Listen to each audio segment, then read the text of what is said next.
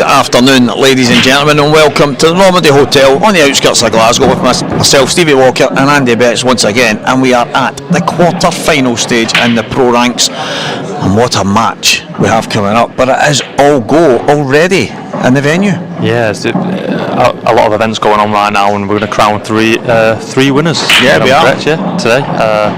Obviously, the professional event here for the men, the ladies elite, and the ladies amateur. We'll all find new winners today.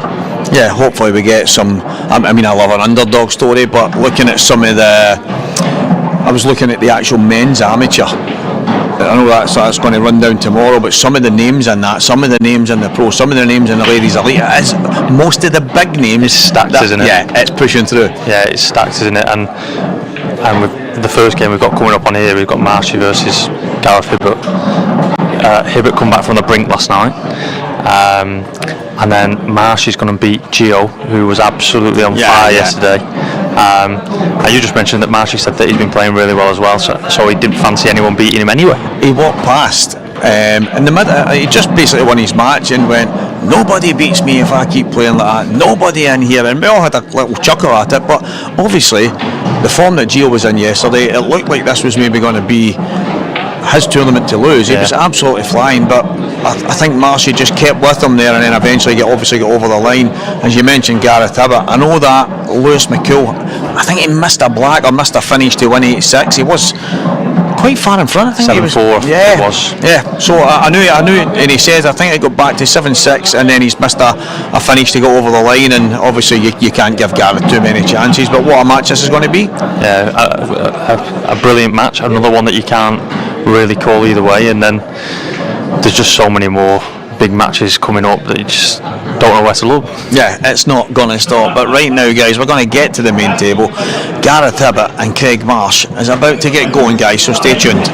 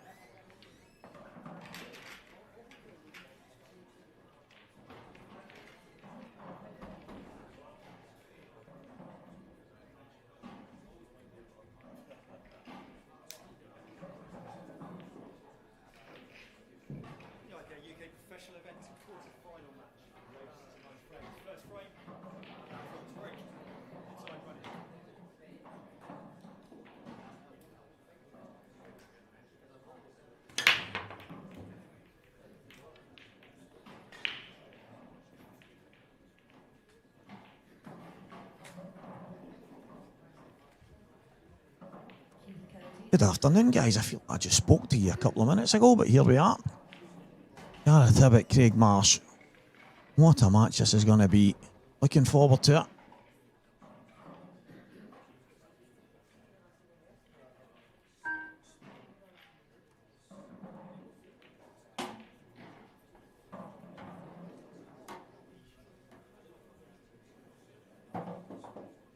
I did mention just beforehand that Marshy yesterday was feeling pretty good. Obviously done something well to beat Gio, who has been absolutely fine. So first chance at the table does go to Craig.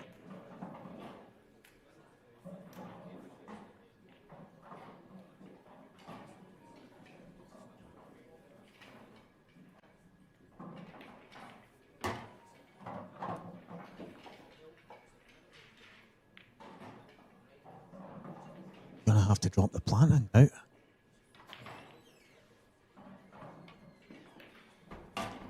Controlled it very well. Big opportunity.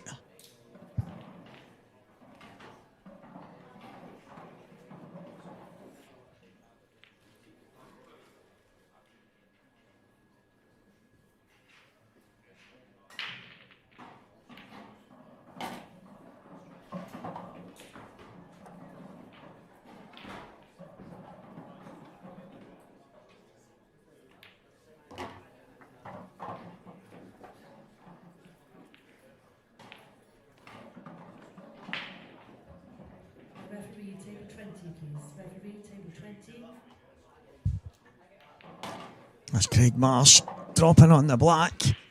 And I am absolutely buzzing to be joined by Ross Fernie. You turn that on, son. How are you getting on, Stevie boy? Yeah, there he's there. Glad you could join me, mate. This is my debut. Is it really? Aye, first time. I thought we did it before. Obviously, I'm tripping. Tripping, aye, definitely. Aye. Oh well, there we have it. Well, Ross Fernie making his debut in the comms box. Marcy's flying, by the way. What a match to do it on, by the way. With different class, isn't it?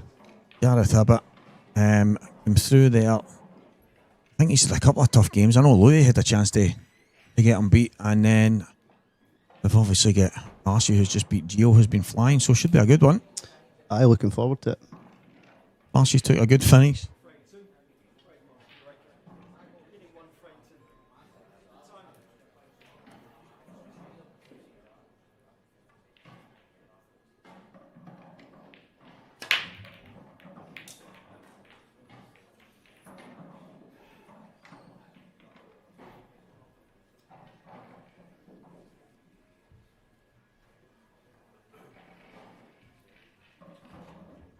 Okay, so on table 2 in the professional event, please call Daniel, Matt Steeper, Christian Phillips. Matt Steeper, Christian Phillips, table 2.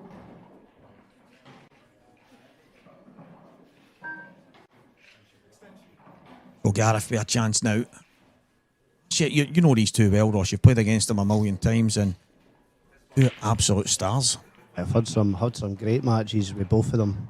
Hibbert's just an absolute of say it to everyone, he's probably my favourite player on tour, just the way he goes about the game. Very attacking. And Marcy's the same, to be fair. He's look at his cue action and that, it's beautiful to watch, isn't it? But it should be a cracking match. Good start for Marcy here, so I was actually going to say that I wonder if he'll take this red on, but no, he's just dinking behind.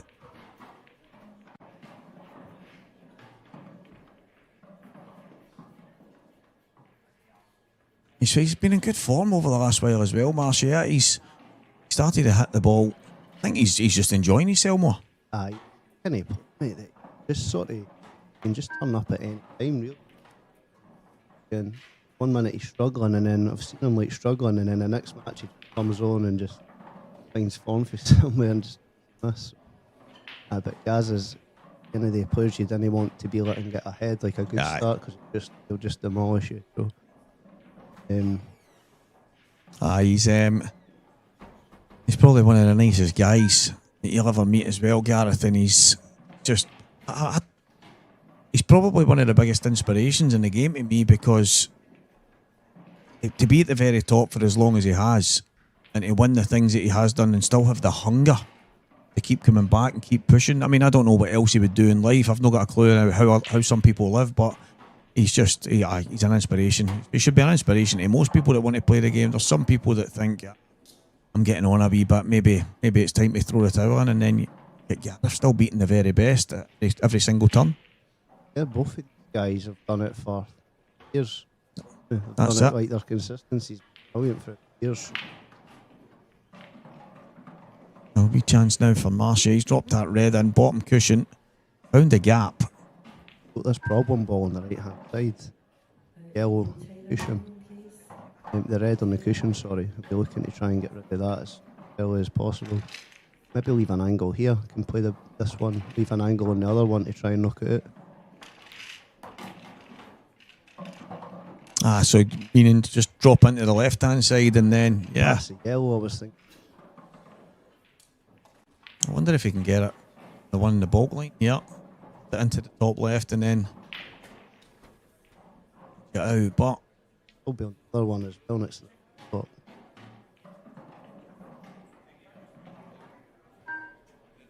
not liking it.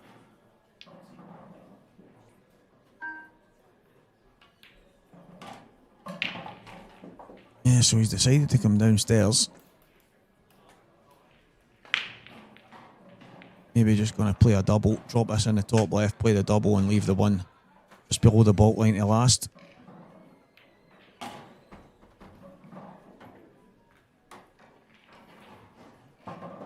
Not happy. I don't on it. Not a nice angle he's landed on there, is it? don't know if he can maybe pop it through and try and play short, but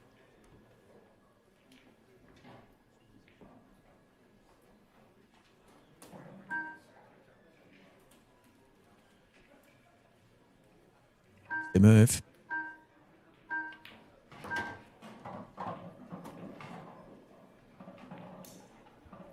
Okay, cross double.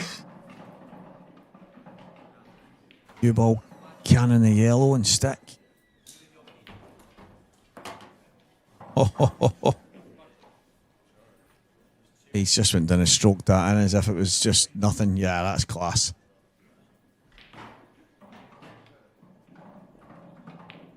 Little thin cut back, should be no problem. Just like that, 2-0. Big shout to all the sponsors.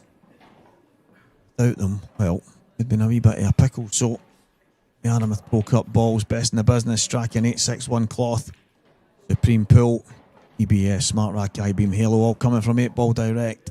Team on board. Kit is out with some unbelievable clobber.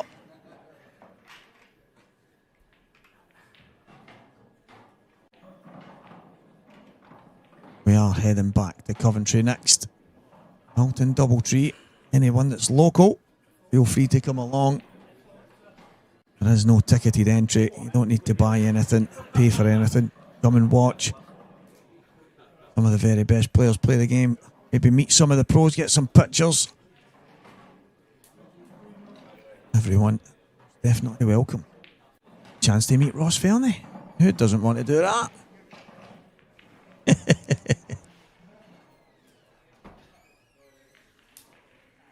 some good matches going on. Looking at some of the games, Dunster, Sheppey, a good match there. Yeah, Sheppey's been playing well this weekend, so should be good. Tom Seaton, he's from my area, he's getting beat now 5-1, but He's a good wee player, isn't he? He's a good wee player, isn't he? A few. Good to see some of the youngsters playing. Obviously, they're playing in the under 15s, under 18s Glasgow Invitational thing, but the fact that they've came and entered the men's amateur as well at the same time and having a go, it's absolutely fantastic. no improve their games. Exactly.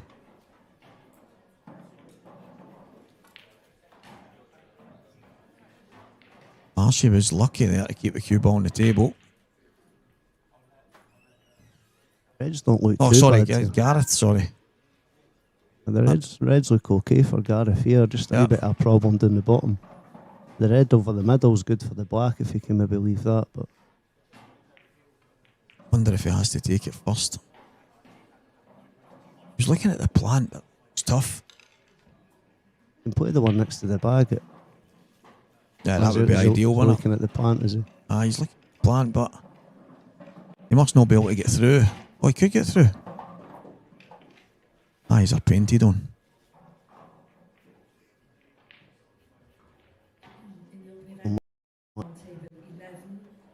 I have a little delicate cut back to the middle here, I think.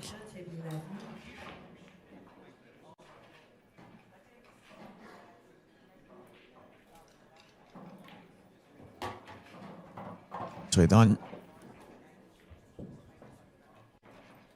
Landed as good as he probably can on the one to the left. Marshall will be sitting thinking he might get back here, to be fair. He's still a wee bit of work to do, but yes, it Aye. kind of finishes.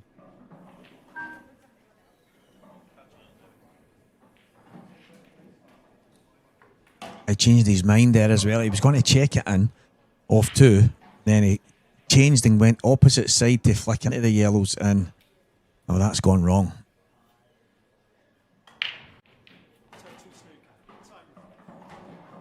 Total snooker called. You're right. Marcy's sitting there thinking he might get back. It's going to be sooner than he probably anticipated. Dunster 1-0 in front.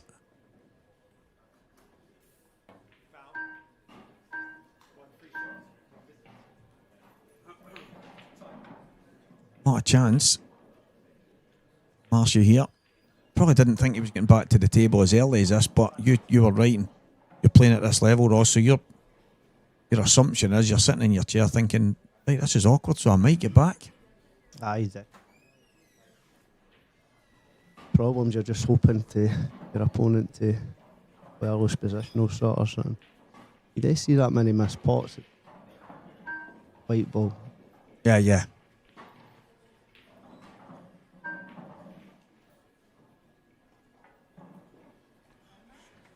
I thought he might have, he's disappointed. I'm saying I thought he would have tried to get further over. He obviously has, because he's having a wee shake of the head there, not happy where he's landed. Could have played it a lot thinner, got himself further over. But this is one of the moments I sometimes say, Ross, that can change your mind. Sometimes you play a shot for a certain ball and you don't change your mind, it ends up costing you. But he is changing his mind now because he's not went as far as he wanted. But he was amazing. Did you ever feel the need to go into them? I was just maybe the bottom yellow of the two. I think that drops in the middle. So if you can get rid of the he's playing right in. Beautiful. That'll do nicely.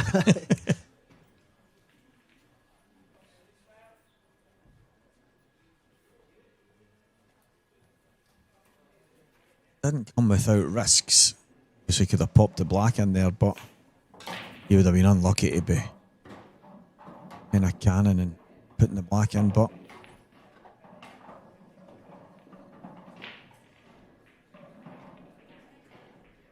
absolute great start for Marsh here. Be absolutely delighted with that. thing is, he's feeling good. Makes a big difference, obviously, because you go to the table, sometimes you're confident, and the match might not go your way, but you say, you know what, I didn't do much wrong. I feel like I'm playing quite well, but he's getting opportunities. He's making them look easy at times as well. So, good mixture when you're confident and you're playing well. 12, Liam Taylor, John McAllister, Liam Taylor, John McAllister, table 12.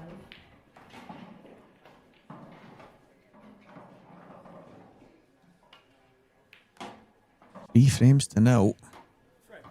Archie off to a flyer. It is a race to 9, so a wee bit extra in there, but you would rather get off to a good start, but it's a long way to go.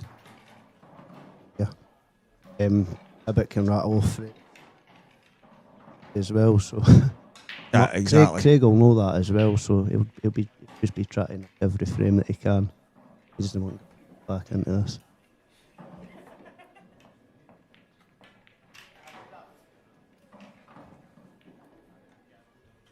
Yeah, you don't see a whole lot of big scores of but someone getting absolutely battered, but it can happen at this level. If you're not breaking well and your opponent is and taking the opportunities, then you can sit in your chair for a lot of the match. Even getting a ball off the deck, even if you're getting back to the table, you're still in the wrong set. Exactly. So you're still sort of chasing the match. You need your break working, especially against guys like us.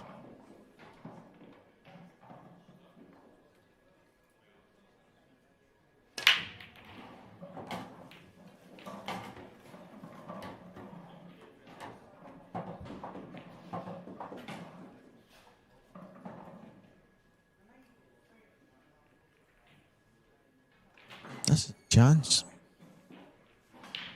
You get through to that yellow. He's got a chance on both here. Has to be yellows though.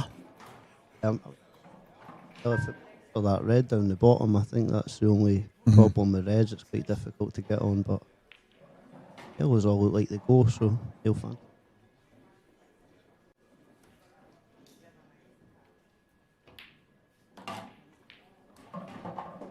Yeah, nice bit of queuing. You're the top of the table. He's way down. Just the one above the black. I think he's going to want to be dead straight on that, because saying that, he could probably just slide off the black at the same time, but that's probably the only slightly awkward thing I see out with that. Straightforward.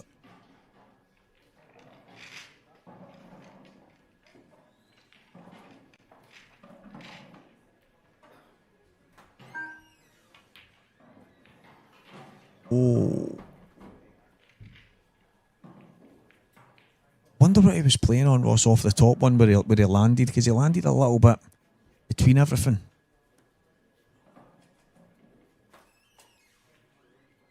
Yeah.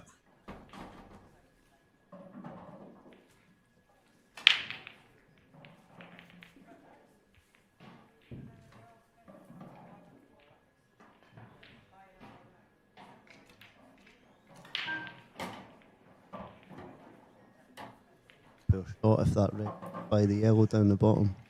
It's the thing, I didn't think for a minute it did, but obviously Gaz playing that shot, it must.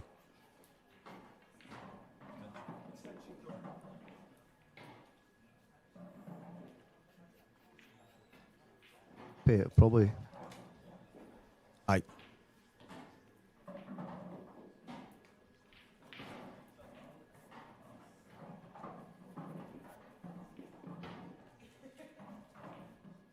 Yeah, he's going to need to work his back down on that. Not a bad ball. You can drop on it for the black, but it's that bit long way. Very unlike him.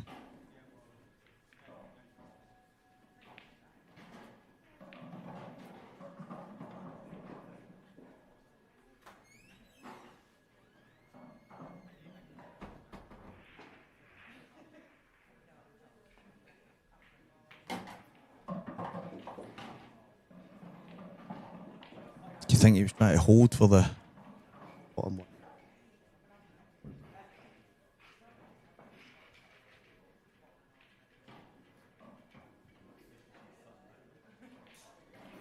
be okay? I'll drop in here. Play the Yeah.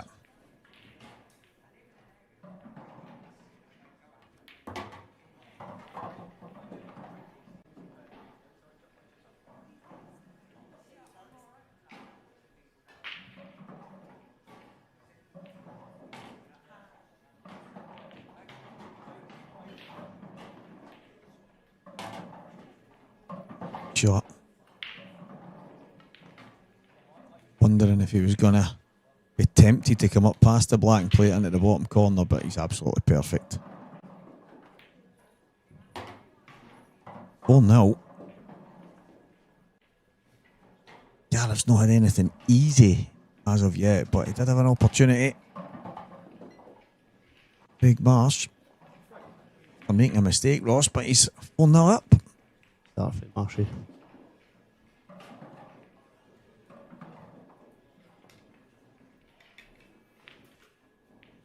Scores. They are right now. Liam Dunster 2-0 in front against Lee Shepherd. Danny Turner and Chris White 6 frames apiece. Danny, a life out of people. Dan Fairway 3-2 in front against Jack Parker, very own commentator. Go on, Big Dan. I suppose young Jack's a young Glasgow lad as well. So come on, Jack, at the same time. Scott McKenzie 7 each. Reynolds. Wow, Scott was well in front in that match. Well in front. I just noticed Dave Adenall 2-1 in front of Mark Farnsworth as well. Oh, wow. Another one that's come into a bit of form since winning that seniors world title. Dave Adenall, he's been playing really good stuff.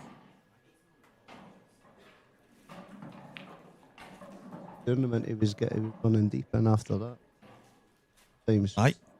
win under your belt and you run into tournaments with a bit of confidence. Yeah, aye, definitely that's what happened.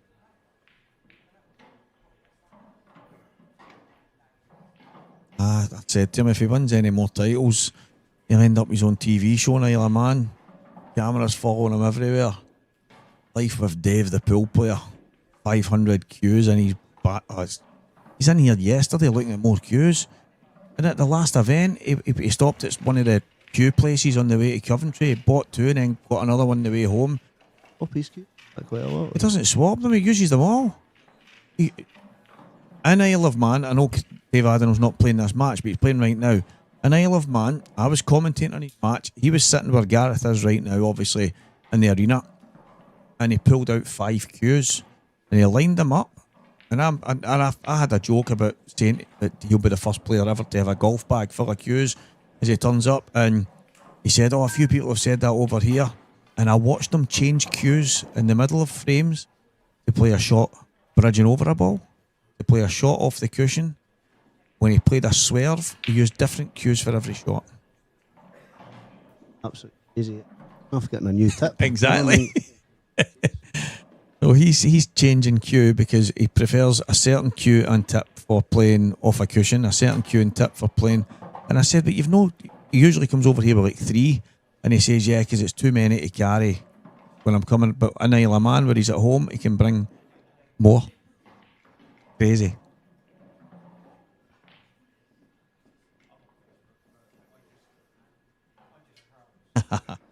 Andy Neil.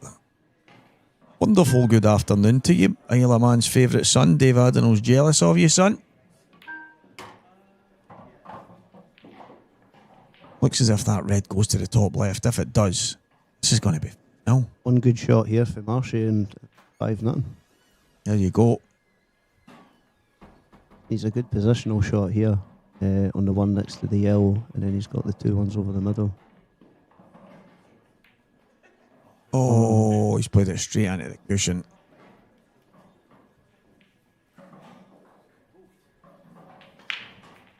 I think he was just going to roll that in and play the one that passed the black. Yeah. Oh, it looked quite thick there. I don't know if he maybe got a kick or did look. Yeah, I mean, within an inch it had already hit the cushion, so it was never in, but chance for Gareth to at least try and affect the frame. He's got the ball at, just above, just below the baulk line, and he's on it. Ball roll. Wants to get a yellow out and at least have a shot after it as well. Be unlucky not to be on at least one of the long yellows.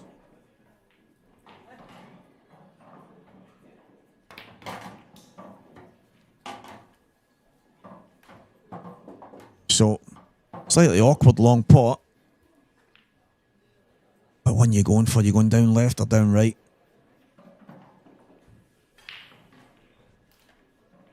Or the cue ball. Yeah. Or that, or the. Depends how much you can hit the cue ball. Well, I think he played that.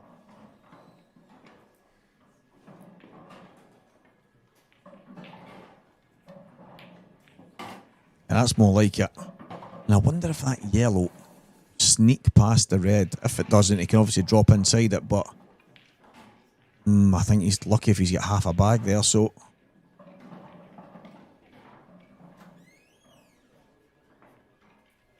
yeah, most definitely. Still a bit of work to be done.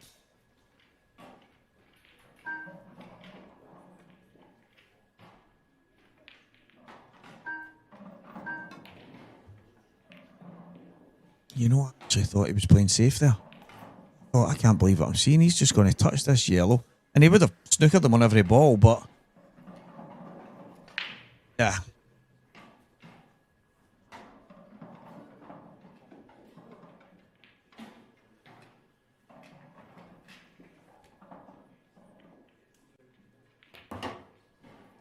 You think that, oh my word, is that a shot that you would, obviously I've watched a lot of Gareth now over the years, and is that a shot that he's playing there, the score line, 4-0 down, Craig's ball's in a good position, I need to just go here, I can't give him any kind of sniff, or does it matter what the score is when you're looking at that shot? I don't think so, no. I think he plays his own game, regardless. Watch them. Back in. Brilliant to watch. Amazing. I've mentioned probably a million times about the fact that he takes part in all those breaking disc challenge things. I spoke to him on one of his interviews after one of the matches and speaking about how attacking that he plays the game, and I was saying to him, do you think that's a big part of it? Because in them, some of them are like 50 breaking dishes or 40 breaking dishes. They're doing them so often, one a month, or it's less now, it's one every couple of weeks. And he said probably, Steve, because he doesn't. I don't think he gets out as much to go and have practice sessions and practice matches with a lot of people. So he uses that as his main focus. And obviously, when he can, he'll go and do what he can. But it's obviously going to build some kind of mentality and instill that in you when you're just going for finishes over and over and over. And it's very rare when he doesn't get them. Aye, even like I like that for practice because you're sort of putting yourself under a wee bit of pressure as well, and it's 100%. And instead of just going down and feeling relaxed and that, you're putting yourself under pressure, which is kind of like match practice in a way. Clear enough. Aye, gets a wee bit frustrating. I did a couple of them, and I'm doing it on a blackball elite table back then, and it was like the bags were so tight, and I was watching guys in Australia and stuff like that, and I'm like, how can they possibly miss? And the handicap that I was given, like Gav and a few other guys that were in it, said, well, we know Steve, so that's perfect handicap for him. I couldn't win. And I'm like, this is impossible. I couldn't even get a ball off the break. Never mind now trying to kind of get, and it gets so frustrating. I felt like throwing balls off the walls kind of thing. But watching Gareth do it, I think he had 23 out of 25 breaking dishes in his first session. He had the 225s, and then and he finished on 40 something out of 50, and I'm like, and he's obviously just incredible, but his break is a weapon. Obviously it's not been great here, and the opportunities haven't been great, but you get the matches, you get the aim, but that just happens at times. So, but he is unbelievable. Wow. I'm on the board here, or Marcy's that kind of lead away. I thought it was risky. I didn't think it was straight on, but again, 5-0 up. Very attack minded. I don't think the Welsh know how to fudge, to be honest. They're not into the tactical frames. See that at the international events, and some crazy Scotsman taps the pack. Every one of them takes some kind of weird fit, travels around the whole building. They've tapped the pack again. It's bad, but no, mate, I know. I'm the same. I wouldn't even know how to see when you see people going, oh, you had that a certain way. And I'm like, what? Who even spends time practicing that?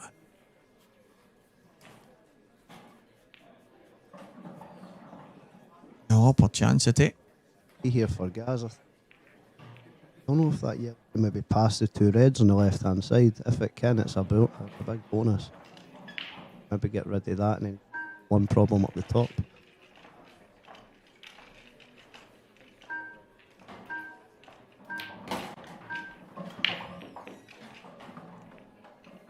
It's just not going Gareth's way right now.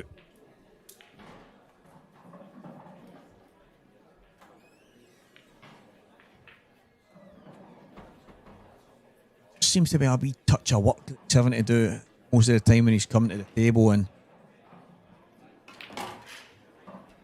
imagine that going through the gap. That is incredible, and it's just made the table even worse. For him at the moment. Wow.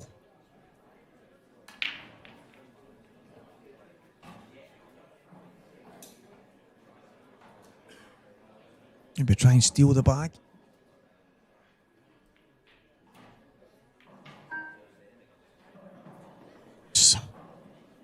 Something keeps him in there fighting.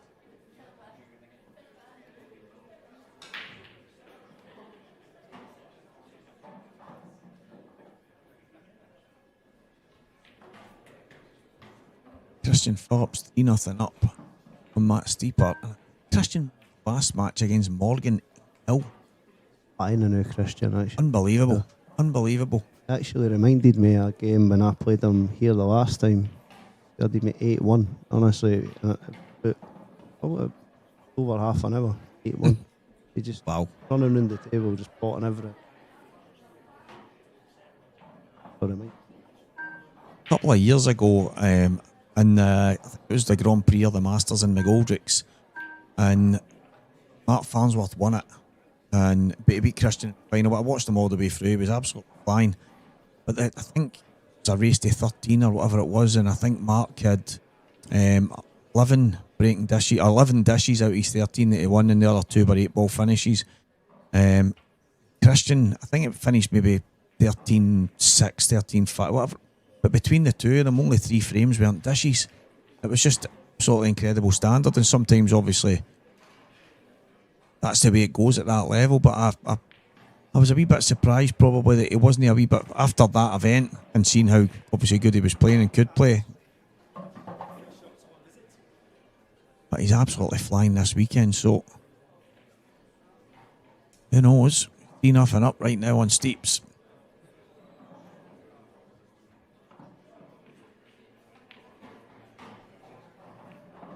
Marshy, 2 shots here. The worst 2 shots to give away. What a good Yeah. work to do here.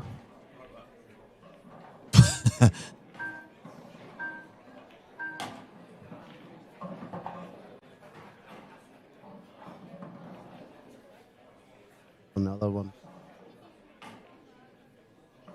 I think that yellow at the bottom goes. Oh, lovely, nice little one.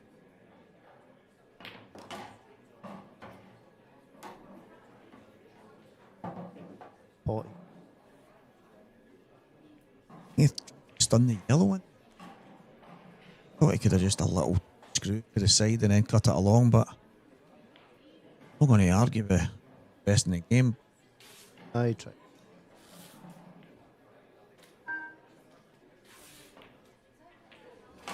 Lovely.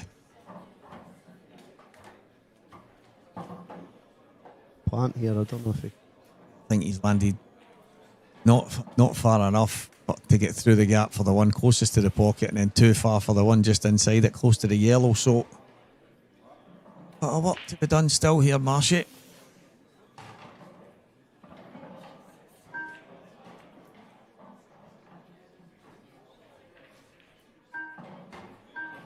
Just a wash, but so pure. Seen that there, it was dead straight, no margin for error.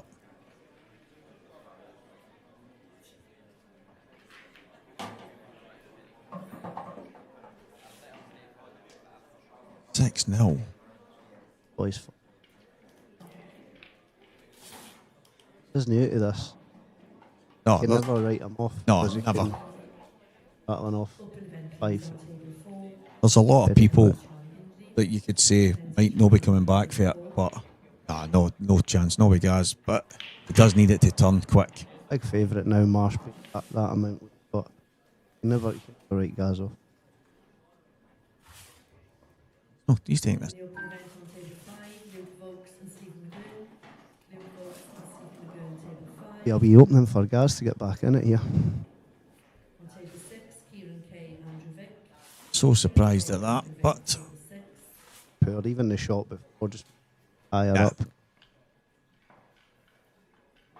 On table 7, Chris White and John Luke. well, should have been 6. Luke, table 7. Is this the turning point?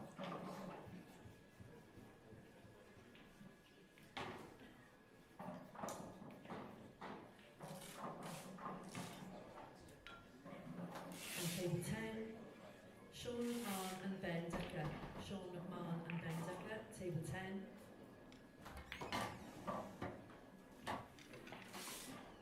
Nice shot. Lovely throw there just to give himself the right angle.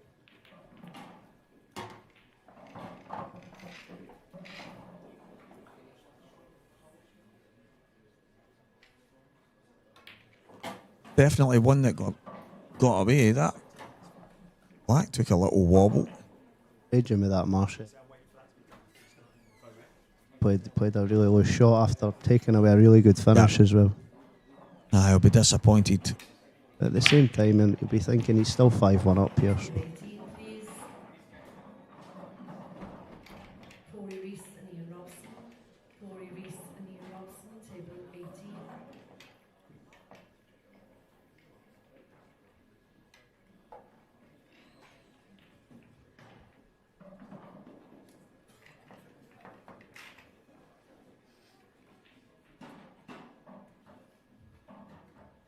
On table 20, Wade Morley, Jonathan Price. Wade Morley, Jonathan Price, table 20.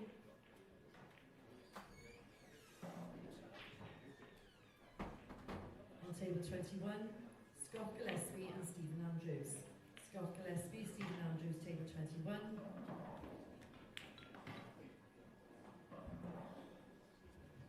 Table 22, Lewis McCowell and Josh Collett. Lewis McCowell and Josh Collett, Table 22.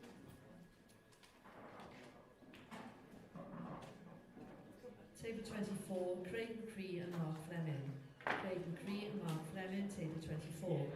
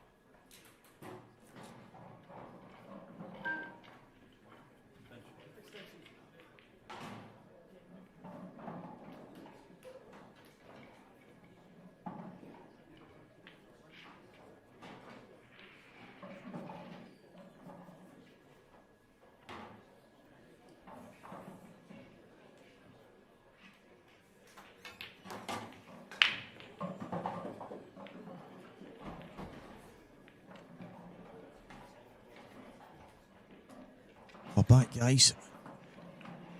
A wee technical fix there.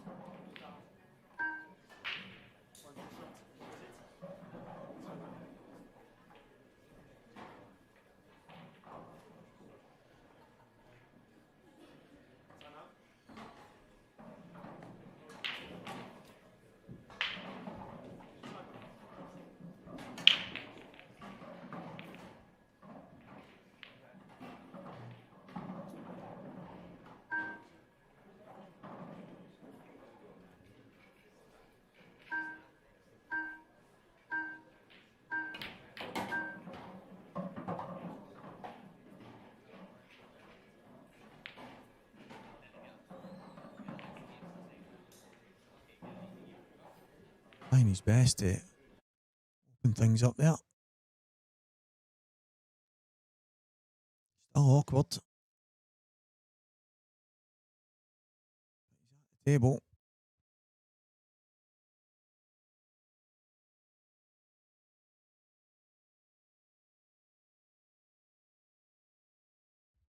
Three-ball plan to try and open everything up. What he'll try and leave the red over the bag here, so push him first with the red, leave the red over the bag. Is it nice? That'll do it.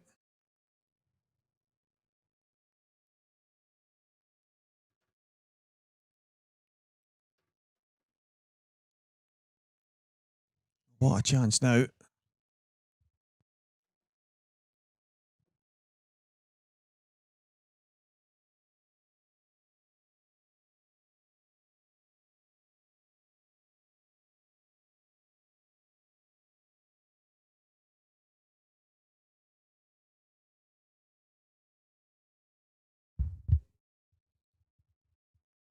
This is the kind of thing you want, and once you've made a mistake, you've let a frame go, you just want a chance to go and try and remedy that in the next one. Exactly that. Yeah. After blowing that last frame, he'll be buzzing to get this frame, and he can put that out of his mind now. after that. Is there ever a time, and I think this is a mentality thing with the pros, amateurs, and everything else, that you sit in your chair and go, should be 7-0, no 6-1, or do you just go, I'm 6-1 up, let's just get to 9? Well, you try and just forget it, but I mean, it does play on your mind a bit when you start chucking frames. It's worse when the player starts. You can see them getting more confident because of it, and then the game just seems to change after Yeah. that. But if you can get it out of your mind, that's what you want to be doing. Just take it a frame at a time, really. Clock there, 4-0. Liam Dunster is in front of Lee Shepherd. He's got a bad habit of doing that to people. You've known Liam for a long, long time, and I remember when you were still playing the under-23 stuff, and you came into the Scotland B team that I was in, and Liam was obviously a wee bit different. Me and yourself, and even with the likes of Rooney's and Ryan Davies, we all had a right good laugh. The young and the old team, we were all just hit it off kind of thing, but Liam was kind of quiet, more reserved, didn't really get involved in the shenanigans. He's a wee bit more out there these days, but did you know back then that he had this in the locker? I knew Rooney used to say to me, Dunster's class, but he end up kind of doing the damage he's done. Did you see that away back then? I always knew he'd be class. I didn't think he'd be as good as what he is now. He's just an absolute machine now. Couldn't see him being as good as that. But like you say, he keeps himself to himself, gets home with his pool, and I deserves everything he gets. He practices hard and he puts a lot into the game. So, fair play to him. Yeah, that's the old saying, isn't it? You get out of it what you put in, and he does. He puts a lot in. You're having a practice session with someone and having a race to 50, then you've obviously you're dedicated, but there's also something wrong with you at the same time. Yeah, I used to race to 50. I used to practice with my Thursday 30 quite a lot, and I'm not joking. You're sat in your chair for long periods of time because obviously he's quite slow, but very, very good as well, and he doesn't miss much. So it is soul destroying when he's on one. But he is good. Like, he plays the exact same in a tournament as what he does in practice, and I think that's a difference. I think that's why he's so consistent, because it doesn't matter who he's playing or what it's in. He'll just play the same. Exactly. Yeah.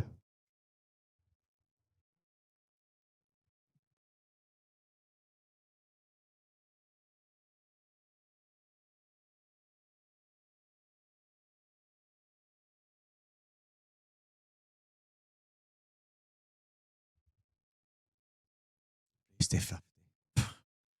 Mental. You know, it was obviously Gio who played a race to 50, and he said to him, Gio said, right, Liam, we'll just call it a day after this one. And he went, no, you said we were having a race to 50. And he went, I know, but I played like 75 frames and I've no eaten. And he's like, well, but that was the deal. And Gio said, he's like, Stevie, you made us play the rest of the frames because I had agreed it beforehand. And I'm like, maybe that's just the way he is. You just imagine him kind of malfunctioning because he never got to finish what he planned and starting. Who won? Liam, I think it was like 50, 30, I don't know, something 50, 30, something like that. But I think, as I say, Gio he's wanting to go. He's got a fair jaunt to travel to get back through to Ayrshire, and Dunster's gone, no. Thursday 50s, that's heavy. I mean, there's obviously benefits to that, especially when you're playing against people as good at, and pushing each other and all that kind of stuff. So, but I don't know. I used to practice for 10 hours myself, just plodding away, but it was in my family's pub and all the people, but I had a good laugh. I don't know if I could actually play somebody in a race to 50. I just don't. Maybe over a week or something. Not sure what Marshy's done here. I think he was just trying to run through and play like the double on the red. When he landed short on the previous ball, I knew he was in a wee bit of bother, but this will take some shot.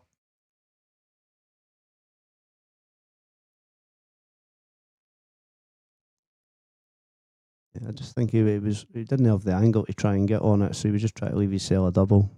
No.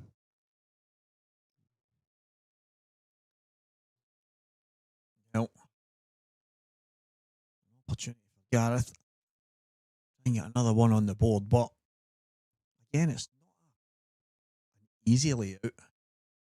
But the alternative is he lost the frame. He's got a bit of work to do here. 2 on the cushion and 1 up next to the red. I think that's the worst ball. The one next to the red, on the top right. He'll be looking to get on that as soon as he can, and it just sort of clears it up a bit.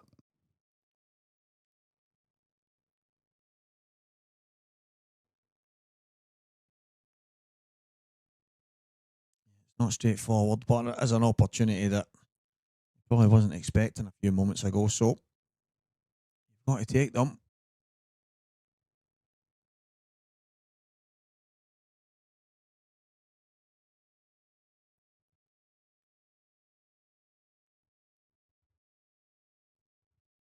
Paddy's curse.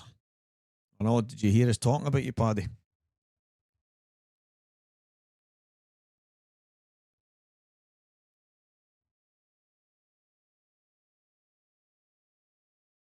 I know he doesn't play very many of them, but is there scope for a wee snooker here? No chance. Nah, I can't see it. He'll be No chance. Try to get on that top one now. Yeah, perfect.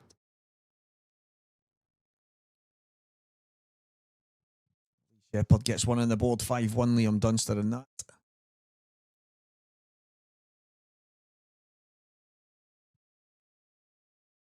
Or to Emma Cunningham against Evo as well.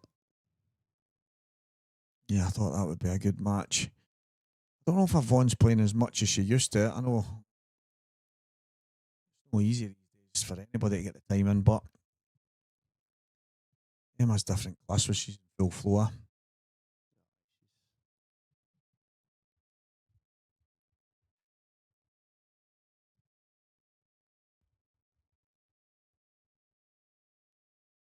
Pot kick here, possibly.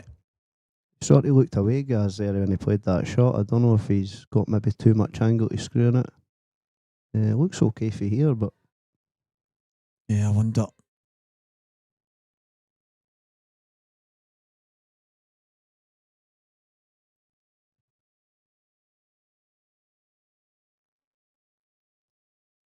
That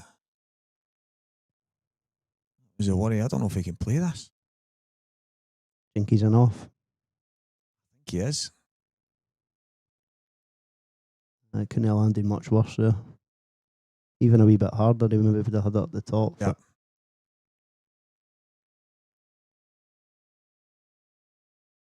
Oh, this is going to be delicate.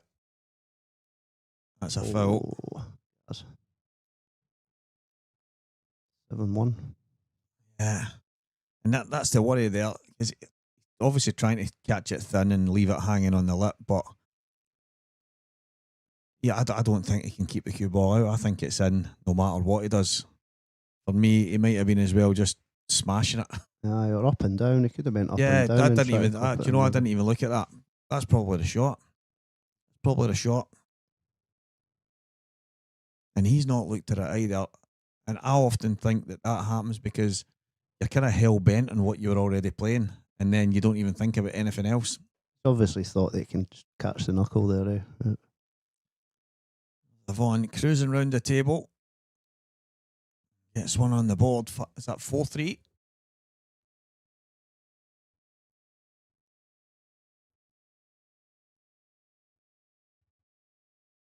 It is indeed Ross Fernie. For anyone that's just tuned in, it is. His first stint in the comms box. It's his debut.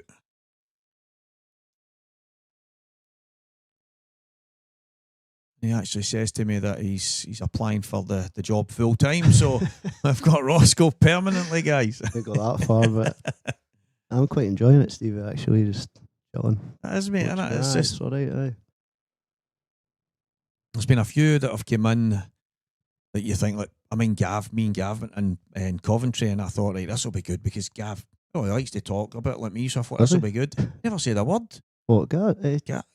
Gav Robbins, I had to keep No saying, way. I honestly had to keep kind of trying to kind of get him going and asking him things and what would you do here, what about this, and although he would, but I was expecting him to really go for it. I mean, Jason Hill was in with me and he was having a Q&A with the world. He's like, keep firing them in, guys, let's go. It's a bit different sitting with the microphone in your hand. Yeah, exactly.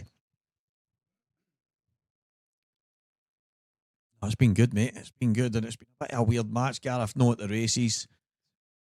And Andy tricky here again. aye, He's going to need to try and just make something happen here.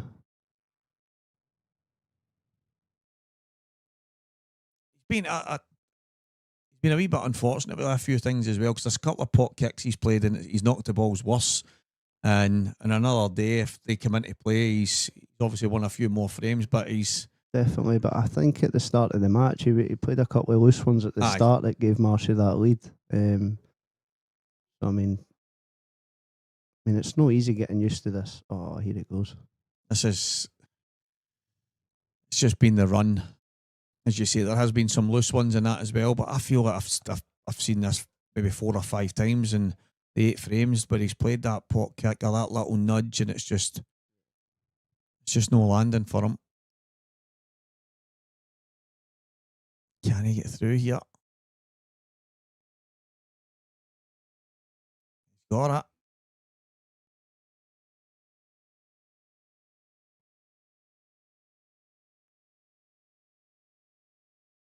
Be a good one to get if he can get these. I didn't even see that shot. The ticket he got through the. Even through the gap I in the was looking yellows. at the scores there. Yeah, he went through the gap in the yellows and kicked it in the right middle. That's a wee bonus. Played it nice, just nice and easy.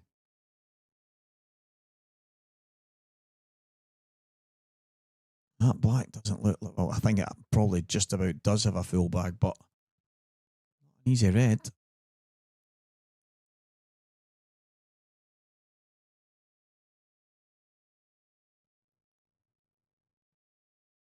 A missable one. Yeah.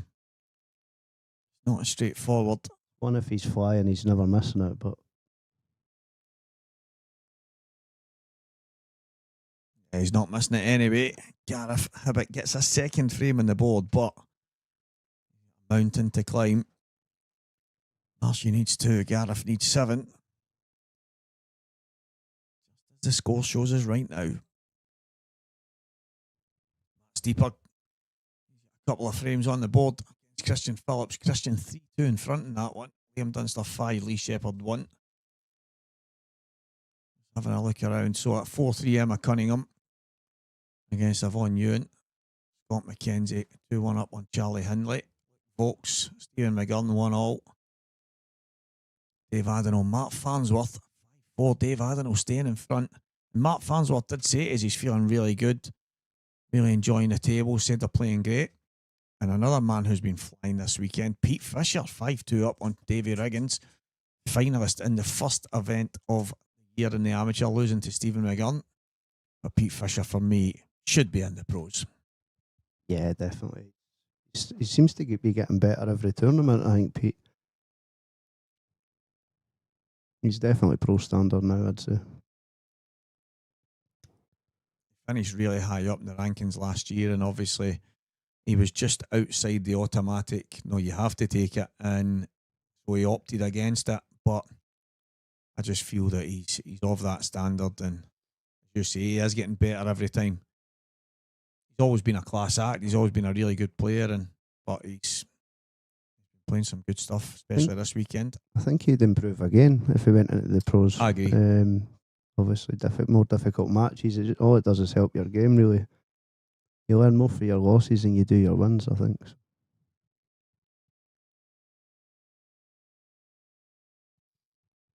Bernie, the mind coach, help me all out there, guys.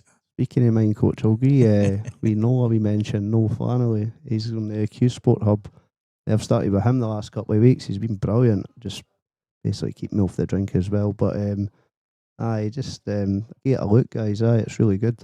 £10 a month, so goes basically next to nothing. He's got some good videos on there. So it's the world we're in right now is subscription, and you can't buy a tin of deodorant these days, and next thing you know, more come through the post. You're like, oh, I wanted one can, getting charged £30 a month to just it's nuts. But nah, there's some things in life, depending on what kind of walk of life you come from, that are worthwhile, and other things maybe not so much. But I've seen a lot of people benefit from the work that he does, so fair play.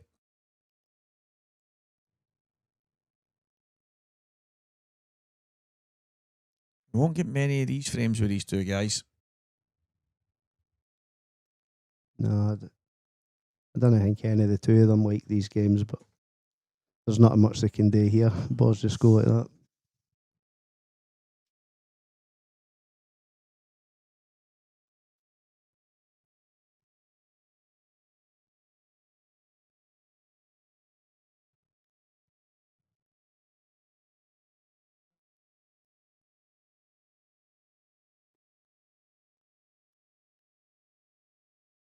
There's my man Louis, one each with Josh Collett.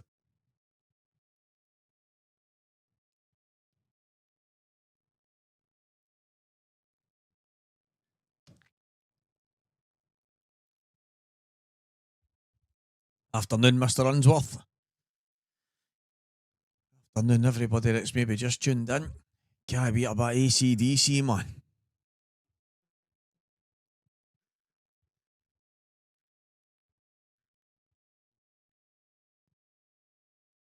Who you are, my friend?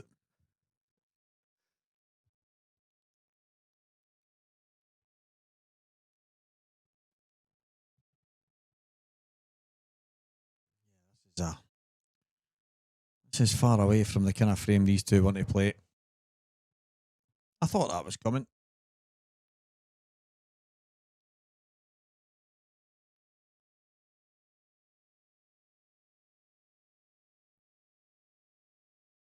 Still really tricky for here, Steve, isn't it?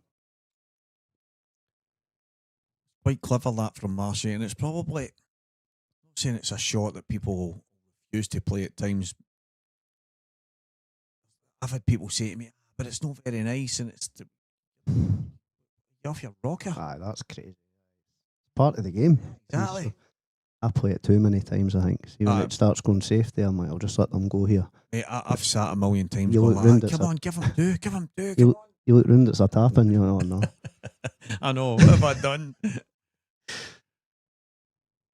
Oh, Oh, he's making it worse and worse here. It's a frame he really needed to win as well. sometimes it's not your day, and it's mad because I could say Gareth 8-0 down could come back and win 9-8 against anybody. Oh, he's more than capable. Bang up against it.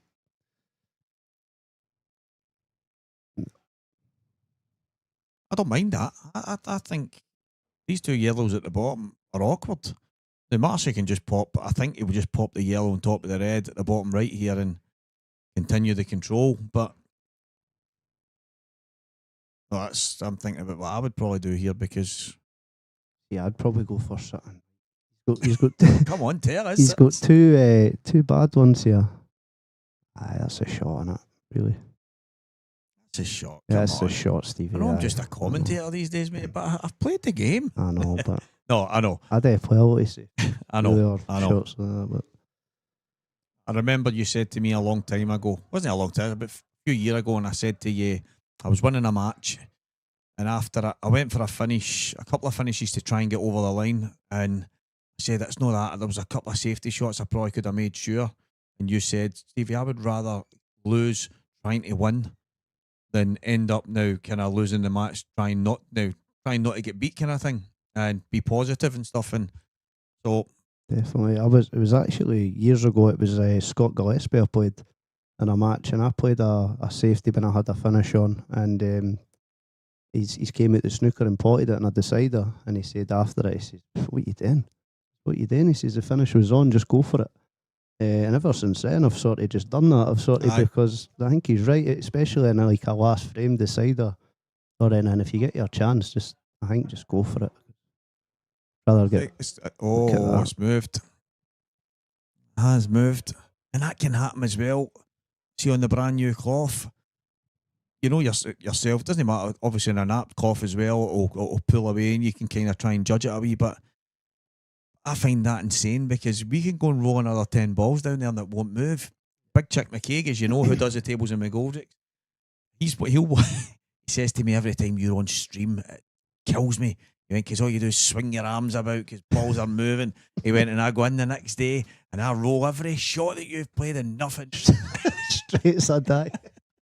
And I'm telling you, when I played it, and And he's saying, Stevie, I'm not actually denying or saying that you're wrong. It might have happened, but it's just incredible how often that can. It just needs to hit like a tiny wee thing Aye. on the cloth and it just goes. So you're not in It's- control of that no, as it's well. so You need fine. even like a finger mark or Aye. anything, like you can. It's just incredible. He's actually one of the times he drove in the car and came over. I was just, I think I played Preston. So he's like, I'm not having you moaning. I think it was Preston I played, and whatever's happened. And he says, I'm not having you coming over, no, having you keep moaning. So he said, so I just came over to see what the problem was. So I stood there next to him, and I swear he must have rolled 50 balls and nothing moved. And I'm like, I am telling you, and I'm telling you. But it's incredible how often it happens. But do you know what the worst part is? Sometimes it happens at big moments. Aye. That's the worst. You could even be hitting like off centre of the cue ball that could maybe make it move or anything. Like, Yeah, it's just yeah, that's a good things point. can happen. Like. Still got big control here. But he's obviously trying to advance the frame and go for a finish. But See the red and the yellow down the bottom. If they're like close enough, I think they combo. You can just screw it in. If they're just about touching, you can screw them right in, and it just follows it in. But yeah, he's up against it here. I think that red's blocked as well up the top. So it's one of the easier tune ones, and you actually get some people thinking, what's he doing? He's made that worse. Made it be a bit better if it's really close, or even, as you say, even touching. A wee gap, but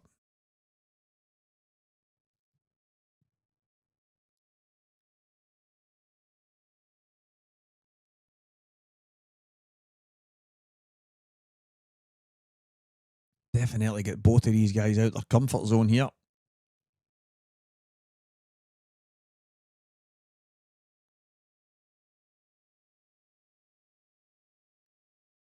He drops this in.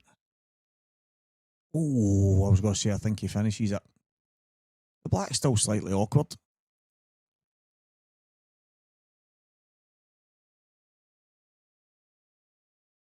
You're in that position, mate, as Gareth is. What's going through your mind? I'm blasting that ball up the top. See the one he's looking at? Yeah. I'm blasting that 100 mile an hour and try to just get that out or whatever. Looking to see if it goes. That'd be ideal, but it needs to get that out of there. He can't win the frame with that sitting there. Yeah, it goes. Settle for that. Wow.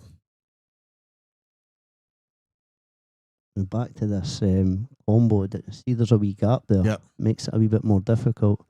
And he needs to be like bang on it as well, because That's it's right. not dead straight on as well. So I don't know if he'll maybe be looking at kick into it, maybe screw into the yellow, leave an angle in the cut in the middle.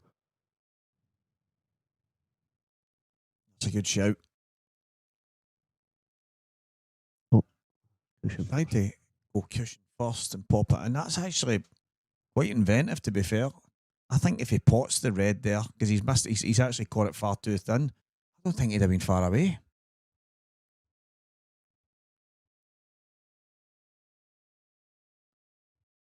Craig Marsh, the Welshman, has laid fantastic snooker. And he had the two yellows at the left hand side are just in all kinds of trouble right now. Yeah, he needs 2 shots here, Marshy, really. Yep. Gareth just needs to keep in the frame, needs a hit, any kind of hit.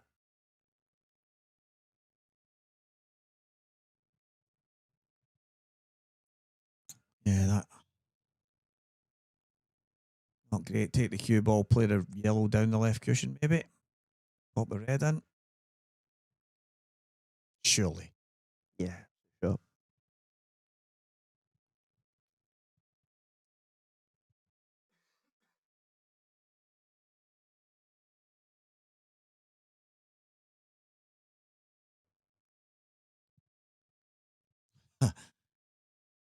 Hurry up, son. Extension.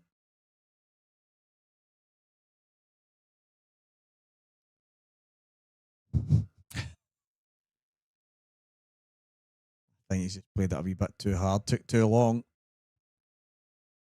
Dunster 6-1 up on Sheppey.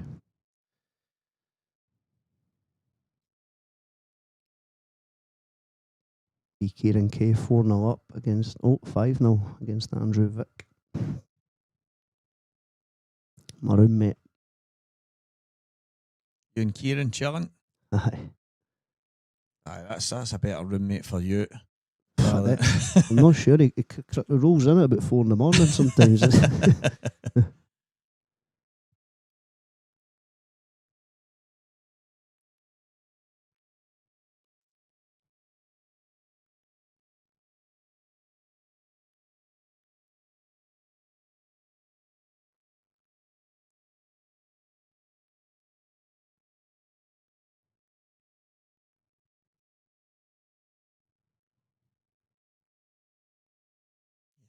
Here, stay in it, stay in it. Oh, it's missed it.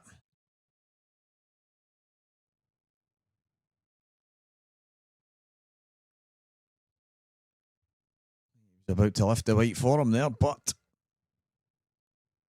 play it from here.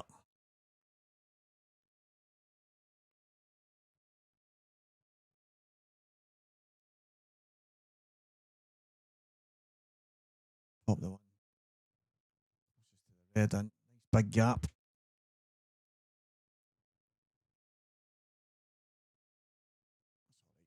It's all right.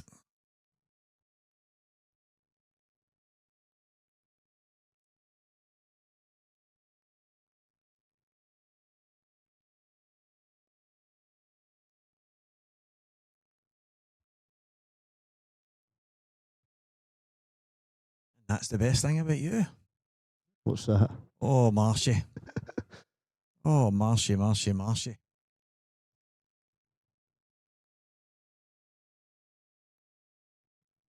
He's literally just went down and rolled that in. He'll be fuming with that. We need to play a double here. He could maybe play a city. I mean, some folk would play a snooker here, but no for me. I'd be going for the double. Snooker.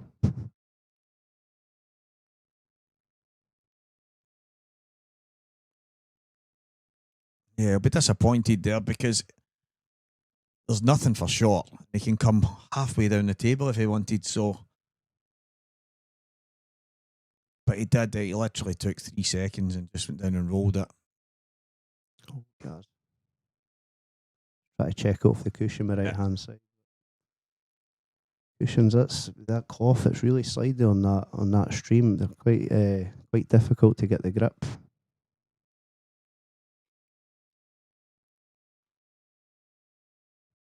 A bit of a crazy frame, tactical battle.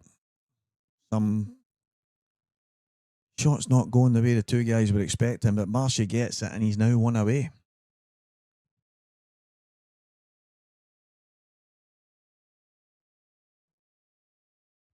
He had a good run at the last one as well, didn't he?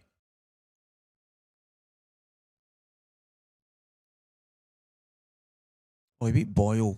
Was it the semi-finals? Marshy, I think. He had a good run anyway. I probably all over the place here, but I'm sure he beat him. He beat Boyle and then. Been in good form and all. Aye, he was playing quite well. I don't think he missed much, to be fair. And I mean, speaking to him after it, and he was obviously in good spirits, been playing some good stuff. So doing well lately. There's the scores. 5-4 Emma in the semi-final of the ladies against Evo.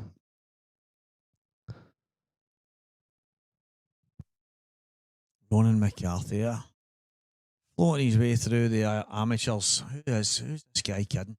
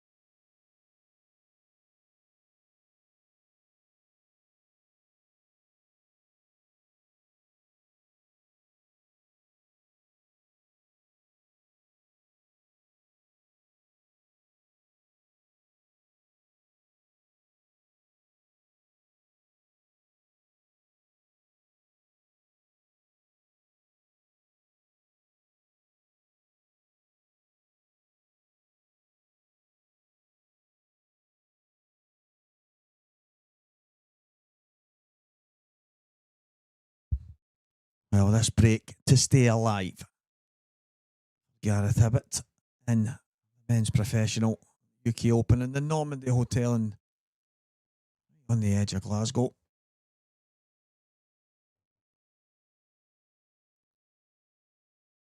Little chance here if he's on the red at the top left. If he is, really good chance. Yeah, I think for 8-2 he'll just be throwing everything at it here. Just letting the arm go and seeing what happens, and hopefully he can get back into it. But he's got a very tough Task. guy. He's got a mountain to climb That's here, it. isn't it? It's Should win this for him. I think obviously when your opponent's on the hill, it's hard to be confident. But I got into a wee bit of a habit a while ago where if I was maybe 4 or 5 nothing down, I'd say, well, my opponent's won 4 or 5 in a row. I can do the same.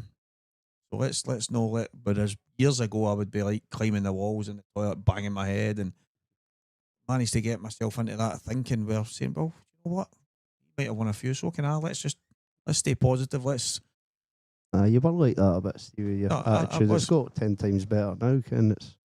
I just think the next time, even as soon as you start doing that, the next time you come to the table, you're no. 100%. It still bothers you, Ken. 100%.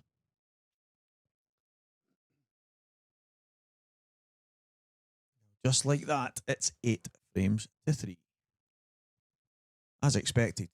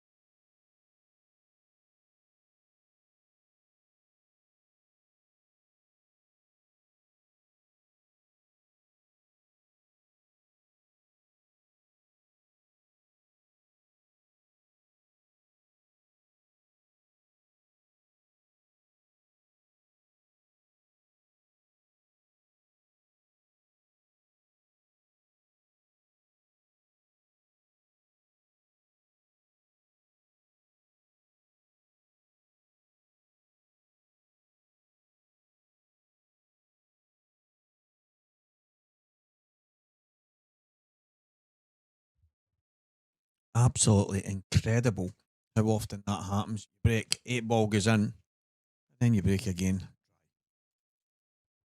Absolutely mental. Got a chance for Gareth to get another one.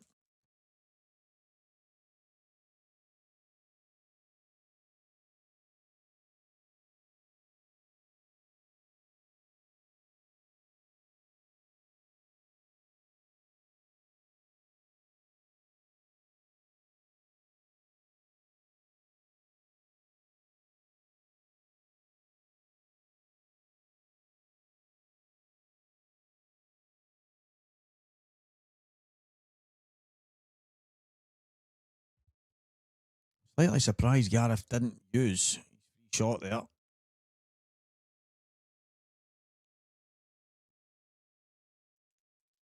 It's gone bad to worse.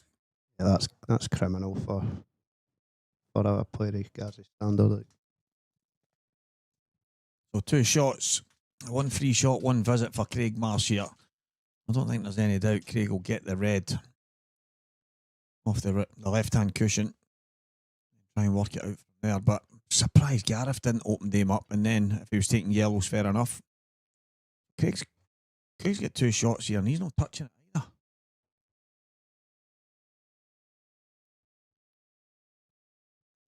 I'm with you, Stevie. I would have definitely looked at they 2 on the top. That looks like problem balls to me. And got them out. What's Marshy doing with that? That red at the top left now.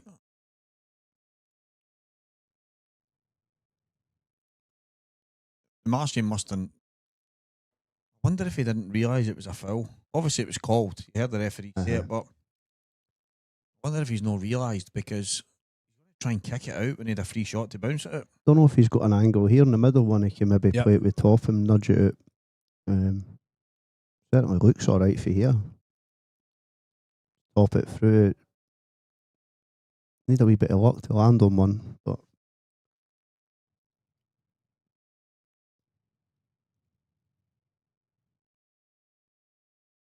The other balls are slightly awkward.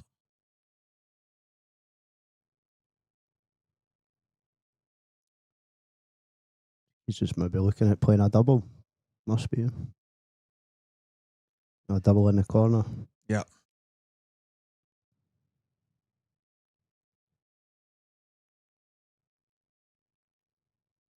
To be asking him if he wins this match. The interview will follow the match, and I'll need to say, I'm there, mate. Oh, I didn't even know. 100%.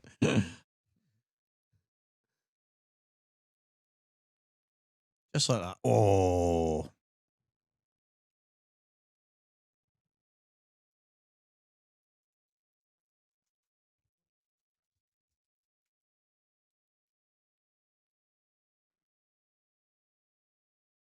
I'm giving this frame to Gareth now. Curse him because there's still a wee bit of work. One to the top left. Back on the 8 ball, but you have to fancy that he'll get them.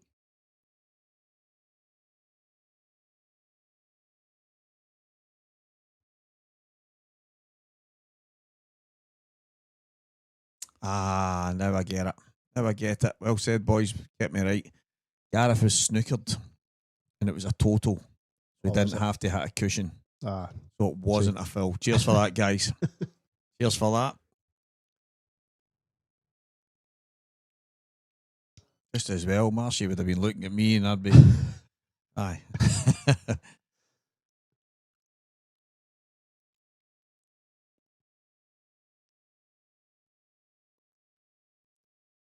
Another one, Gaz was in again, and it's so unlike him. Marshall will be happy with that. I think this is one of the games, Gareth. You'd just be wanting to see the back of it, dust himself off, and look to the next match, the next. Well, he's obviously still going to have the Open and stuff to play in, so. Yeah.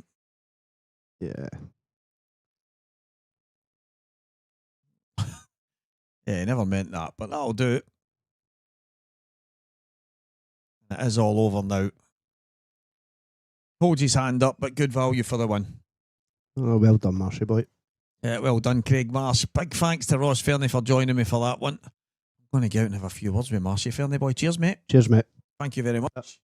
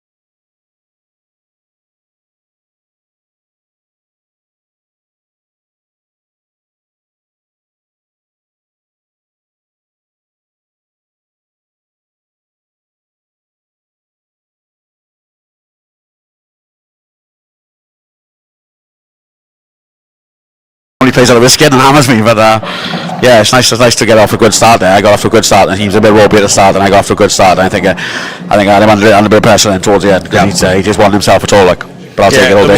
There was a few moments where I think you were 3-0 up, and he's had a half chance, tried to kick a couple of balls out, they landed awkward, and it felt at that point that not that he was overly forcing it, but you could see that there was a difference in him. Yeah, he was trying to push. He was trying to push to get in the match, when he and that can go both ways. Sometimes it can work for you, and when it works against you, it's tough to sort of claw it back, like, you know. But yeah, chuffed to win, to beat him for a change anyway. So try and win the event now. They ended up with a couple of frames that went a wee bit fudgy, and I'm in there going, oh, Marshall, but that's not the Welsh way. There were people, and you played a snooker, I went, oh. But that's sometimes you just need to dig in. I think me and Gio played a frame earlier for about 40 minutes. At something like 5-4 maybe, 5-4. And we were tapping about for ages. None of us were going to go for anything because it was awkward. And I sort of felt like Castelli again there now, because they just trying to force to like play a shot. Sometimes you just got to dig in and just got to play the right shot sometimes. But yeah, it's strange for me. I don't normally bother, but I'll take it today. No, listen. Obviously, it's just, as you know, you got off to a good start. You looked like you were queuing quite smooth. And I mentioned the last event in Coventry where you were playing quite well. You seem to have found a wee bit of form.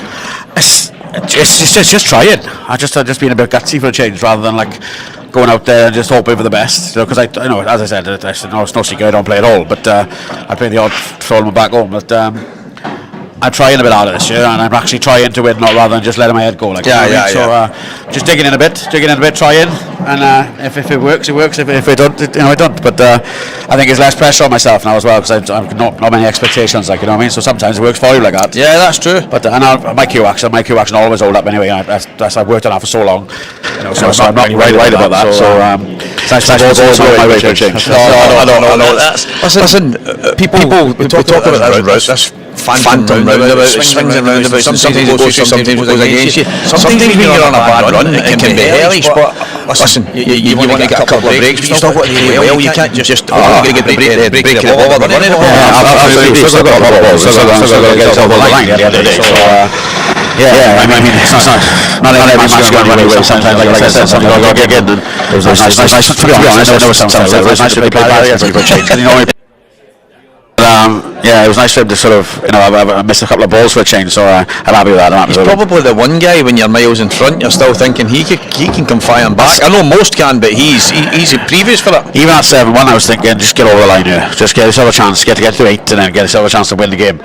And as I said, he missed a couple of balls in the end, and it sort of let me in. But I'm happy on to the semis now, and see if we can go from here. And you're going to be back on this table. There's obviously a couple of matches still to get finished, so you'll be back on here. But you've got a wee chance to chill out for a bit, not too long, but you'll be back on here soon, mate. So my cheeky pint and treat myself. That's it, so stick in.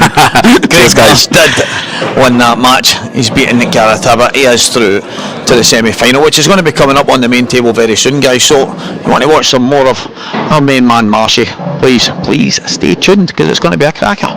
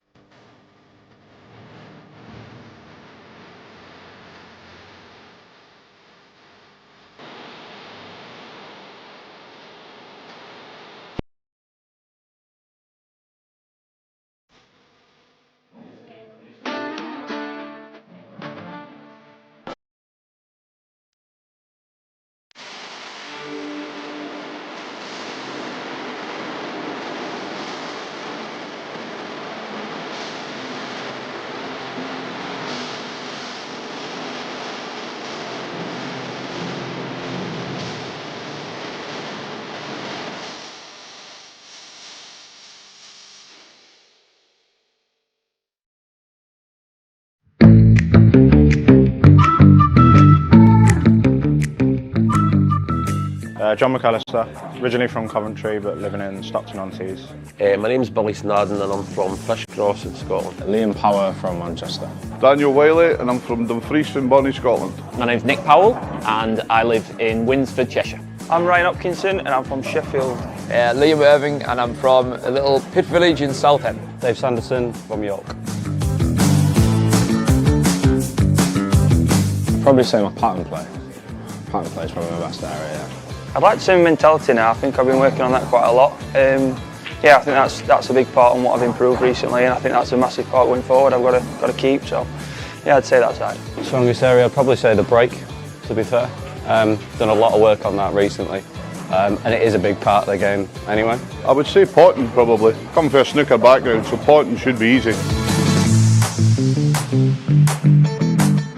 When I was younger, I used to like Matt Williams and John Higgins, just because the way they played, basically. John was so solid, and Matt just made it look so effortless as well, and being a left-hander helps as well. Stevie Walker. Colin Montgomery. I used to love watching them playing golf. I've always supported them. As a kid, Duncan Ferguson, because he was the one shining light in a very, very poor Everton team. Ronnie O'Sullivan. So I think to be at that level for that long, battling them kind of demons is phenomenal. People leaving their chalk on the table when I'm snooker as well, and pool, it drives me crazy. People leaving the chalk on the table. Dry breaks. Slow play. Slow play, just abolish it, ban it, fire it. Mentality as well. Yeah, it's one of them. I think this is a big part of the game now, and I think going forward, you know, in the pro ranks, I've got to make sure that's again, it's a trait that I've got to maintain going forward, as well as obviously potting, good white ball, things like that. But I think if I keep my head, I've got good passion for the game. I want to win, so yeah, that's where I think I can do well. Weakness. Sometimes I can lose my head a little bit, get a bit frustrated if I play a bad shot or two, so it's definitely something I've worked on, yeah. I'm not the best cueist. Years and years ago as a kid I played snooker, so I had a good background, but I'm not the best cueist, but on a 7-foot table I can get by. Potting balls. Probably tactical. You know, if you come up against an average player, I can probably hold my own, but once you come up against the top players, they've probably got the upper hand on me when it comes to tactical. Corey Rees, I'd say. He always comes up in chats to you, yeah, Corey Rees. Oh, there's quite a few, to be honest. Yeah, I'd say maybe Dan Davey, Craig Marsh, people like that. Me? I'd probably say Matt Boyle. You know, Mark always you know, spoke, acknowledged, but yeah, even when playing matches as well, you know, great guy. Probably Mark Boyle. He does so much for everybody, and he's always, whether he wins or loses, he's always got a kind word to say, and he'll take time to talk to people. So yeah, I would go with Mr. Magic. Gaz Hibbert is great value, has time for everyone, so I'd go with Gaz. I think this one's easy. I say Mark Boyle. I really like Mark Boyle. I've had some good conversations with him when I was an amateur last year, and he had some good words for us, so it meant a lot to me, that, and obviously what he does with the Lola stuff as well. I just think he's just a credit to the tour, isn't he? And his personality is amazing, so yeah, someone I look up to a lot. I like Sheppy. I think Sheppy's good. Pretty stand-up guy, like. Yeah, he's been pretty good to me, so yeah, I'll go with Sheppy.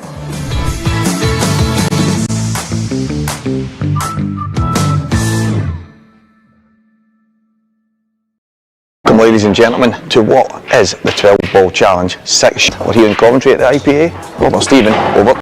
Right, let's go. Many shots this guy take.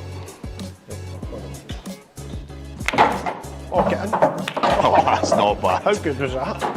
Stevie had bought one of the wee mini pool tables we were going to do for the entertainment this weekend, and it was in my boot, but one of my kids actually took it in my house to play with it, and I didn't realise it wasn't in my boot, and I've arrived here without it, so that was my punishment. Is that a time? This time? I don't know if he was cheating there, guys. How many shots is he wanting? It was a 6-shot challenge. He's just clearing the table now. This is harder than it looks. Oh, that's the one. Oh, look at this. How many is it going to take him? Let's just go for a record, guys. Palm ball. Wait to stop.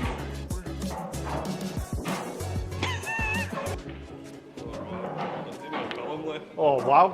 The thing I've noticed, guys, is he's attempt 144. Oh, this is terrible. He's had a few 147s. He's getting close to that number here.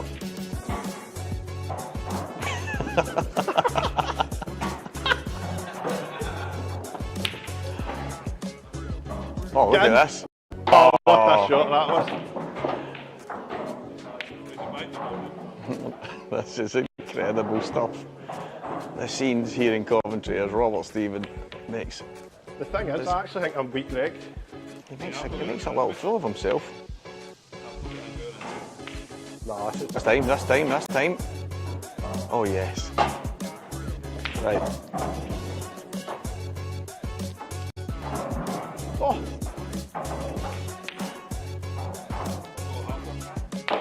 Right.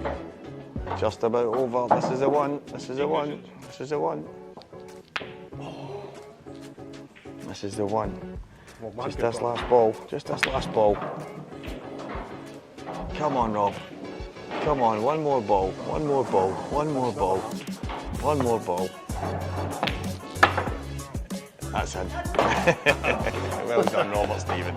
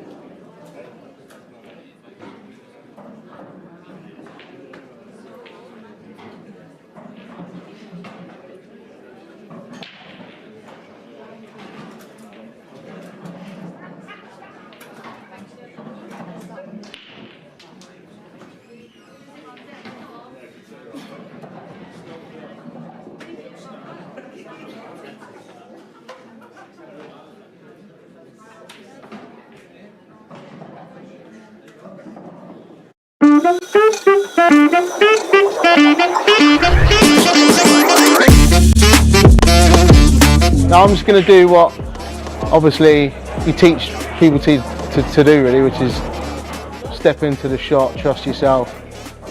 No, I don't know where the white is. Well, so that's the first shot. Well, contact is a good start. That's in. That's in. Oh. I'm better off just hammering this.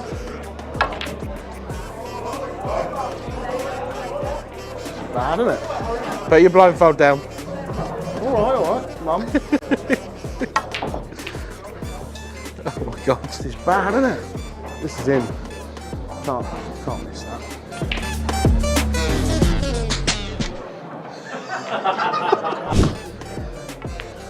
There it is.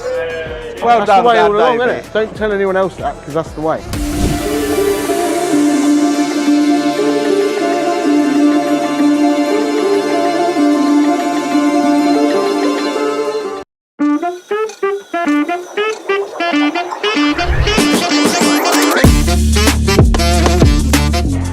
Liam Power, this is the blindfold challenge. Let's see what you're made of. Okay, that's one. That's not too bad. It's going one-handed. Oh no. Oh my God. Oh my God. Oh, at least I've hit it. Come on, Liam.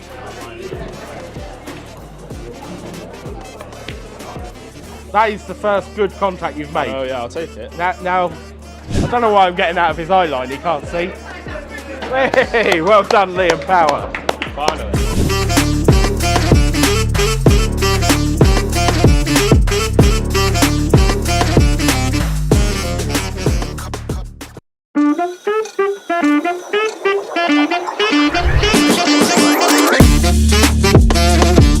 Kian promised he would do this first try.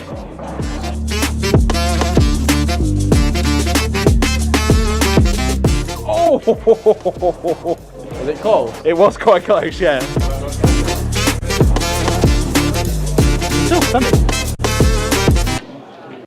Wow.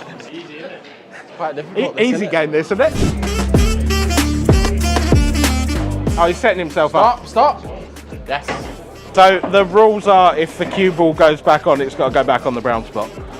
Is that the rule?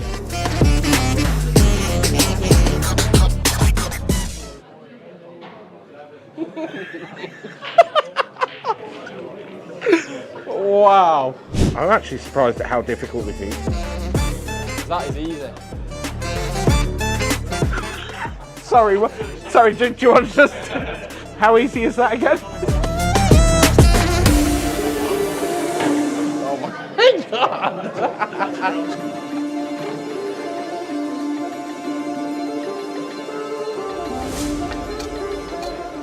Yes. You have set yourself up now nicely. There it is. Well done, Kian. Thank you. That was a number of shots. Wow.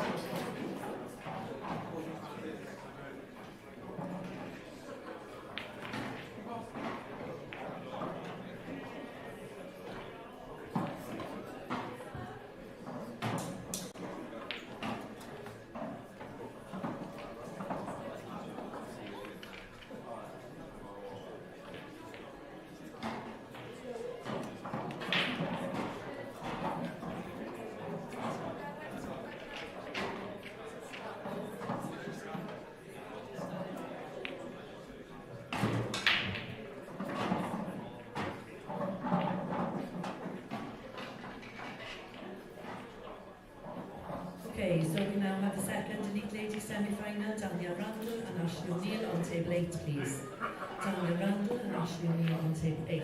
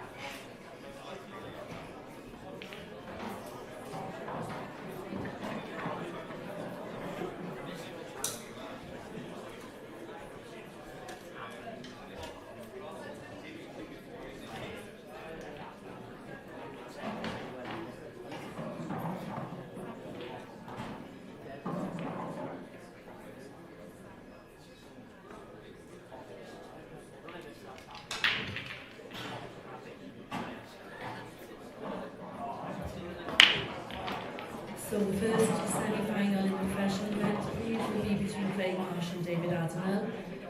Craig Marsh and David Adenell will be the first match, semi-final match on the stream.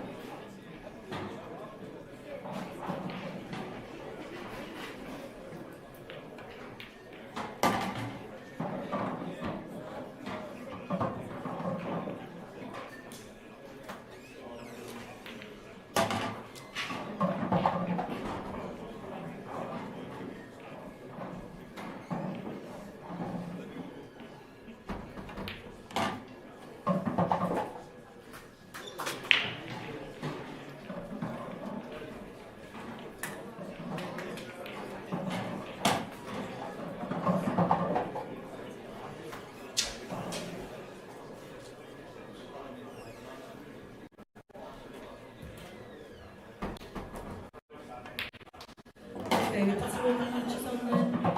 Table 18, Brett Gamlin, Lee Shepherd. Table 17, Clint Jansen, Anthony Grimmy Atkinson. Table 16, Michael Oliver, Nathan Davis. Table 15, Brian Clement, Reece Bryden.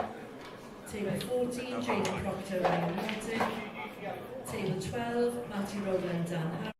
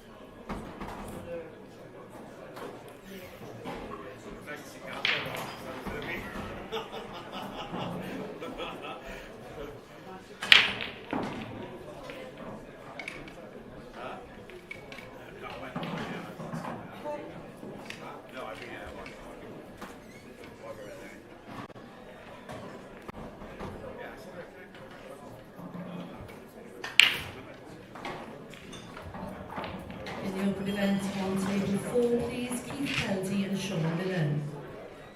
Keith Kelty and Sean Millen on table 4.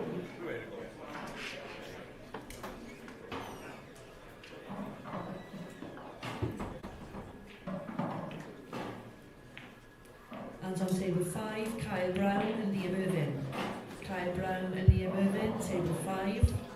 Welcome back to our coverage here from Glasgow for this UK Professional Championship. We are into the semi-final stage of Wales versus the Isle of Man. Craig Marsh up against David Adenall. Place in UK Professional Final. Alongside me is Steve Wall.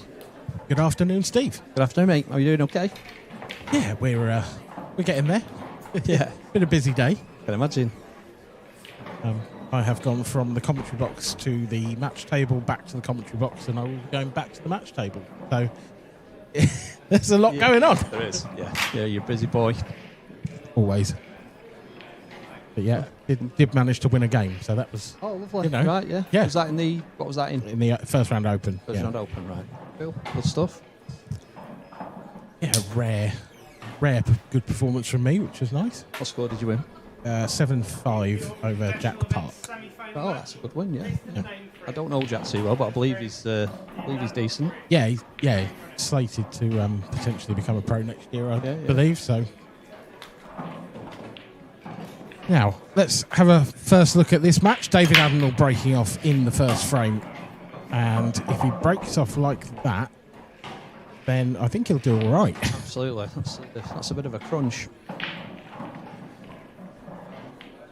It's not too bad a layout. The reds look quite nice. I would say the red closest to the cue ball is the only thing that's going to cause him any real jip.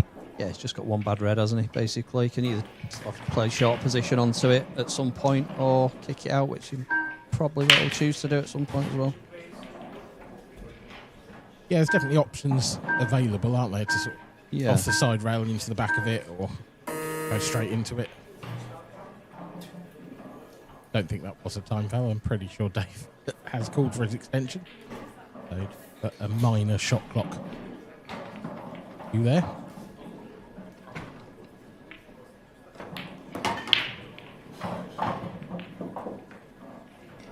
Seems to be going deep in comps at the minute, Dave, doesn't he? He's doing... one of the form players, yeah. Yeah, he's doing very well. And of course, you know, got his maiden IPA title at the World Championships with the seniors World Championship. I'd love to see him take down a pro or an open, to be fair, either one, but I'd love to see it because he's such a talented player, but he always lacked a bit of self-belief.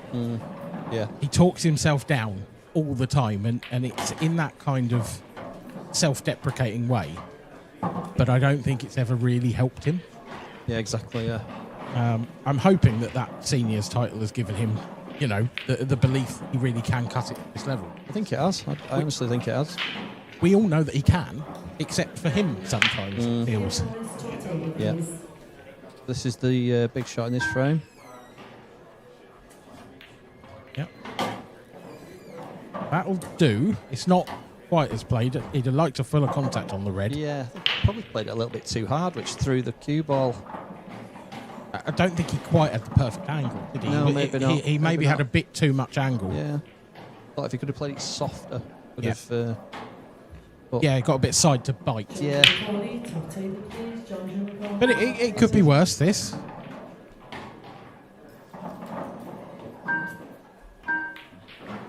Cue ball's coming back on a nice line. He's hoping for a bit of run and probably got it, to be fair to him, because he can probably just play this with a bit of run inside to take the final red into top right. I think. Oh no, he's playing his... I was going to say, it's either that or bottom right. And, yeah, it just looks thinner than... Actually, it's not as thin as it looks. No, again, as long as he gets that bite off the cushion, he should be fine here. If he underdoes this, though, he could end up being behind those two yellow. So grippy, these cloths, so it's... Absolutely no chance of that yet. He really has got into that. Nice shot. Probably just a fraction straighter on this. Yeah, he's sort of tracking to the yellow, isn't he, I think? So he may even pump it. Oh no, he's absolutely fine. Not too bad. Camera angle's doing me no good here today. Absolutely the same. I have struggled with it. Have you? Yeah. Yeah, I mean, it looked straight, didn't it? And it was nowhere near straight. Yeah, it's definitely one of the more unforgiving camera angles for a commentator, this one. I'll just bear that in mind when I'm calling the shots from now on. I'm just giving you an excuse. Well, what I'm going to do is just let you call them. That's your job, but that's absolutely not mine. Here is the match situation throughout. We are well into the Open now. Lots of open matches there. You'll see a lot of the pros taking on their first round matches against sort of respective amateurs that have made it through.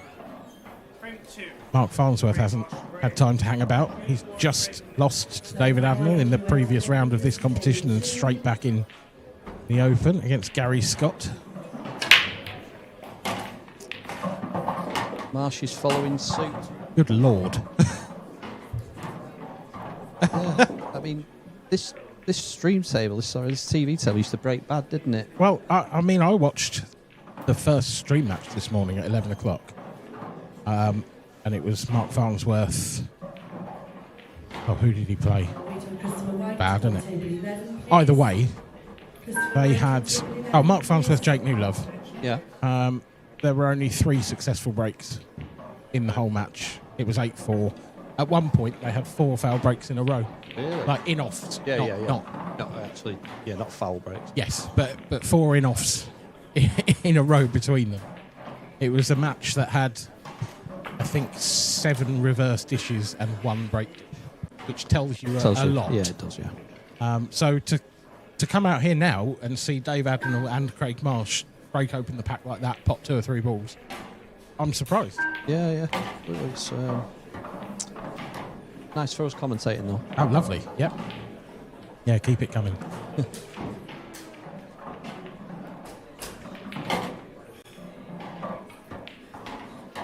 Probably won't be too impressed with that shot, Marshy. Actually, a bit surprised he went yellows, if I'm honest. I'll be honest, I didn't look, so... But the reds haven't moved. Yeah. I mean, and you look at where the yellows are compared to where the reds are. I just prefer reds, even now. Definitely prefer Oh, now. has he gone on off as well? I think he has. Oh. I mean, I don't think it's going to ultimately make much of a difference, but it would be a slightly easier finish for Dave had he got the free visit here.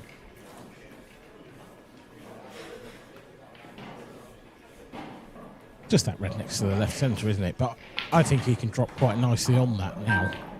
It after looks this like shot. it, doesn't it? Yeah.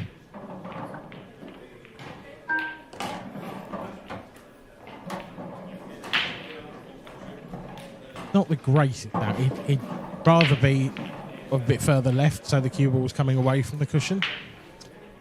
I think he's off straight enough, isn't he, to just pop it on and off. It just depends how much pace he can get into the cue ball when he plays them, doesn't it? If it's one of those that you've really got to drop in. Jack Evans, Reece Chisholm and Jack Evans, table 3. Oh, it was straight. Again. Table 7. Again, he'd like to have been able to play that a bit harder, but obviously Yeah, he didn't press the pocket. I think this is literally just a drop in and get your cue ball to the right hand side rail and just leave yourself a shot on the one over the bag. O'Donnell and Lee Cook on table 9 and on Yeah. table 10. Keith Robertson. Spot on. Keith Robertson and Mark Robertson, table 10. Basically 2 plop-ins for 2-0. 3 plop-ins.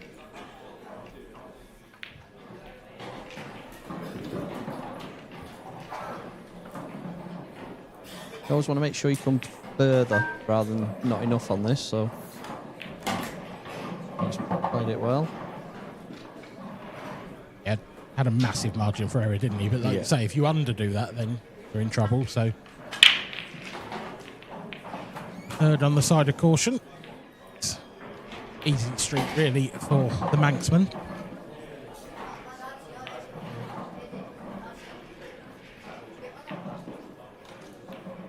And finds himself in a pretty straightforward 2-0 lead. Disappointment for Craig Marsh. That wasn't the best visit of his career. Not after breaking like that. Yeah. It was a monster break. Just one of those where you would expect to make red or yellows, really. I mean, I spoke about perhaps choosing the wrong colour set. I genuinely think there's an element to what he has, but... you could have gone either, couldn't you? Like you say. He should be getting either of them, yeah.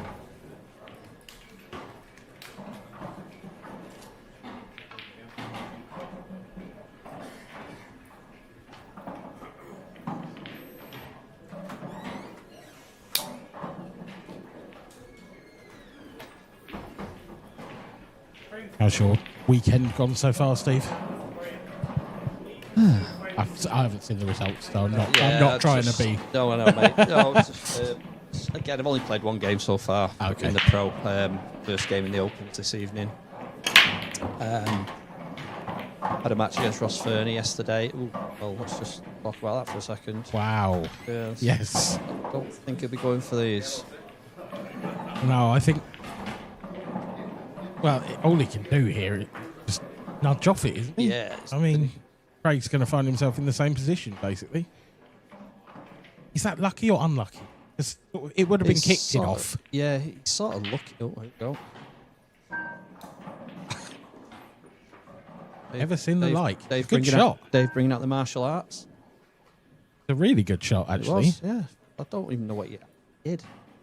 saw his cue resting on his shoulder and other stuff going on, but I don't think I've ever seen that before. God, yeah, and a taekwondo, unstress. Quite funny. We talk about how well he's playing.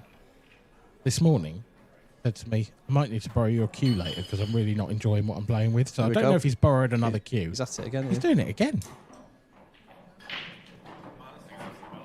Look good. Gonna drive Marshy insane.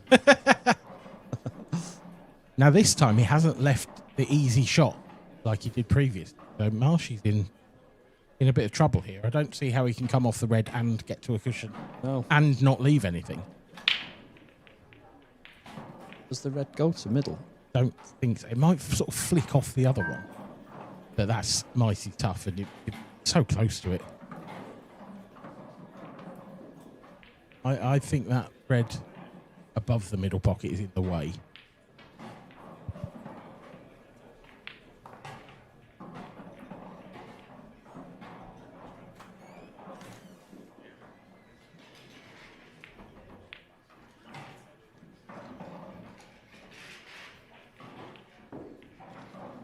Oh, here we go. What's he going for? He's going for it.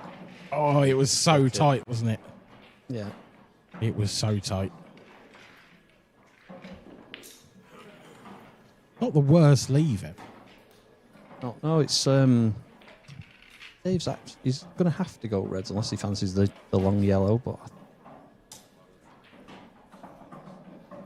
sort of 6 of one, half a dozen of the other anyway, isn't it, really? He's going yellows. Yellows are the easier out. Yeah. One big shot. He's backing himself. Big moment, this. No. Not like that, Dave. Was tough. Was. The right shot. Definitely the right shot. You don't get it, you should lose the frame. Yeah, so Craig's definitely going to take the yellows on. It's just, I would say the only minor problem is the yellow on the left-hand side. You've either got to leave yourself a bit thin or get into a sort of awkward area with the cue ball. Trying to leave himself a little bit more angle on this and obviously not hampered. Yeah. Can he just about dig into this and get over there now? I think so. Trying. Yeah, he's played it well.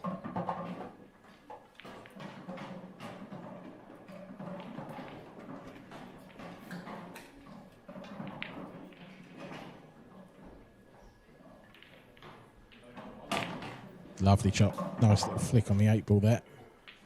Opens up this yellow to the left centre. It has perhaps caused a slight problem with the yellow on the right hand, but you know what? He could take it now. Yeah, he could even take it long, couldn't he? But I think he's looking at going to the black.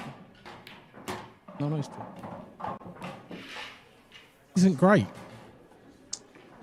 Pop through and take the final yellow into bottom left. I don't think he has to do anything too much with it.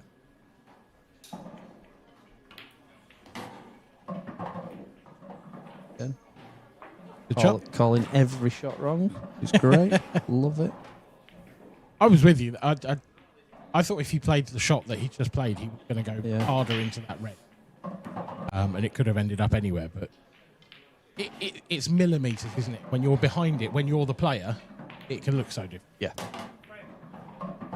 Craig Marsh on the board. He leads, trails, David Admiral, still by the odd frame in 3. But he has at least got a 1 next to his name. Dave will be disappointed with that. Strange frame really from the start, wasn't it? With Dave's break just going a bit funky, and then obviously Dave pulling out the martial arts. Yeah, that's I think why you'll be disappointed. Ultimately he got himself the first chance and missed it. And in those sort of tricky little situations, so easy to lose the frame. And when you've got out of that awkward situation and you've got yourself the chance, you feel like you've got to take side type of thing, yeah.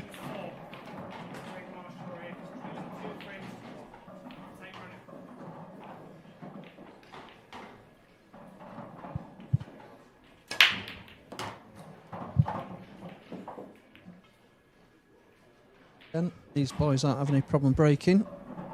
No, it's not quite the level that he achieved on the freight on this one.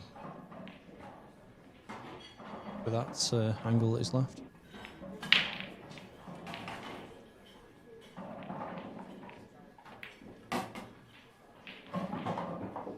Well cued, that. That's really well cued, isn't it? Yeah. Got hardly hit it, but managed to get the cue ball back out. Dribbled this one. Just about got there. Pocket weight, I think. Isn't it? Isn't it? Yeah. So this is the key shot to the frame. Played it lovely.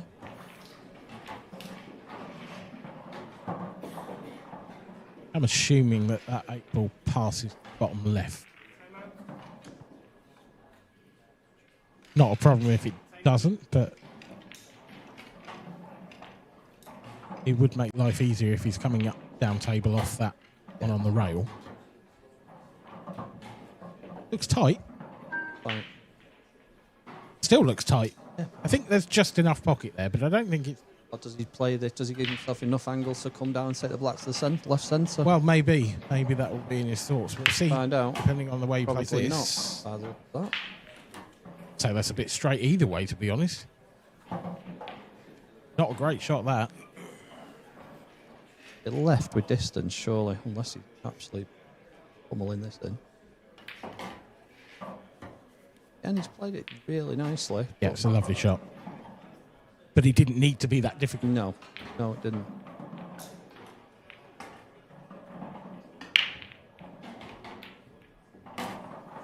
Ooh, just about. Big piece of jaw he caught there.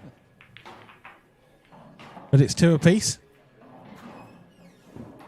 Quick word for our sponsors, all of them. Far too many to mention, but we'll go through them individually at some point.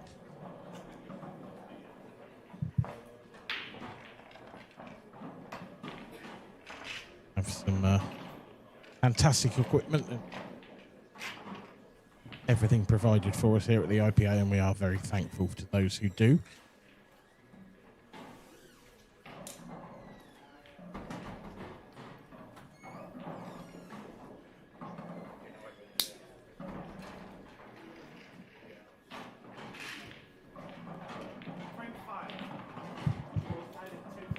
We've got a bit of a breaking battle on our hands at the minute, and they're both absolutely crunching them, so we'll see who folds first.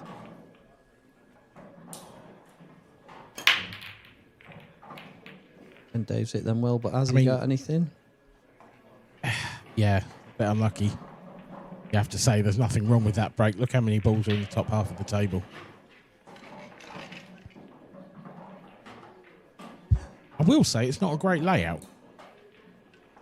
I think Marshy kicks the black with his first shot and then goes yellows.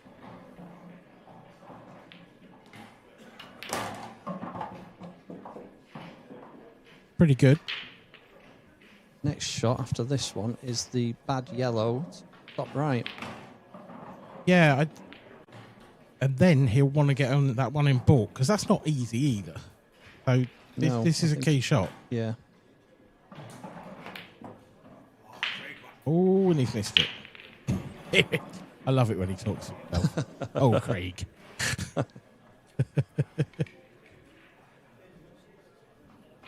Hasn't left the greatest of tables for Dave either, but again, it's one problem red really, and one good shot to start off with if he takes this one next to the centre pocket up top.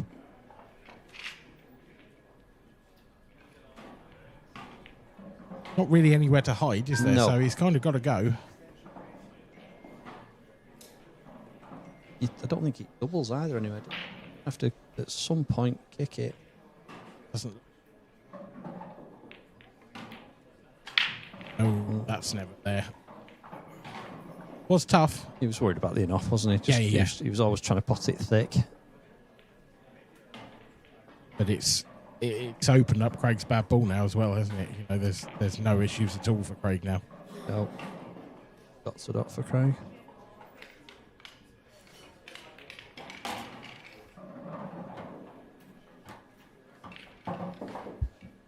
Dave would be very disappointed because in his mind it probably should be 3-1 at this point. And, you know, although that was a tough chance, Yeah. you can't afford to put them down.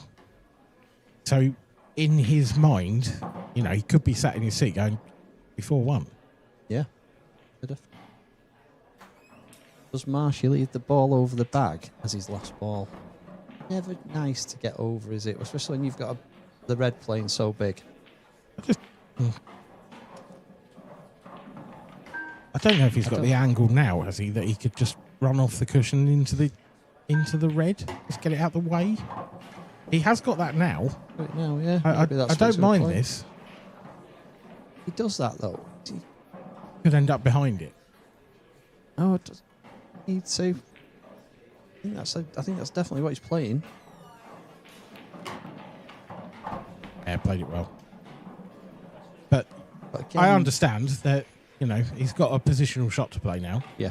But he had one to play anyway, and I think this is probably easier than landing on that 8. True. Yeah.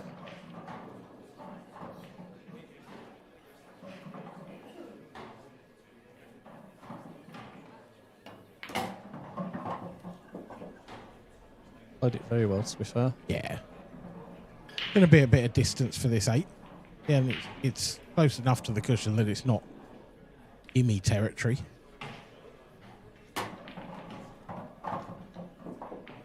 Got somewhere to put his hand. He probably could have done without necessarily getting that red in the way, having to bridge over it. Like a dream. Was he 2-0 down? He was, yep, from 2-0 to 3-2 up. The blink of an eye.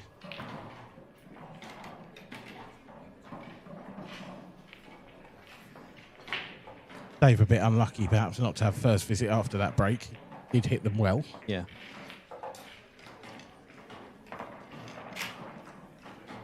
Here's the ladies' elite semi-final between Ashley O'Neill and Danielle Randall. Ashley on home soil, looking to take another elite ladies title.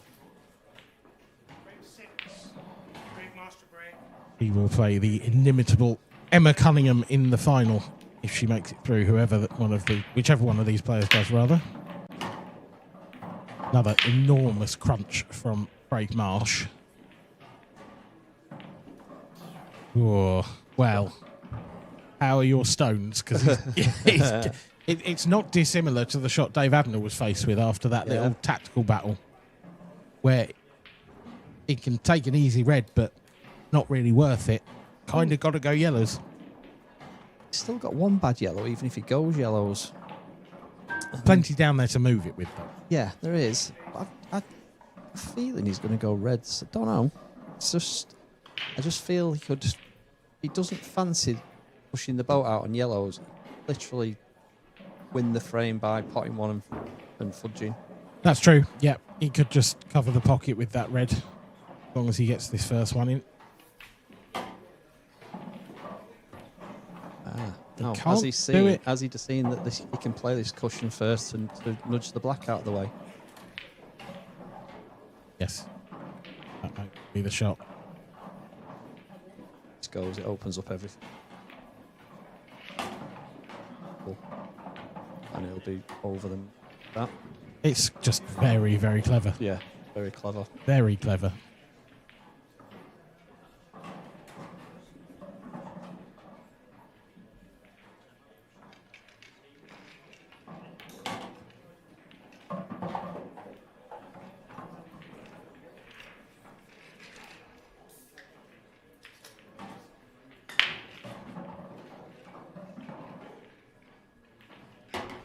It was a bit of an inauspicious start to the match from Marshy, and he's missed a couple of balls that you wouldn't expect him to miss, but when he's got his hand on the table, he has looked exceptional, hasn't he? It's flowing.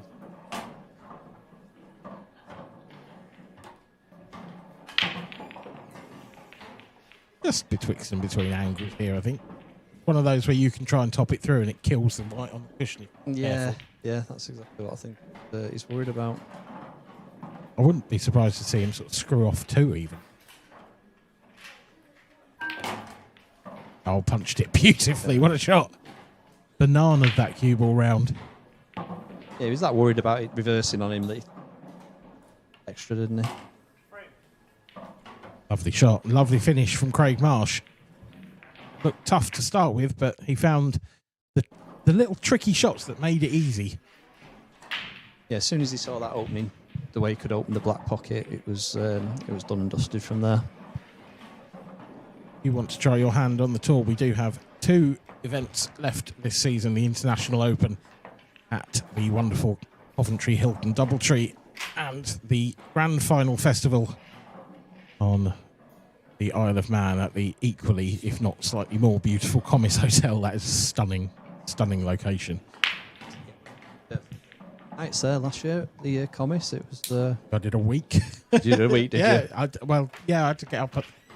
Because we do the festival, you know, the extra games, I've obviously got to be there on sort of the Monday or the Tuesday to set up. And then left the following Monday. So, yeah, it was pretty much a week. Lovely place. Not just the hotel as well, the surroundings. It's just a beautiful part of the world. Well, this has continued. Yeah, Dave's got his break back. Yeah, this is a bit of a breaking exhibition from these two.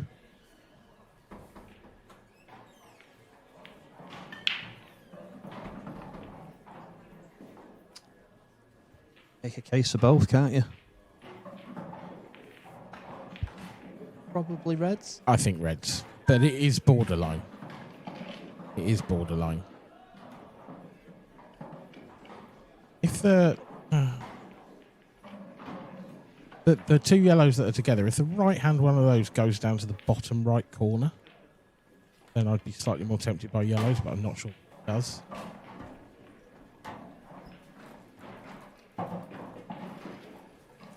It's a good break, but it's not an absolutely straightforward finish straight away, is it? It's not. And it's an important time for Dave because he raced into a 2-0 lead, didn't do anything wrong really, and he'd really missed one long pot, and has suddenly found himself 4-2 down. Yeah, that's costly, isn't it? So it's important that he stops the rot here. He's got a good opportunity to do it, but there's another shot to play.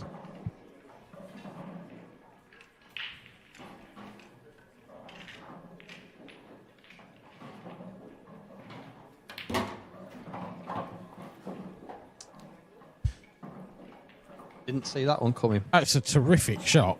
It just, I was slightly, I just wasn't expecting. No, just thought he was going to take his medicine and leave a long one to bottom left. I mean, it's a beauty, really. He's landed absolutely perfect. Yeah, it's just too top shot.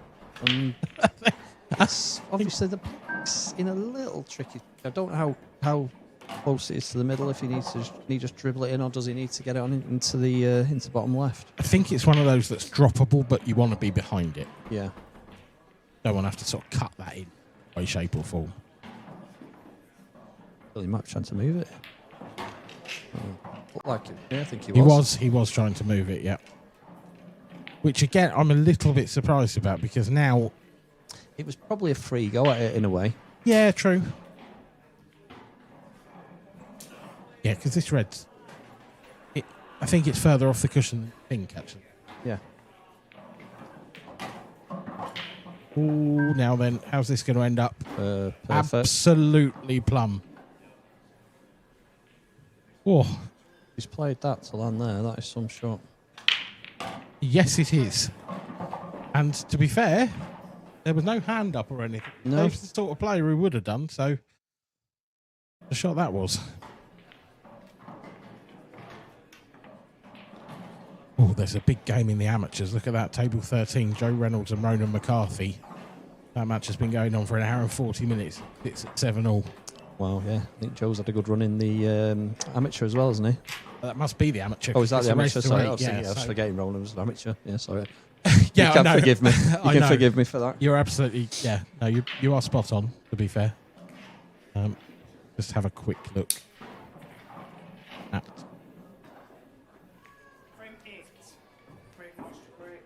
Well, I can find the amateur.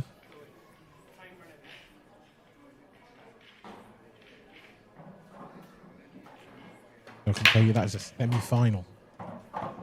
And the winner will play Dan Harris in the final. So that's going to be some standard final, whichever one of those two gets through. Dan beat my mate Josh in the quarters, I think, He and did. in a decider Yeah, as well. 8-7. Yes. Yeah, Josh said he broke and left absolute tap-ins, which again happens. And what you want to do, it's what you definitely want to do in a decider. Like, these aren't in the billiard to start. Genius. It is genius. He's opened up the red straight away. You were right. This wasn't an easy finish, and now all of a sudden one shot, and it is. Yeah. Yeah, he wanted reds, and it was the only way he could get reds. Not a difficult shot, it's just vision. Exactly that, yeah.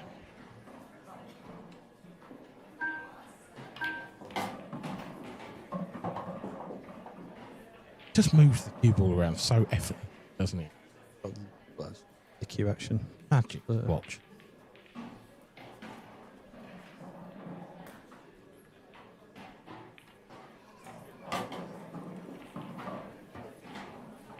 Always said that Ben Davis has my favourite cue act. Marshy's not far behind.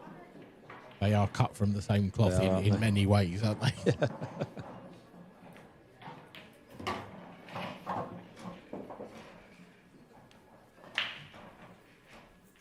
Got really effortless control.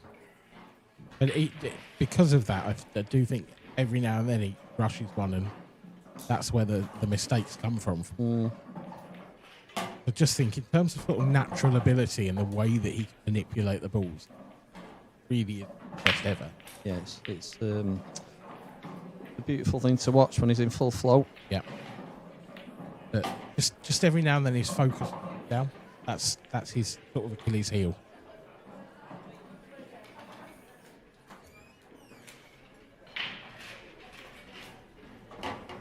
(5-3), and this has been a very quick fire and very entertaining match so far, you have to say.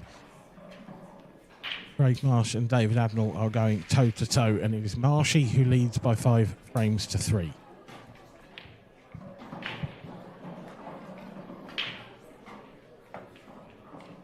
There's Ashley O'Neill. So this is the Elite Ladies semi-final. 5-2, Ashley. That first to 6, Dan, that.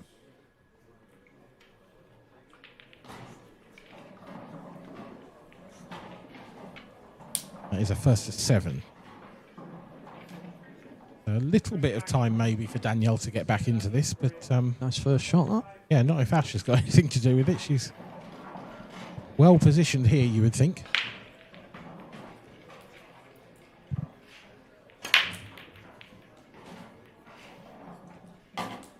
Balls again, and huge split again.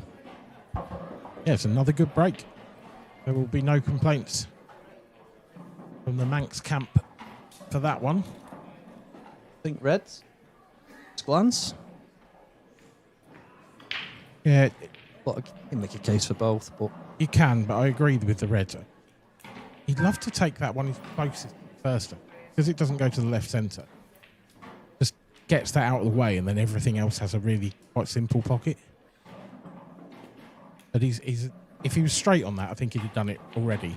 But he's got maybe a bit too much angle. He's sort of running down table, might stick into things. had to play on it there, didn't he? He'd probably still take it. Yep. He has caused himself a bit of an issue there, I think, though, with that red to the right of the sort of racking line. Yeah, because that went to left centre a minute ago, didn't it? And it Yeah, I'm not convinced it does now. No. It was also quite easy to land on to the bottom right. And again, now, because of how close that yellow is. Imagine he'll play the cannon now up to the yellow to try and leave the red bottom right. Yeah, just don't tie up the 8 ball. Yeah. Yeah, what happens to the 8 ball? Full contact on the yellow, if anything. Got away with it, yeah. That will do very nicely. To be fair, you never really know where they're going fully, and that couldn't have gone any better for Dave, though. No.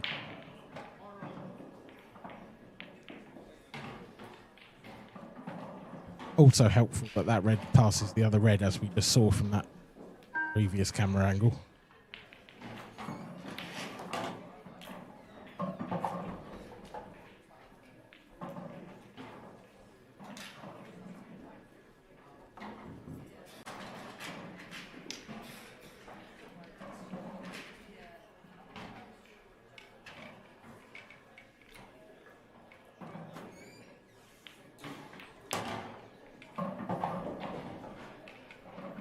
fraction short of pace, perhaps. Feel like the cue ball's just running up table now. Nip it or angle, can't really tell. I think he might just have to drop this in dead weight. No, he's doing down on it, so he thinks he can just stun it. Oh, took a risk there and has probably got away with it. So. Just got to be wary of the cue ball here. I think it's probably going to run into that yellow. Oh, wow. I think it would have run into the yellow had he not caught it far too thick. That's a massive error.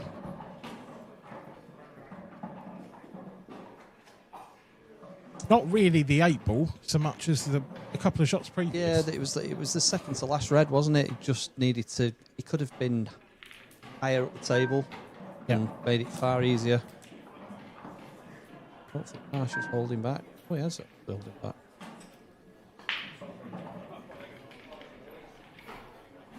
Well, how much of that 8-ball can Dave? I mean, obviously you can't see any of it at the moment, but I'm talking about coming off the bottom rail. Is it potable? It is, but there's referee is going to have to be eagle-eyed here, isn't he? Or is he just going to try and... Well, he's coming around this way, so he's trying to lay up behind him. So delicate. Oh, good effort.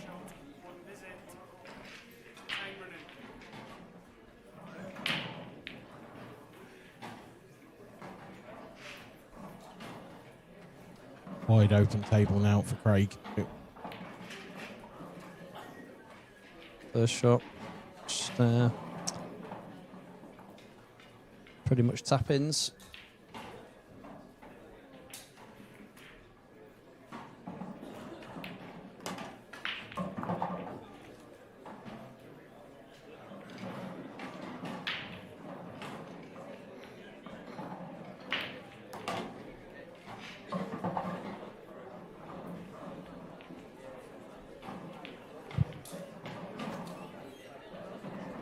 And different ways you can go here, but I'm sure Marshall will find the right one.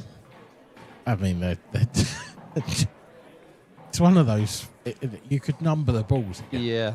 And it wouldn't matter which one was which. It wouldn't.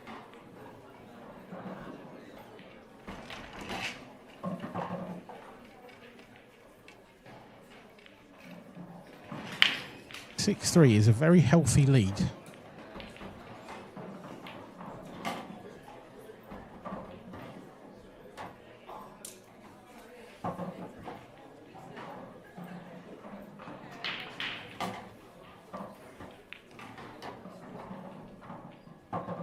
Found him ball in hand perfect. He's just nice little easy stroke on this, and away he goes.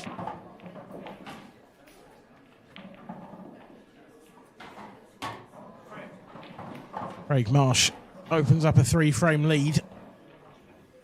David Admiral is left, not for the first time in the match, to wonder what might have been.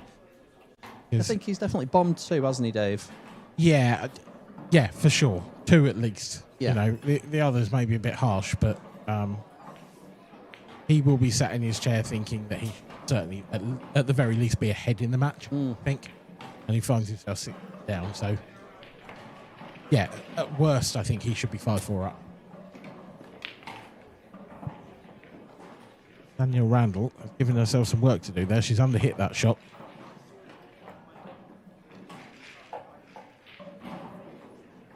And she's recovered it magnificently. What a shot that is. Great.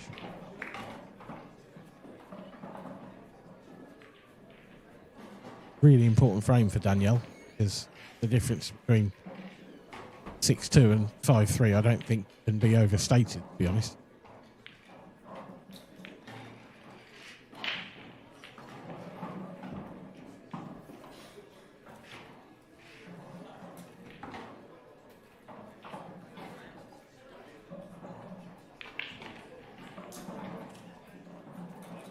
Just to keep you up to date with what's happening on the stream table. This match will be followed by the other semi-final, which is it's actually the semi-final from the top half of the draw. Not that that particularly matters, but that will be Liam Dunster against Christian Phillips. Liam Dunster looking to make his, well, 5th final of the tour season. Insane. Out of 5. And I watched him play. 7th final in a row, technically, because if you include the mixed doubles, the doubles from the Worlds.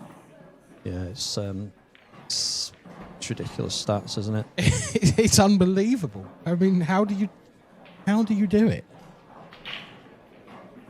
And no one's really got close to him even. You know, Liam Power 8-1. I watched that game.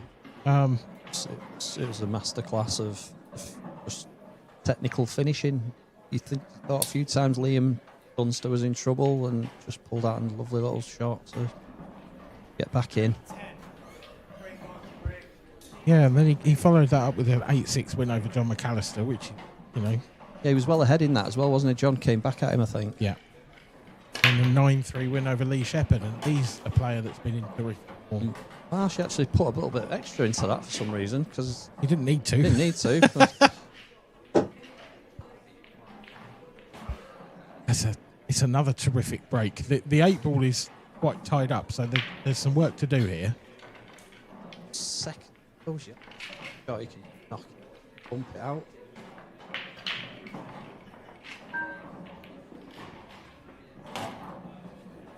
Third shot. Yeah. Drop it. Now play the yellow nick the black, bump the black, and then he's got pretty much drop-ins. I thought he would have maybe... I mean, he was obviously bridging there, but... Different? Yeah. I feel like... I was. I don't like leaving that... I'd like that yellow have been over the left pocket when Unless you play he that thinks. shot. Play the yellow last and run into the red, leaving the black. It looks like that's what he's playing. Just thought the other way was absolutely guaranteed. Stonewall, wasn't it? He's screwing back off it now. I don't understand it. It'll probably go all right. Made no sense. No, sorry, Craig. None whatsoever. Sorry, Craig. You've no, not for me. Because if he'd left himself that shot, but he had left yellow over the left centre. Correct. All he's got to do is bump into the reds, black. It was always coming out. Yeah. That was bizarre. And that's what I mean about his focus. Yeah, that's Just that was sometimes. crazy because it seemed to be such an easy layout. He had the perfect ball with the lot onto left middle.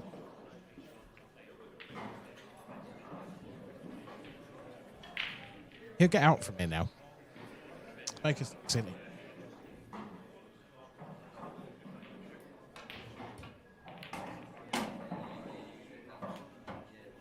Landed. He's plumb. Yeah, absolutely plumb. That is a great shot to land there from that.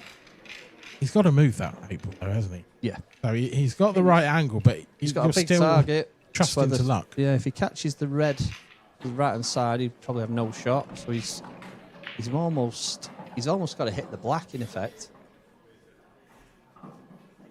or red full ball. Can he come in behind? Play up to.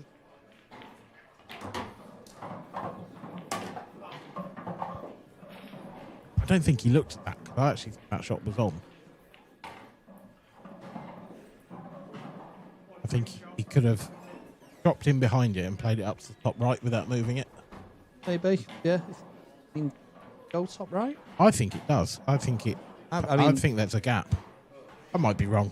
I think But I think that got away from him earlier than. I don't that think he's shot. looked at it. Oh, No. 100%, of course. Yeah. But where he landed there, I think you were right. Going into those balls, it was unlikely the 8 ball to come out nicely for him. Yeah.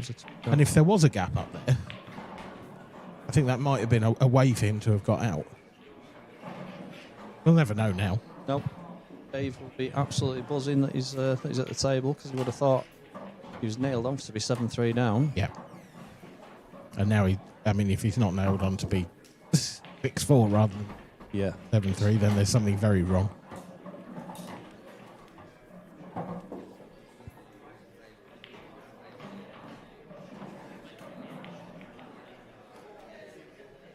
These are the moments where Craig's resolve gets a little bit of a test.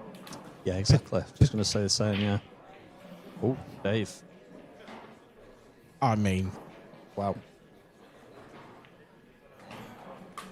I don't think anybody saw that coming. I certainly didn't. I think he's left him on it as well. I think he has.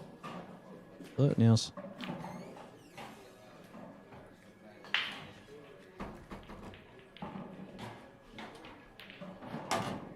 That is just your get out of jail free card.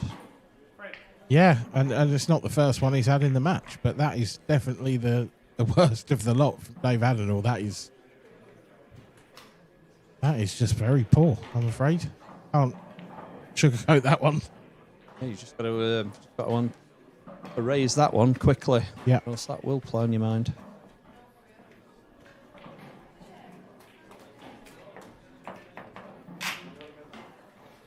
Now then, comebacks on. Daniel Randall. That must have been a quick fire frame, because we were 5-2 last time we looked. Yeah, she now got trails the black for 5-3, didn't she? Yeah. That long black. Yeah, a break dish or reverse. They're a bit messy though, aren't they? A little bit smelly. Yeah, it's not a nice layout, is it? Oh.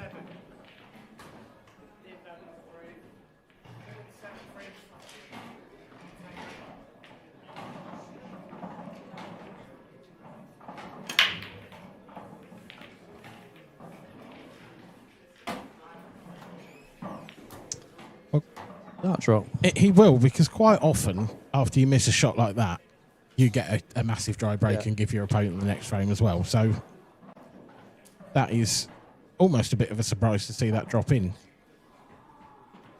Actually, this isn't a bad layout on yellows. Playing the plant first shot. Bit surprised at that, if I'm honest. Didn't think he needed to, that's No, I all. don't think he needed to, but I think Dave's just got to think he thinks I'm just going to have to take chances now. I've played a few. But he had a nice angle on the one that's now closest to the bottom left. He had a nice angle to pop that and drift it yellow next to the 8 ball. And he was guaranteed to have a shot next up as well. I just think that's the wrong option for me.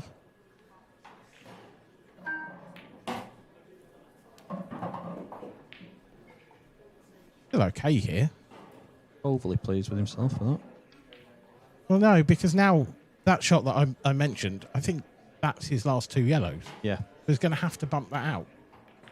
And that's going to come out okay just. A bit lucky there. But yeah, the shot that he's going to have to play in a couple of shots' time is one that he could have done with his first shot. Yeah. Probably going to play stun round the back of the yellow to just nudge the black. Just if you flick the yellow on the way back round, then it's dead. And he's going to have to do it from distance. He can't really get into the cue ball that much. He can probably get back to roughly where it is now. Probably get back to the blue spot. Think? They grip, don't they? They do, that's true. Yeah, fair enough. Bit straighter than I thought. he has got into that quite nicely. I don't know if he's got the angle to go around the back of the 8 ball, like again, back of the yellow. Again, the grippiness. Dan, I think you could actually miss the black if you get in too much. Yeah, you could screw behind the black. And it's out. so grippy. Yeah, it's a good shot.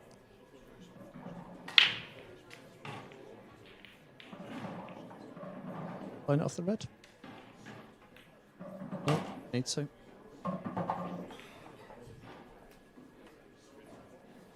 A good finish this from Dave, as long as he gets this 8 ball. That's much more like it, but he seemed to get the bit between his teeth a little bit there, didn't he? He obviously wasn't happy with what's gone before. Just decided to push the boat out a little bit on a couple of shots. But he really did miss a trick in that last frame, because Craig's head could have gone. Yeah. Could have gone down after that. So to still have the 3 phone cushion, I think Craig will be sat there happy as Larry. Table 2 has caught my eye. That's an open match. That's going to be some game. Whelan and Ronan McCarthy. What I assume is the second round of the Open.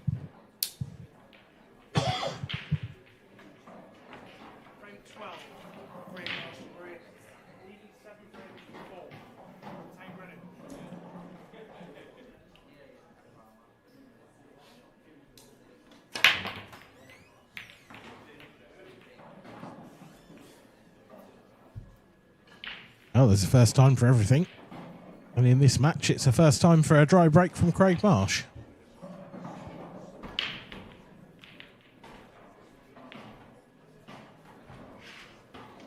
Very clearly didn't get the same level of split that he's had previously. They didn't open like they have been doing those, did they? Wonder if definitely going reds. Like he's just got one bad one, really. Yep. Goes to the middle, right middle. Oops. Possibly, Sure. yeah, possibly. One of those, isn't might it? even be going into it now if he's got a nice little angle. There you go. Yep, certainly Played that does lovely. now. Played that really well. Don't know how many pockets are left for the 8 ball. I think it will go to both bottom corners. Yeah. Cool. May even go left centre as well. I'm not. It's tough to tell. Yeah, it goes left centre too.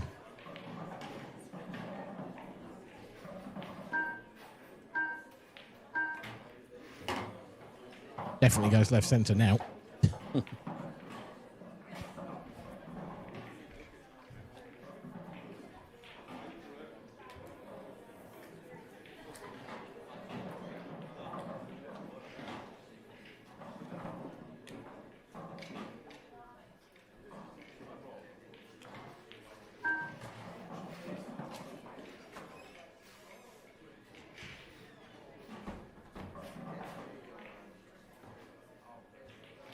Wants to get the cue ball across the table. So you can play that one in the balk end next. Don't know angle to be able to do that. Yeah, the one in box certainly giving him food for thought. It might even be his last ball. Yeah, I just drift up the table for black to bottom right. Just because of how close that yellow is, I wouldn't want to leave that. But I think you're right. I think he might be forced. Yeah, I think he's got a huge window to land in off it. You know, he can be anywhere from just below centre line to on line with the black even. Yeah. Got a huge window. Really does depend how close that yellow is as well, doesn't it? Because Yeah. it might be a really big, it could be anywhere between the two yellows on the left-hand side, but yeah, we can't fully tell from here. Oh, it's Wow. not now. Ooh. Don't understand why he's not just run off the side with that. He must have felt that yellow was a bit too close, maybe. Yeah. Hand on it, but it didn't look it, did it? Didn't look it. But again, we've been fooled by these camera angles before. He's got to come down the right-hand side now. And that's lovely. Yeah, he's played that well. That's very, very nice control on the shot from David Adnall.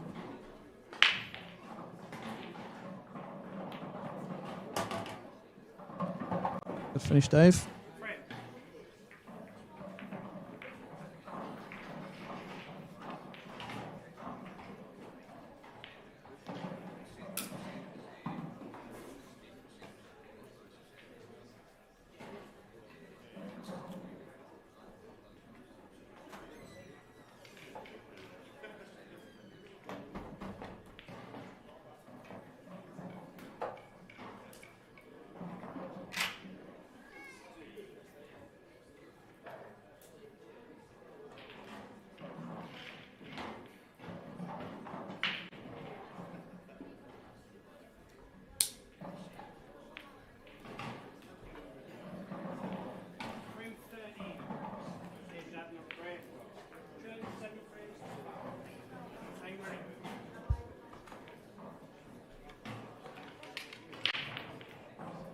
Big break here for Dave Adnall. Has worked his way back into the game after a couple of big disappointments. He'll be over the moon with that. He will be over the moon with that. It looked close to the in-off. It did. It was definitely flirting with it. Yep. Has to go red. Absolutely has to. I think he could... I just wonder, could he play this red close to the top right corner off the cushion first and actually get that bad red out in the same shot?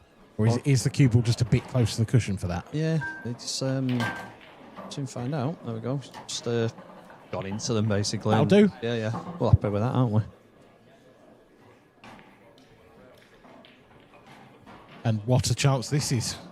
And Craig Marsh, you know, hasn't done anything wrong. Dave's missed a terrible ball. Craig's, you know, finished up.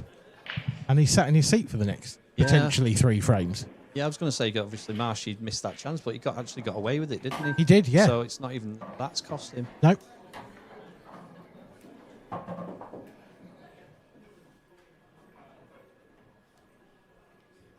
mean, in truth, this match should be over now, and Dave Adnall should have won it on the strength chance On the both strength of players chances. have had. Yeah. Craig's doing incredibly well to still be up, but ultimately, if you don't get the opportunity, nothing you can do.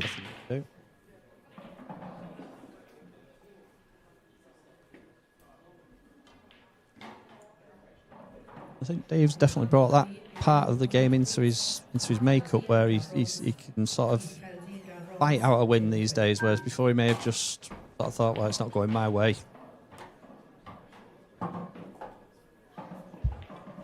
That's nicely controlled. Yeah, it is. He's got a lovely angle on this now to do whatever he wants. The red he's closest to, does that go into the right centre? That would be a bonus. Yeah, I think that's what he's played on.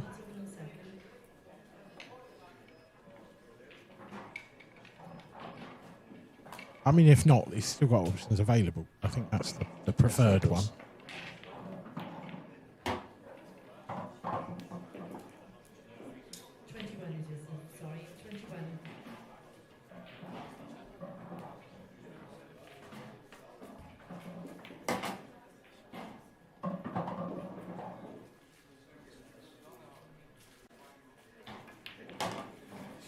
Seven six.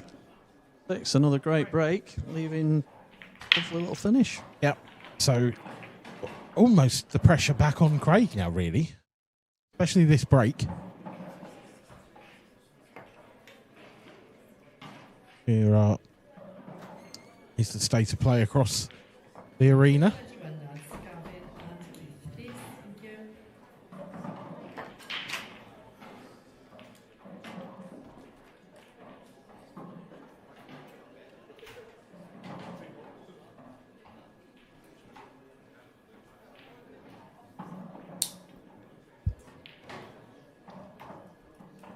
See there, Danielle Randall has got back to parity, 5 each with Ashley O'Neill in that race to 7.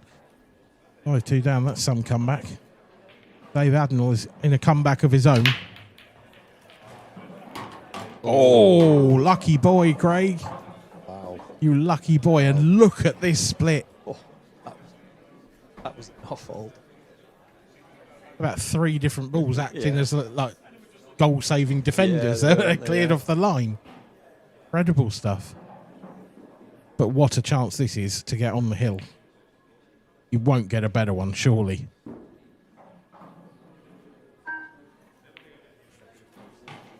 What? How much red can he actually see here? Can he play the plant to the middle first off? Or has he got to play the difficult one first? Because the pressure's on this shot if he has. Yeah. Or yellow. Oh, if he hasn't got, he must be able to Get through to the one over the pocket. It's all right.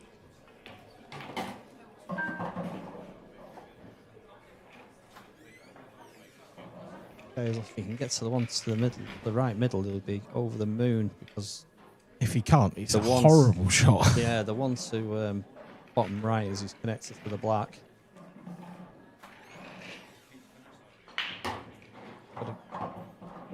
This needs to slow. Okay.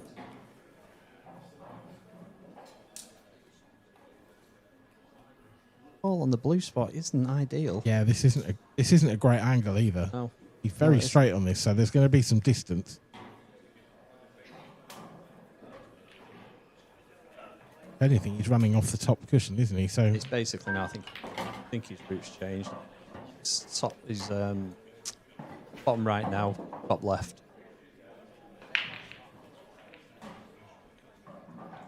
Again, again, this looks a bit straight. Pinch the pocket. Yeah, might be right down there. It looks like he's going into the side cushion, even if he pinches it, you know.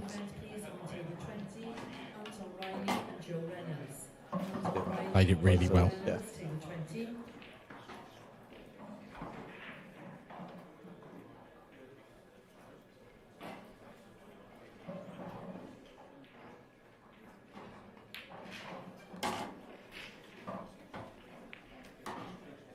And from nearly going in off, he's going into an 8-6 lead. He is indeed.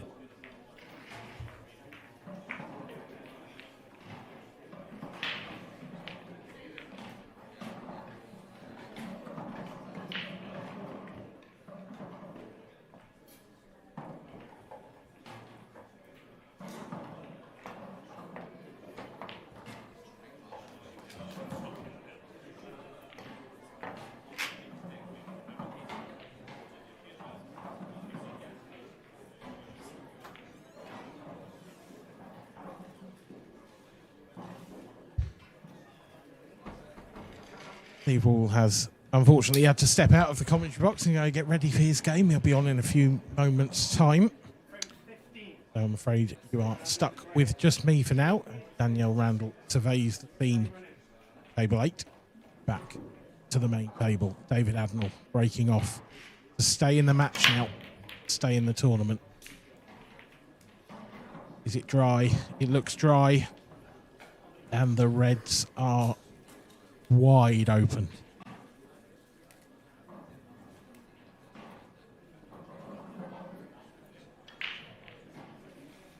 It's been a stirring fight back from the Manxman. Showed real determination after missing, let's be honest, an absolute sitter a few frames ago. But it does look like Craig Marsh is going to get what you'd have to say would be a thoroughly deserved victory. He has been the better of the two players. He has had probably less chances overall. Does look like he's going to run out a 9-6 winner. Barring something going terribly wrong.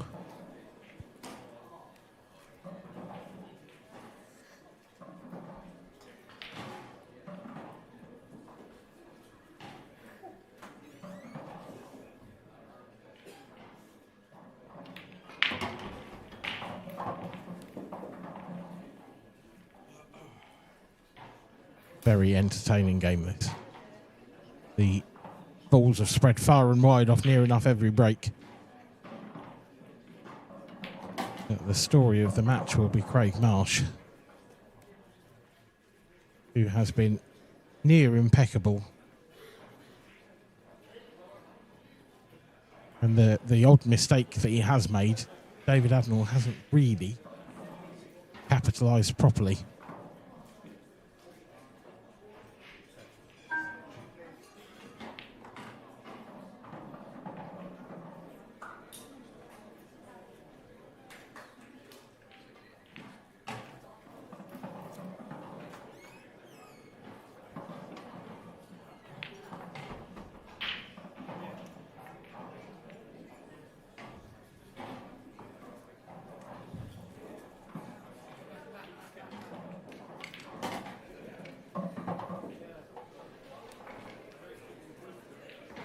That was the last thing that could possibly have gone wrong, and Craig has played a really, really lovely shot there.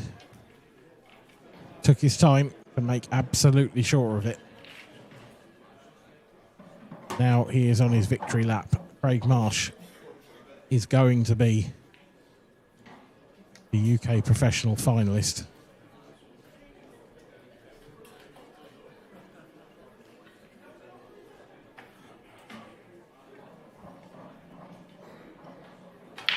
Good to see this, taking absolutely nothing for granted.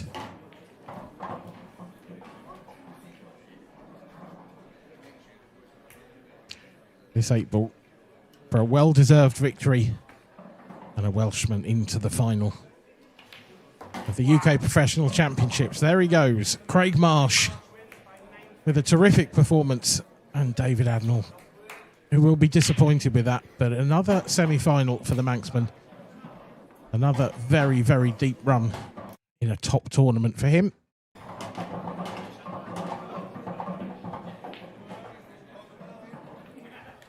Next up on the stream will be our second semi-final. Christian Phillips, Craig Marsh's Welsh compatriot. He will take on the undisputed number one, Liam Dunster. That will be our next match.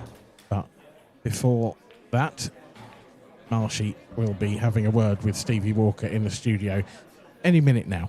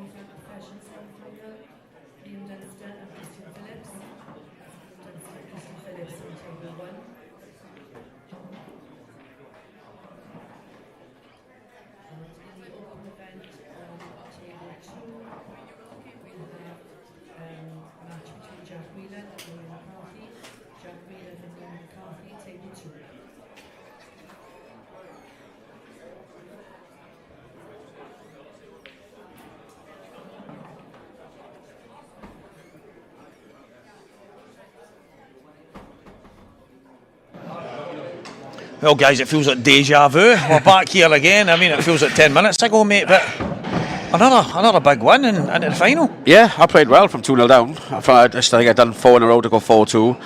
Got a bit nervy, mind, when I think he done 3 in a row to come back at me from 7-3. But yeah, I played really well, to be fair. I had to break really well again, and that's been a big thing for me this weekend. He's been a player in form, I feel, since he won that World Seniors title. And he's had some big scalps, and it's weird saying that because he's been in the pro ranks for so long, but he's probably just kind of teetered about. But all of a sudden this year, I think he's been excellent, and it's no surprise that he's getting as far as he is now. I think the last 2 years he's improved massively, over the last 2 years. And he missed one bad ball there, I think, that he left me on the black when I have to miss the black. But apart from that, I don't think he's done a hell of a lot wrong, really, considering. But yeah, happy, chuffed. One more to go now, see what happens in the semi-final. One more to go. Marcy, listen, you've played at the top of the game for... It feels like forever. No, but it does. For you, for me, imagine how it feels for me. No, I know, but I remember saying to Corey a wee while ago, I remember him, I think he was about 13, 14, he was in the international setups and stuff, but it feels like yesterday, but it also feels like forever. But you know, having that hunger to come to these things, you come and you enjoy yourself, you have a good time, you catch up with some mates. But to go and win one of these is pretty special, so one more push. Yeah, absolutely, yeah. It's like I'm definitely well overdue, man, to be honest. It's been a while, I think. Apart from the Grand Prix, I think I won last year and I got the final of the Welsh one, and Liam beat me. But apart from that, I haven't really done a lot on the tour. But it's amazing what you can do when you have a couple of nights off a beer, isn't it? Mate, that's exactly it. But obviously, you've just mentioned Liam. Liam's obviously playing Christian here. You know Turam really well, obviously. Yeah. Philly's for your neck in the woods. But either way, it's going to be a tough match. Oh, it will be. Oh, absolutely, yeah, absolutely. I mean, if, no matter who it is, I mean, Philly or Liam, but the run that Liam's on at the moment is unbelievable. He's clearly the best player in the world. So part of me wants to play him really, but we'll see how Yeah, it goes. You know what I mean? You play the balls when they come. Yeah, that's absolutely. It don't matter to me who Oh. it is or whatever it is. But yeah, I'm looking forward to the final now. I'm going to watch these boys slug it out now and I can go and chill out. Buzzing for you, mate. Congratulations. Cheers, mate. Thanks. Cheers, guys. Well, Craig Marsh is into the final. Absolutely sensational. I'm absolutely buzzing for him. You see the joy in his face. But you know what? It's not done yet. Christian Phillips, Liam Dunster, they're going at it very soon. Guys, stay tuned, because this one's about to be an absolute cracker.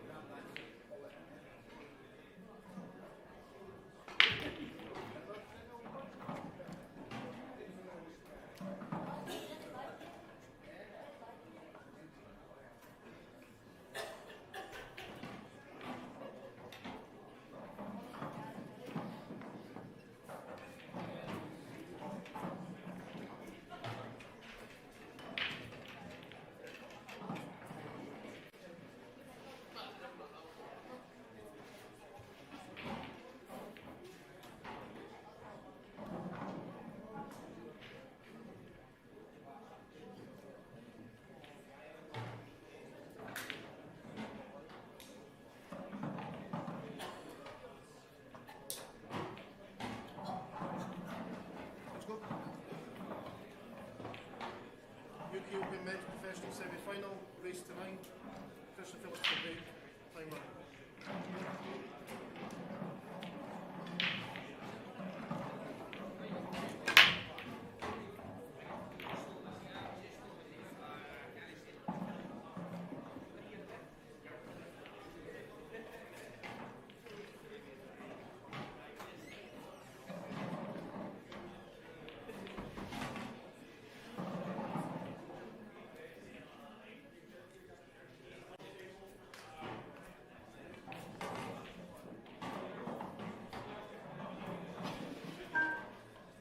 Attention, please.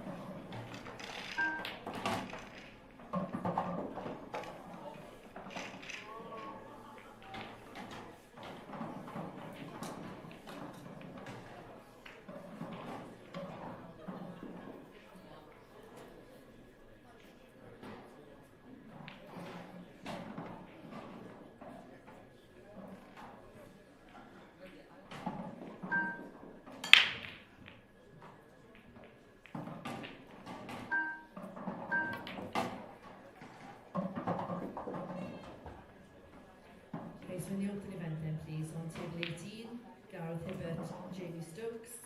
Gareth Hibbert, Jamie Stokes, table 18. Table 19, Matt Murray, Ewan Waddle. Matt Murray, Ewan Waddle, table 19. Table 3, Jamie Ringham, Dan Fairway. Jamie Ringham, Dan Fairway, table 3. Table 22, Stephen Allison, Liam Farrell. Stephen Allison, Liam Farrell, table 22. Table 23, Jamie Craig, Steve Hall. Jamie Craig, Steve Hall, table 23. 24, Robert Stephen and Jordan Cunningham. Robert Stephen, Jordan Cunningham, table 24. Table 4, Wayne Lewis, Craig Marsh. Wayne Lewis, Craig Marsh, table 4. Table 5, Ian Monaghan and Aaron Grayson. Table 7, Graham Hardy, Dave Sanderson. Table 14, Lucas Brighton, Darren Brinkley. And table 17, Kevin Ray and Ben Davis.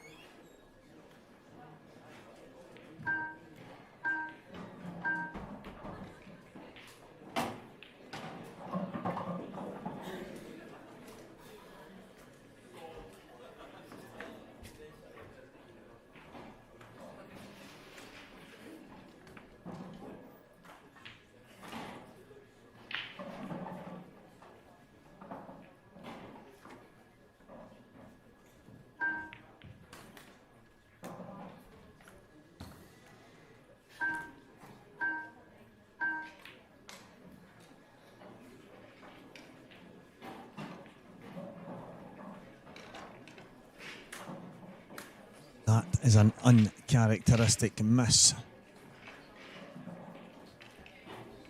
from our very own Liam Dunster. Wow. It's a shocker, but chance early doors here for Christian Phillips. Myself, Stephen Walker, back in the box for you guys for this one.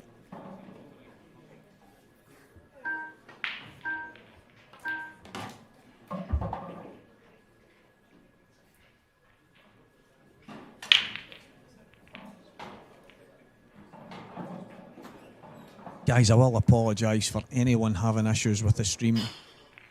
We really are having major technical difficulties with the internet in the building. And it isn't just on the stream, it is as a whole.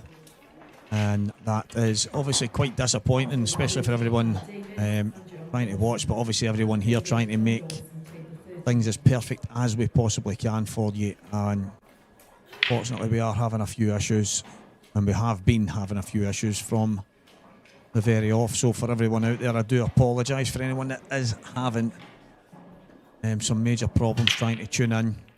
Not exactly as we expected it to be. And I can assure you that the man behind the scenes that does every single thing, most of it on his own, has been really up and down, up to high door I should say. He's been really, really at his wit's end, trying to get it as good as he can do.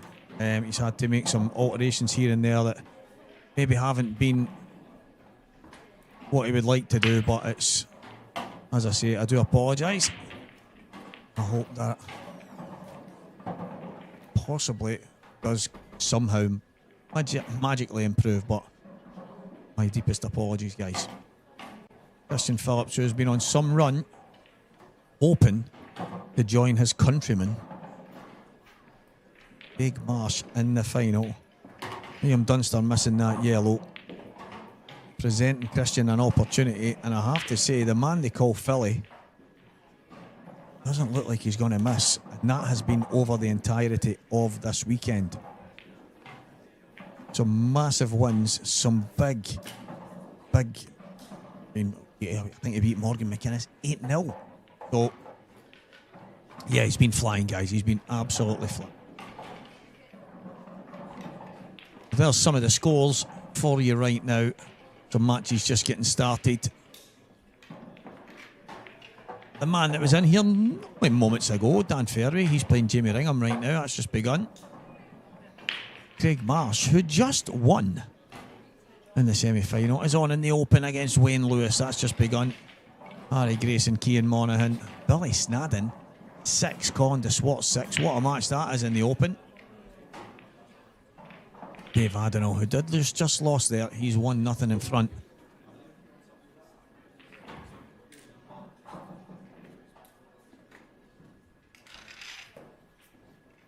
The next match on the ladies streaming table 8 will be the ladies amateur final between Philippa Orr and Gemma Clyde. Philippa Orr and Gemma Clyde on table 8.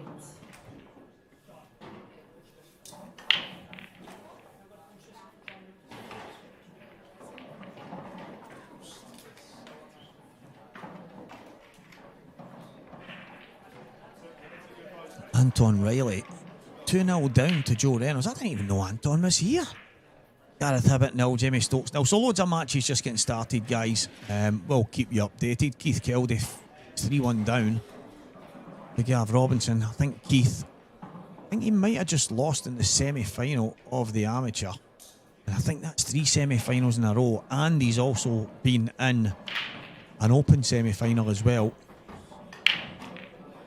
Absolutely flying has Keith over the course of this year, and I would not be surprised if you don't see him in the pro ranks next season.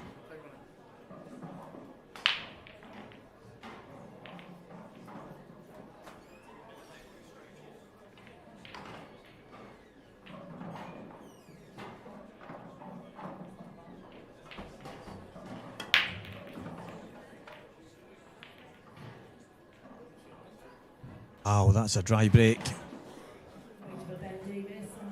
Guys, don't be shy. If there is, if you're thinking there's any issues, I've seen someone obviously pointing out that there's a problem with the audio as well. Because I tell you, I would rather not be talking to myself. So keep us posted. Obviously, we know there's some problems with internet signal. It's really poor, and we're having major issues with that. That just can't be helped. But if there is something that we can do with the sound, I don't know if that's... I mean, that's how much I don't know about the technical terms, but I don't know if it makes a difference, the internet with the sound and that as well. But listen, we'll do everything we can. Sincerest apologies. It's all I can I can give you, and I know that doesn't go very far, but it's all I've got, guys. Christian Phillips, opportunity to get some daylight between himself and Liam Dunster.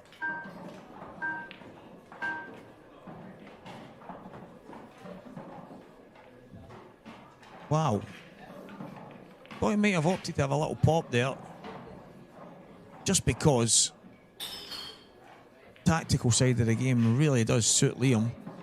And I'm not saying that it doesn't suit Christian, because I really don't know if it does. I know he prefers to attack. I know he's far more attack minded in his style of play. However, if he can dance, tactical dance with Liam, fair play to him.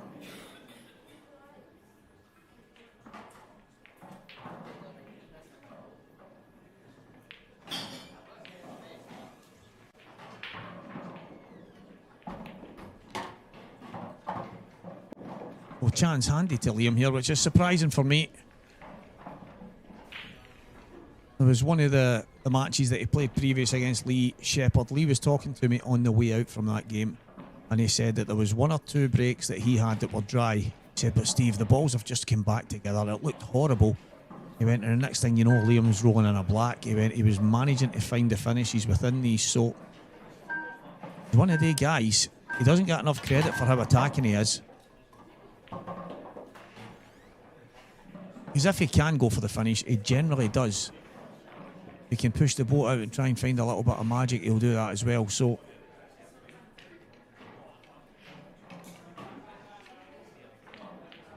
yeah, I would have loved to have seen a tactical battle with the both of them there, to be honest, because that's obviously what Christian was kind of instigating. Liam deciding to be very aggressive. Double into the big bag.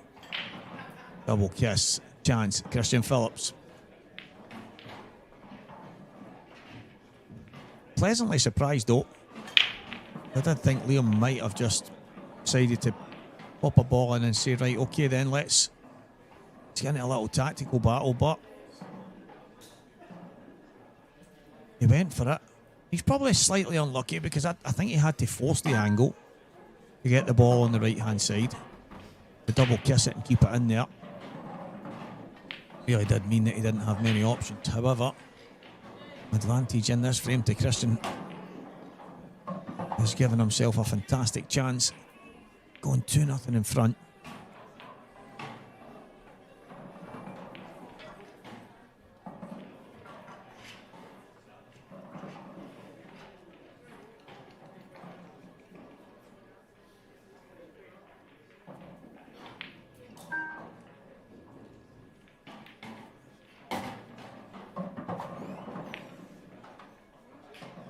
Yeah, the yellow that I see towards the left middle, probably the only one that I've seen is slightly awkward, and it was on it a moment ago. I don't blame him for taking the one to the bottom right.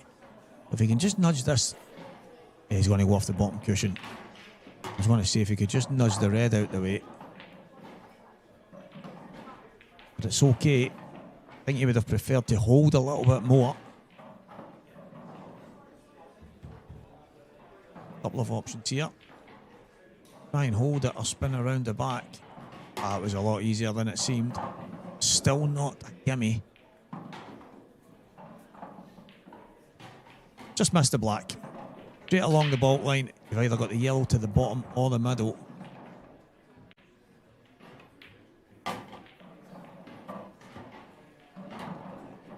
That is lovely.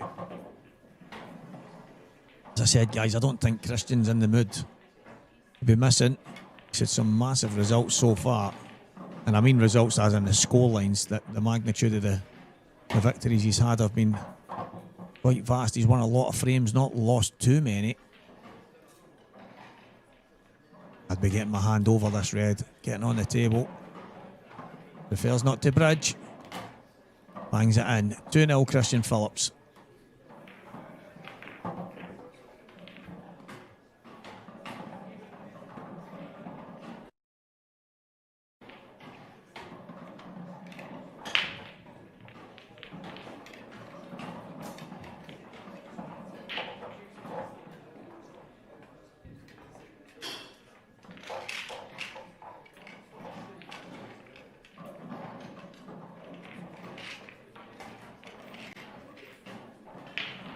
Next up, Coventry Hilton Doubletree. September, so in August without a tour, but there is going to be the Masters, which is a professional event that is taking place in the Goldrich Pool and Sports Bar in Glasgow. The guys will be back up the road. That is going to be some tournament. Big races, big players going at it over the course of the weekend. Looking forward to that.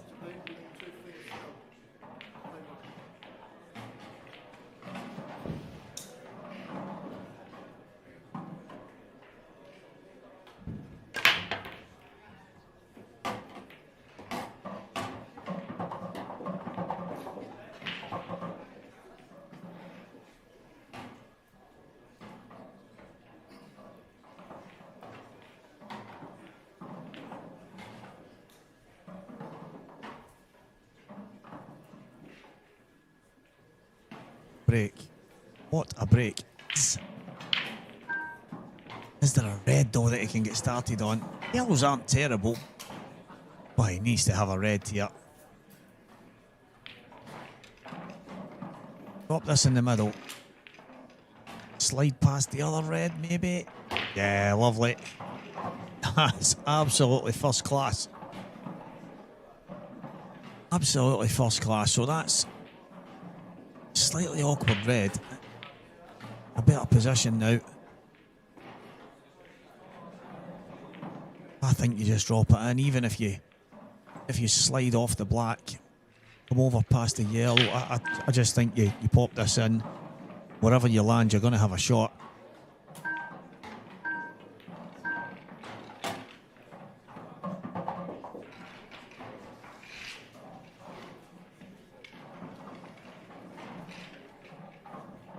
Top. Drop it in. Don't be too greedy. Yeah, I'm surprised he's not just played for the one to the top right. Still on it. He's got a bit fortunate there. Take the one to the top right and then the one to the top left. Just having to be on the baulk line. One cushion and down for the 8 ball. I'm very, very surprised at Christian. All over the place there, guys. Really, really surprised at Christian. He could have made it a bit easier for himself, but he's on it. Has he got enough angle to run off the top cushion? One cushion and down. Has. Oh, it looks like he has. We'll find out. He's pulled the cue ball straight back.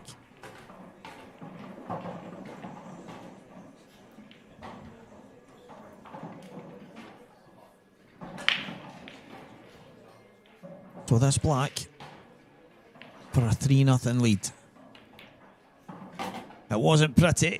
It had a few slightly errors in position. Christian Phillips, a man, the Welsh Coast. That's even a thing, the Welsh Coast. I don't know. Well, you'll have the Welsh Coast and then you'll have the Welsh other side. I don't know why I said Welsh Coast, because it could be from anywhere in Wales.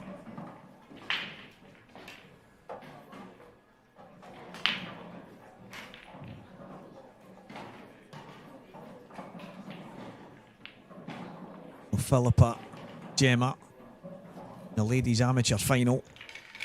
Both Scottish international players. Actually played mixed doubles with Philippa a couple of years ago in Bridlington. And I'll be honest, I didn't know much about her, but yeah, she can play. She can pot. There was a couple of times I said, listen, I'll try and get you here. And she's like, no, just leave me. Whatever, just leave me on it. Banging balls in all over the table. Brilliant.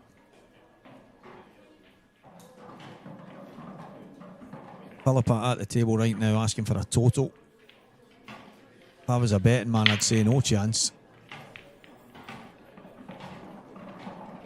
Surely you can get through the gap to that red. You can get a snooker ball through there. Maybe you're hitting the cushion first though. Maybe you're hitting the cushion first.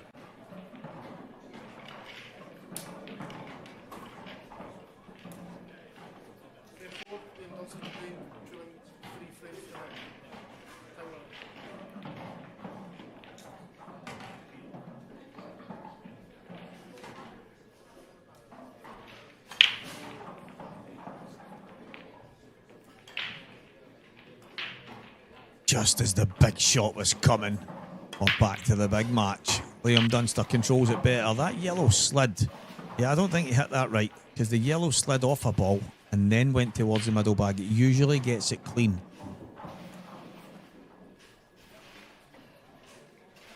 These aren't perfect.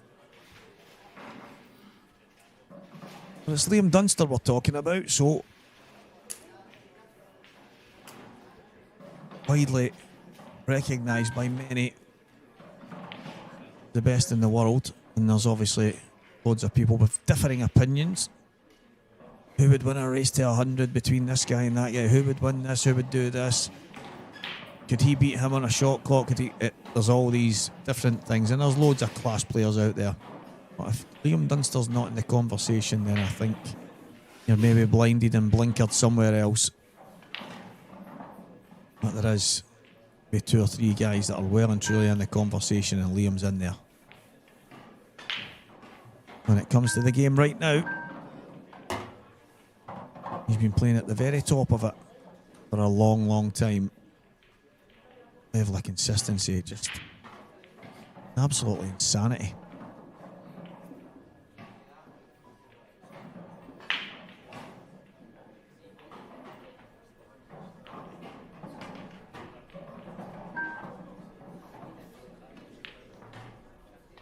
Wonder what he does with all the trophies. Wonder if he keeps them.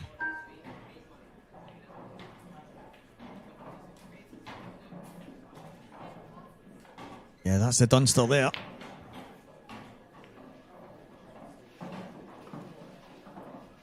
Is there a route out of this? If he can get through past the yellows, I think he just about can.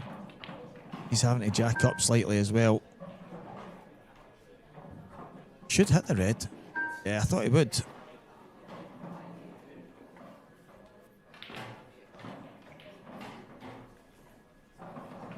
That's a great hit. That is a great hit. Look where he's left it. Look where he's left the cue ball. He's left Liam in all. He's left him in all kinds of trouble here, so.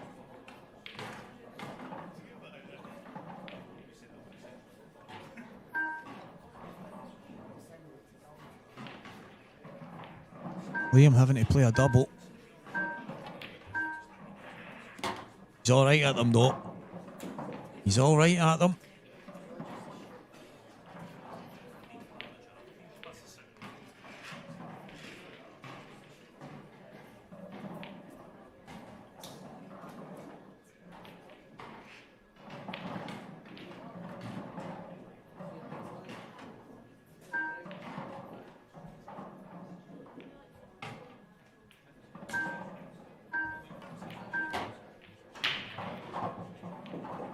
Oh, the cannon has gone wrong. But has he got a slice of fortune? Is there still a way to play the plant?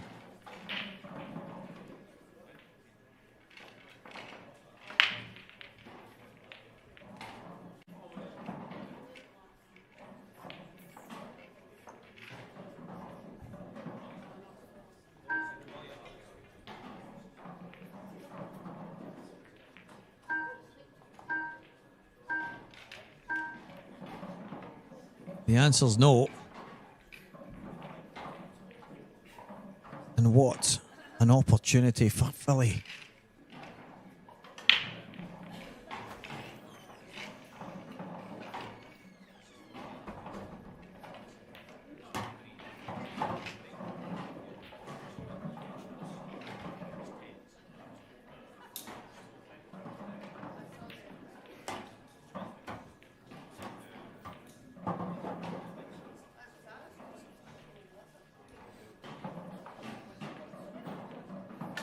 Gathering some big points for Philly's Reds.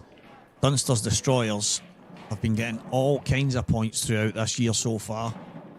Likelihood is they're going to put themselves into a great position for heading to the Isle of Man, where we will come down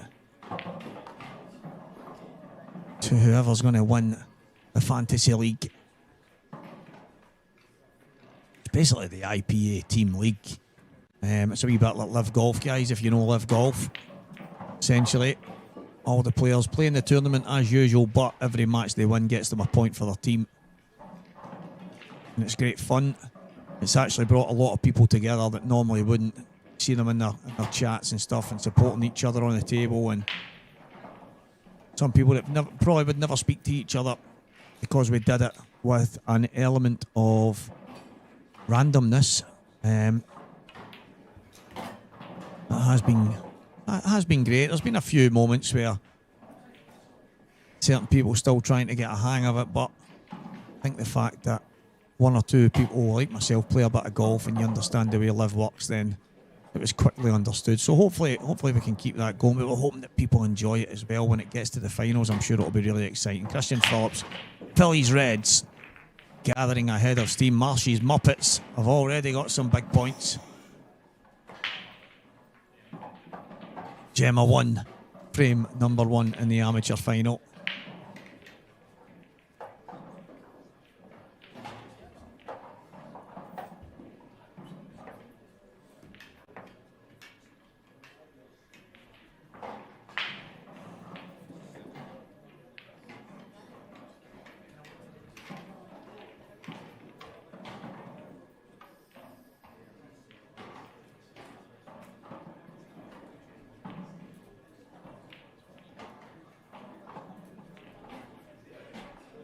A good shot. Philippa with a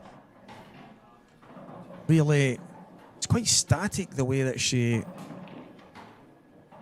feathers the cue. Much movement in it, big distance between the cue and the cue ball. But it seems to work for her. Here she is in the final. As I say, I played in a team with her and she pots them off the lampshade, so yeah, fair play.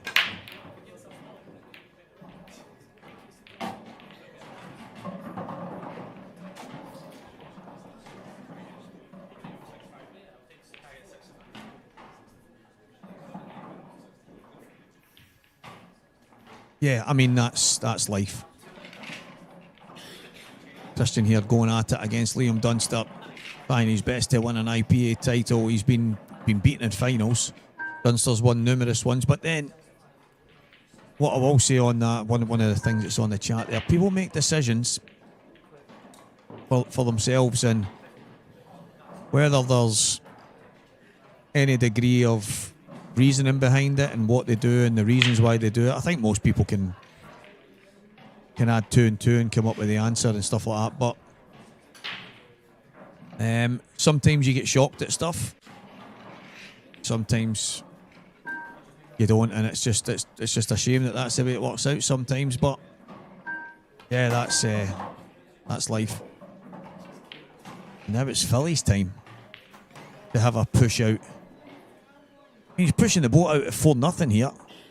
Throwing caution to the wind is what was said. Maybe you don't have to when you're in that position, but right now, still big favourite in the frame, especially the way the balls are at the bottom left.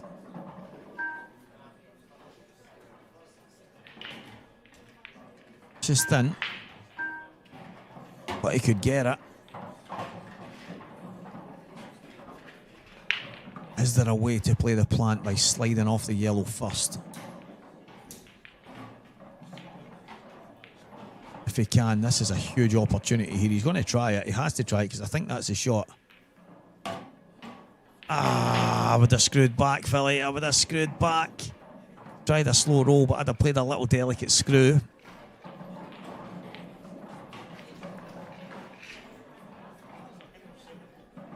Can he find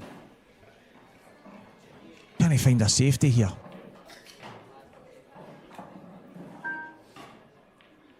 If he can get in behind this yellow, this will be absolutely unreal. Right, it's not perfect, but it's given Liam one opportunity and one opportunity only. Liam doesn't have to go for a pot. He could slide off and put the cue ball on the bottom cushion, but that would give Christian a chance to pop the yellow, even if it's a thin cut. If Liam misses, it's frame over. So he's having a look. You might see him play the red onto that yellow and try and get the yellow over to the right hand cushion and bring the cue ball back roughly to where it is right now. But I've said it so often over the last while, he is so aggressive. He doesn't get the credit for it.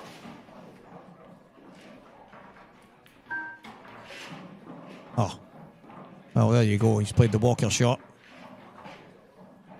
Walker the talker. Calls it correctly. I didn't think he was going to play it, even though I saw the shot quite early. I didn't think he was going to play it because maybe, do you know what? I think if Liam Dunster was 1-all, 2-all, something like that there, I think he has a go at the finish. But I think the fact he's 4-0 down, he's had a look at this angle. You see him lining the cue up to see what he's leaving Christian. And he thought, you know what, it's worth the gamble.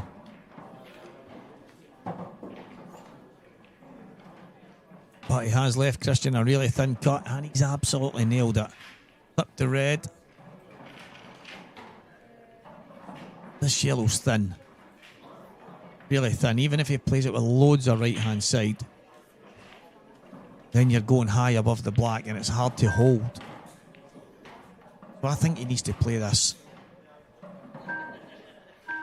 and try and come,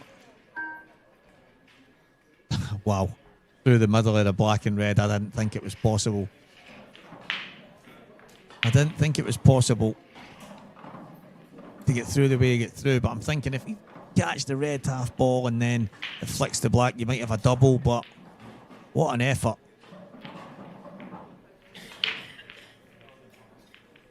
What a fantastic effort, but chance Liam Dunster into the left middle to get it started.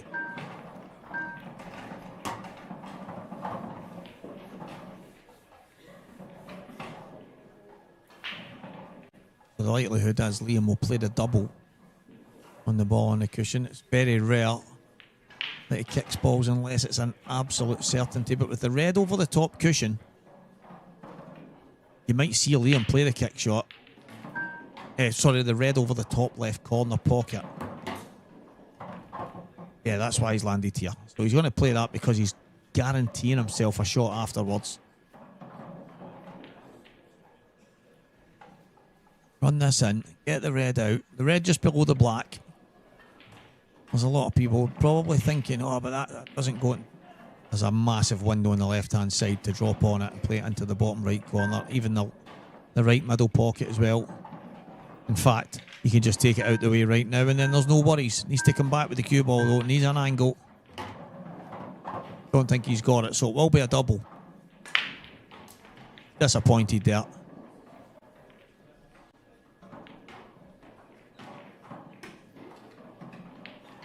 Just didn't get into it. Needed to come back probably another inch or two.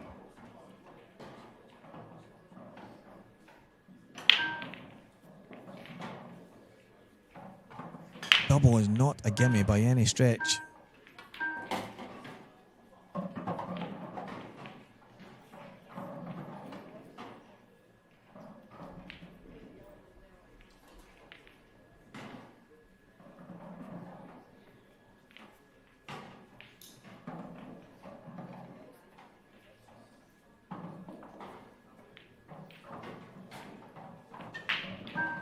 Didn't have any worries here on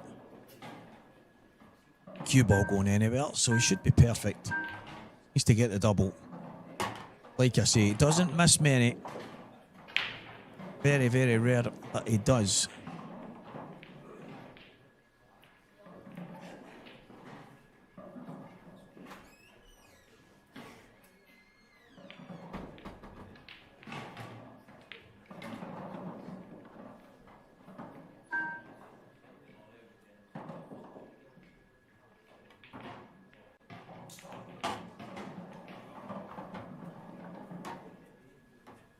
Well, nicely held.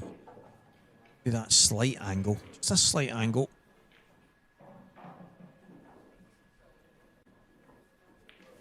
I think I prefer coming past the black here for it into the left middle. Allows you to play the shot a little bit softer. I think Liam might just ghost this in and come back and play The black to the bottom right. Yeah, you're not getting much better than that.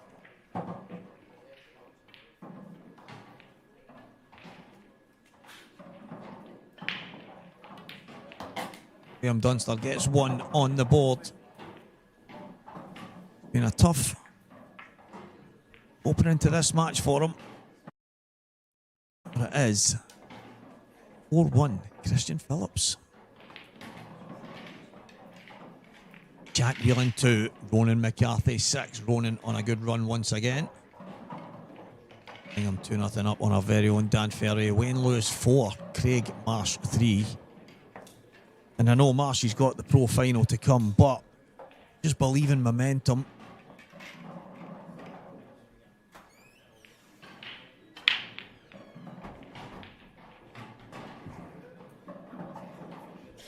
Lauren Wright 1, Marianne Rinaldi 2, Maura McCann 1, Nikki Browns 1. Kiss Bryden 6-2 up on Darren Brinkley. Matt Davies 2, John Dawson 1.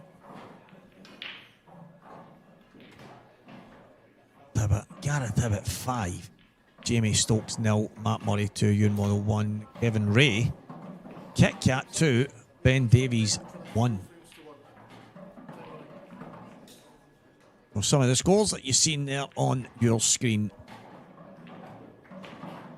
Back we come, guys. Back come here. Liam Dunster, 4-1 down. Needs to do something special. He needs to get that break working. And it's not going to be in this frame.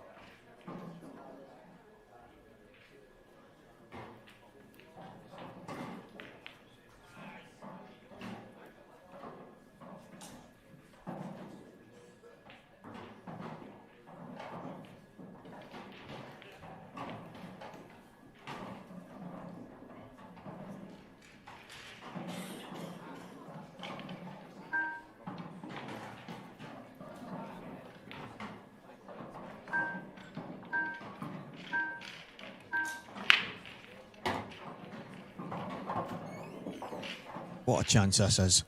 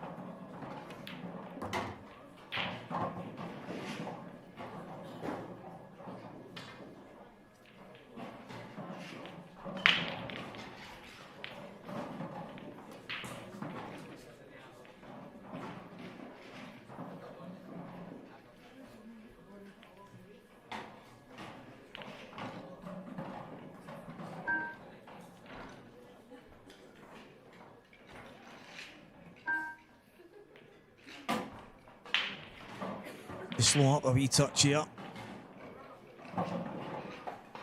Yeah, it's caused a little bit of an issue now. You can somehow control it off the yellow. Yeah, Spanner Austin, spot on as usual, my friend. Oh, he could miss the yellow. Could miss the yellow. Walker the talker is not Walker the seer. That looked impossible. Looked impossible to miss the yellow on the way by.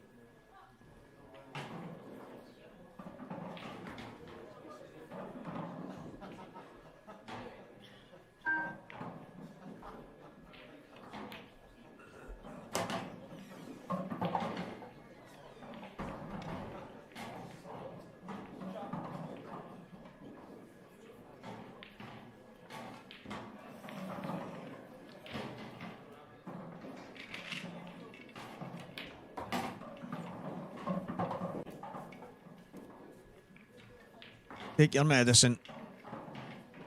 Slot it home. What a chance this is. What an incredible opportunity to go all the way to the final. Play your fellow countryman. Christian Phillips has another one on the board. It's 5-1. Liam Dunster doesn't find himself behind very often. Christian Phillips doing a fantastic job right now. This is the kind of pot I was told to leave Philippa and she was banging them in. Let's see what she does here.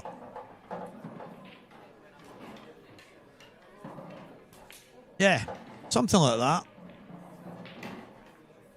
Close to an off here though, I'm going to say that much. She's very, very close to an off.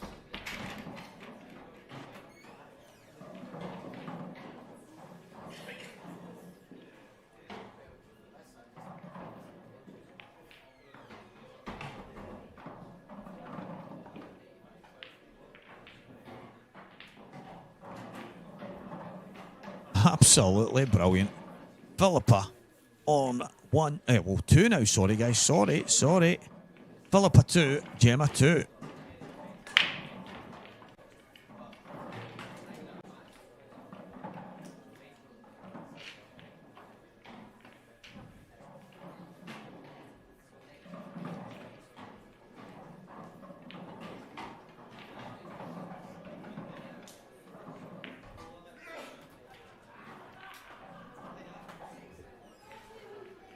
Seven.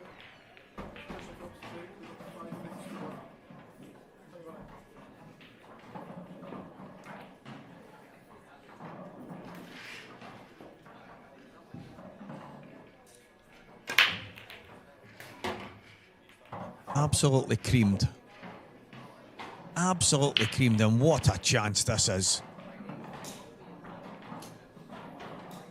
The easy, obviously it's not, but guys at this level, these are opportunities I feel that if you're going to beat the likes of Liam and win tournaments, you have to take. Yeah, I think I would go and get them 10 out of 10. Probably not, but I would fancy my chances of rolling these in. Just a little bit of work to be done. Needs to mind these work a touch. See the one on the right hand side down at the bottom corner. You just need to be near the side cushion for that. The one over the middle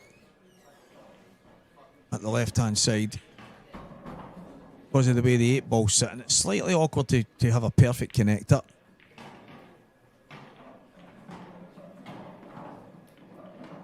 Christian going upstairs because he's not want to clear a pocket down here, and that's totally fine.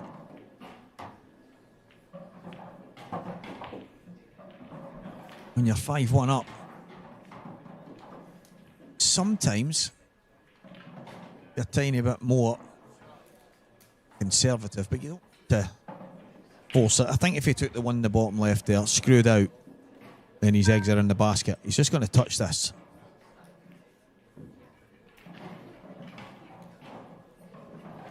I think Liam will appreciate that. I think he'll appreciate the fact that Christian's turning the screw. He's not being a bit overzealous and forcing the issue.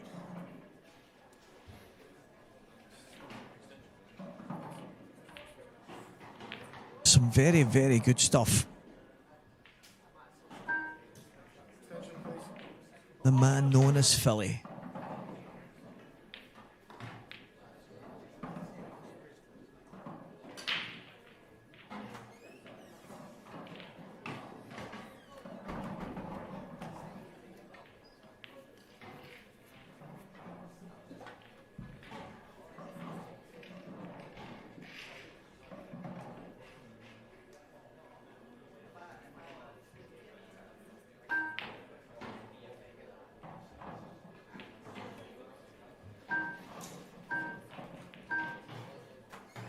He's tried to put a spanner in the works.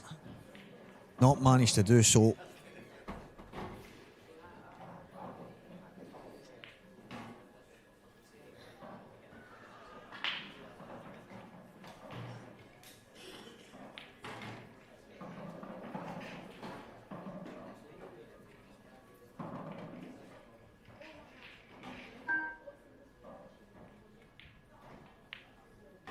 Nice.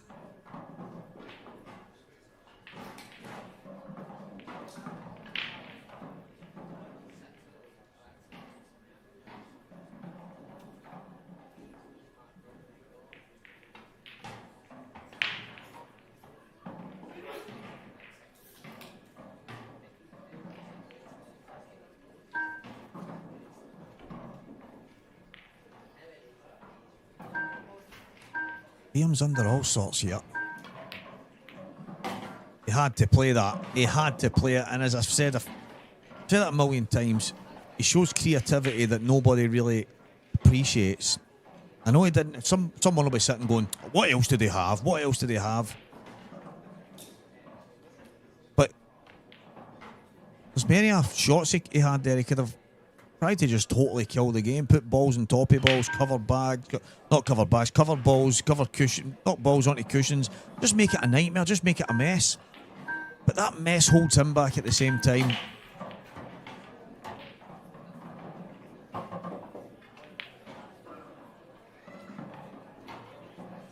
But he doesn't get the credit he deserves for being a very attacking player. He probably has more dishes over the course of a weekend than most other players in the event, but he does show a little bit of imagination at times.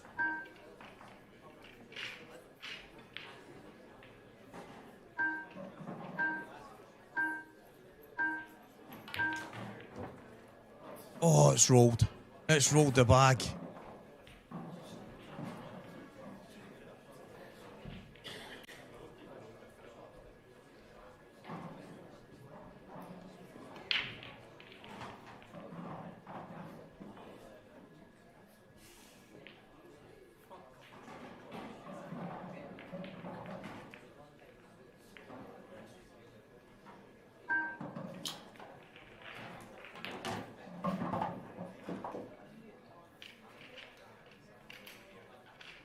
Is he on the red? I think he might just about be.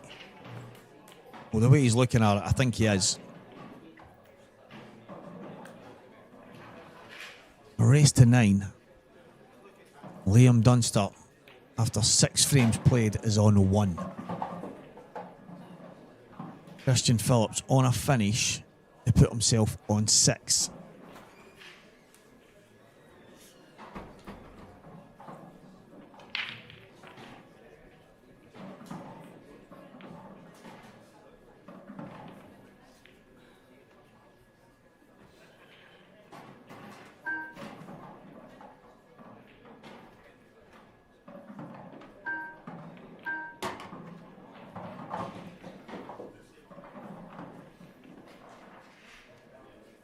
Sure if that red passed to the right.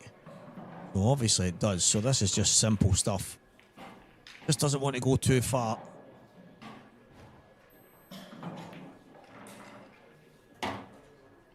Wants to be able to bring the cue ball just up past the yellow.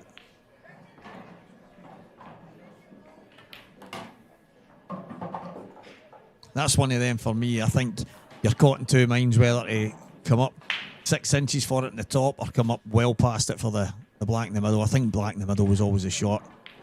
You just end up under hitting it, but he's absolutely fine. Let's play this in. Nice and easy. Little trace aside on the cue ball to make sure it doesn't follow it, and it is. Liam Dunster 1, Christian Phillips 6.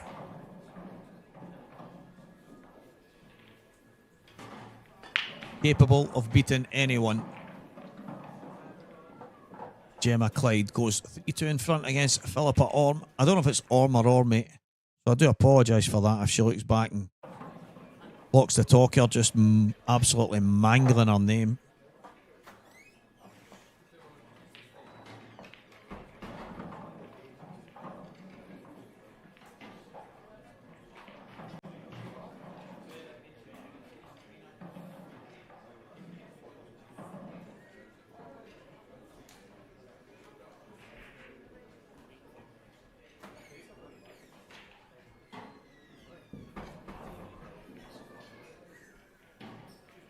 A lot of scores for you to see. Anton Riley, who I mentioned, come back. He was 5-1 or 5-2 down. Shelley Foreman 4-1 ahead of Zoe Carrollton. Nessie Smithson, Paul 1, Claire Biddle 0. That's just started. Lauren Wright 3-1 down to Marianne Rinaldi. Maura McCann 3-1 in front against Nikki Bowles. Bounds is that? Yeah, Bounds. Sorry, guys. Eyes are painted on today, honestly. Liam Farrell 3-1 in front against young Stephen Allison. Jamie Craig 5-1 down to the wall banger, Steve Wall. I don't even think that's his nickname, but it should be. The wall banger. On you go, son. Liam Dunster to break, 6-1 behind. It is a mountain not many could climb. Not going to put him in that bracket just yet. But his break has utterly destroyed any momentum that he could build in this match.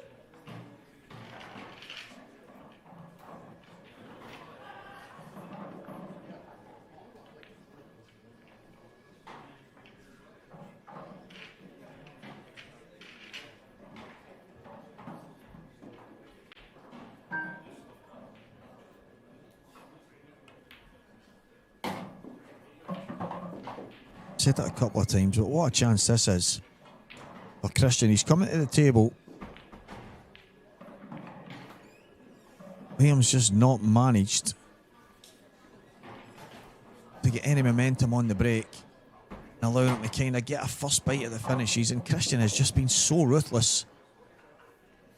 One of the big things for me is he's played the right shot at the right time. He's basically hanging in there in certain frames where that's the wrong turn of phrase, I would say. He's just been clever at the right times by maybe just touching a ball, playing that little snooker, and knowing that Liam most likely might get a hit or whatever it is. But the likelihood is he'll come back to the table with an opportunity to then get the frame done. So, been excellent so far.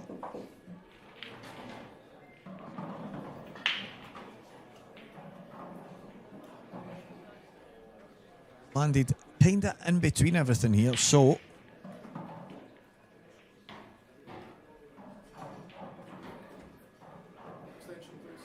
a bit of work to do.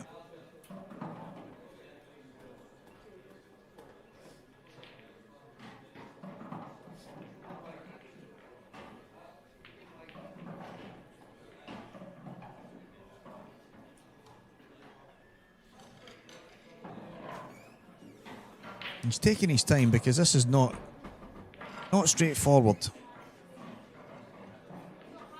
Deciding to go for the thin cut up the cushion. Is it going to drop? It does, but there's still work to be done.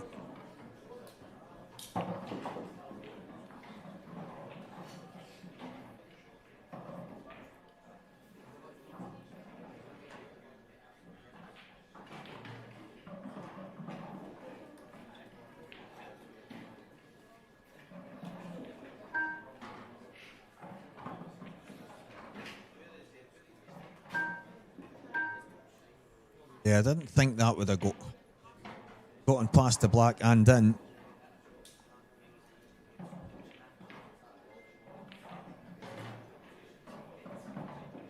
Or maybe just what Liam needed. Opportunity to get crack at a finish here.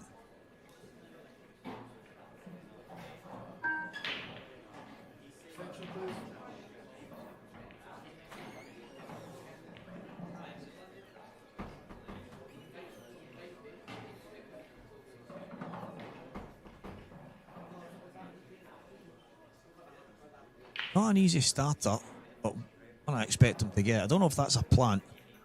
The cut into the right middle, there's the ball to the left middle. I think that's what he's lining up.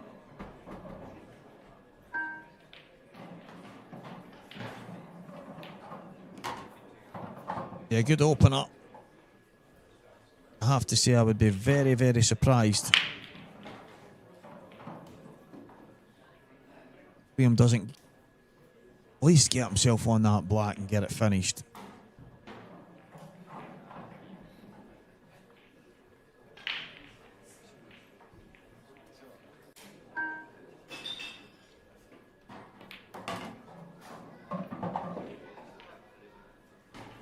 That is just about perfect.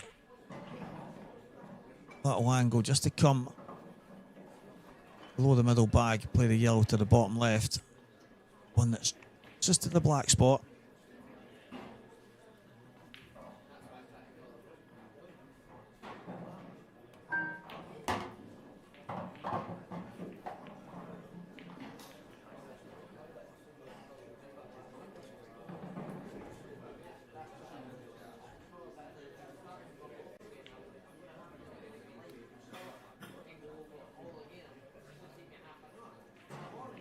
Ball maps itself out. It's always going to be about getting perfect on the top cushion for the 8-ball. Kind of finishes, I believe, Liam. Makes look very easy. To a lot of people, I suppose they are, but you're on the main stage. Think anything's a gimme.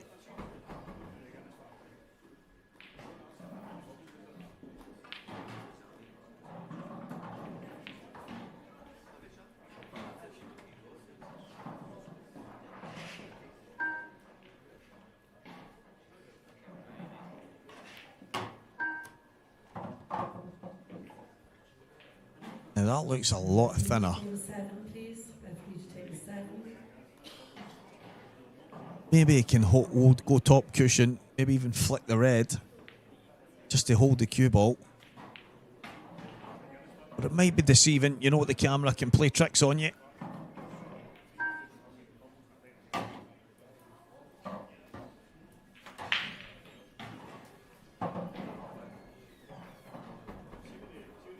So this 8-ball along the top cushion, definitely not a gimme for me. I don't care what level you play at. I expect Liam to pot it 99 out of 100, but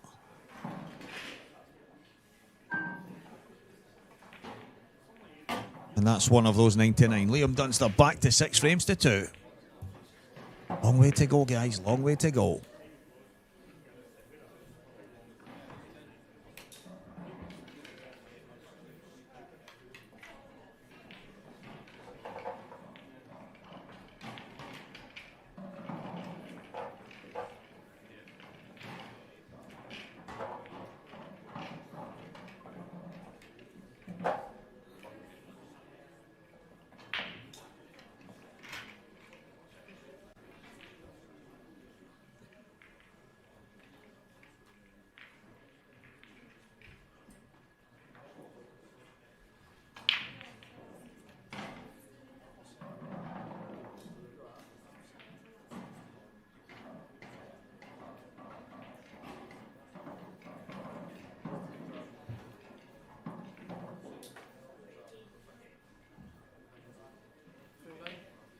This stops the break in 6 frames to 2.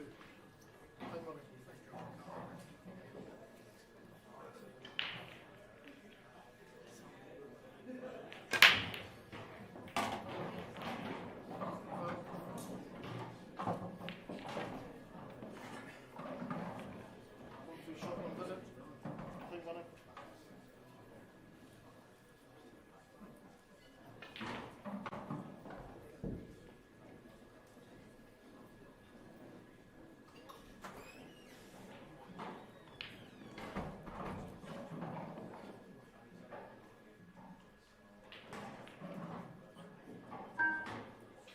Extension, please.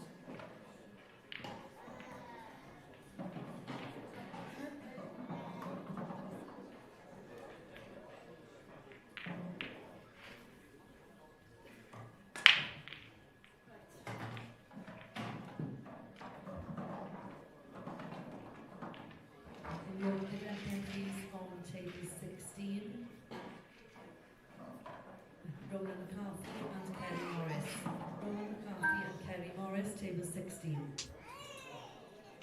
Is the tide turning? Is the tide turning? Like I said, there is a long way to go. Liam's one of the guys. He's not beaten till he is.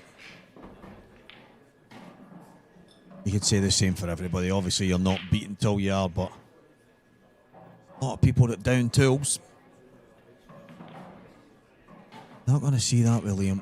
Just continue to plug away. Christian has to be patient. Wait for his opportunities. Don't force them. Slight mistake in the last frame, just landing in between everything. Ended up causing him some problems, but have to be patient. Wait on the next one.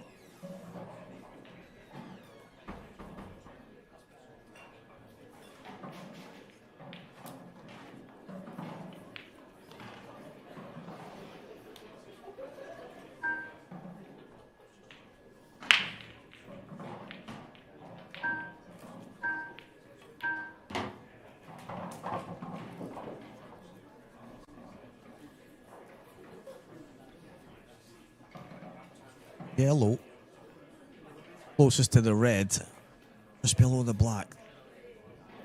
The one below it is the automatic connector to pop that in the middle. Wonder if the black goes in the middle as well.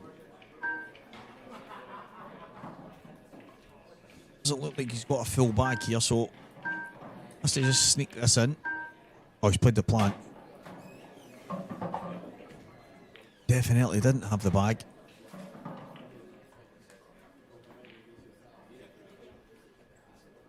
Looks like if that black goes into the middle, then Liam would play the one closest to the bottom left, then the one to the bottom right that's closest to the bottom cushion, and then the one to the middle, and then the ball to the bottom left again for the 8 ball. So bottom left, bottom right, then the right middle, then bottom left again would be the option. Not sure he's come back far enough for that, but let's see. As I say, guys, the black might not go in that middle, so he might have a different shot that he has to play here. He might have to move something, but it does look like it might just about pass.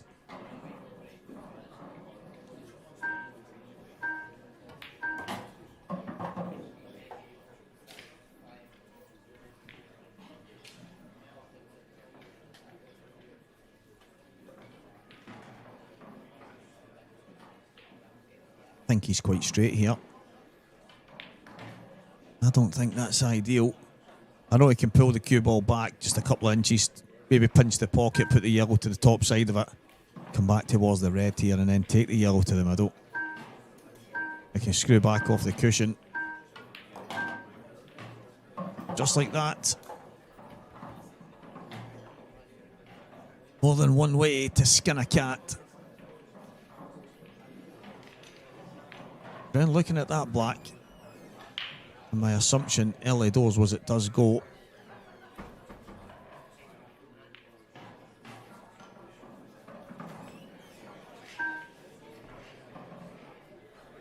Wonder if he can get high enough to just play it in the bottom right.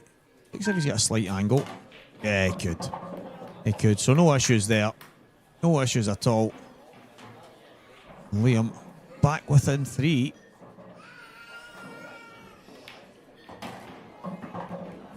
Christian Phillips just has to be nice and patient here.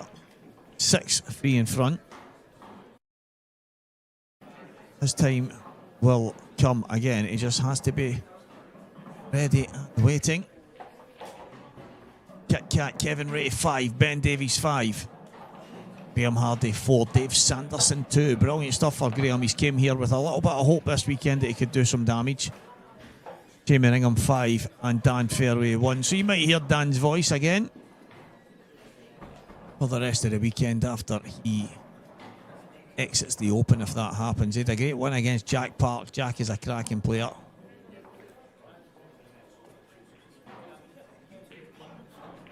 Ewan Waddle 5, Matt Murray 3. Philippa and Gemma in the ladies amateur final. Gemma 4-2 in front. Maura McCann and Nikki Bounds 3-2 Maura. Ronan McCarthy and Cherry Morris just getting started. Essie Smithson, Claire Biddle 2-1 to Nessie. Well, here we go. Liam Dunster to break off. 6 frames to 3. Can he get his break going? And if he does, that could change the momentum of this match. This is huge. Absolutely huge. There is the answer. They are just not splitting anywhere near the way he wants.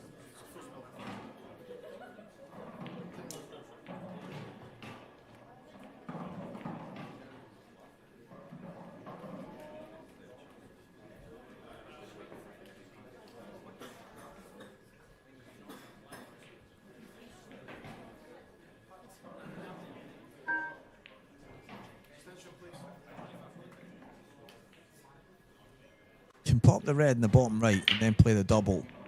that double could be one of them that you're looking at as a kind of frame ball. The other option is to try and get a yellow. I think this is it. I think you pop this in. Oh, he's got a pot kick, maybe. Yeah, what am I thinking? The only issue with the pot kick is there's no guarantee you're going to be on anything. He's on the double. You nail the double, I think it's a frame-winning opportunity. You play the pot kick, it's in the lap of the gods. So here we go.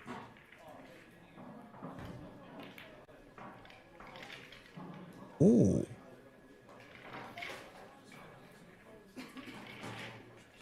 Concentrating on the kick there, didn't get the pot.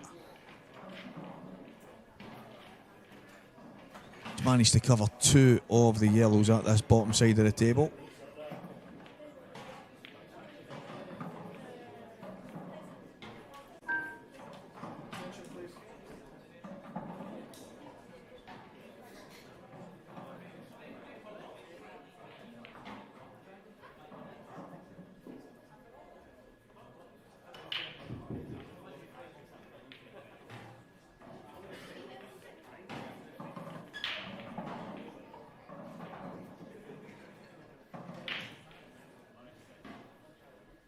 His options are limited here.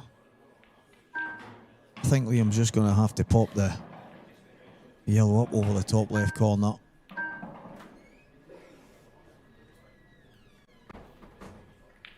All about the pace. I think he would have loved it closer to the pocket, but the job was make sure that the red was covered. So that job is done.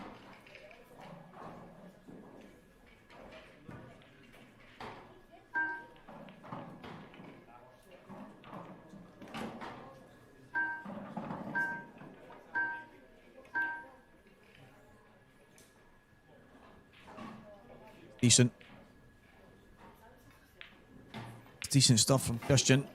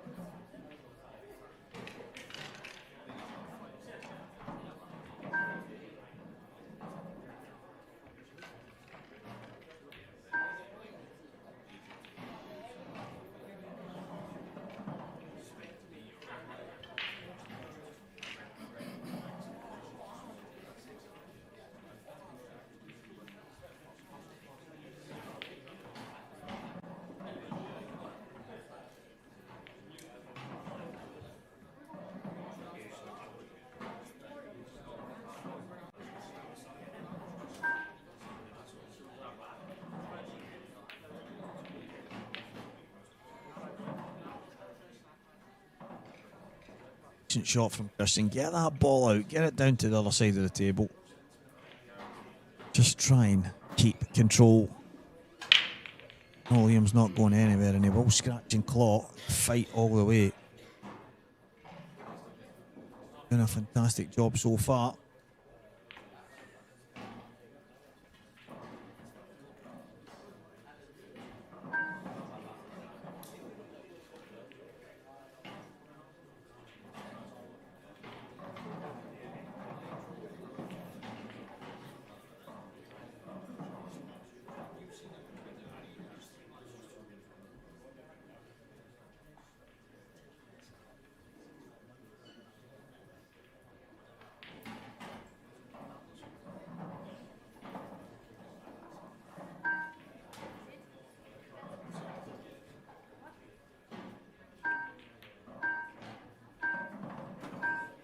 There's no joy. There's no joy in going and pushing out the boat and trying to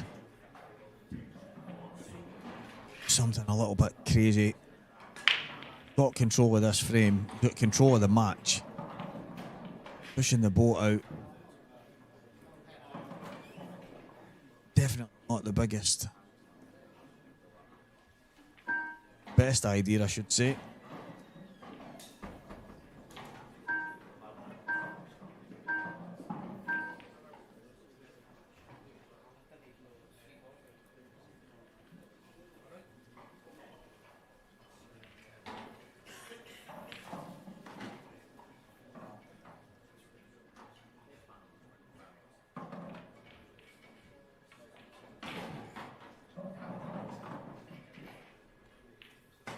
bit of a messy table.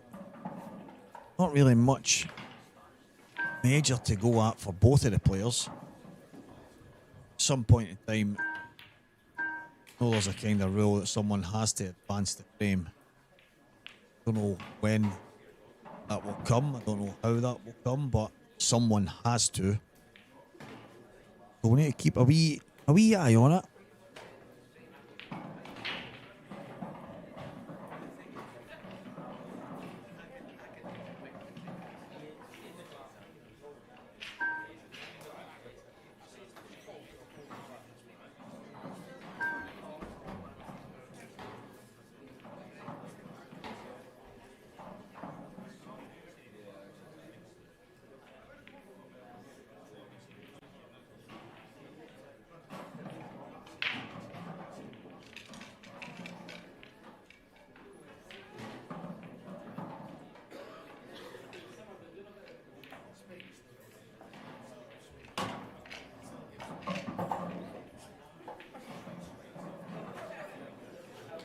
Big risk reward now. It's going to have to be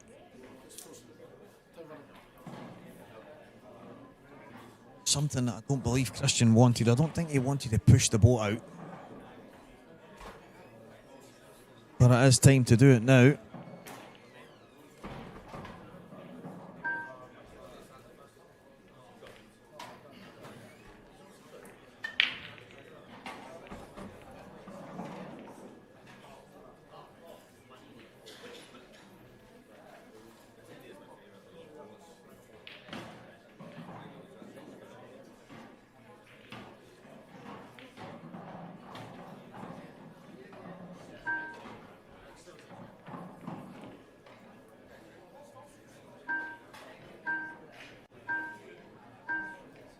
Supposed to play quickly here, doesn't like it. He just makes a mess.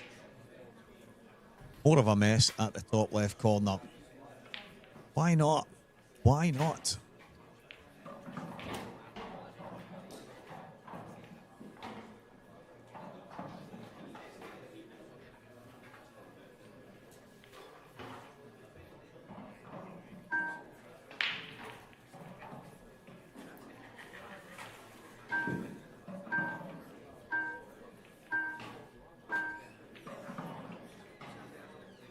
Two guys flying very, very close to the foul that would change this frame. Don't imagine any of them will get caught up with the time foul, but the last two visits where they've had to kind of play quickly.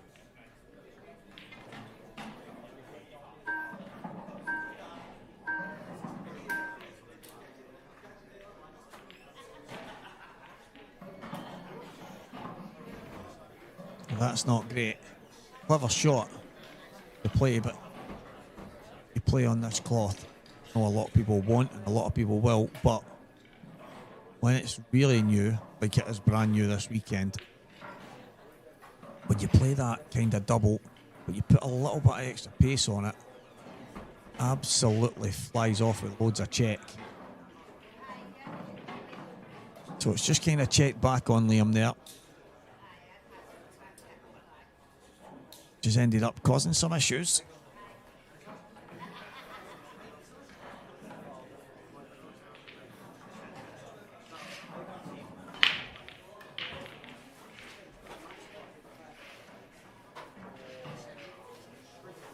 Yeah, I've got a feeling Liam can steal this top pocket.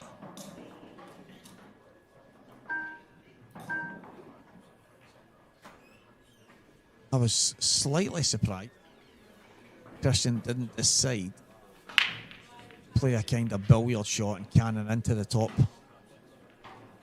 possibly knocking his red in.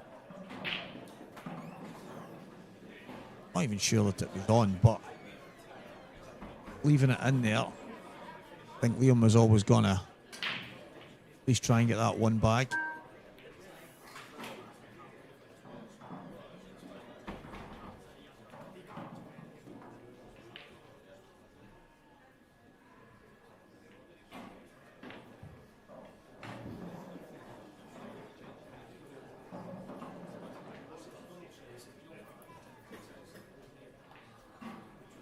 Yeah, there's no doubt in the yellow goes. So what's Liam's thinking here? Is there a chance to really, really turn the screw here?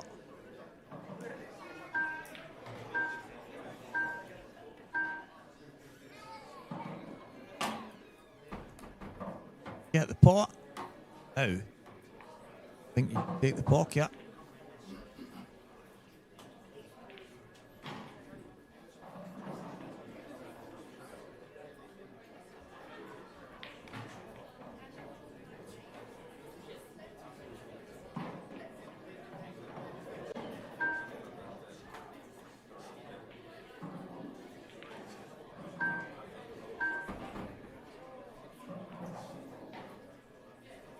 All that, what you call welded.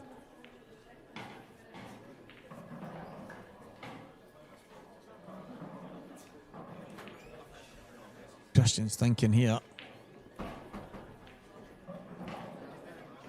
That's good. That is good.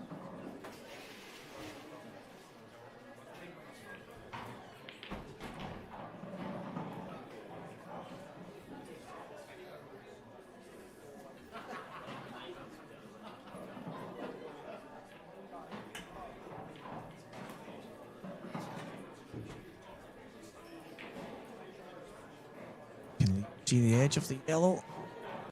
Yeah, he could. That is absolutely first class.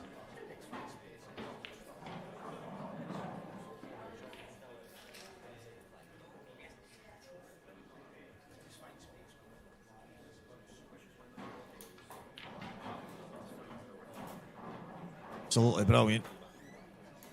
Christian covered that yellow. That would have been probably the writing on the wall. Liam would have been coming back then, but oh wow. I'm so surprised Christian didn't just go top cushion and just clip the red close to the top left pocket. Really surprised at that. Sometimes the pressure can tell, and he was favourite in this frame. Liam turned the screw a wee bit. He can hang in with the best of them. It's just doesn't go away. So he's got this red out the way now. Total control. Yellows are all there.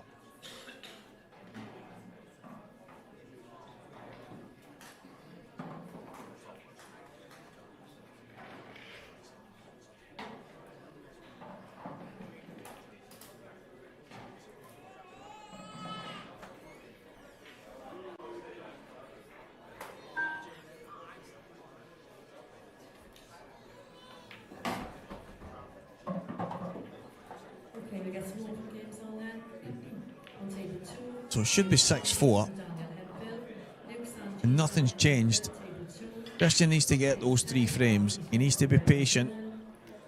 This has been one of these crazy tactical battles for quite a while. Not been much either of the two of them could really go at. That shot from Liam a moment ago was just first class. One bit of magic.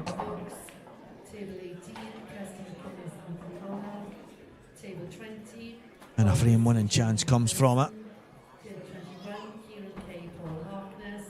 Table 6, Nick Powell, Josh Thormond. Table 5, Chris White, Eddie Roberts. And table 4, Dylan Stanfield, Joe Reynolds.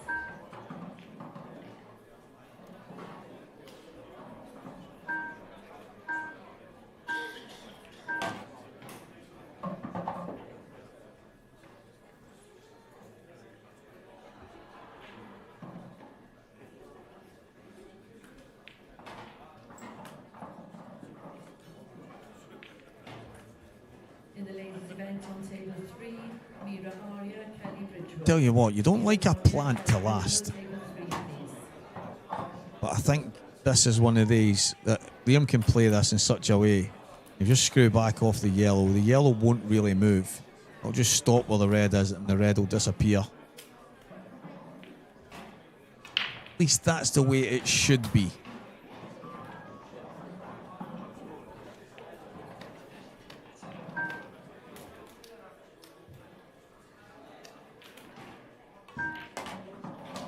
Just like that.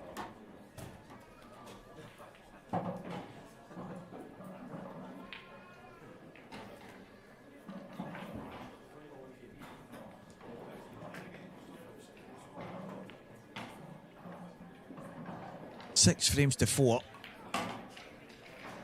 was 6-1 down.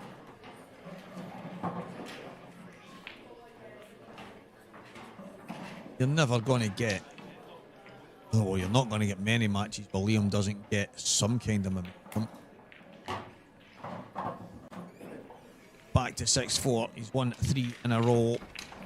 Christian said it and I'll say it again. Just needs to be patient. The opportunities will come. Step up and take them. The complexion of this match has most definitely changed.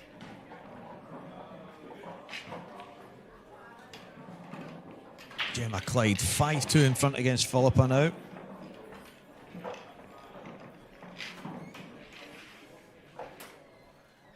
That's going to be 6.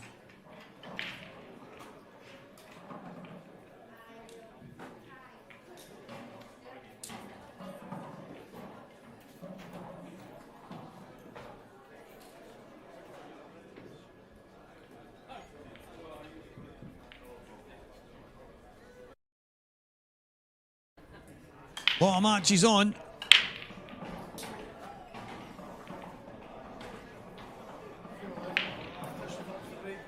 Scores they are right now, but most of them have just started, so we'll keep you posted. They are all on Cuesports, guys, for anyone that wants to go on. Oh, well.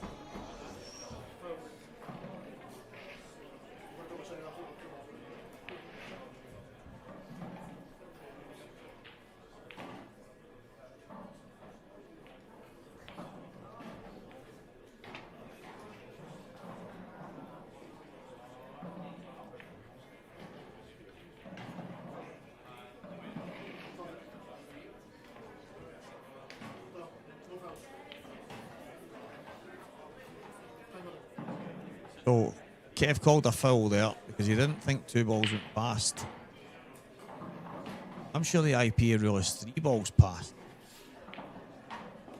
2 balls went up and then back down, but not been much movement. Sure, he says no foul. So, no free shot and visit.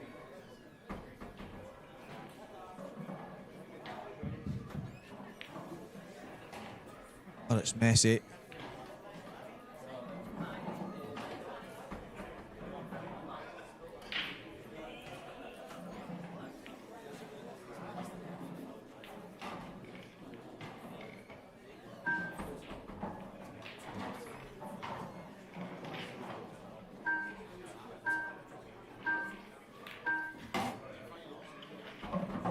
Oh, that's a good shot. Having that plant straight away definitely opened the door here, because I'm positive that that red closest to the 8 ball will pass into the bottom right.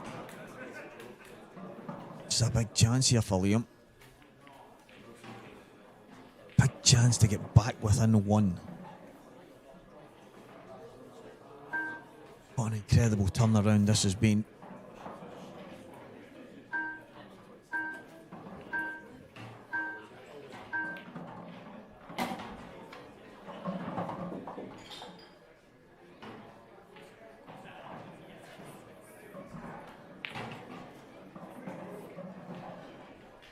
Looks like Liam's going to have to go up at some point soon. Back down, because take these 2 to the bottom left. Slightly awkward to get at the bottom right and top.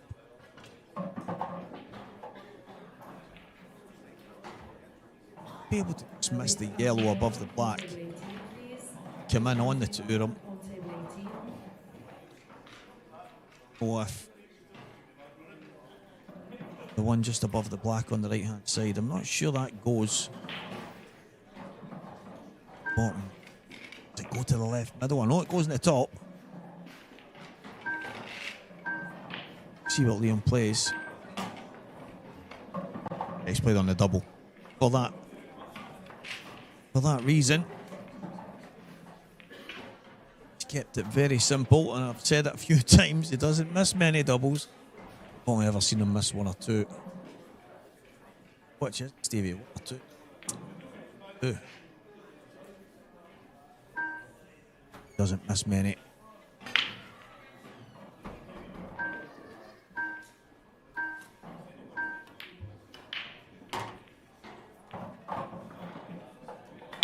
Absolutely sensational. So, this little angle just to stun slightly below middle the cue ball. Side cushion and up. And it looks like, if you look where the cue ball is right now, if he lands there, that's a straightforward black. So that's exactly where we're trying to get back to.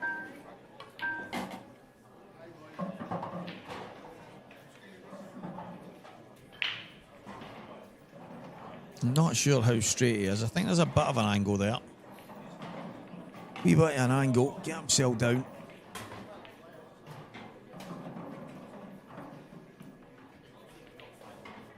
Should be 6-5 William to break. So this is an incredible turnaround.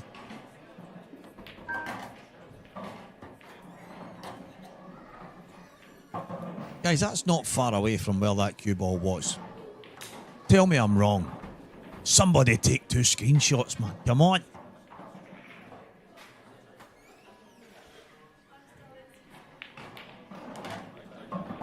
Liam Dunster 5, Christian Phillips 6. Liam Dunster will break off in the next frame.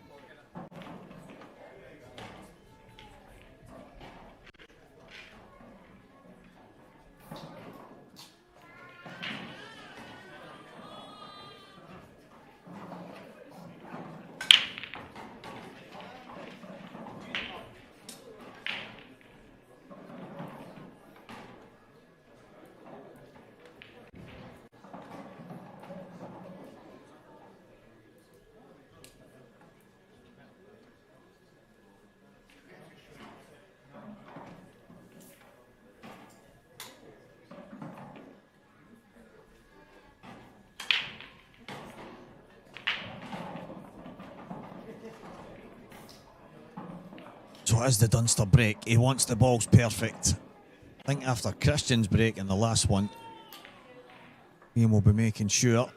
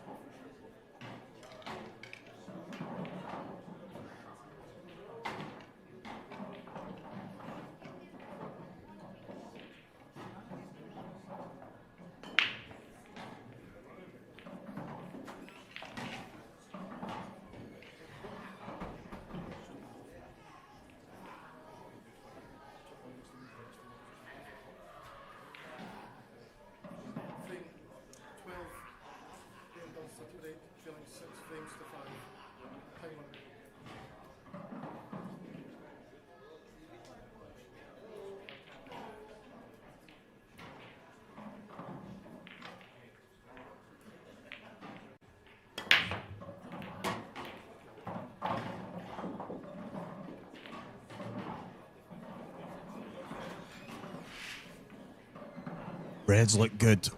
Reds look very good. Liam has been turning the screw.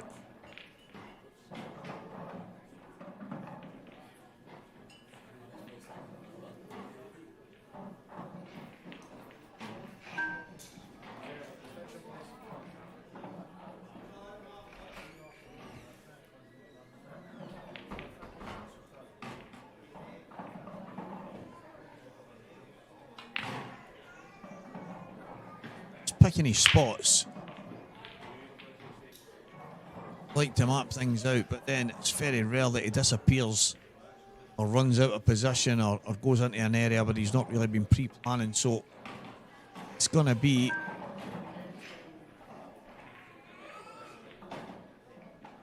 Liam Dunster with a great opportunity to get to 6-all.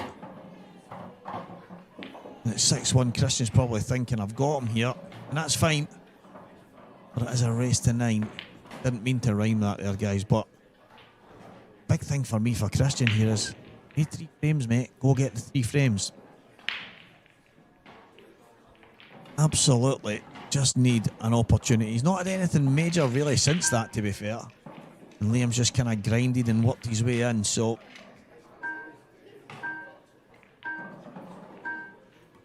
a lot of pool to be played. 6-1, 6-5. If Liam does take these out,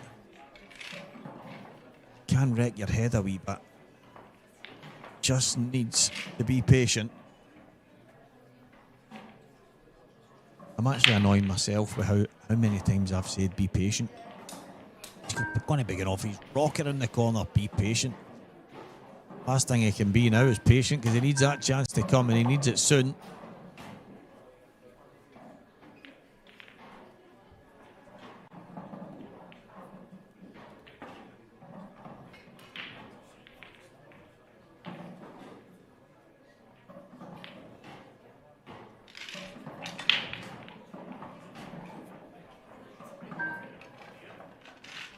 Dunster's not making a mistake here, so it is going to be 6-all for me. Gemma Clyde for the amateur title. There's a cue ball, it's going nowhere. Gemma Clyde, congratulations. You are the UK Open Ladies Amateur Champion. So big shout out to Gemma. I've known Gemma a number of years. Absolutely delighted for her. Commiserations to my former mixed doubles partner that one time at Bandcamp when we were at a national event in Bridlington. Philippa, commiserations, congratulations Gemma. IPA amateur champion here in the Normandy Hotel, Glasgow. Brilliant stuff.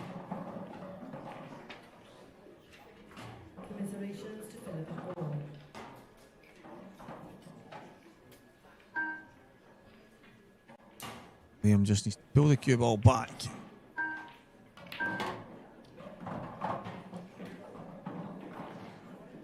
Nicely on and off the cushion.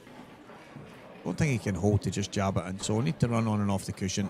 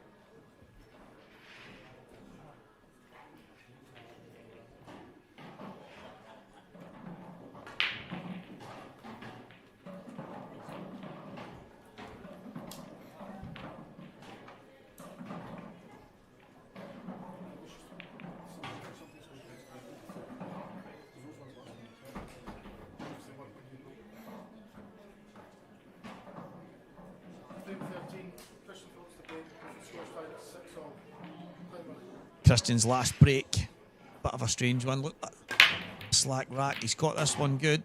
Got a ball.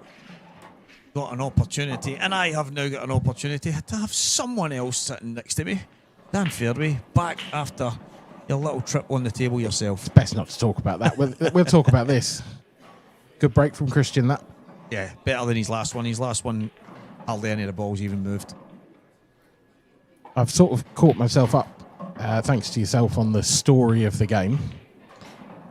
So this is really a massive visit for Christian, because this is a good chance. Not a great one, though. And that first shot hasn't come out brilliantly. Yeah, one or two of the visits that Liam's kind of came to the table with have been awkward as well, but he's been getting them now. At the start, he wasn't. Christian punished him every single time. But you're at this stage, not won a frame in a while. When they come, they might not come easy. I'm starting to get that feeling that you have to get them. Yep, and he hasn't. That's a big, big miss. Yeah, that is cause him nightmares. The two yellows at the bottom aren't perfect, but you know Liam, he's already working out how do I get them into play, and yeah, that's a big miss from Christian. And sitting in your chair, I'd actually mentioned earlier, 6-1 down. Liam's probably one of the players. Some people can down tools and think, I've no chance now. I'll just keep swinging and we'll see what happens. Liam's the opposite. Yep. He's thinking, I'm going to get you. Yep. I'm going to be there to pound, so you better make sure you're at the top of your game kind of thing. And yeah, and it's what he's done. He's kind of reeled him in. But I've used the term patient quite a lot. When Christian was 6-1 up, just need to stay patient and get your opportunities when they come, but all of a sudden, no time for patience anymore. He needs to take them.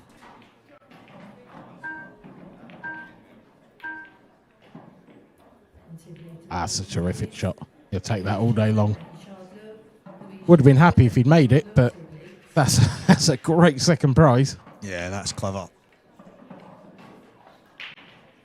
Just wonder if Christian's going to attack him, because he can attack those reds from this ball.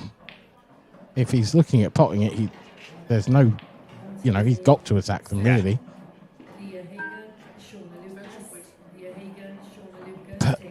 I think it's a shot. Yeah, he's relying on potting the yellow, one way or another, whether it's into the two reds as a sort of a 3-ball plant, or whether it's off the back of them with the cue ball. He's kind of got to pot it. It's hard to see a way this comes out nicely without him doing that. Yeah, the big issue is obviously he's not got anything more straightforward. Yeah. Earlier in the match, Liam played a few shots like that, and that's the way they were coming out, and Christian was just punishing him. It has totally flipped on its head. That's just this crazy game. Yeah. This is horrible, but I do think there's a shot on. I think he could pot this in the centre. He's not going to. Sneak up behind the yellow, maybe. A delicate one. Played it nice. A couple of them earlier. Decent little shot. I think Liam's just going to play a similar shot back here. If he can leave Christian in roughly the same spot, it's hard to see Christian being able to do anything about that red above the cue ball now.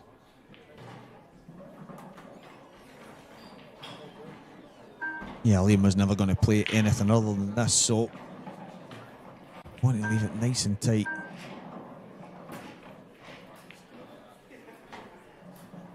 Left Christian a little bit of that red. Big thing here for me is Liam's balls are pretty good. Yeah, so yeah, they are. Whatever Christian does, he has to make sure he doesn't give him an opportunity to go for it. He can keep this pocket covered. That will keep him in the frame.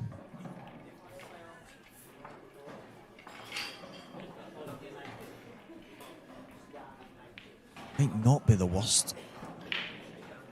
The only thing, I think he might have overrun that slightly. I think Liam might be on the highest of the yellows. Yeah, the one closest to the left centre. I think he is as well. And if he can just drop that in, then he might have a nice angle to move the other one.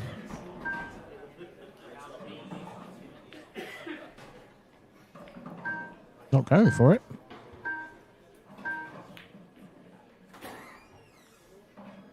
I've said a few times already today, he doesn't miss many doubles. Easy. I don't even know if he had the full pocket to go at there, because it looked like the red and the yellow were in the way to play that. He's missed it by a long way. Yeah. And it's hard to see what else he was trying to do with that shot, but ultimately he's left Christian a pretty good chance here. That was a surprise. Yeah.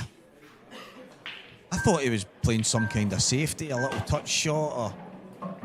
This needs to go nowhere near. He had to get half the table across again,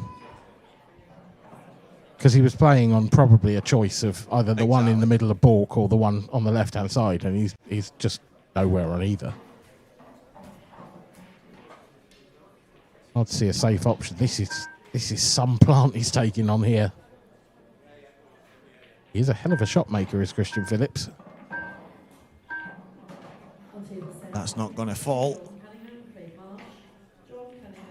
Probably the only saving grace is he's covered at least one of the top. Yeah, there's an argument that Liam could take that yellow on now, although it is a tough shot. Or he's going to take on... Is he going to take on the plant to the centre? That's an easy enough plant, and it'll give him options to come back down later on. Yeah, I think he'll take this plant and go upstairs right now. Yeah, he's played that beautifully. Wasn't sure he quite had the angle to get back up the table from that, but that's a monster of a shot. And it's another opportunity gone for Christian Phillips. Yeah, it's becoming a little bit like Groundhog Day. But at the start, as I say, he was absolutely flying. He didn't look like he was going to miss. And when he was going into things, they were going his way. Liam had a few kind of issues, but he was good value for his lead. Just knew the tide was going to turn at some point, and that's where you have to have that little bit of patience. And I think he maybe forced the issue on one or two of them. It's ended up costing him, and Liam's definitely reeled him in here and seen someone right, and he's broke him. But I don't see it like that. I just think the tide has turned, the run of the balls has turned, and can drive you insane at times. But Dan, that's another opportunity, and can't afford not to take them against Liam. Ultimately, there's been a couple of poor shots from Christian, since I've walked in, which is this frame. Yeah, exactly. And perhaps if he'd had that opportunity when he was 6-1 up, then you're right, 100%. It's a very different story. But these are the moments that make champions, and that's why Liam Dunster is Liam Dunster. That's why he's so good, because he doesn't give up. Not that Christian's given up, but his level's definitely dropped. Oh, there's no doubt from the beginning of this match. This needs to hold up. Oh, well. That is about as bad as he could be, Liam. Maybe 5 millimetres lower down the table would be worse, but that's about it. I honestly felt that he could have just a little jab in, go up towards the balk line, but it's not often you see Liam being greedy, and he's tried to be so perfect there, and he usually is. Yeah. But I don't think that was a risk worth taking, to be honest.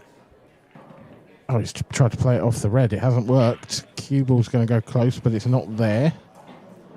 Well, Christian Phillips, if you wanted an opportunity to get yourself back in the lead, you will not get a better one than this. None of them taking a minute's break. No. If I'm Christian and I've finished these, I am off to the toilet. Yep. And I am in the cubicle screaming at myself and going, come on, this is it now. You've had your chances, you've blew them, but now you've had another one, let's go. But that's it. It's rare that you get one opportunity against Liam. You have to be taking this. Yeah. Nice angle now to go up for the last remaining red in the bottom half of the table. And I liked what he did there. I liked the fact that he turned round, got his cue, gave it a wipe down as if to say, come on here. Just settling himself down a little bit. There's no doubting, he'll be feeling it. Yep. Semi-final, one of these major pro events against the guy that, well, he's the best. Yeah, just comfortably as well, yeah. You know what I mean? So it's like, I don't care what anybody says. These guys are obviously some of the best to play the game, and they're amazing cues and whatever. But they still feel it when it's a chance to go and win. And Christian will be feeling it. At 6-1 up, he's probably buzzing, going, I've got him here. But then all of a sudden, stomach will be turning. There'll be loads and loads of different kinds of thoughts going through his mind. It's also just worth bearing in mind, and I personally have said it a lot this weekend, I don't know if you have, but if Liam Dunster makes this final, that's 5 in a row on the tour. That would be the first 5 finals of the 2026 tour. All of them, if he gets to this final. That's something else. Yeah, that's... When you talk about consistency, we often talk about the things he's won. And an actual fellow Scotsman that played the tennis, Andy Murray, people talk, he only won so many majors. See the amount of finals he lost in. No, but do you know what I mean? It's some of that stuff, but I'm just meaning Liam, probably if we were to look back, Dan, and you're quite good at this, you're good at looking and finding... I would love to see over the last 5 years, not just what he won, how many finals he's been in. Yeah. I would imagine it'll be astronomical. I would too. Although I get the feeling, and I haven't done that sort of statistical analysis, but I might have a go at it just for fun, because I'm that sort of person. That's why I said you were good at it. Yeah. I get the feeling he hasn't lost many finals, you know. No, I think the number of titles he's won is not far off the number of finals he's been in. It won't be... Yeah, the ratio will be far in the winning side than it will be just being in the final. Almost a reverse Dean Shields.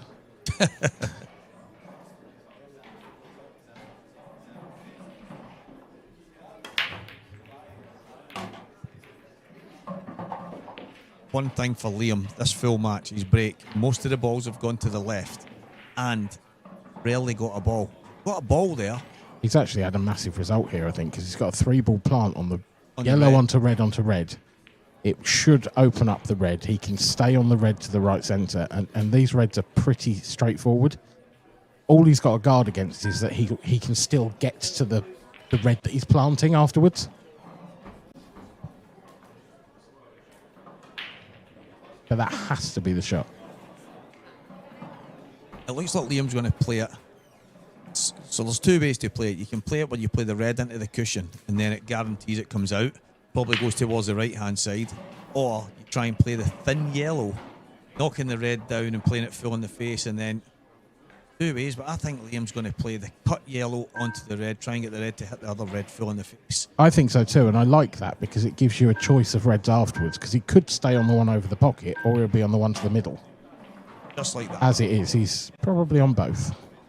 Perhaps not to the middle, but it goes long anyway. But I think it was more important to stay on the one near the pocket, because if he just left that there, that would have been a difficult ball to get back out from later. So much so. I think now he takes the one over the pocket, then he's got the one to the middle. Yeah. And if he comes high enough, he would have going to have an option. But I think he's absolutely perfect here. And you're right, he's got a little bit of fortune from the break, because he's not had too many balls potted down. And in that opportunity there, all the balls did come to one side. There's only one kind of straightforward shot for Liam to get things into the open. And what a chance to square the match up once again. It was a clever shot, and he played it superbly. I think it's one of those shots that, to be honest, most, certainly top-level players, every top-level player would have seen that shot, but they might not have played it the same way. Yeah, And exactly. It was the execution that really caught my eye there.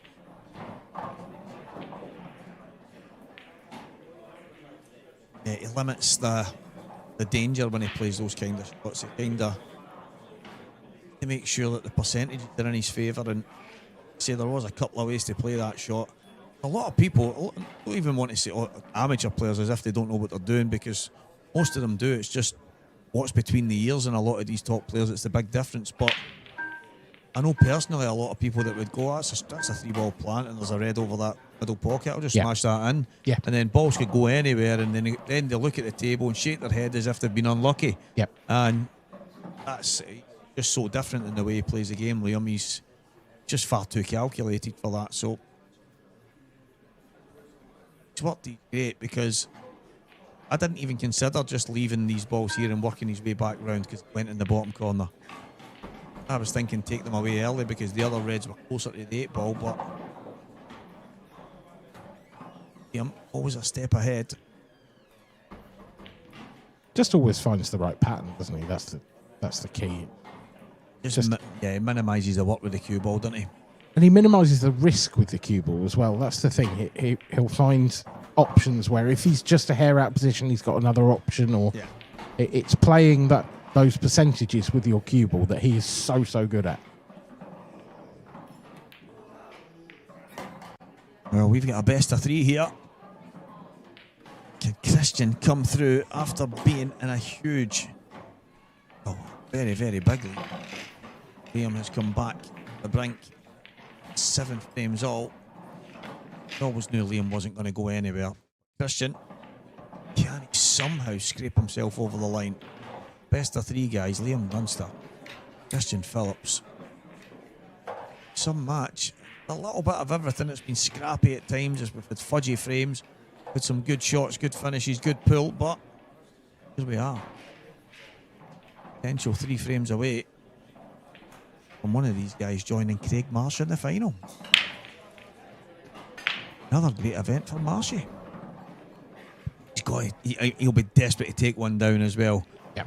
He's got close a few times lately, and he's had some decent runs. He said it's been a long time since he's beat Liam as well. So if it was Liam, he said, listen, I don't know who I would prefer. He said, I feel like I want to beat Liam in the final because he's the best. He went, Phil, he's a mate, he's from Wales, and it'd be great to have an all-Welsh final. So I'm a wee bit torn, but I think that when you start thinking about who you would prefer to play, that's when the problems come. So you're better just saying, it is what it is, let's just get ourselves ready for it. But I did notice that he was behind in his match in the Open. I don't know if he won it or lost it, but by the time the scores came back up for me to have a quick look, gone. So, but he was behind in his Open match. I think if Craig was being totally honest, if he was able to speak completely freely, I think he'd say he'd rather play Philly. Yeah. And I don't mean any disrespect to Christian by that, but Liam Dunster has won nearly everything this year, and if you've got a chance to take a title down, yeah, you'd rather someone got him out the way first. Yeah, I think you would. I just, you're right. He can't think like that, and you don't want him to think like that. But if you asked that question and you had absolute honesty, I don't think it's really much of a debate. We can say it, he can't. No, that's. I think that's. I've always been one of them. I like to play the best players. That's just my nature. It's the way I've always been. But it's like if there's a group of all the top pros, and say to you, right, so I know I'm going to be playing someone who's top draw regardless. Yeah. Well, who would you rather not play first? Well, Dunster. Yeah. So exactly. we'll take it that way. Yeah. And I think also, like, for me personally, because I'm the same as you, I want to play the best. Of course. I love it. But if I got to a final, I want the easier draw. I do. Yeah. If I've got that far, and there's such a thing as an easier draw out of the two that you're going to play. Yeah, that's fair enough. It's not much of an easier draw, but it is ultimately a slightly easier draw.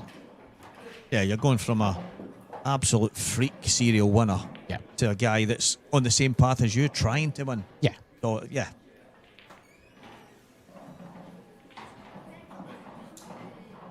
I think he's taking these out nicely. He's a little bit off angle here. Can he get out easily from here? Ooh. He diced with death a little there. Just about. Yeah. And he's straight enough that he can pull the cue ball out. He needed this.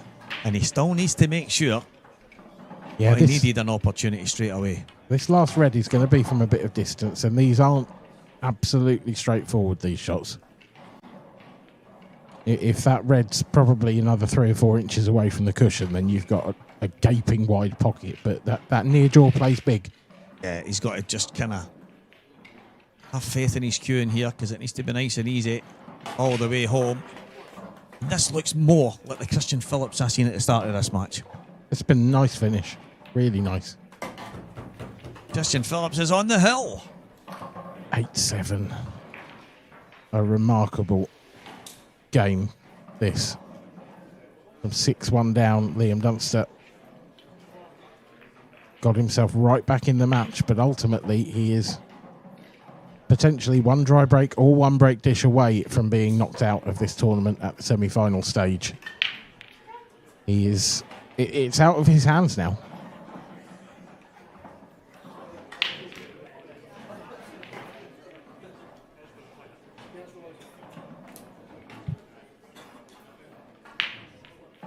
And you mentioned, Stevie Walker, a good time to take a comfort break. Well, I can tell you, Christian Phillips has just stepped out of the arena.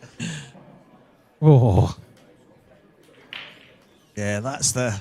He's probably been holding it in to try and get to the hill and then do a disappearing act, but... Yeah, I don't blame him. I actually, as I said, I would have done it after the last one, just because he hadn't won a frame in so long. Get it over the line and disappear, but fair play to him. Plenty of action underway in both the Open and the Ladies Open. Pretty much every match on your screen will be part of one of those competitions at this stage. There's a match that just stood out to me there. Rob Wilson, he's playing a young man called Jamie McPherson Jr., two-time Scottish champion. I think I told you yesterday, I'm not sure. At under 15s level, and he actually won the under 15s invitational yesterday. Yes, he did. Yeah, he's 2-all with Rob Wilson, professional, in the Open. So he's a talent. The kid's a talent. Very clearly, yeah. Who else have we got? Kieran Kay and Paul Harkness, an all-Scottish clash. That's a good one. Well, there you have it. Marshy came through it. Wow, and he's straight back on, and he's 3-0 up already. Good Lord. In 12 minutes. And I had said he was behind almost all the previous match. Can't remember who he was playing, but I had mentioned in it, that's not good because momentum is huge. So he won't want to lose that, but he's dug in there and he's got back. So the play. It was on the table next to me, but I paid absolutely zero attention to it, unfortunately.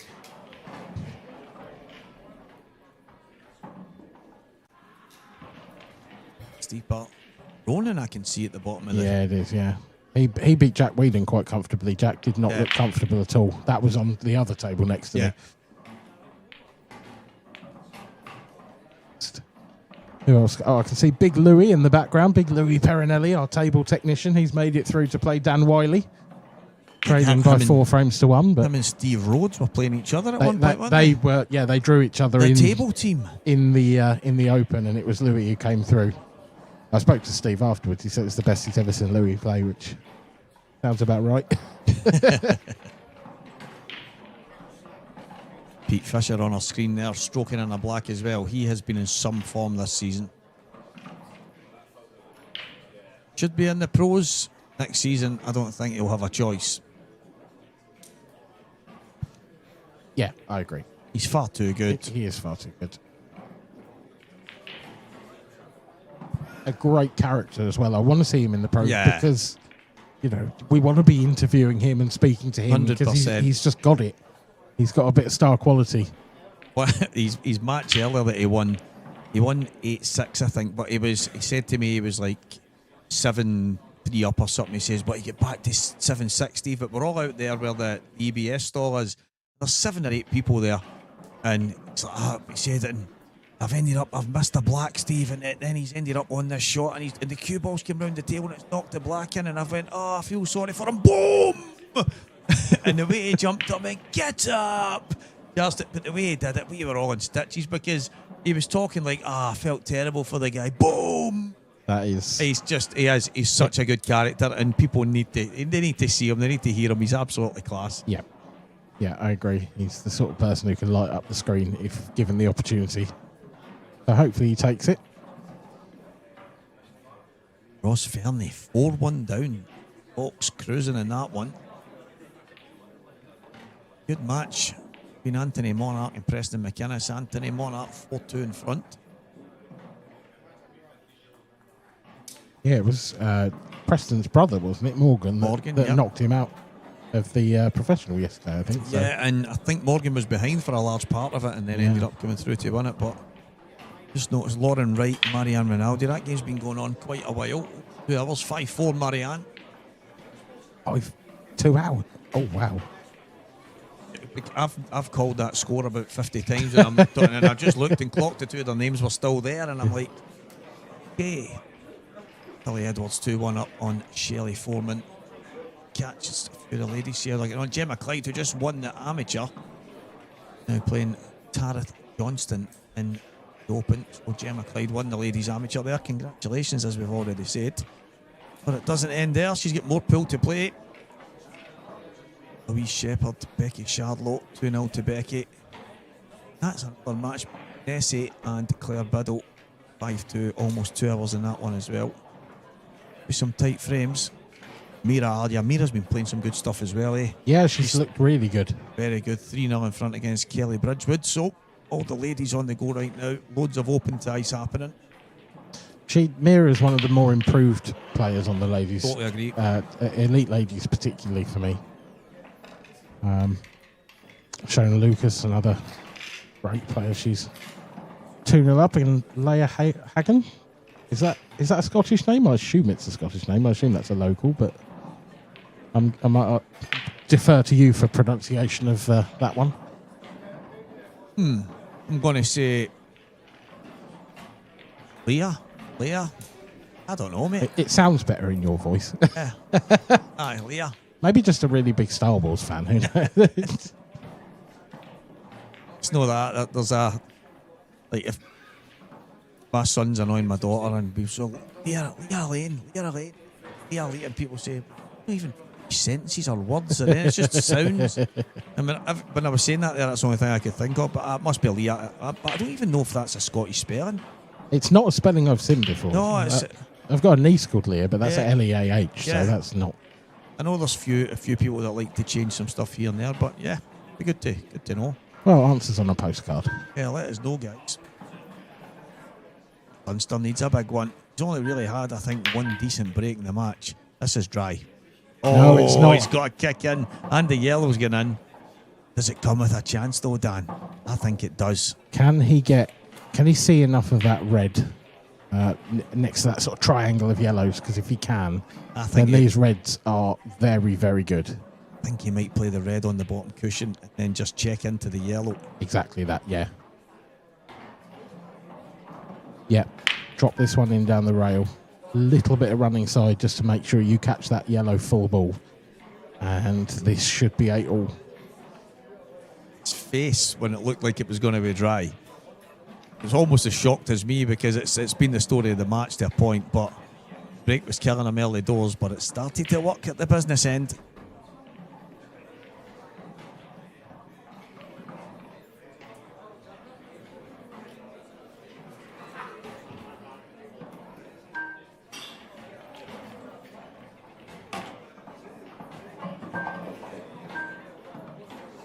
So he has played that shot, has played that little flick.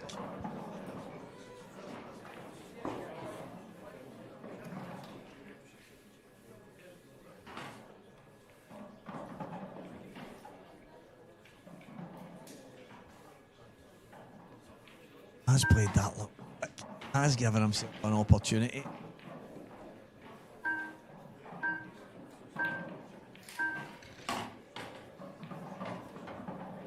I don't think he was playing the one closest to the yellows here, surely, because that's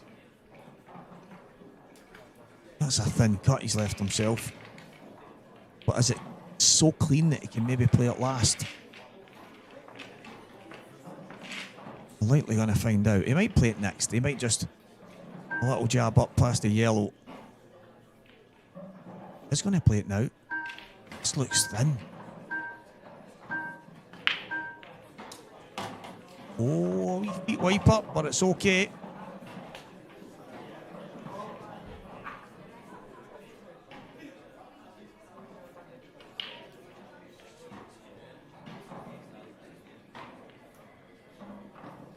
Christian is going to have a chance to break for the match. In his hands. It's all you can ask for. Just wants one opportunity to get himself over the line here.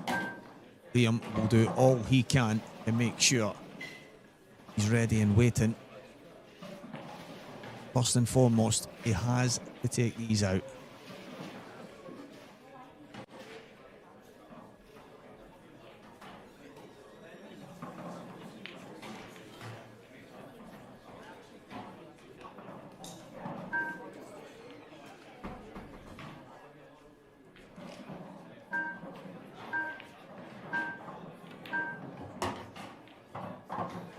Side cushion, top cushion.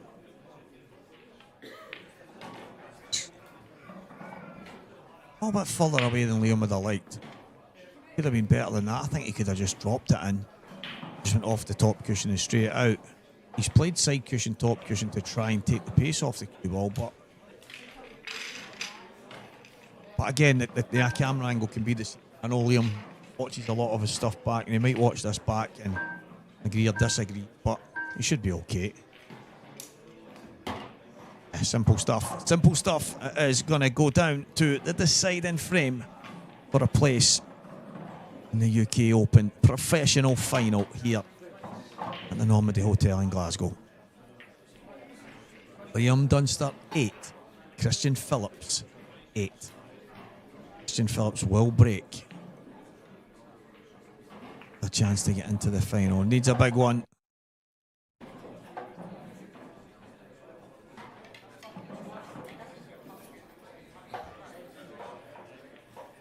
Josh Thomond, 5-0 in front against Nick Powell.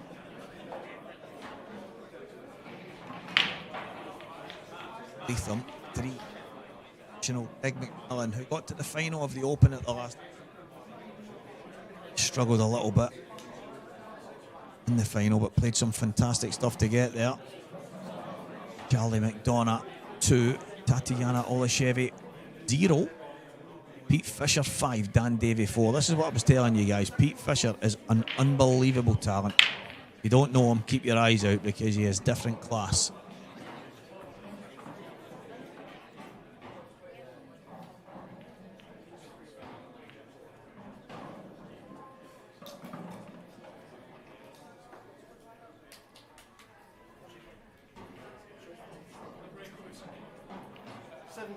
Here we go, Christian Phillips.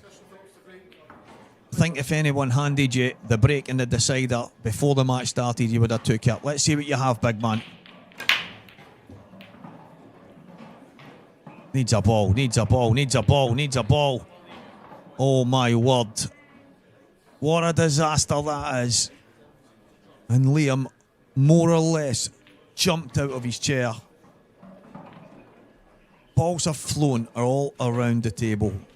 Some of them have troubled pockets. Nothing doing. 6-1 in front doesn't matter to me. That's the kind of thing where I mentioned yesterday, if my opponent's won 3, 4, 5 frames in a row, doesn't matter to me.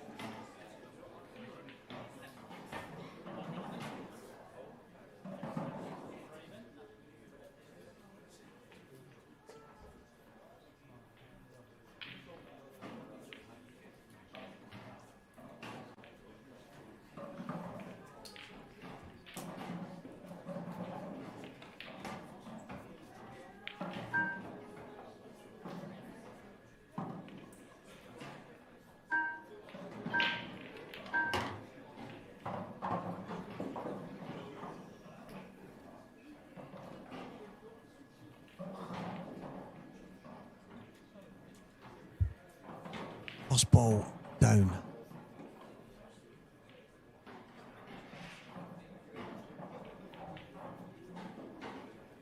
I think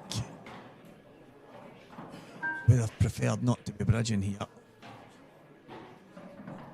Needs to jab out. We're going to be greedy there. Oh, he's got a tough pot, but listen, from being behind, fighting back, and then ending up with an opportunity. There's loads of people all around the table on both sides. All eyes on this match. The big thing with the chairs at the sides, guys, you get to see all the tables on the left and all the tables on the right. There's people watching from everywhere.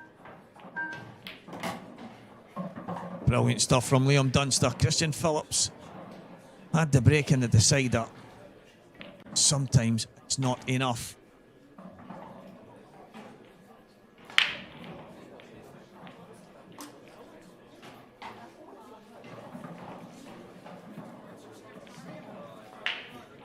So no mistake pull here from Liam, and he's in the final where he'll meet Craig Marsh.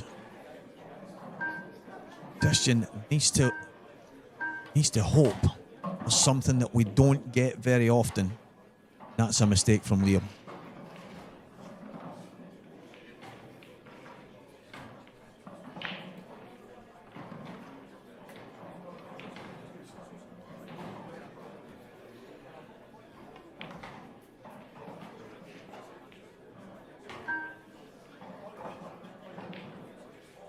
To drop this in, land on the one to the middle, take all the pace off it.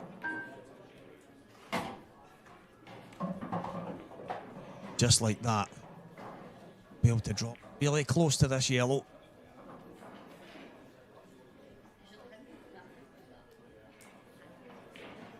See, I feel a little bit for Christian.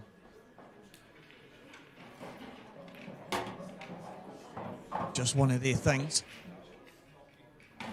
Doesn't go away. Christian, I feel we really hit the break decent. Nothing troubled the pocket.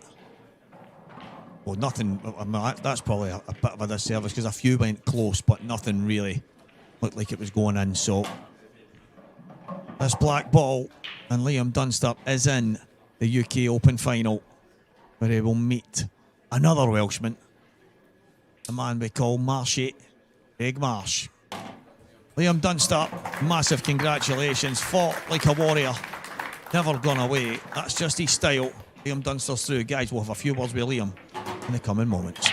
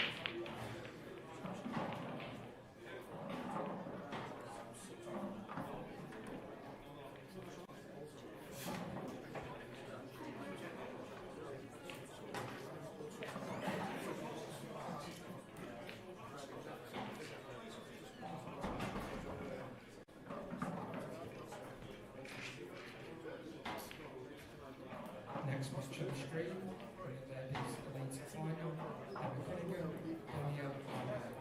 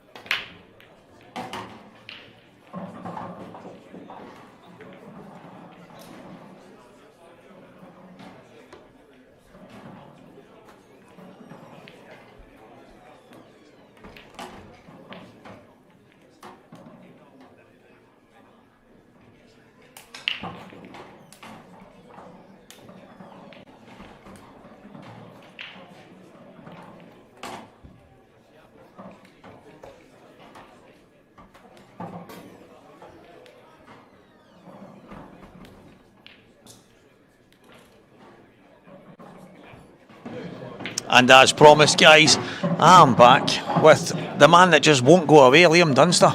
Congratulations, mate. That was, you had to dig in. Yeah, it was awful the first, obviously went 4-0 down. But you're probably doing yourself a disservice because your break wasn't, you weren't getting much from the break. You can't blame the break there. It was 3 of the first 4 frames. I had a good chance and messed it up big time. First one, completely unforgivable of run out of position. It's usually my strongest point in my game. Way out of position. The second one, I think I missed a double into the biggest bag on the planet. Yeah. You ended up almost double kissed the ball in. Yeah, I can't remember what the third one was, but yeah, I was all over the place. And in my head, I'm saying Christian's not really had to work for these frames. I mean, he's come at the table. Maybe he's played one safety before that, and I've went for it and got the good chance, and then messed it up. So he's just mopped up the chances that he got. So fair play. Yeah, I mean, there was a couple of frames. It was a couple of frames I was surprised that when Christian had opportunities as well, and he played a delicate little snooker. And although you might get a hit or you might get an opportunity, he was big favourite in the frames. But when he raced into that lead, there was a lot of people that, I'm not saying anyone with down tools because I know that's not the way it is, but you're just one of the guys that thinks about the next frame. You don't think about the score. A lot of people I've spoke to on the way out here are saying, just knew the wee man wouldn't go away. We just knew he was always going to be there, and you've got to have that attitude. You've got to think of the positives, and then, like I said, in my head, what I'm thinking is Christian's not worked for these frames, so he's not really earned them. So I'm trying to give myself positives by putting him down, sort of thing, things like that. So that's the way my mentality works anyway. The big frame for me was the one that was really tactical. And obviously you end up winning that frame. You were probably up against, I think Christian had 3 bags at one point, and you've ended up kind of forced him into making a bit of a mistake. Yeah, just had to dig in. And yeah, it was a lovely wee shot that I've played, just flick off it, hit the cushion. It was, and just behind the black, knock his volley behind the black, yeah. I thought he might have just top cushion and touched the red. Yeah. I said the same. I was surprised at the shot he played. But don't get me wrong, if he hits the ball he's aiming for, then he's probably still favourite. Yeah. But yeah, all I've had to do with the 2 shots is put his hanging ball, and then it was pretty straightforward for that. Yeah, so another final, mate. Craig Marsh is the opponent. He said earlier, he's like, I can't remember the last time I beat him. He said, I'd love to play Liam. I'd love to play Christian as well. But so we'll just see what happens. But it should be a good match. Yeah, I'm hoping so. Yeah. Yeah. Well, congratulations, mate. Thank Liam you. Dunster's in the final. We'll get Andy Betts back in. Cheers, Liam. Liam Dunster. I feel like we should just have that on repeat. Liam Dunster in the final. It's and there's a lot of people that could be forgiven for thinking maybe this was the one he wasn't going to get to. I know, but I think it's a testament to sort of Liam's attitude and the way he conducts himself when he plays the game, that there is not many players that can be 6-1 down, struggling. Yeah, really struggling. To mentally keep themselves in it, to dig away, and you've trailed throughout the match and finally got in front in the decider. I mean, I feel sorry for Christian because he's hit that break pretty well in the decider, and just not found a ball. But they still weren't gimmies, and he still managed to make it look like it was easy. Yeah, I think Christian would have been gutted when it's just dry, because he knows even if Liam's not got a chance to go for the finish, the likelihood is he's going to make it a bit of a nightmare for him, because that's just what Liam does. But as you said, Christian's in front for the whole match, and you could be forgiven for maybe feeling a wee bit. But listen, he's played well. He's had some good moments. Liam said there that he felt that he gifted him a few, so he just had to stay patient. But Christian will be probably hurting a wee bit right now, but you've got to hand it to him. He's had one hell of a weekend, and he's had some big results. He's smashed some good players on the way. He's getting closer and closer. Yeah, it's the furthest he's been in an event for a long time, in a professional event anyway. But when you get a sort of, I don't want to say out of sorts Liam Dunster, but someone that is a Dunster that is giving you frames, you want to make sure that you finish that off, don't you? And that's probably what will hurt him the most, is that he's probably had that chance and he's not quite got the job done. Yeah, well, Liam's going to play another Welshman, Craig Marsh, in the final, but we have got another final coming up right now, and it's a battle of the girls from the Emerald Isle, Daniel Randall and Emma Cunningham. Yeah, there's been some brilliant ladies matches on this weekend so far. And since Danielle's come back, she's not won a title yet, so it'd be interesting to see if she can get the job done here. But we know what Emma Cunningham's like, and she just doesn't stop winning. Yeah, she's an absolute winning machine. When Danielle came back here, it was kind of one of the things for me. I'm going, it's just getting stronger. Although we might not have the numbers we would love to have, there is a real deep quality there. The likes of Shona Lucas coming back, winning titles as well. There's just been big battles between all these, but this is promising to be an absolute epic. Yeah, and again, it's another hard one to call, and I don't want to be the one to call it. Yeah, well, we're not going to call it. We'll just see what happens. So, for me and Andy Betts, we're going to go and tune in and watch this final. Emma Cunningham, Danielle Randall. So, guys, it's coming up in a few moments.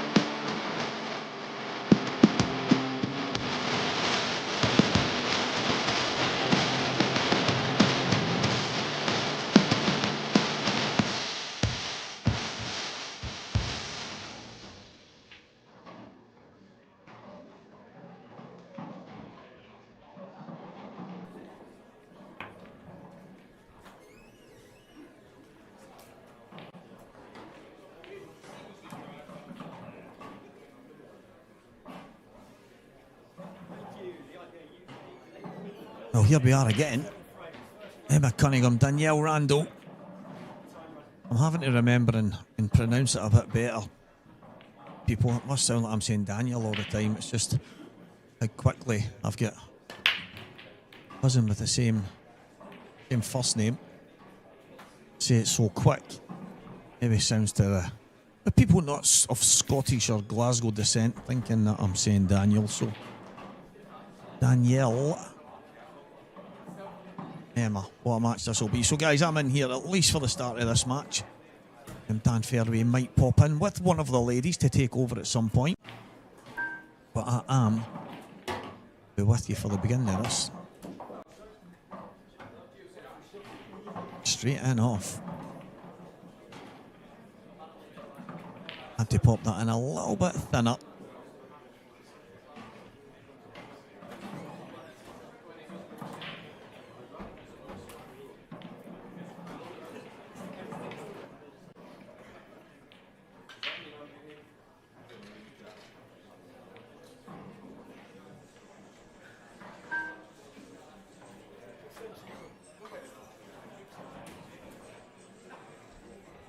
So the two balls at the bottom, I think the yellow and red. Use this red and open everything up.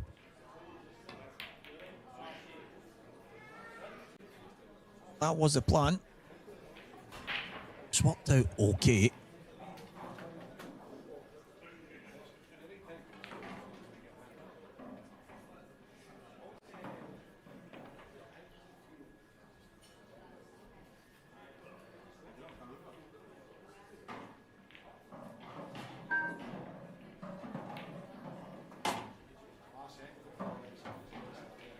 Lovely back view and just giving herself the opportunity here. Emma knows this is going to be one tough match. Two players of extreme quality in the ladies section.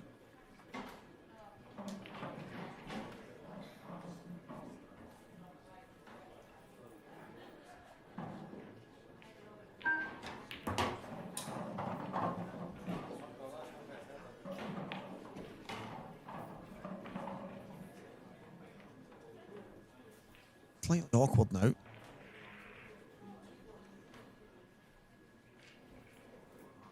Well, the cut back on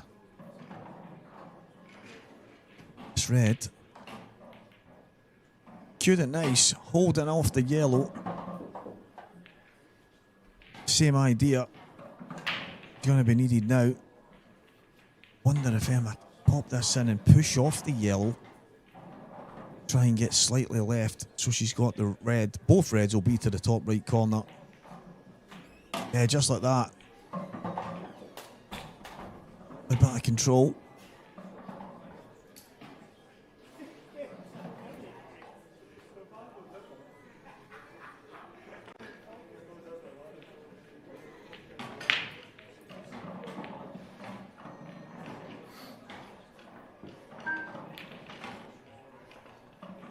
Wasn't easy queuing from where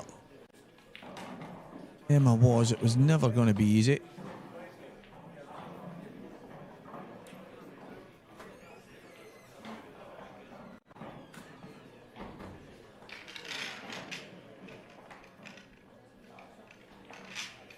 Danielle.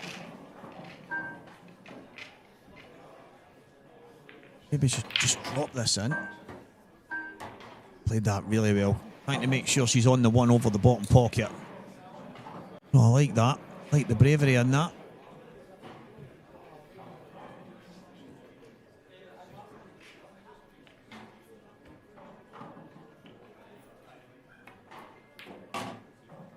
Yeah, lovely touch. A good opportunity now for Danielle.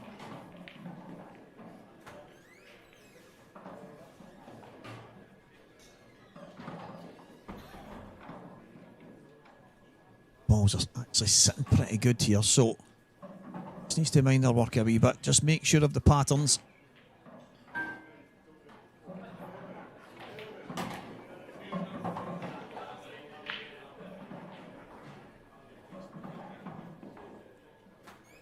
It's okay.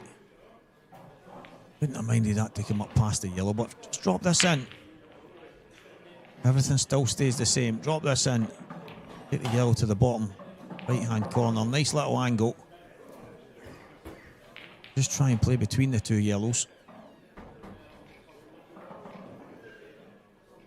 That's at all possible. Or maybe run behind the red. A little bit of run inside, but there's a chance here. Need to get cue ball high enough.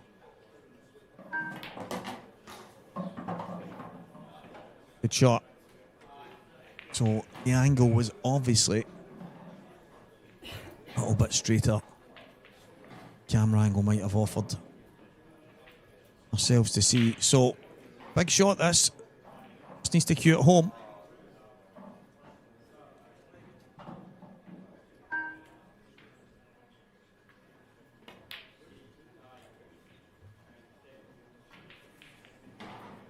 An easy, tough pot. It's giving Emma a chance to get back to the table.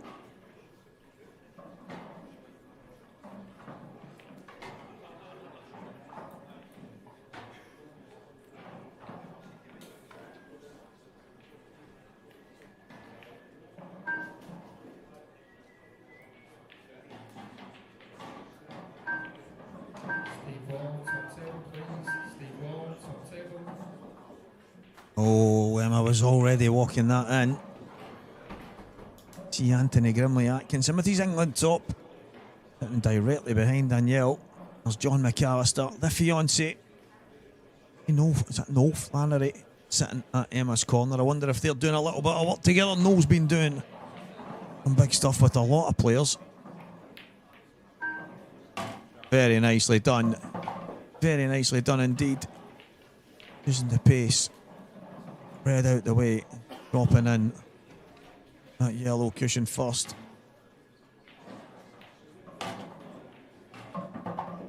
Danielle is going to get over the line in frame number 1.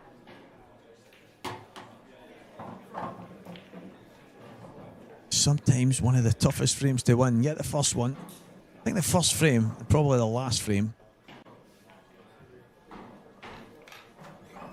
Danielle that gets off the better start here. 1-0 against Emma Cunningham.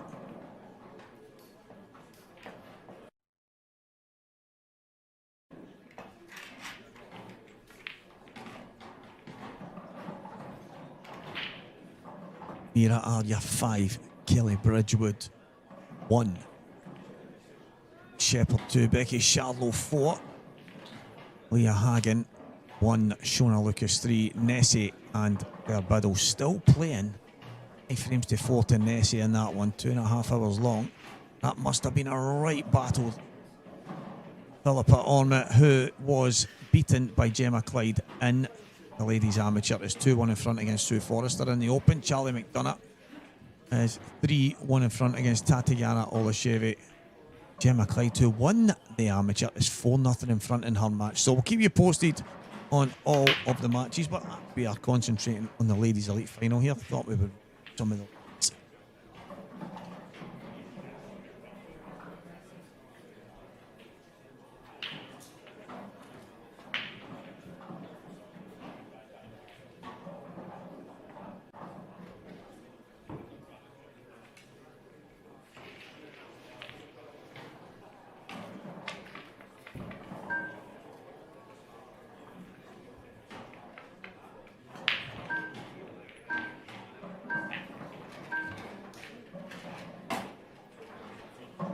first pot.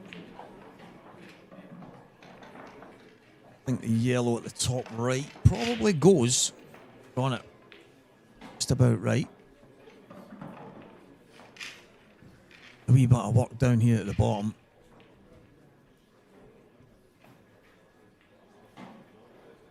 Emma's in control of this frame.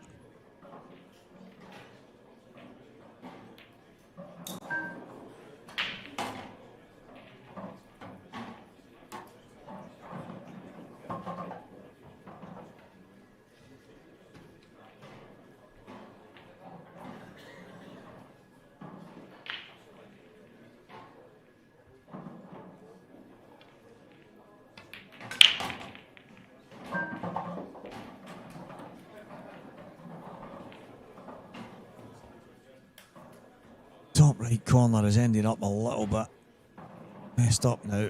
Emma. She's got to do a little bit magical. I wonder if there's still maybe a thin cut plant on.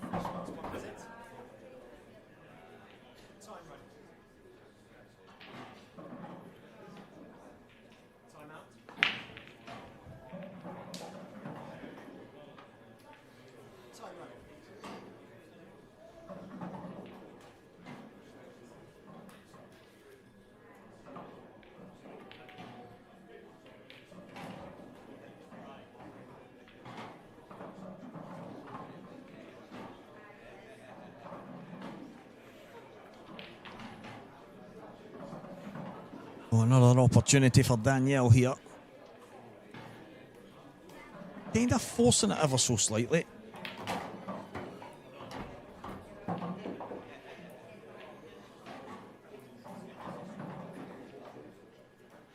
She did. Got the big shots to play there. It wasn't easy.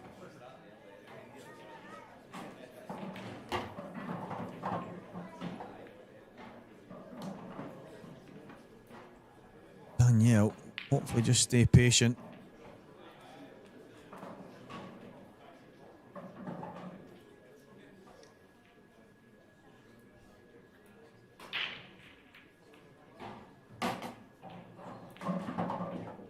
It's just about perfect. Yellow below, the red, sorry, below the black. Does it pass into the middle? They just nudge it here. It does, that tells you everything. Lovely stuff here for Danielle.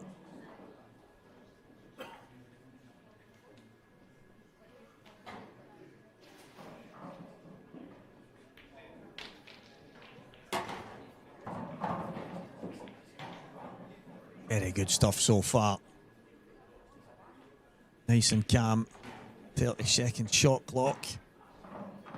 These two guys two ladies, I should say, have been there many a time, many a big final, won many a big title.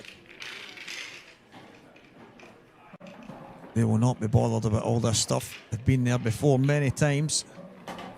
Danielle really looks in the groove here now.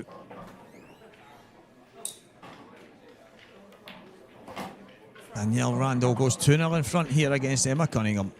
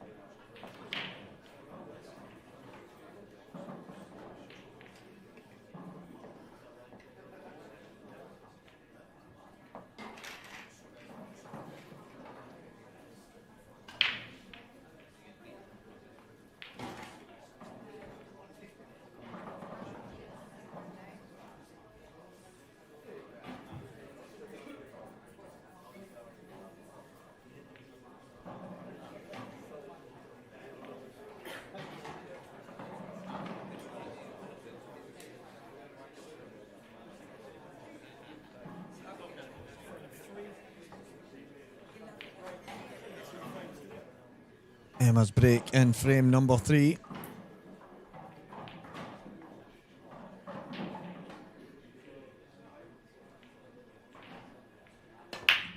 All Ireland battle here.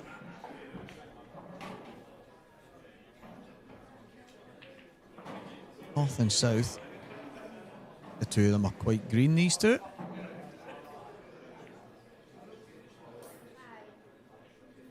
Not a bad break. Just wonder if the red goes to the right hand cushion at the bottom. Could maybe go cushion first and clear the yellow. It can't. And Emma might a couple of shots to play no matter what ball she takes. The reds aren't terrible. Red up the cushion, big pocket. Maybe a decent ball for first. He's going to take on a risky red, which will open everything up, I feel. There's a big shot for Emma.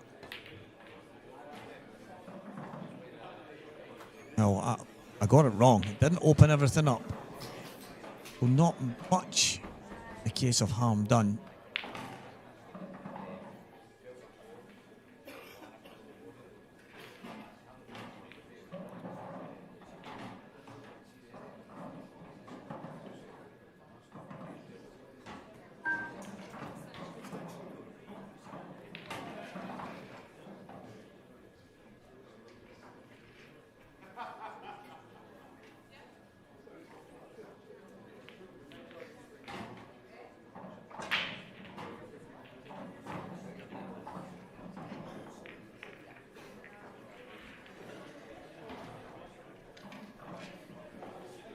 So Danielle simply bounced the head out, taking the cue ball to the top left.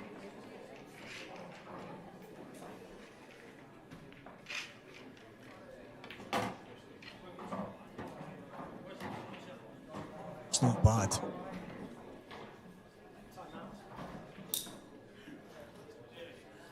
Not bad. Could play the yellow off the yellows here.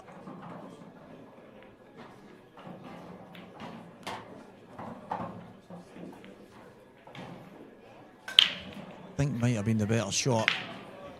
Don't pot it, fair enough, but at least so you're giving yourself a better opportunity.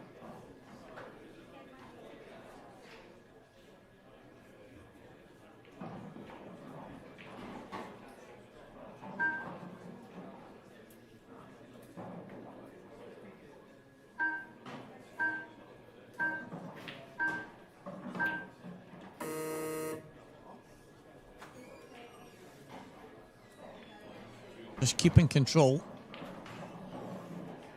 Wrong with that.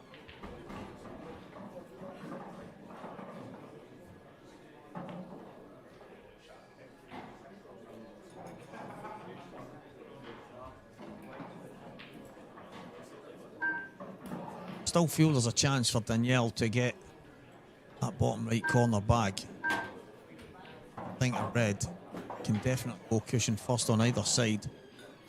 Feel the pocket.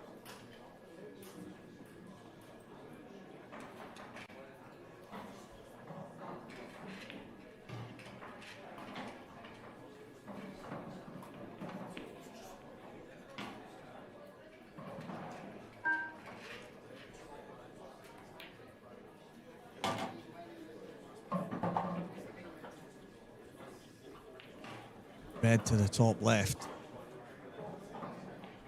Should give an opportunity to bring the one on the right to play. Won't be straightforward. It's not an easy pot, but Danielle has been queuing here. I don't actually think he'll try to pot that there. Not at that pace. I think she's trying to roll it up over the bag. One of the inner over shots. Especially the way the red yellow is on. I think it was a bad attempt. Still not easy here for Emma.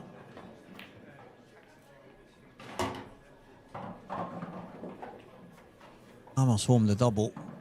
Might have to play another one.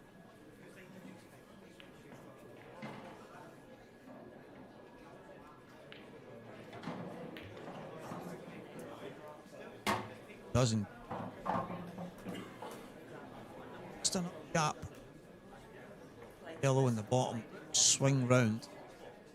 That yellow at the top. Perfect connector for the 8 ball.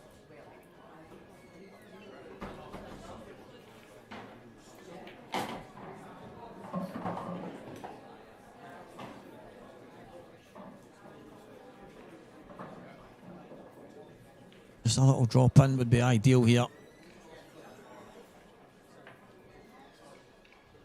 Don't want it forcing it.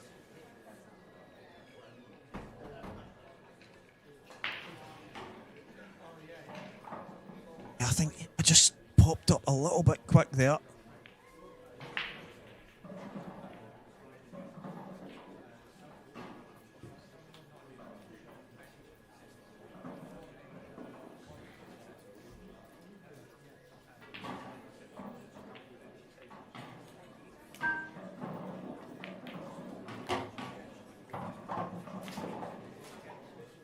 They'll find somewhere safe here. I mean, she could take out the finish and play a skilly. Skill shot is on. It's not easy. Yellow slightly to the right hand side, so play it just the inside. But I think a little snooker would be handy. Not bad.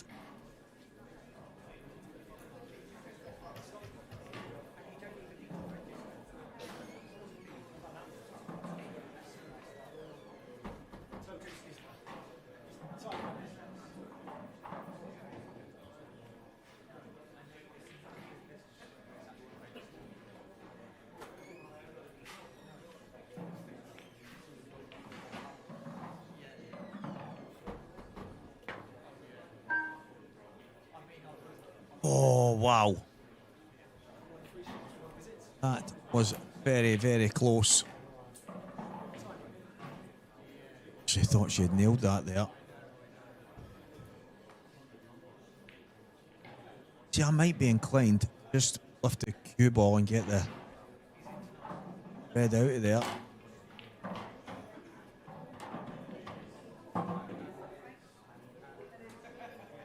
Well,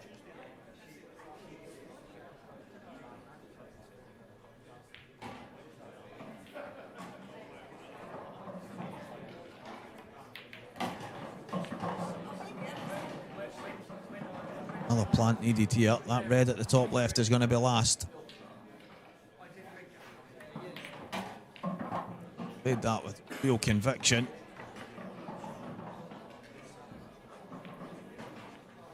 It's for me the key shot. This is my black. Get this perfect. Game's over. So it's not perfect. Opportunity still there.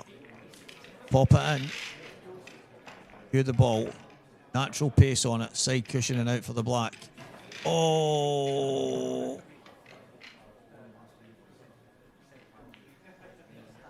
Yeah, that's sore. Don't expect Danielle to miss that, but she did. Could be a frame handed back. Cunningham here. The nick. Nice and easy. No mistake. Emma Cunningham 1, Danielle Randall. Race to 7, guys, in this final.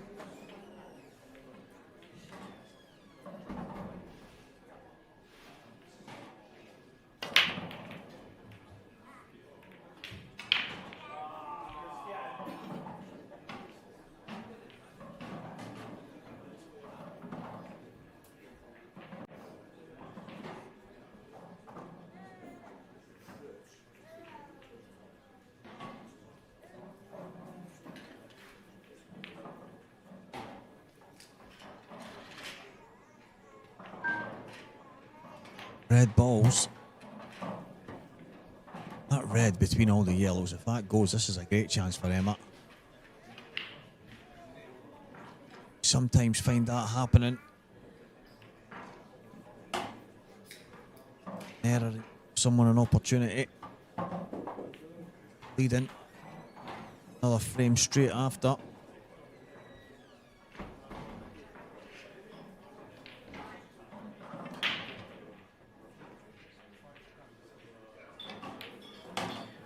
Lovely shot.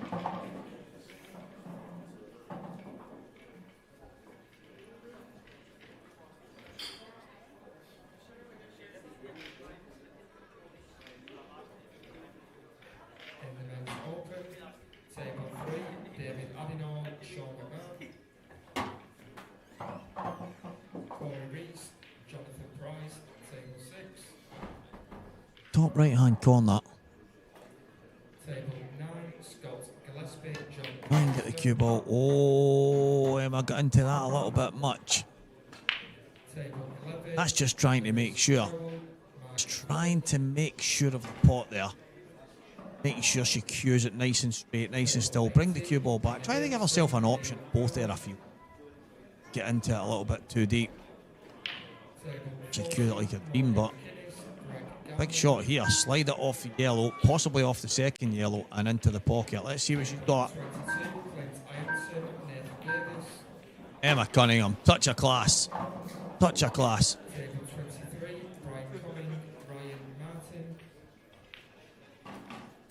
Pull the cue ball back. A couple of inches here, Emma. Table 24, Curtis Lee, Adam Stevens. It's 2 frames all.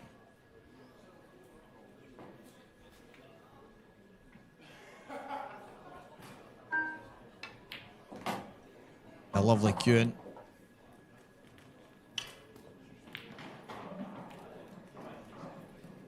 Nice little reverse dish here. Emma Cunningham. Square the match at 2 frames all.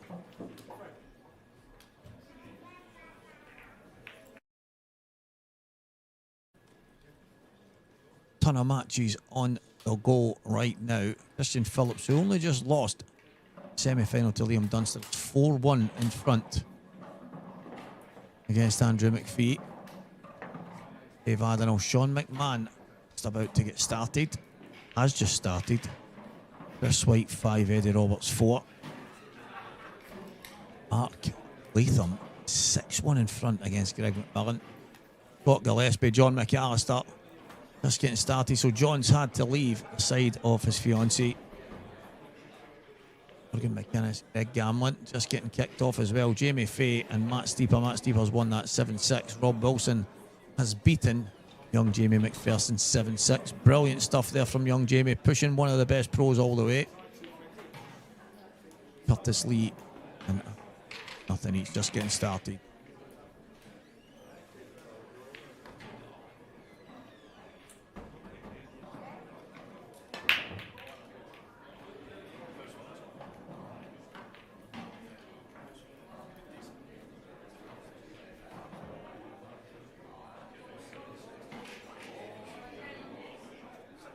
High break. Left thing. Significant opportunity.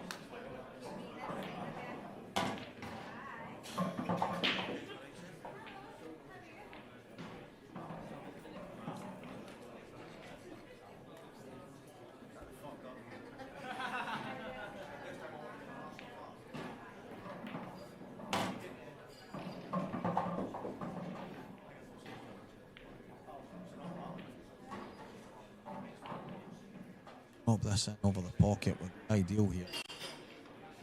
Oh, don't go. Hold it for the bag. Some kind of control, but a few yellows down now.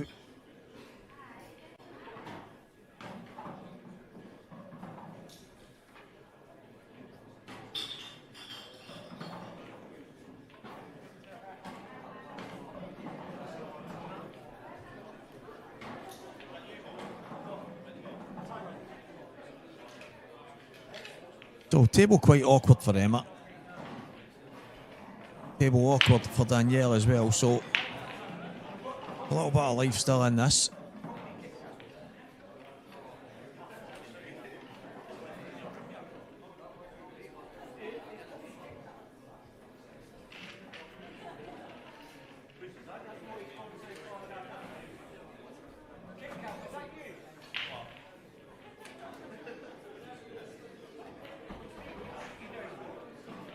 Yeah, that's better. Keep that over the pocket.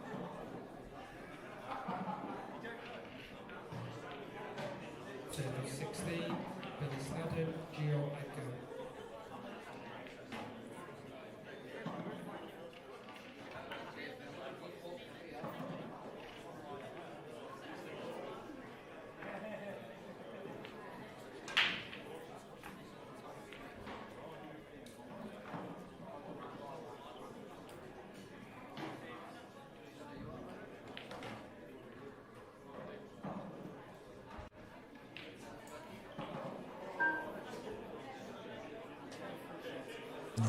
Well, Danielle just trying to get through to the yellow. It's a bit of a messy table.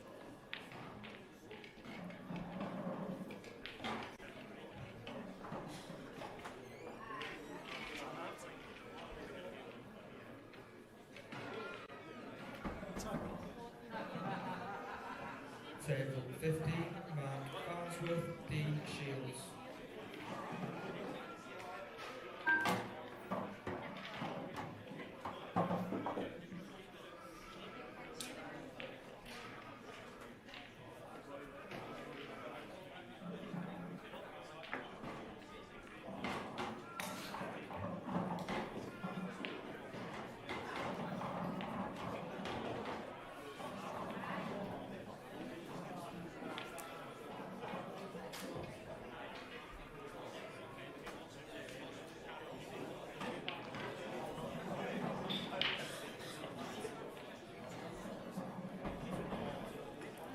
Life still in this frame. Has been a bit scrappy to this point.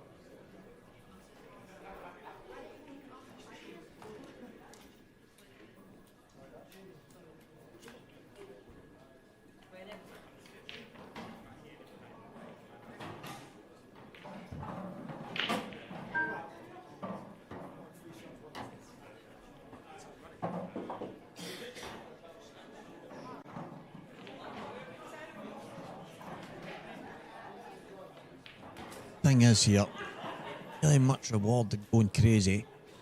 Someone will have to push the boat out in a minute, but Emma's got big control here. Doesn't have anything too crazy, just keep control.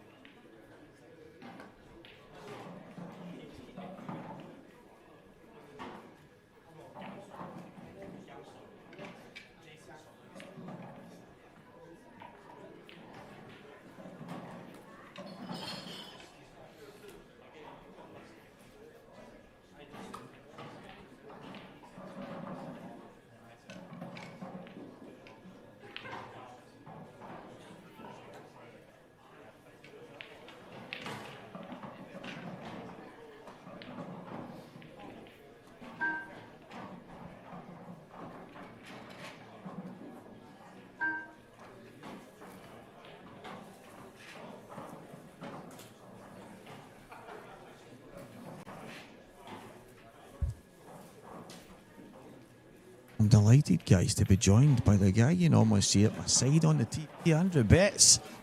Cheers for jumping in, mate. Are you switched on there? No, I'm not. Yeah, now. I'm switched on now. Yeah, good to be here, Stevie. Mate, coming a wee bit lonely, I remember. Dan Fairway said, what I'll do is I'll get myself some food and then I will come and take over. 4 days ago. 3-course meal. Yeah, it eats well, Dan. So fair play. It's been a bit of a strange one. Danielle went 2-0 in front. Emma coming back. As I'd mentioned to you just as you popped in there, Emma had a nice reverse dish to hit back in level terms. This was a weird frame. Balls were already dead scrappy, really scrappy, and Danielle tried to cover the top bag, didn't get it properly, and then just been kind of back and forth. But Emma with a chance here. Yeah, I think she should take this to the top left now and then got to sort of bring it back slightly and just natural up to the black. Fantastic Potter. I've noticed no Flannery in the top corner. I'm assuming that you're doing a bit of work with Emma. Yeah. Doing a bit of work with a lot of people. Oh. To be working, to be fair. Yeah, all the £10 a month seem to be running riot for no. I think if someone can find something in your game, even if it adds an extra 5%, having that extra edge is always good to have, isn't it? I think there's a lot of people that have got ability, but they don't really know what to do with it. And there's somebody that can kind of tune your mind in a wee bit better, then so be it. Emma, 2-0 downs, 3-2 up.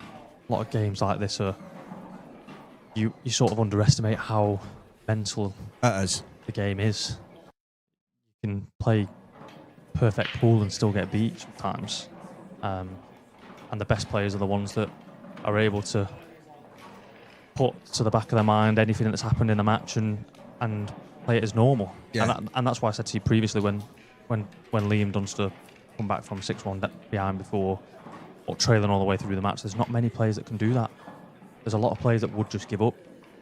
Yeah, no doubt. And I think there's obviously a lot of players that will say after, I tried my best, but you can see the difference in their game when they start throwing their arm at stuff. They push the.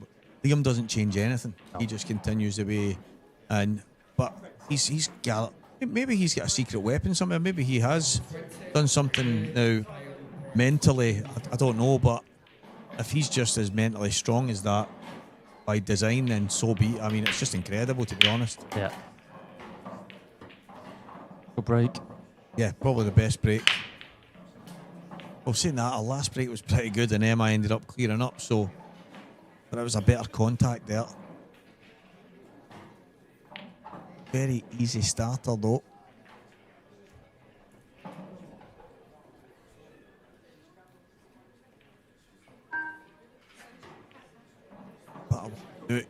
she's looking more at the Reds. Reds are the better balls, and there's not really an opening on the yellows either, so.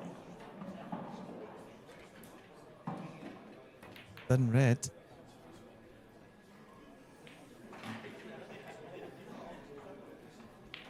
Reds are definitely the better set now. It's a wee bit messy. Yeah, but not an easy starter again for Emma here. Cut this in the middle, but sort of losing the cue ball, aren't you? Not really sure where this is going. Wonder if Emma can get down to the thin one. Red over the pocket. This is what she's looking at.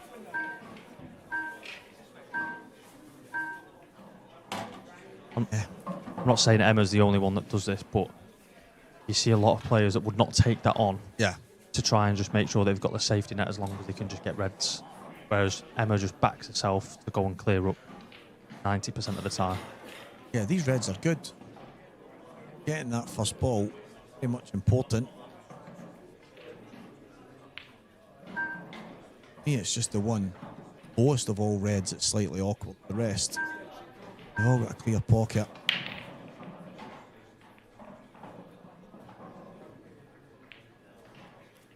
Could go into it right now.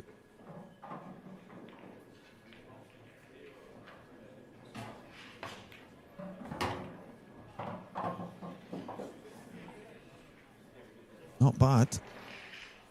Especially if that red below the black goes into the corner. I'm not sure if it does. Yeah, definitely goes in the middle, but it's a good question. Does it go in the bottom? Having another look at it. But it won't matter because the cue ball is going to be coming low here.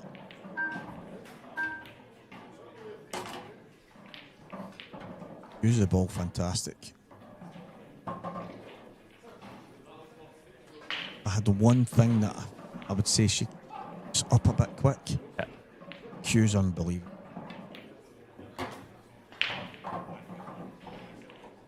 Path is to the end. Doesn't look like she can just land on that bottom red.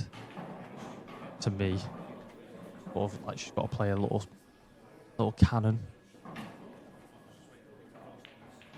Yeah, I wonder if she can get to the bottom cushion and then nudge the yellow out the way. You know what? I didn't think that's what she was going to play, but I did see her coming round here looking at the red to the possible middle or even the top.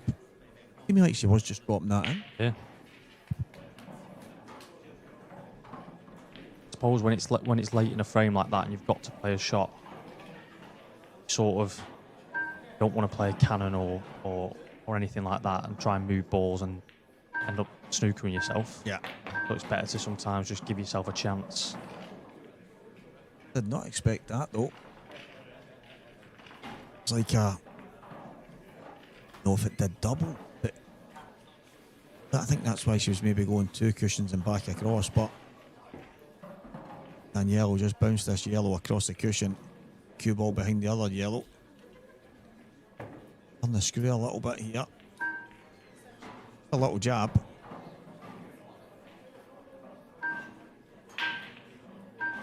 I'll do it. Okay, a little bit too hard. It's okay.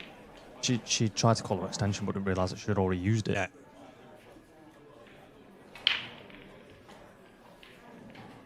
But even though the yellow's not gone where she wanted, the yellows are still pretty good.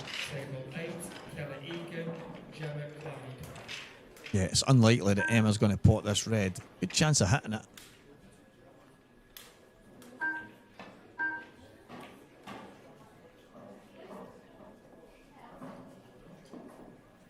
Solid hit, but a chance now for Danielle to get back level. This is a massive chance.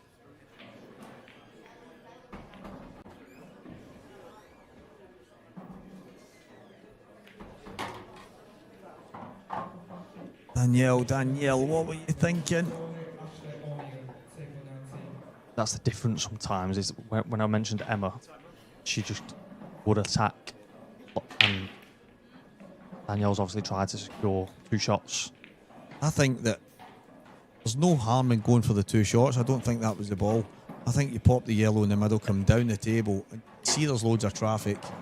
It's definitely an opportunity down here, but Danielle, that is unfortunate because she's tried to slide off it thin and then bring the cue ball down here to the same area that she could have been in, but yeah, unfortunately it's gone wrong and it's 4-2 Emma Cunningham. 4 in a row. What a turnaround that is. I think they're the moments. Probably if Danielle's 2 up, 3 up, whatever it is there, she probably plays something a bit different, but 3-2 down, she's thinking, I don't want to give her an inch here. Get one ball against all mine, I'm going to turn the screw, but This comes back to the mental side of we're 2-0 ahead, now 4-2 down, you've made an error to give the last frame. I've got to forget about it and try and get back into this match.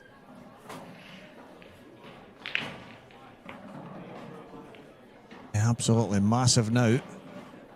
Race to 7. Cunningham now put herself 3 away. Already won multiple titles since coming back. Gail Randall trying to get hands on her first one since coming back.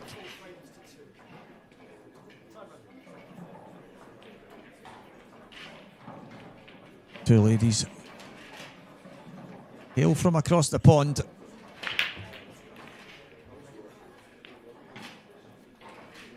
Cue ball, the black's off. Oh.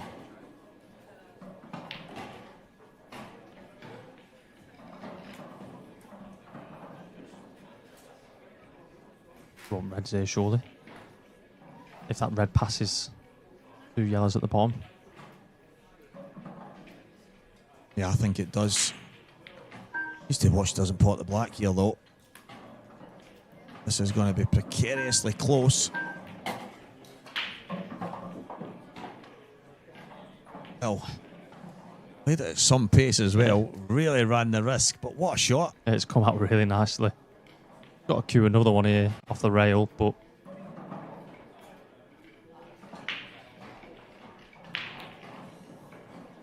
she's cued across that.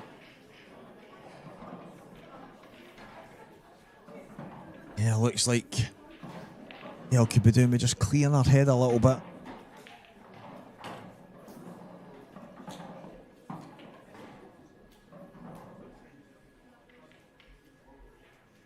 We all know how good she is. We know how good she can be. We know the kind of pool she's played in the title she's won over the years. It's just finding that little bit deep inside when the going gets tough to just hang in there, and no doubt she can do it, but right now starting to look right up against it, but the reds are still good, the yellows aren't. Just a little bit of patience. I might get back to the table here with a chance of doing something. Yellow off the yellows. Not quite gone how she'd planned, but she has taken that pocket. Danielle's probably faced with a similar shot that she just missed a minute ago. Yeah.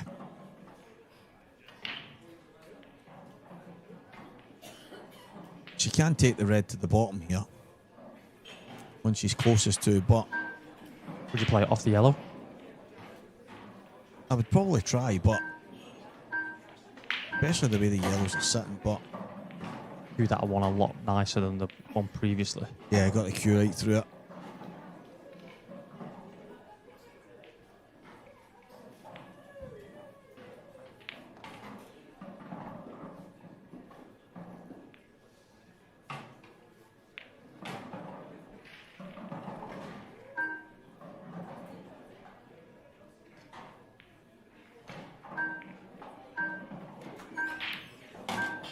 Lovely shot.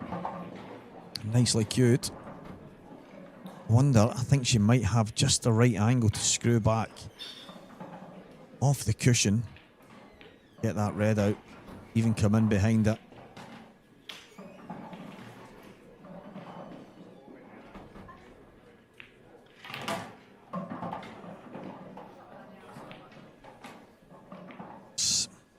Slightly unlucky. Yeah. That was half the issue though when you're playing that shot. It's naturally, your cue ball is going to be on the right hand side of the table, and the top left pocket, as we see it, is covered. You're going to leave yourself a tester.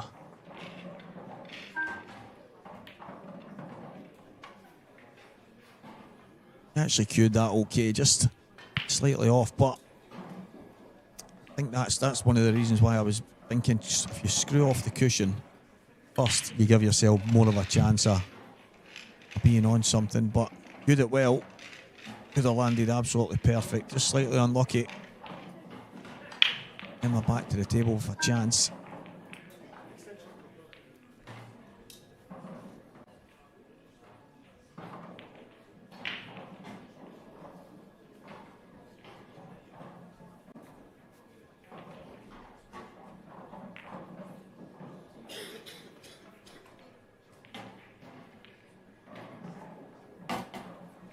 Yeah, very good. I think the pace, the big thing at the top left.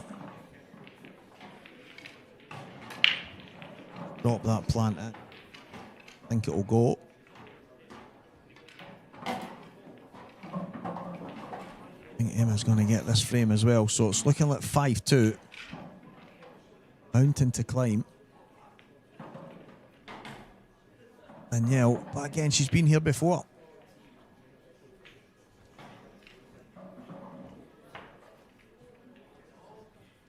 Saying this could happen, but I always worry about leaving plants. Oh, Wow. I'm the same. Old Mick McGoldrick, who we always talk about up here in Scotland, one of the legends of the game, played at the highest level, beat the guys at the highest level, and he used to go off his head if anyone left a plant to last. Just because if you play it wrong, you're dead, aren't you? And sometimes, one of the old sayings is, you don't want to travel too up and down the table, up and down the table. Oh, yeah. But sometimes it's probably better to do something like that in that scenario where you've got them two balls set like that.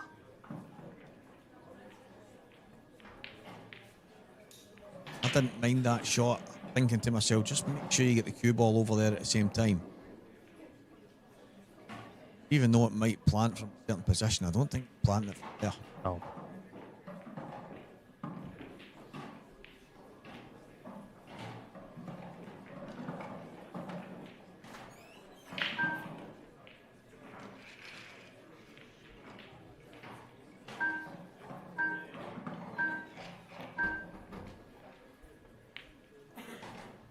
Well done, y'all.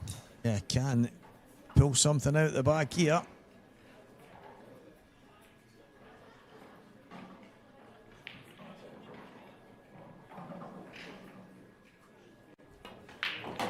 Oh, what a shot. Great shot. Keep it together now for these next two shots. And you're right back in this match. Run off the bottom cushion and back up. Oh, no. Look at the amount of side that was on the cue ball. I think she's just concentrated a bit much on the position there. Yeah. She'll be fuming with that. It's hard because she's played some brilliant shots in this frame alone, but then followed it with something that you didn't expect to happen. Played that plant well. Yeah, Danielle. She watches it back. If she watches it back, she will be kicking herself a wee bit with some of the things, but listen, obviously won so much in the game, and her and her family, I mean, they're like some kind of royalty in the ladies' pool scene. They've just been absolutely incredible. And yeah, her mother, her sisters, all just amazing. No doubting.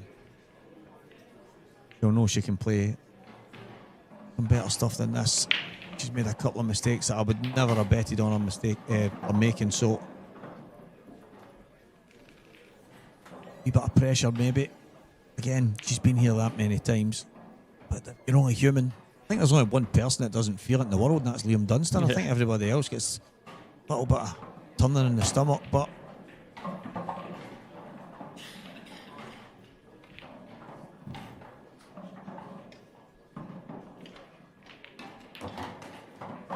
to Emma Cunningham. Yeah, has had some chances, just not taking them. Yeah, that was a big one, that. It's a big difference, isn't it, between 4-3 and 5-2.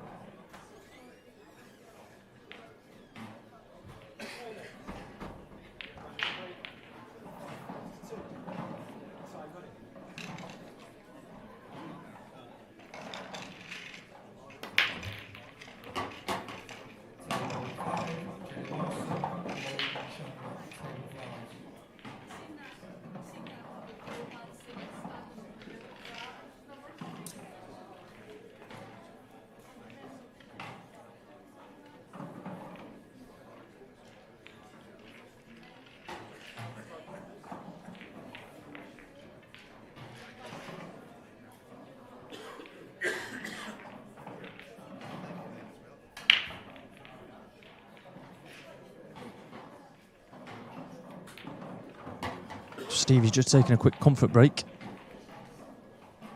Danielle's back at the table after timeout. Important frame to stop Emma getting on the hill.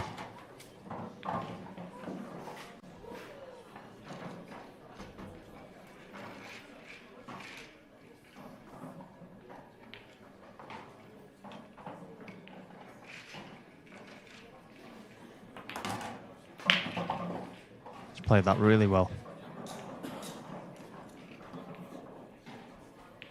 Just wants to land anywhere in the middle of the table here.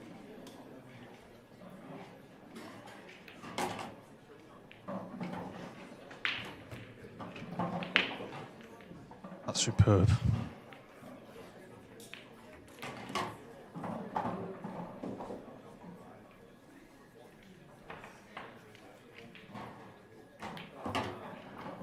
After going 2-0 up and then losing 5 on the spin with some chances, Danielle's took a timeout, come back and dished in about a minute and a half. You don't see many better dishes than that. 5-3, Emma Cunningham.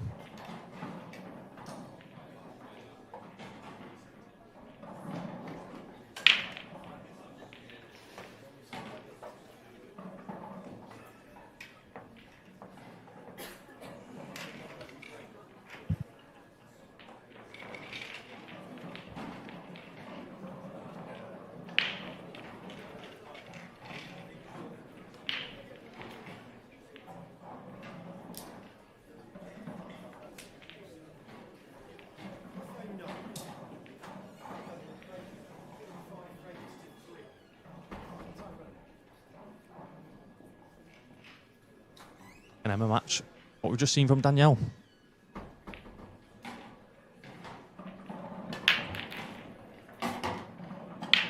She's hit them really well.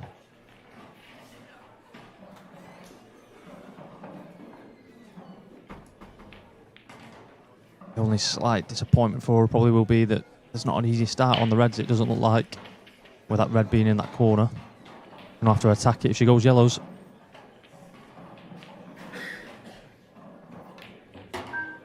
Gone straight at it, but not managed to find it.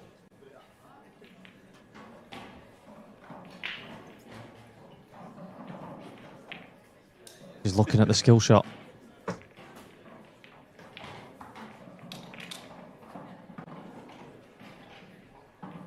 she's just tying the ball up.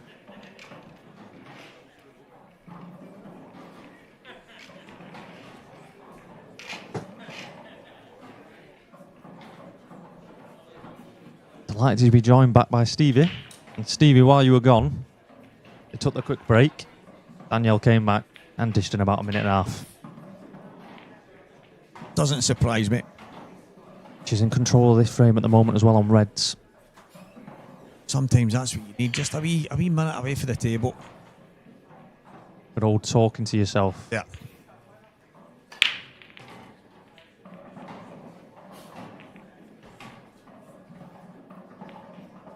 Thing is, Emma plays positive. She'll probably go for something here.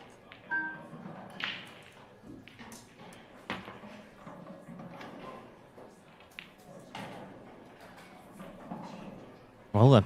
Yeah, here's a chance.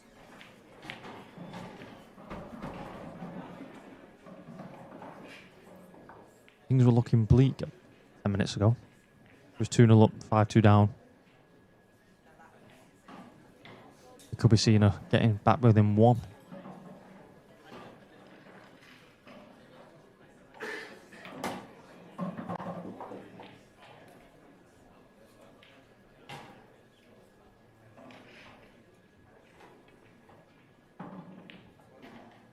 Played that perfect. It's a little ghost up the table. It's all about picking the right pattern now. Once you've potted this ball, make them four in the top half of the table easy as you can possibly make them. Yeah.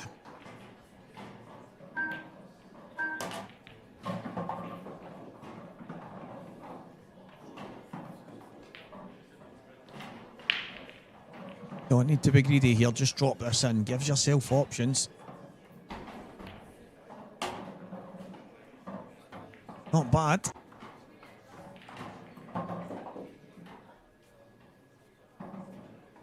The problem is that red next to the black.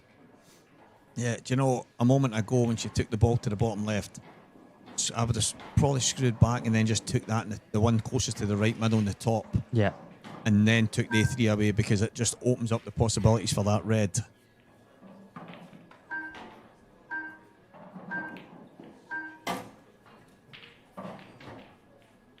Got to be a plan, unless you're looking at taking it to the corner. But you're pushing the black out of the way then. So she's just got to drop this in, bag weight, nice and easy. A lot of pace on that. That's just a drop in, nice and easy. Try and just the red in place of where the other one was, but just a little bit too fast for me. Yeah, that's why I mentioned the pattern, and she hasn't taken her extension. Sometimes you've just got to take that extra bit of time to think about what's the best way to go about this and make sure I don't run into any trouble.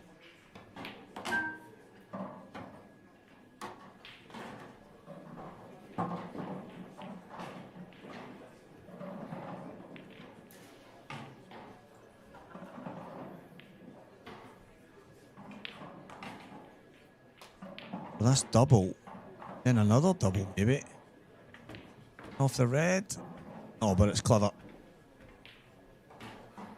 Not what Emma played. She didn't play to get up there and play a snooker. Missed the pot in snooker, but it's turned out not bad.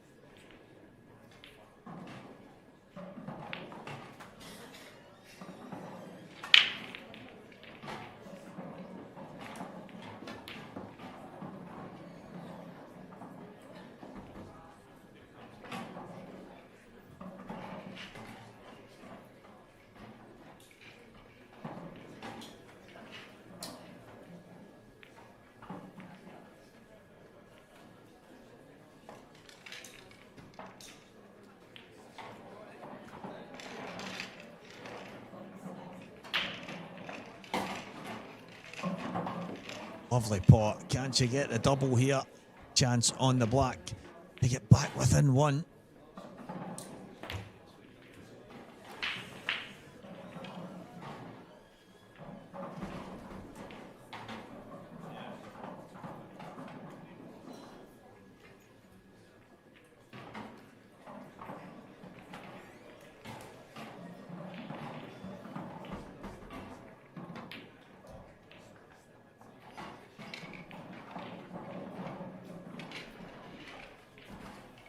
Yeah, not bad. Gets. Don't know if it's a snooker, but No, I think it's just called not total. But I think this is one where you've sort of got value to be not should be trying to kick at it. I think making something happen.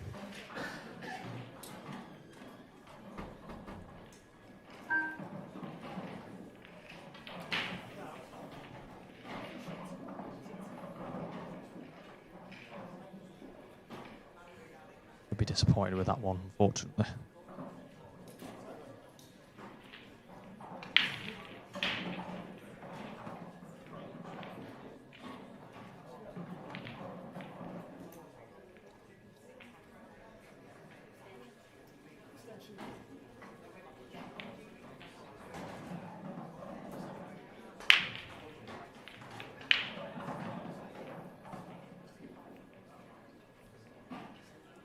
nope.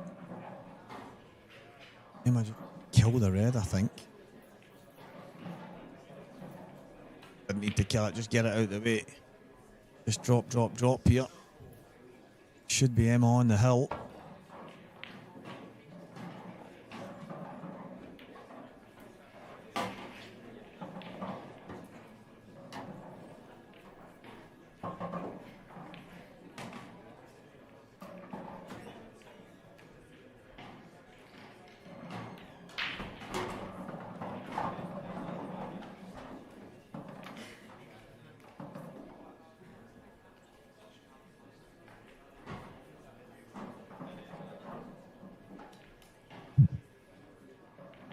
One over the middle allows it to get really close to the black. So talk about patterns. Yeah. Even though they were straightforward, went about them in the right fashion.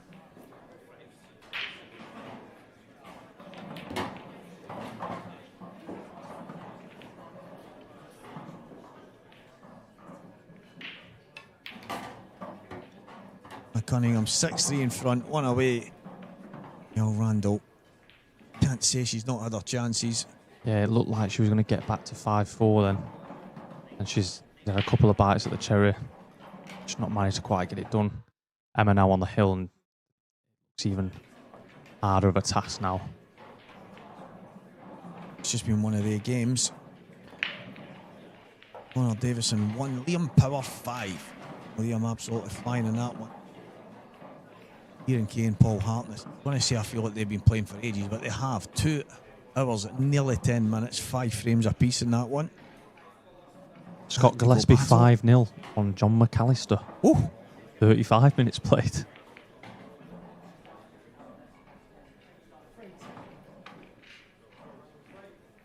John might be in a hurry to get back to Danielle, try to give her some moral support, but yeah, here we go. Danielle breaking to stay in the match.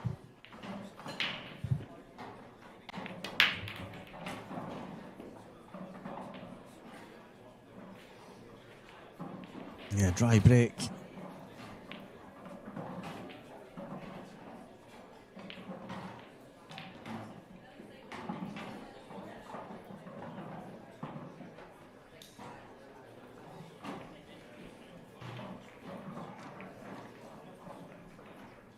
Both sets aren't bad.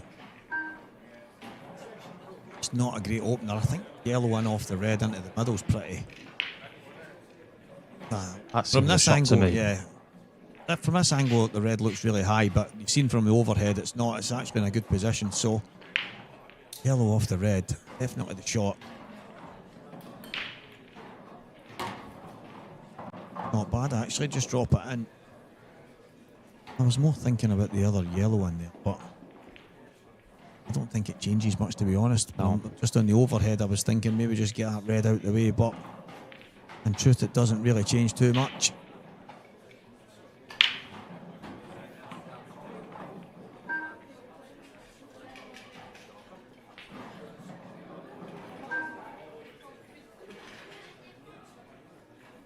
He's taking control of the frame.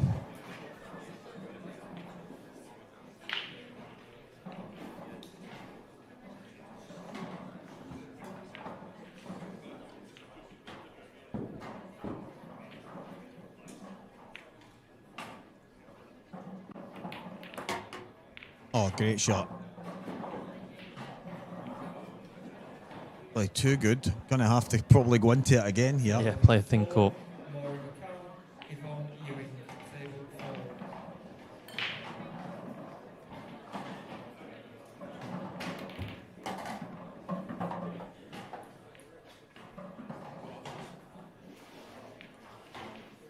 Just has to keep potting here. Yep.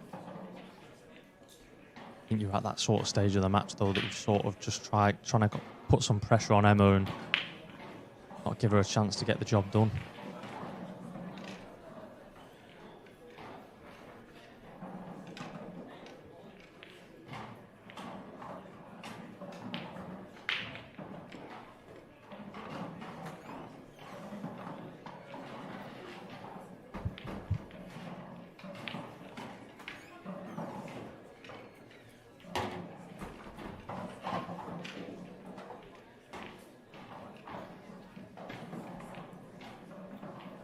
For me, it's just that yellow.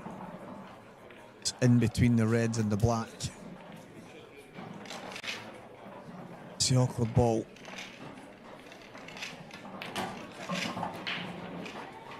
Wonder. Leave it last. Yeah, I wonder if that's the best way to go about it. Table 12, Rhiannon Graham, Vicky Lewis. Table 12. You just pull this back slightly. In my opinion, you should pull this one to the bottom right pocket back slightly. Try and take the yellow with the red to the top left corner. And try and get through to land pretty straight on the yellow near the left middle.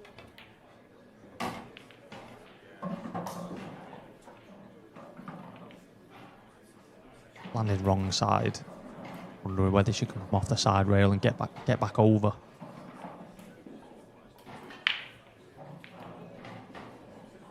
Yeah, and that yellow will be last. Screw shot, side cushion, cross.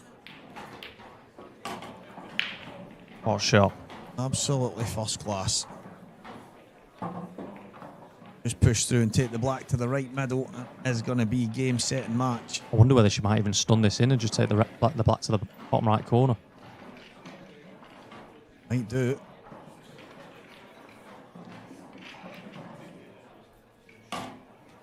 Well, I was wrong. She could have played that any better. Absolutely class. Emma Cunningham.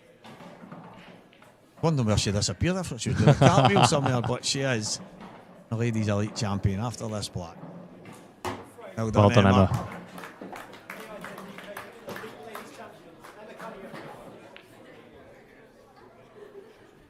Emma Cunningham beats Danielle Randall 7-3, and we're going to pass over to Stevie any minute for an interview with the champion and the presentation.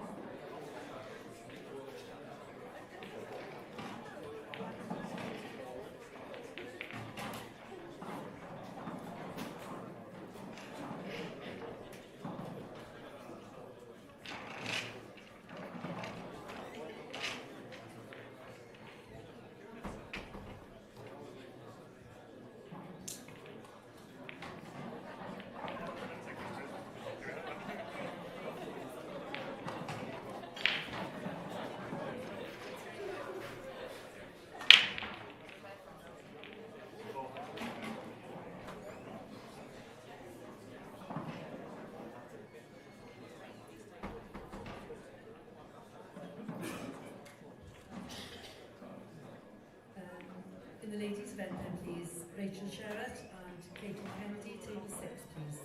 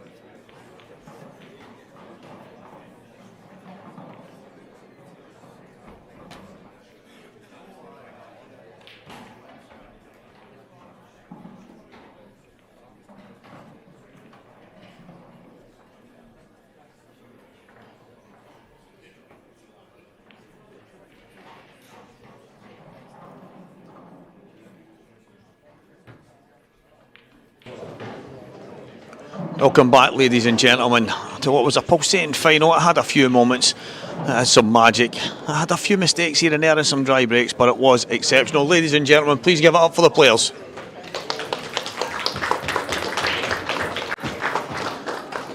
And with every final we do have a runner-up, and it is Danielle Randall. Danielle, it was just one of their games. You had some dry breaks, you had some good finishes, you had just had a couple of wee mistakes here and there, but it did have a wee bit of everything. It just wasn't your day. Yeah, it just wasn't my day. I think missed the clearance for 3-0, and I just felt like my body was just tensing up and jabbing my long pots, and I missed them by miles. And just, yeah, you can't do that against someone of Emma's standard. She's amazing, you know, and I'm just happy to get to the final. It just shows, though, you've won so much in the game already. I know your family's really pool orientated. You've done so much damage for Ireland and obviously individually, but it still means a lot. It still brings its pressures. Yeah, as you can tell. Yeah, you know, my family give up a lot for this game, and it's tough, you know, but it is what it is. It's only a game at the end of the day, and we'll get there in the end, hopefully. You should be proud of yourself. Thank you. Ladies and gentlemen, Danielle Randall. Here's Danielle. And with that, our winner, Emma Cunningham.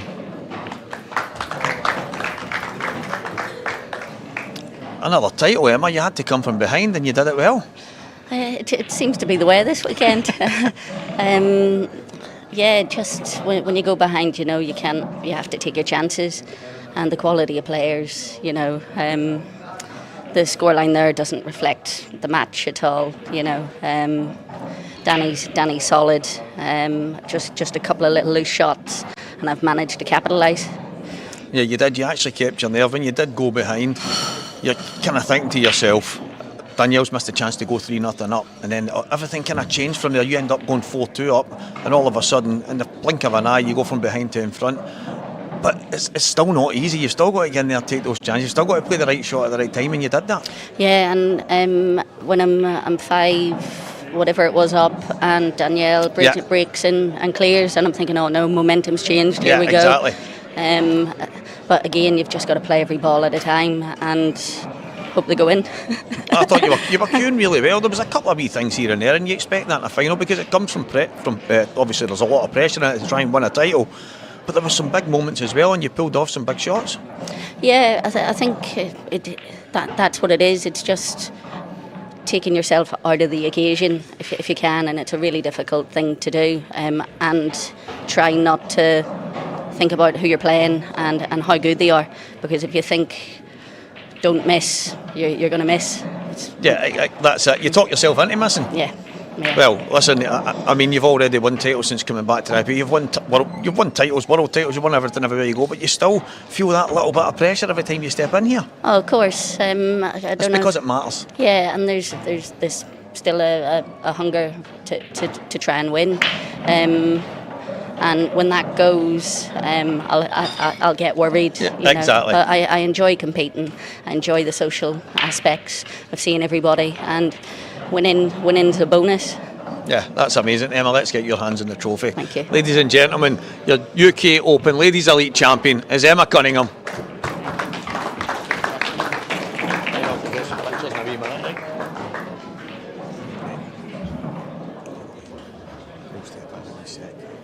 David will start the men's amateur final runner on table 2. And that's between David McCarthy and Dan Harris. So, Brilliant, Emma, well done. Table 2, please. Hello, Andrew Betts. Emma Cunningham is the UK Open Ladies Elite Champion.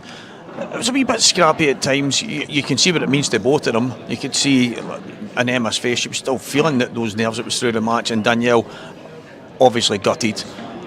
But a great run for both of them, getting to the final, All-Ireland final. It's just a shame someone has to lose. Yeah, it's unfortunate, and I know Danielle's disappointed with the way it's turned out, but I think she just takes some pride in the fact that even when she went behind and then had that break, she didn't give up.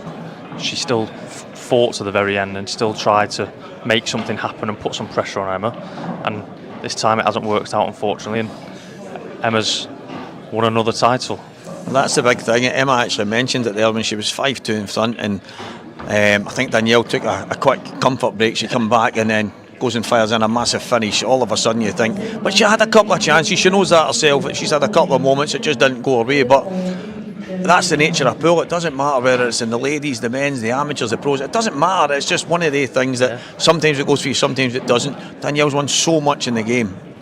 Emma, you just can't give Emma those chances. Yeah, it's the nature of the beast, unfortunately. Poolers can be a really cruel game to it at times, and that's why I mentioned to you in commentary then, you've got to be able to try and be mentally strong, and it's easier said than done sometimes. And she might be disappointed, but I'm sure she'll come back firing. She's still got another event to go, so maybe we might see her on this table again tomorrow and putting that title back in her hands. Yeah, I just love the fact that it means so much to her. Obviously she shed a wee tear there, but Danielle's won so much in the game, and you could see it in Emma there as well when she was talking. Just that feeling, that fire in the belly, and I absolutely love that. People that win, we see it with the likes of Liam Dunster, people just love to win, and it becomes a habit, and I absolutely love that. And obviously it won't be the last time we see these two meeting each other in the final. No, it won't be. And then speaking of finals, we've got a cracker coming up, haven't we? An absolute beauty, and he's one of the players is standing right there, Liam Dunster and Craig Marsh.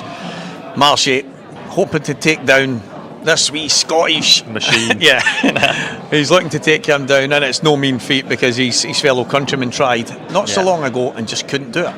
Yeah, it looked for a long time in that match like it was going to be an all-Welsh final, and Liam Dunster being Liam Dunster's just done what he does. My only question would be is how much had that comeback taken out of him. Craig's obviously had a longer time to gather himself together for this final, but sometimes that can be a bad thing when you've got so much time to think about how a final's going to pan out. So it'd be interesting to see what happens, but two very different style of players, I think.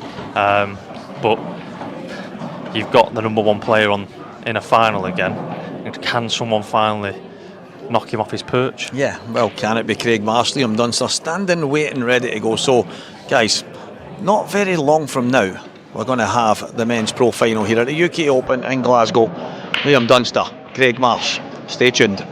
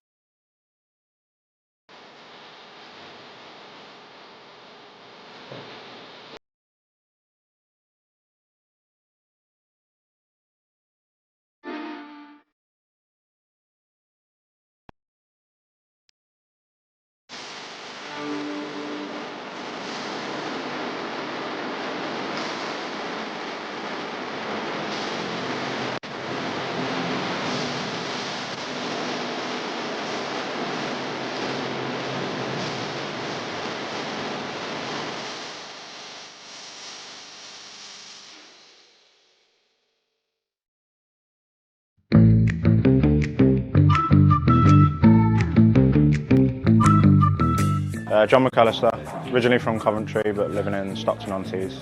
My name's Billy Snarden and I'm from Fishcross in Scotland. Liam Power from Manchester. Daniel Wiley and I'm from Dumfries in Bonnie, Scotland. My name's Nick Powell and I live in Winsford, Cheshire. I'm Ryan Hopkinson and I'm from Sheffield. Liam Irving and I'm from a little pit village in Southend. Dave Sanderson from York. Probably say my pattern play. Pattern play is probably my best area. Yeah. I'd like to say mentality now. I think I've been working on that quite a lot. Yeah, I think that's a big part on what I've improved recently, and I think that's a massive part going forward. I've got to keep. So, yeah, I'd say that's right. Strongest area, I'd probably say the break. To be fair, done a lot of work on that recently, and it is a big part of the game anyway. I would say potting probably. Come from a snooker background, so potting should be easy. When I was younger, I used to like Matt Williams and John Higgins, just because the way they played. Basically, John was so solid, and Matt just made it look so effortless as well, and being a left-hander helps as well. Stevie Walker. Colin Montgomery. I used to love watching them playing golf. I've always supported them. As a kid, Duncan Ferguson, because he was the one shining light in a very, very poor Everton team. Ronnie O'Sullivan. So I think to be at that level for that long, battling them kind of demons is phenomenal. People leaving off chalk on the table when I'm snooker as well and pool, it drives me crazy. People leaving the chalk on the table. Dry breaks. Slow play. Slow play, just abolish it, ban it, fine it. Mentality as well. Yeah, it's one of them. I think this is a big part of the game now, and I think going forward, you know, in the pro ranks, I've got to make sure that's again, it's a trait that I've got to maintain going forward, as well as obviously potting, good white ball, things like that. But I think if I keep my head, I've got good passion for the game. I want to win, so yeah, that's where I think I can do well. Weakness.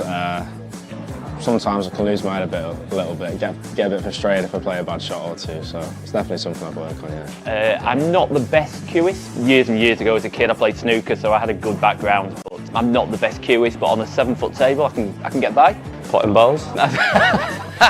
Probably tactical. You know, if you come up against an average player, I can probably hold my own. But once you come up against the top players, they've probably got the upper hand on me when it comes to tactical. Corey Rees, I'd say. He always comes up in chats to you, Corey Rees. Oh, there's quite a few, to be honest. Yeah, I'd say maybe Dan Davey, Craig Marsh, people like that. Me? I'd probably say Matt Boyle. You know, Mark always you know, spoke, acknowledged, but yeah, even when playing matches as well, you know, great guy. Probably Mark Boyle. He does so much for everybody, and he's always, whether he wins or loses, he's always got a kind word to say, and he'll take time to talk to people. So yeah, I would go with Mr. Magic. Gaz Hibbert is great value, has time for everyone, so I'd go with Gaz. I think this one's easy. I say Mark Boyle. I really like Mark Boyle. I've had some good conversations with him when I was an amateur last year, and he had some good words for us, so it meant a lot to me, that, and obviously what he does with the Lola stuff as well. I just think he's just a credit to the tour, isn't he? And his personality is amazing, so yeah, someone I look up to a lot. I like Sheppy. I think Sheppy's good. Pretty stand-up guy, like. Yeah, he's been pretty good to me, so yeah, I'll go with Sheppy.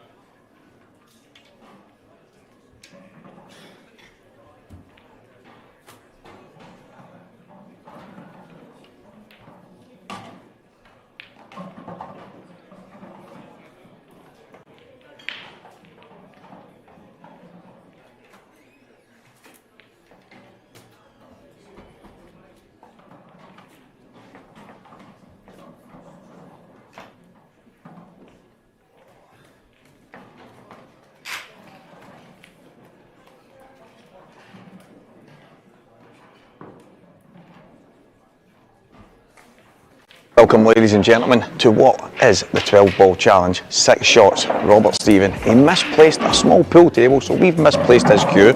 He's going to try it with the palm of his hand. We're here in Coventry at the IPA. Robert Stephen, over to you. Right, let's go. Many shots that's going to take. Oh, get in. Oh, that's not bad. How good was that? Stevie had bought one of the wee mini pool tables we were going to do. and I didn't realise it wasn't in my boot, and I've arrived there without it. So that was my punishment. I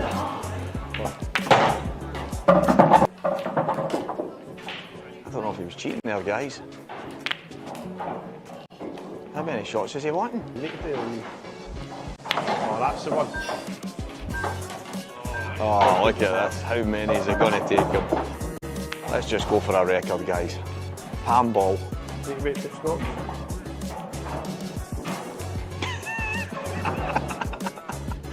Handball, Robert Stephen. He's having a nightmare. Oh, wow. The thing I've noticed, guys, is he's not chalked his palm once. I know, once. Once. That's just too hard. Attempt 144. Oh, this is terrible. He's had a few 147s. He's getting close to that number here.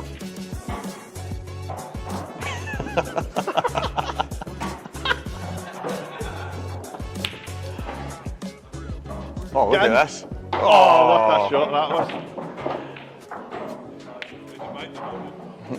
This is incredible stuff. The scenes here in Coventry as Robert Stephen makes. The thing is, I actually think I'm weak, Greg. He makes a little fool of himself. Nah, That's time. Oh, yes. Right.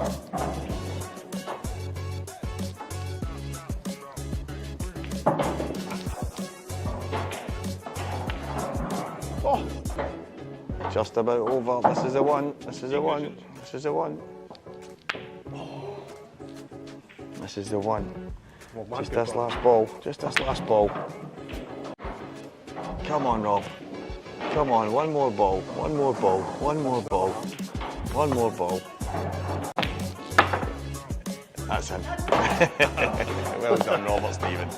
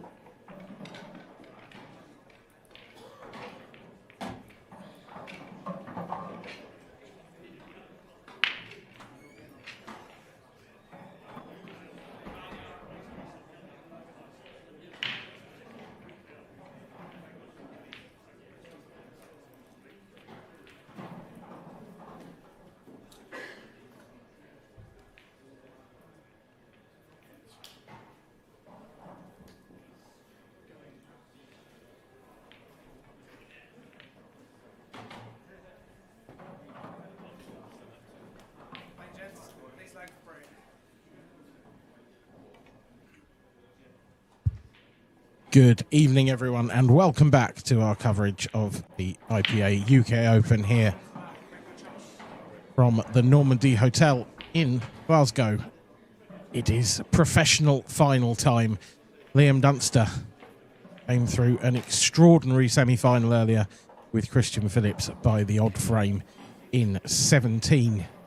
And he faces a very in-form Craig Marsh, who looked $1 million beating David Adenall in the other semi-final. Is Scotland versus Wales for this one. It is Liam Dunster in his 7th consecutive IPA final, his 5th consecutive final individually of this season. He has been in every single final so far in the 2026 season, a quite extraordinary achievement that he would love to crown with his 4th title of the year. But the man in front of you is aiming to stop him. Craig Marsh to break first.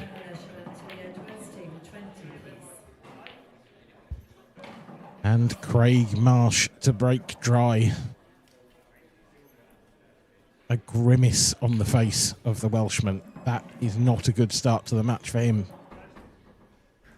And it's a fairly open table, this, on yellows. The one big problem,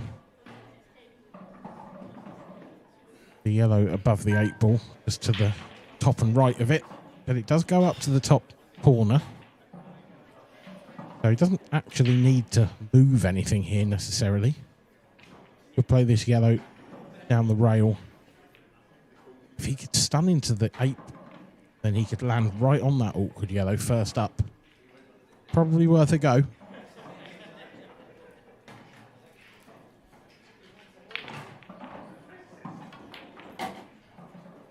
Even better, he's managed to screw straight into the reds. Wasn't sure he was straight enough to do that, but he's perhaps pinched the pocket ever so slightly and given himself that opportunity.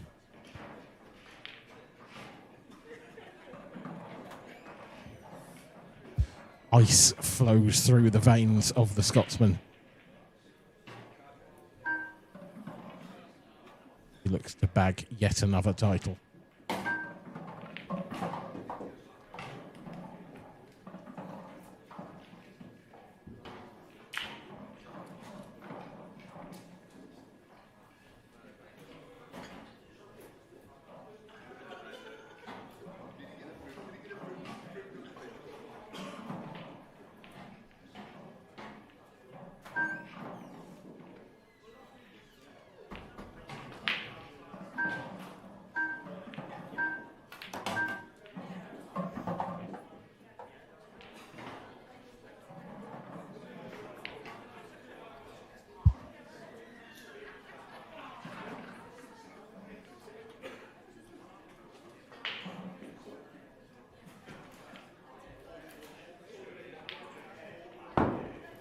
Just looking to see if he can go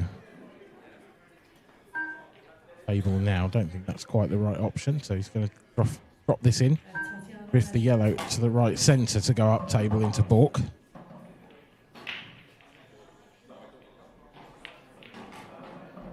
Now he's just checking to see what angle he wants to leave himself on that final yellow.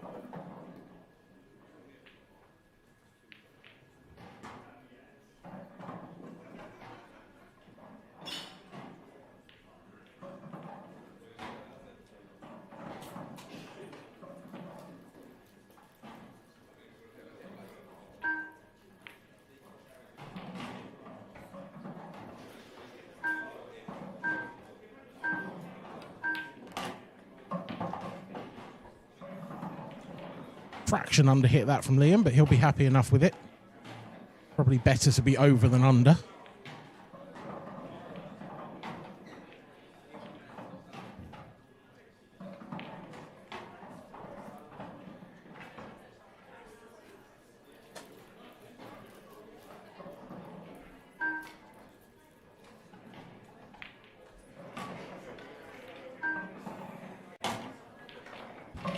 And in drops the 8 ball, so Liam Dunster leading by 1 frame to 0 here at his home event.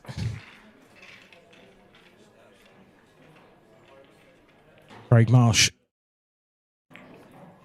He broke so well earlier on against Dave Adenall, but that was not the ideal start for the Welshman.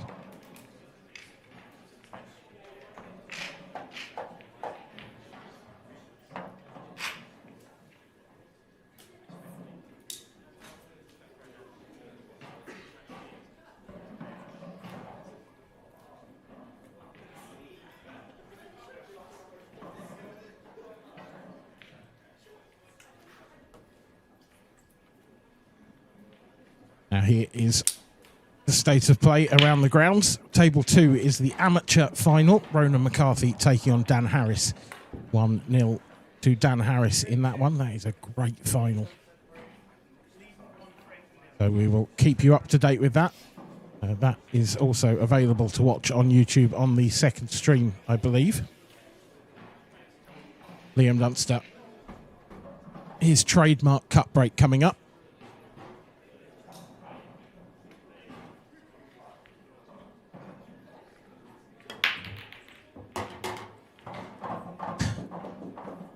And he's absolutely nailed it. A wonderful break. The balls are spread wide open. I would say, though, it's not a absolutely straightforward chance. Initial viewing, I thought yellows, but that yellow he's closest to is a bit awkward, and the yellow on the balk line is also a bit awkward. He doesn't really have a starter on reds. I think he's going to have to take yellows, and he's eyeing up this long plant first. That would be a big risk. But if he gets it, the frame would be at his mercy.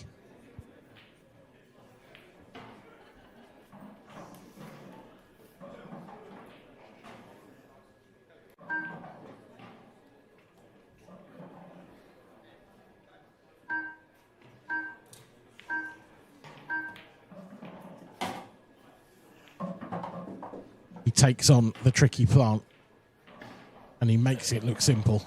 A great shot from Liam Dunster, but he needs a few more.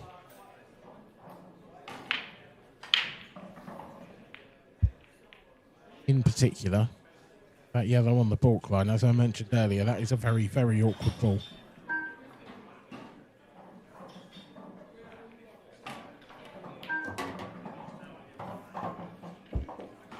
And it looks to me like he's going to go after it now. He's got a lovely angle here on that yellow to the left centre to drift past the 8 ball. Perhaps try and land on that yellow to the right centre.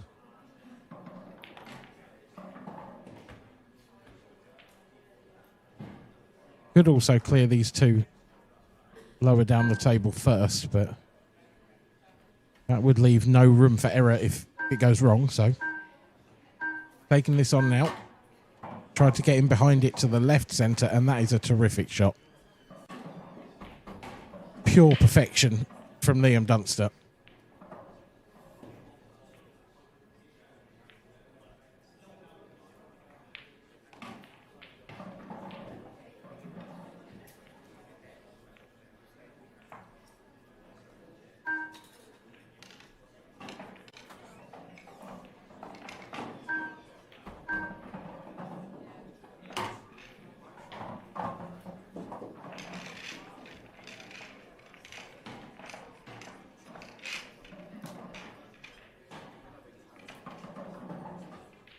Is a little bit thin, this yellow.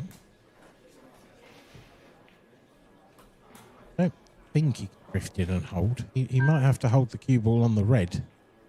Oh no, he's taking the one near the pocket first. He can get through to it. That's helpful. Still might be trying to hold this on the red. It's just inch perfect, everything he does. He has got the weight and the pace of this cloth right now. And that is a worrying sign for Craig Marsh.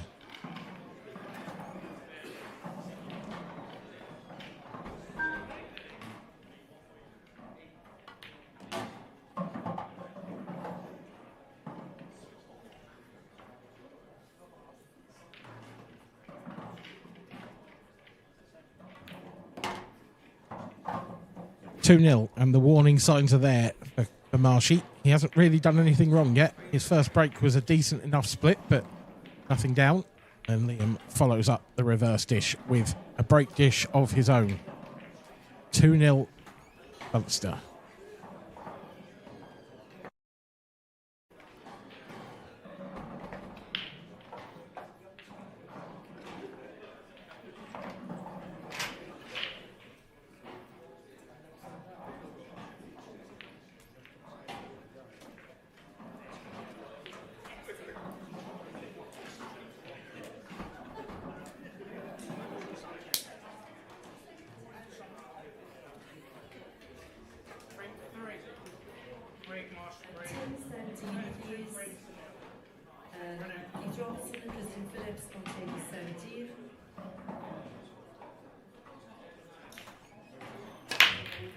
Will he get a better result this time? Oh, it's not looking hopeful. Oh no, he's made one. One of the last balls rolling. However, it's a big however. That red next to the cue ball is going to cause all sorts of problems. Because it's there, you feel like probably like to take yellows, but again, I don't think he's got an opening pot. Because if he could take yellows, if he could get past the 8 ball, for example, down to that one to the bottom left, then he could open up that pocket later on using the yellow on the balk line. But I don't know if that shot's on. I don't know if he's got anything. If not, going to have to take the red on. But it's going to be a tall order to get back up for that red next to the cue ball now.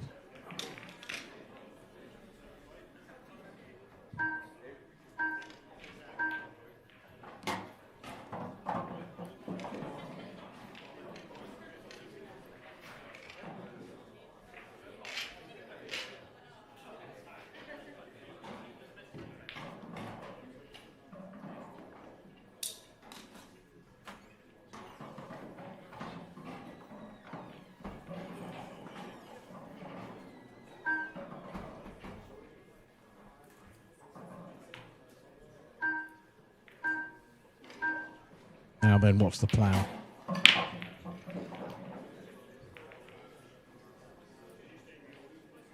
Can he top this through and then play the red above the black spot?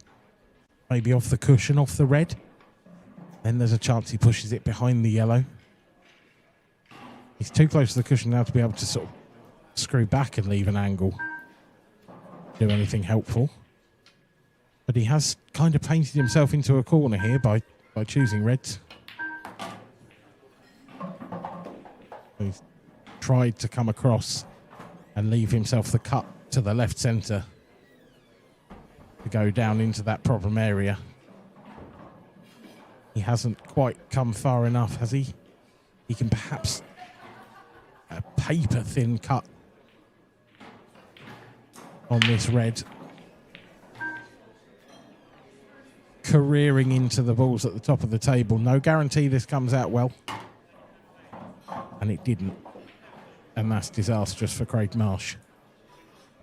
Because now Liam Dunster is going to have a huge amount of control over this frame. Even if Marshy can stop him here.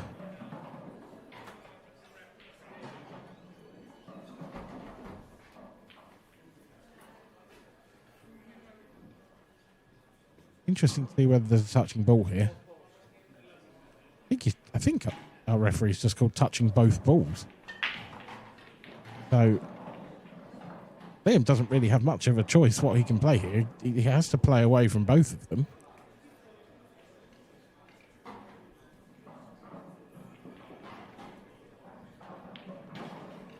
That will narrow the angle at which he can hit out by a fair amount, but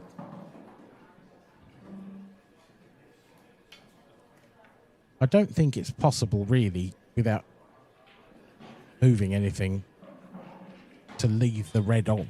I don't think Liam's got too much to worry about. Certainly taking his time over this. I might have got the call from the referee, but I thought I saw him say touching both.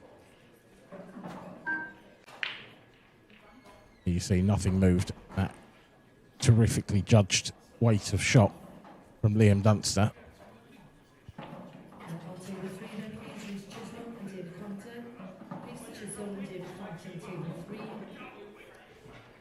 Table 13, Jared Boyle and Dominic O'Donnell. Jared Boyle and Dominic O'Donnell, table 13. Gareth Hibbert and Ewan Wardle, table 16. Gareth Hibbert, Ewan Wardle, table 16.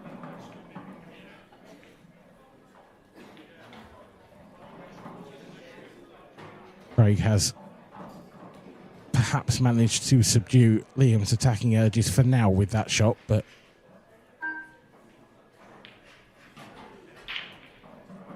The other red for Craig is so isolated that all Liam's got to do really is stop him from getting down the table. There is a chance here for Craig, though. Not the best shot ever from Liam. He can play this cushion first, lots of right-hand side. And the Cuba will be travelling, you would think, somewhere towards those two yellows. So he's going to be relying on a bit of luck here, but that's what you're going to need when you're playing Liam. Oh, he's caught it thinner. He's not relying on luck at all. That is an absolutely terrific shot from Craig Marsh. He caught it thin enough. He controlled it beautifully. And this will feel like a real steal. Because when Craig missed that shot, Liam Dunster would have been licking his lips. He would have thought the frame is all but his. And Marshy comes up with the goods and gets himself on the board. Terrific steal from Craig Marsh, and he trails by just the one frame. It's 2-1 Dunster. I did mention earlier, table 2 is the IPA UK Amateur Final. Ronan McCarthy, the elder statesman of the pool world, taking on Dan Harris. Is the younger man who is winning out at the moment, 2-0 in the race to 8 there. Every other match you see, apart from tables 1 and 2, are in the Open events. Ladies Open is well and truly underway. The Emma Cunningham, Elite Ladies winner. She doesn't have time to celebrate her victory. She's straight back on against Marianne Rinaldi. So is her vanquished opponent from that Elite Ladies final that we just saw. Danielle Randall currently trailing Beck Sweeney by 1-0, and that's going to be a tough match to get yourself back up for, having just lost the final and having to go straight back on against Beck. Beck was ladies #1 at the end of last year and has really, we've seen her game come on leaps and bounds over the past couple of seasons.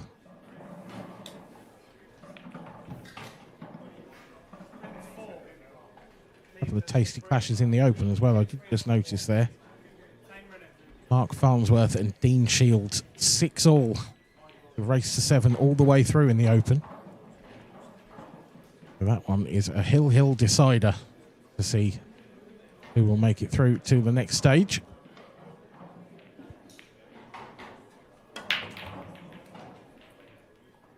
Liam's first break was superb.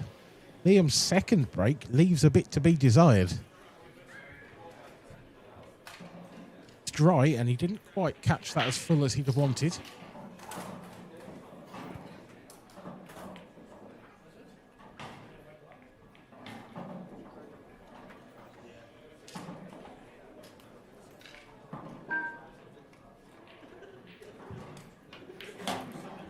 So an opportunity to level the scores.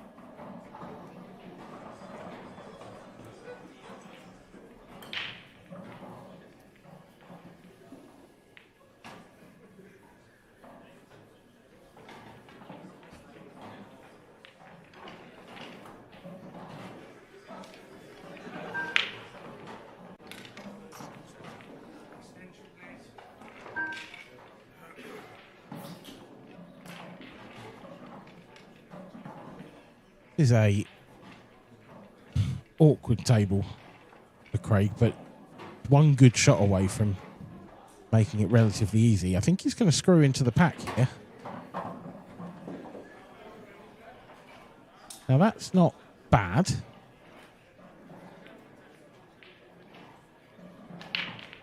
But you've got the second yellow in from the left. is a problem. I don't think it goes to the centre pocket.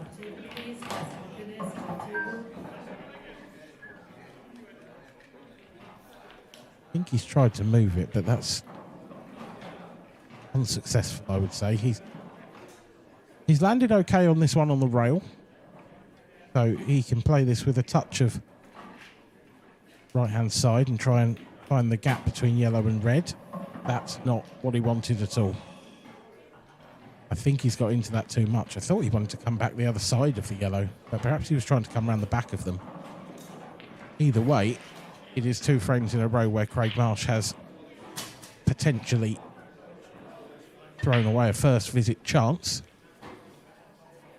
Did, of course, get back to the table previously. I'm not sure he'll have the same luck again if he doesn't manage to find a Hail Mary from here. No, this time Liam has an easy finish to go at.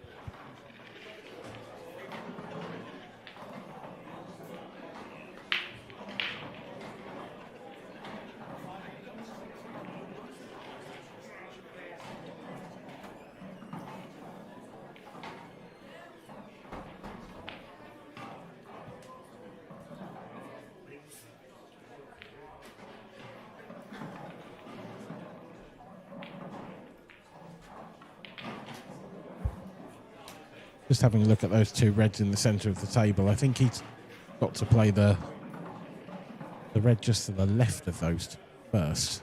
A little bit of a cutback in the right centre, but no problem. I would imagine from that side of the table he can pop the top one of those 2 reds in the same pocket. But he's going to have to come back for it.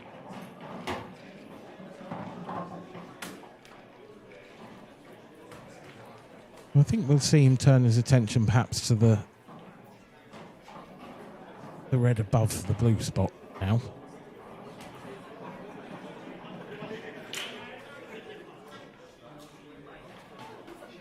There are many, many ways he could take this. He could cut this back in and go into the 2 reds, but perhaps that's what he's trying.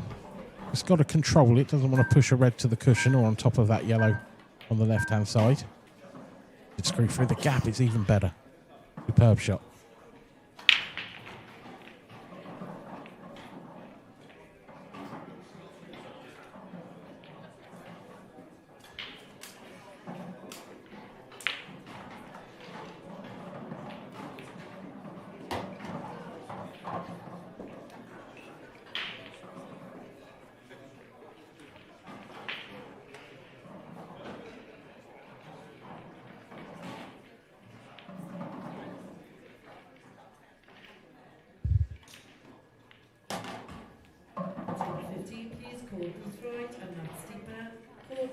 All the hard work now done for Liam. Got to take his time here, which he always does. He will make sure of absolutely everything. And he's looking very good for a 3-1 lead.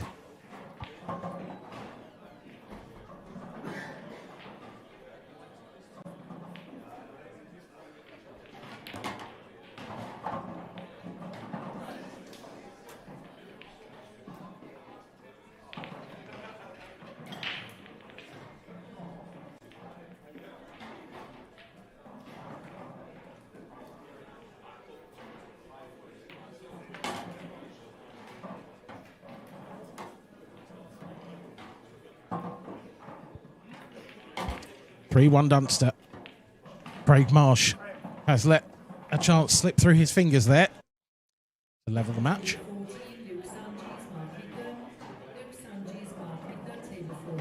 Now, the amateur final, Dan Harris is absolutely racing away with it. He's 5-0 to the good against Ronan McCarthy in a race to 8. Ronan clearly has played well so far this weekend, but he seems to have met his match there. It's going to be very difficult to come back, you would think, from 5 down. Other scores. Gareth Hibbert just getting underway against Ewan Waddell. Be an interesting match. There's lots of Scottish representation here this weekend. Got plenty of locals entering in single events, but also plenty of Scots on the tour anyway, so it's good to see them getting a home event.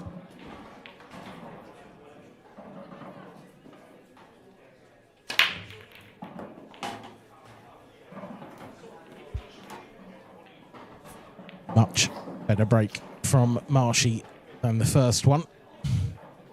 And to be fair, he was a little unlucky with his second.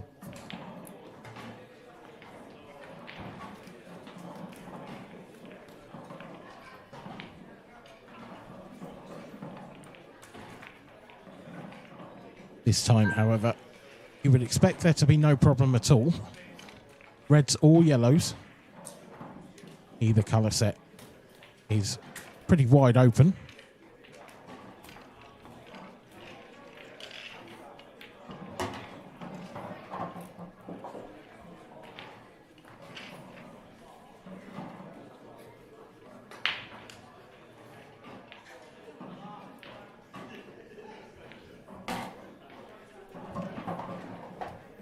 Obviously, he's just going to have to be careful about that yellow on the left-hand rail.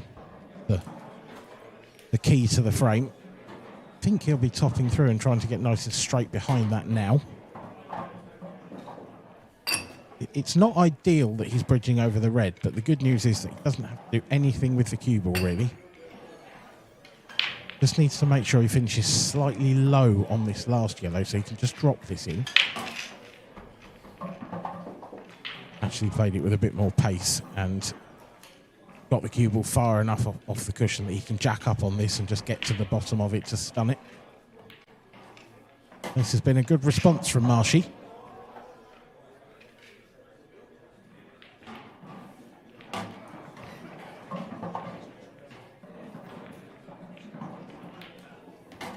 Three, 2. So he stays in touch, does Craig Marsh.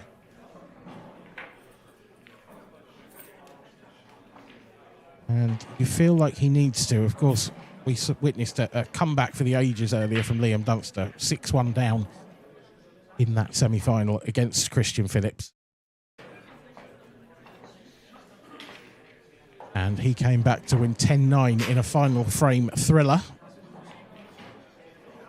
But you do feel like it would be a much taller order for someone to come back from 6-1 down against Liam than perhaps it is for him to reel someone in from that kind of scoreline.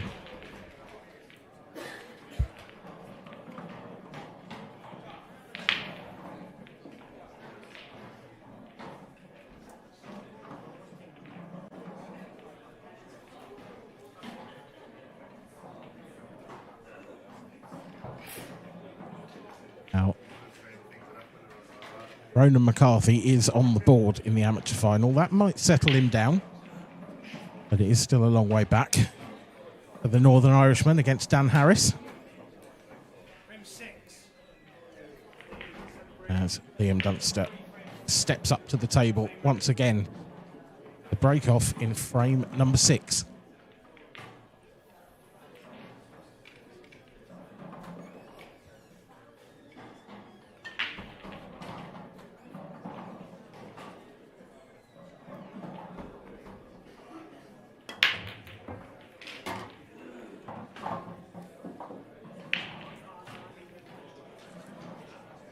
Part 1 of the puzzle is solved because he's made a ball off the break.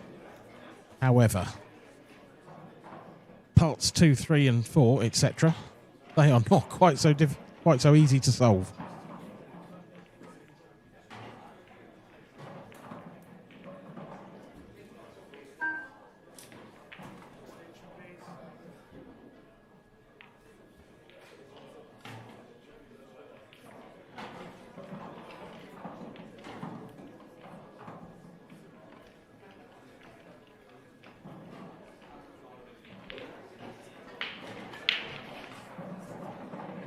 This really is a tough table for Liam. It's hard to see an attacking option on for him. Can he get through that gap to the yellow? Because the yellows are primed to attack, but I don't think he can, no. So it's going to be red. Just squeeze this one past the yellow. Now, he's got the yellow on the bottom rail quite near the pocket. Face of right-hand side. I think ideal here would be if he could play it with a bit more right-hand side, actually, and go into the cushion, then into the red and yellow, perhaps. No, he's not taking the bait. He's going to make Craig sweat for this frame. But Craig does have attacking options of his own. The yellow he's closest to does go up to the top right. And it's clever from Liam because he's covered that bottom left pocket, and if Craig does decide to be aggressive, that yellow's not going to come out, I don't think, and pop the red. So he's gone ultra aggressive as Marshy, and it hasn't really worked out for him. That's a poor miss. But there is a wry smile on the face of Liam Dunster, because it hasn't. He'd almost prefer that had gone in, because Craig was nowhere if that had gone in. It is. Liam's got a tricky table to look at.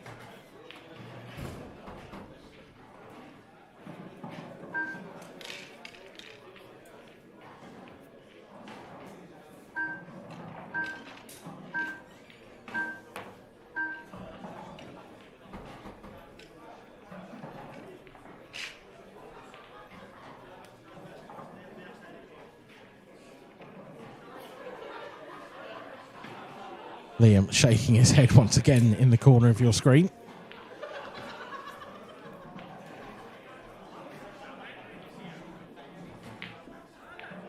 Will probably feel like he could have had a chance there. Possibly feel like he should have done.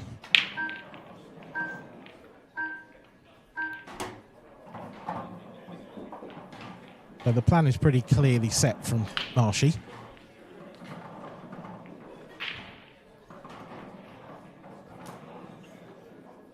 Perhaps a touch surprised he didn't take that yellow on the bottom rail first.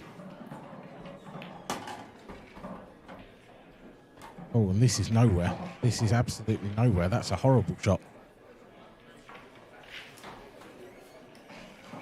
Does have an opportunity to rectify the situation, but it's getting more and more difficult.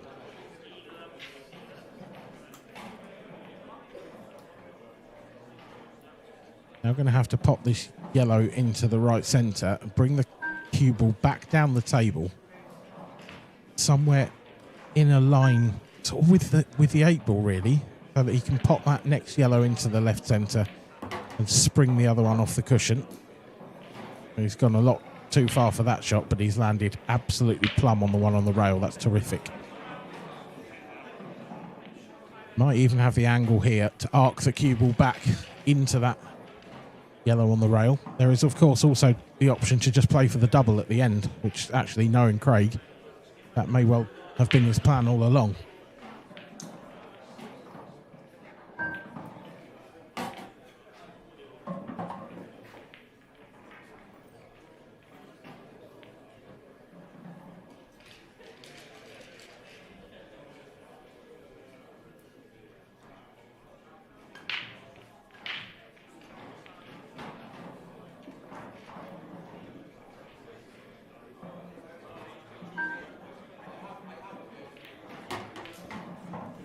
Has gone to move it. Has he moved it too far? Does it pass that red? Well, the reaction, I think, tells you the story. So surprised he didn't leave it for the double.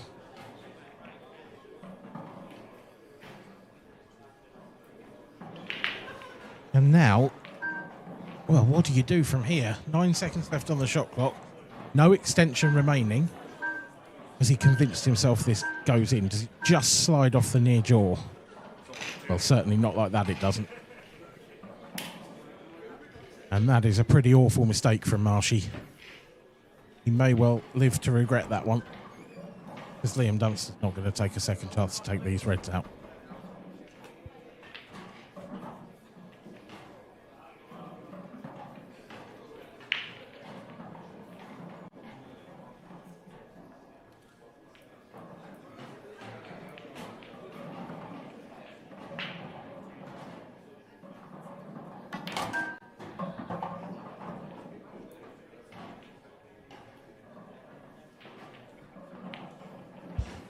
Liam doing the dirty work, immediately getting down onto that red deep in the balk area.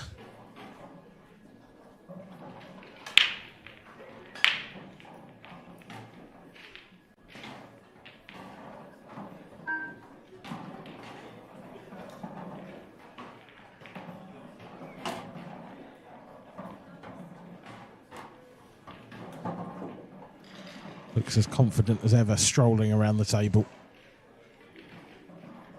Very measured player, very precise. We all know Liam Dunster's strengths. And indeed his absolute lack of weaknesses on a pool table.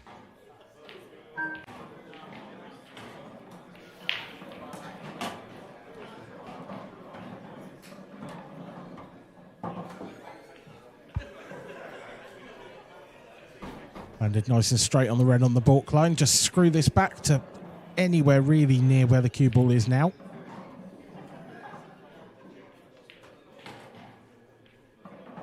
As if it wasn't easy enough already for Liam, he also has a big pocket for this penultimate red.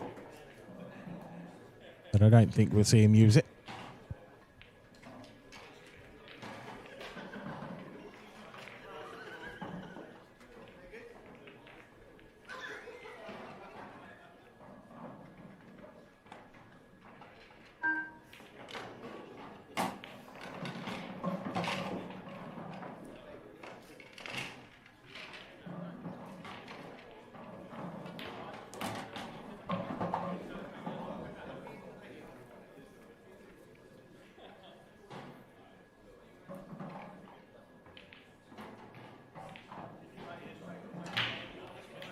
And the duster clears the table once again. 4-2, Liam. Another Craig Marsh missed opportunity.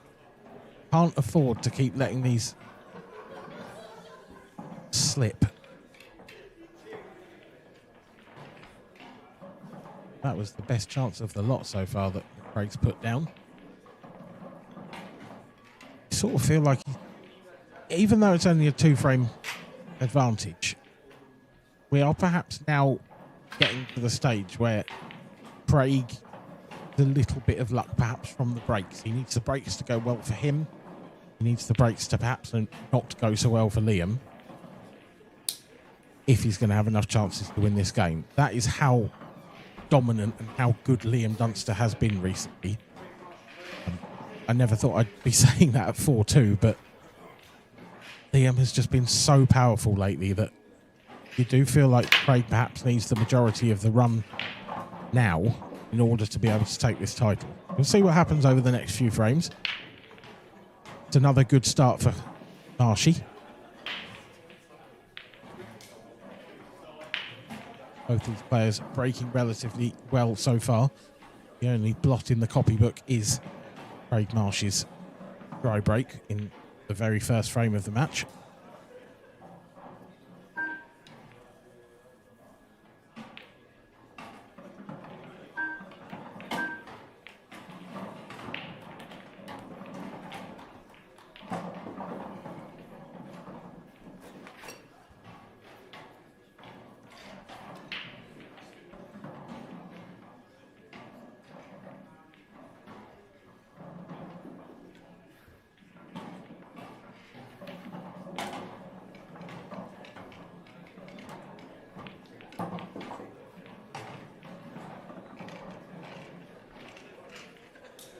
No real issues here on yellows, but the one to the right of the 8 ball, a bit of getting to.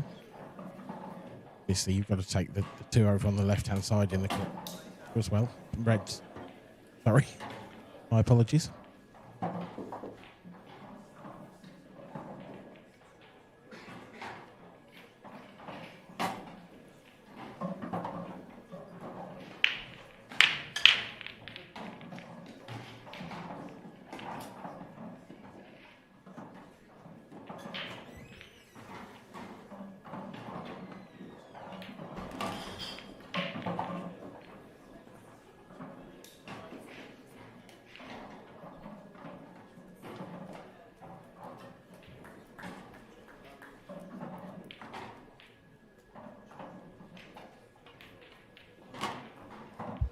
Nice response this from Craig. Back to 4-3.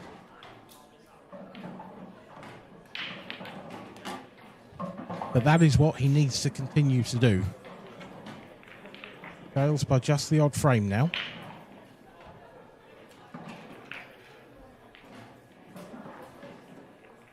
But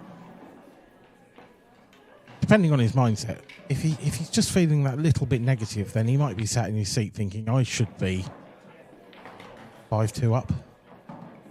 Instead, he finds himself 4-3 down. And it's not quite mountain to climb territory, but he needs that break to continue working for him. I think that's the absolute key for Marshy. Liam, by his own admission, didn't break all that well against Christian Phillips, particularly in the early phase of the match. And it nearly bit him.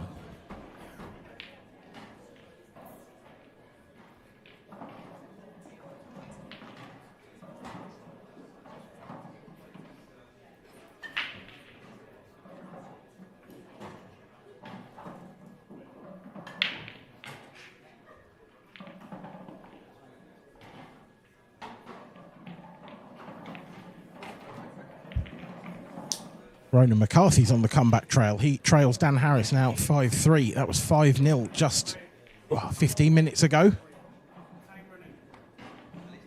So that is a quick fire final we are witnessing over on table 2.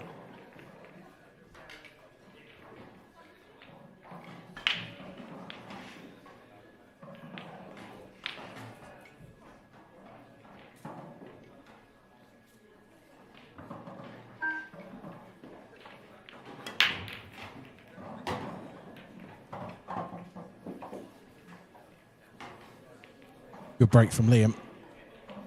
He'll be very happy with that. Those 3 yellows have gone safe.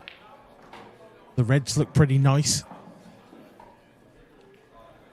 I think all of those, that 3 triangle of reds will pass each other to the bottom right corner. So there's not really any major issues here. Just wonder whether he'll clear the red over the pocket first and then come down table, or whether he'll leave that there as a little bit of insurance. I don't think he's the sort of player that tends to need that kind of... So it would shock me to see him take that first.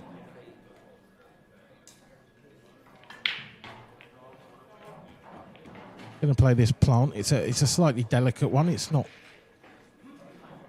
too bad, but got a choice if he brings the cue ball down table of reds. Either the one on the rail or the one on the racking line, you would think, would be his next ball. To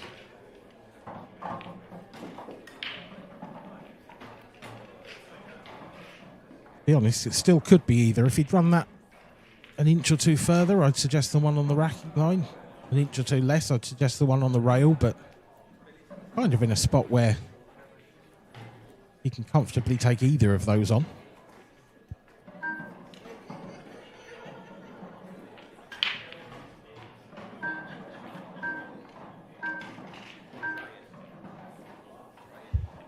But that is a shocking miss. However, Craig Marsh is coming to a very difficult looking table.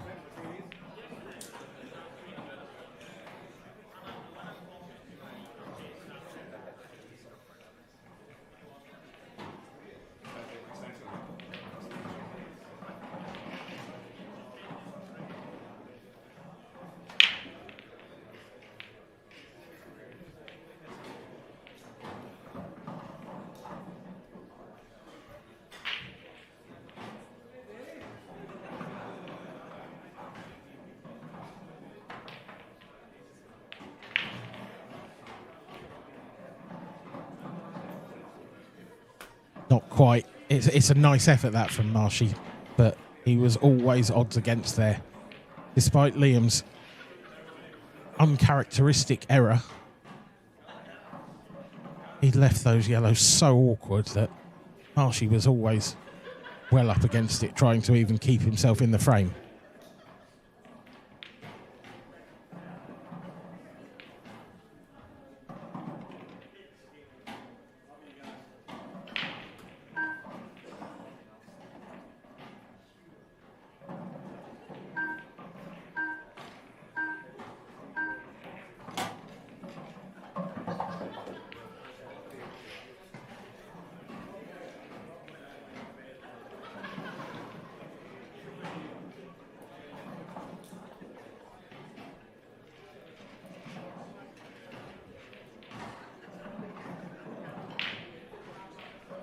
Liam has landed nicely on the middle of these three reds. Probably just stun into the yellow to hold for the next one. Just makes the game look so easy.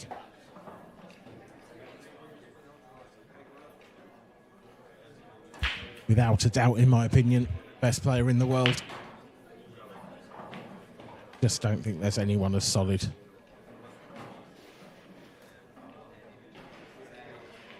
It is extraordinary what he has achieved so far this year.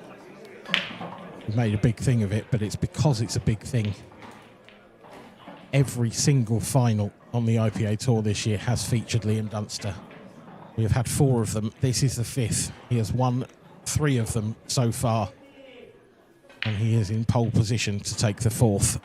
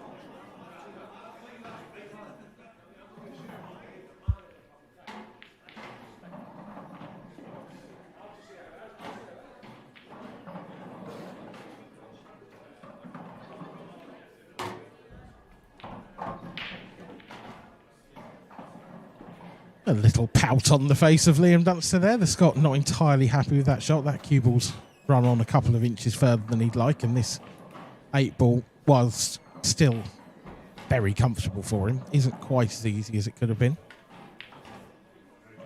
He would have liked to have had the pocket directly in his eye line when he was queuing this up, but alas, not to be. Here he goes, crouching into the shot. He's actually gone so far, he's able to cut it back to the right centre. And he leads by 5 frames to 3. Liam Dunster is on top of the world at the moment. You could make him president. I probably would. He is just that far ahead of the competition. Now here is the story on the outer tables.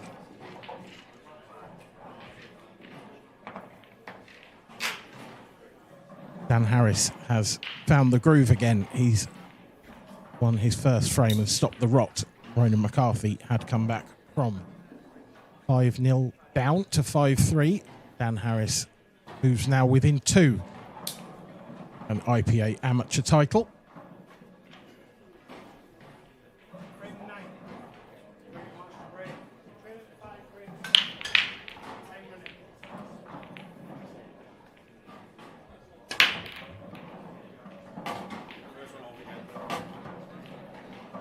And it's just gone from bad to worse for Craig Marsh. The last thing you want to do when you're staring down the barrel against Liam Dunster. Break going off.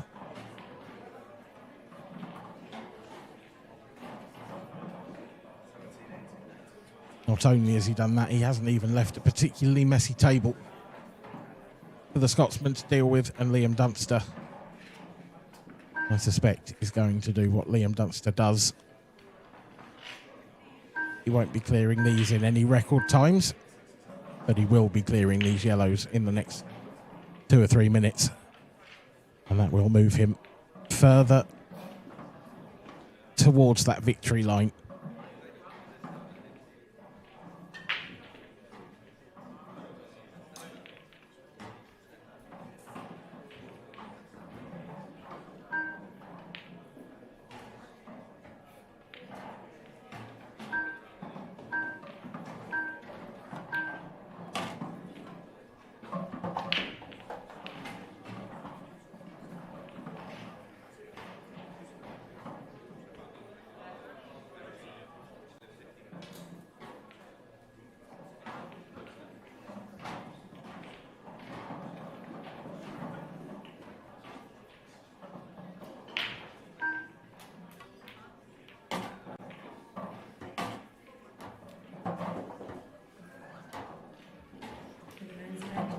12, please.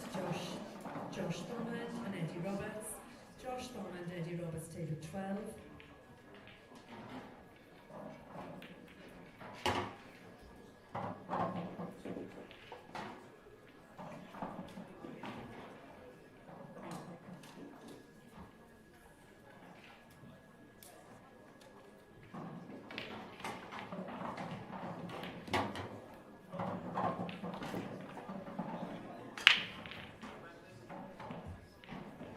And the final men's match of the night is on table 7. Joe Reynolds and Scott Coventry. Joe Reynolds and Scott Coventry, table 7, please. This simple 8 ball after a pretty routine clearance. And Liam Dunster establishes a 3-frame lead. And it's looking more and more likely that he will continue this incredible run he's on. He now just needs 4 frames. Craig Marsh, he needs to win 7-3 from here. It's a tall order, but it's not like it hasn't been done before. He's still well and truly in this match. But if you were the sort of person who'd give odds, they would be quite long against the Welshman's name now. Dan Harris is 1 away on table 2. He is a single frame. He's got 5 opportunities in theory from becoming the IPA UK Amateur Champion.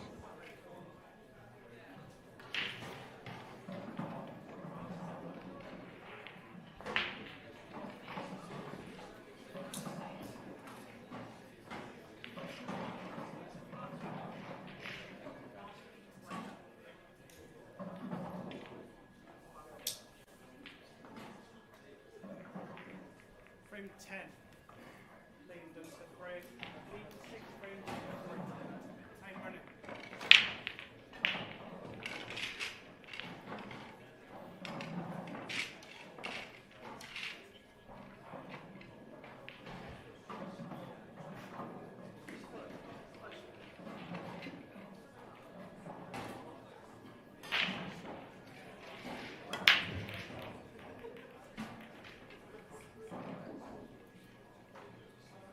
Well, a dry break from Liam, but it's not the table that Craig Marsh wanted to come to. Referee for this one, Brian Moss, just studiously checking whether that yellow is frozen to the cushion or not, despite the fact that it probably won't come into play. It is always good practice, I feel. You can get that kind of practice from watching the referees. You should always call a frozen ball, even if you're not playing it. Worth knowing. Anything can happen on a pool table. Now, how aggressive is Craig Marsh feeling? Taking on the reds. You can see that red there in that window between the 2 yellows. It's an attacking ball. You can go into that and career into the yellow, the black and the red above. And that's exactly what he's going to do. But there's so much traffic here. He is relying on luck, you feel, for this to come out nicely.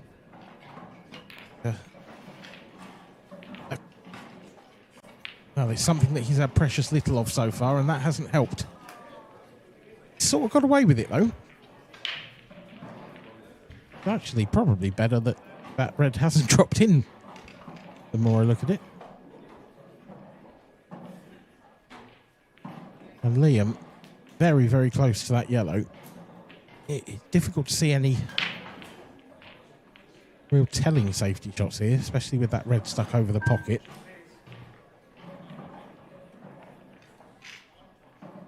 There's a part of me that wonders whether he'll just try and push the 8 ball safe on top of the yellow next to the middle pocket.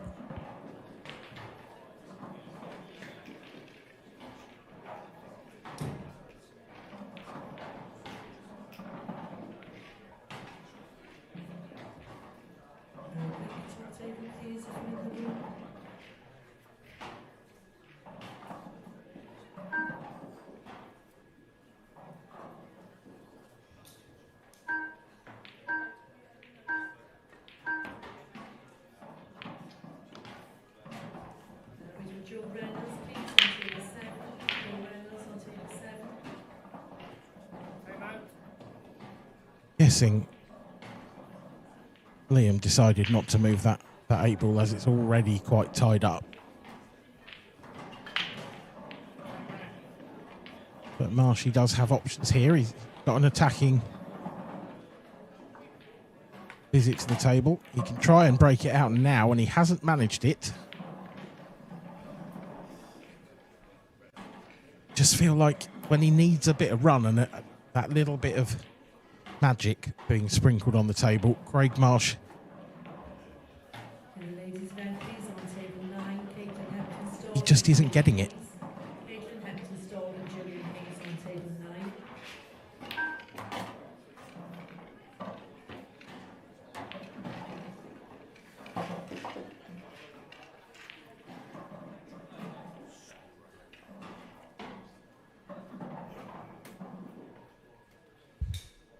Well, I think he's got slightly fortunate there in that I think he's pushed those 2 reds into a plant. It's tough to tell definitively from, well, either camera angle really. From the overhead, it looks like perhaps be made.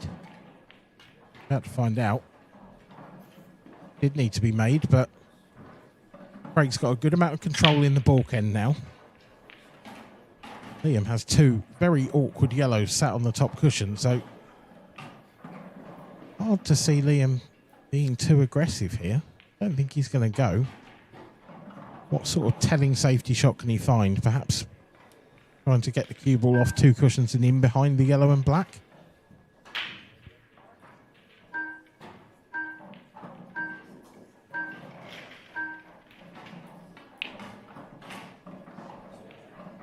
Oh yes, that's the shot. The one thing that Liam didn't want to do there, mind you, is move the yellow so far away from the black that the black now passes, and I think it does. So it's a 1 cushion escape, really, for the frame, this. If he pops the red over the top right corner.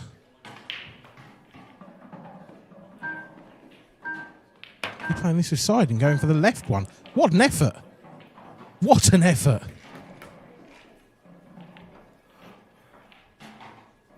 It wasn't quite enough, though. But it has perhaps fended off Liam for another visit. Because I can't see Liam going for them from here. With that said, if Liam can land nice and straight on the yellow below them, the right middle pocket. Well, I was thinking he could play the yellow nearest the middle pocket up off the red and open it up that way. But I don't think that's great from Liam. His look to the heavens suggests he feels the same. Because there's a 4-ball plant on here for Marshy. And he hasn't quite hit it. And he's fortunate not to go in off.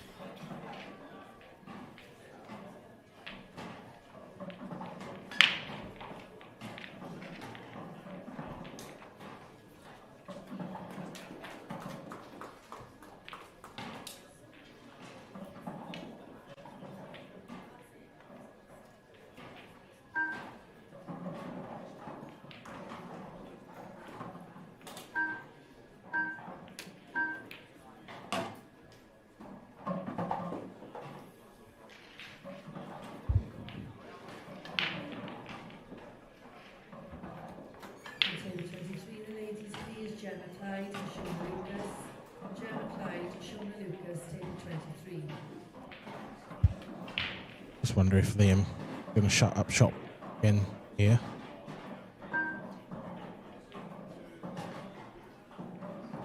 Can actually get quite a telling snooker here.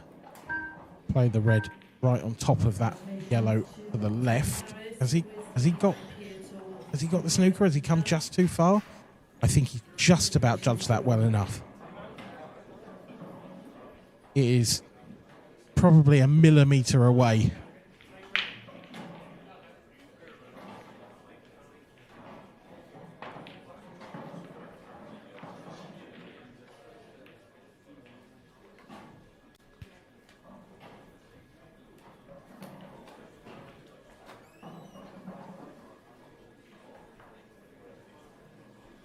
Liam,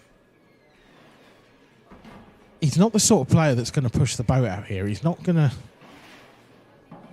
take any unnecessary risks, you feel, but it's entirely possible that he's going to be forced to sooner rather than later, because Craig is developing this situation every shot into one that suits him more and more. So now Liam's taken the bait. He's gone attacking. It's absolutely magnificent. What a brilliant shot.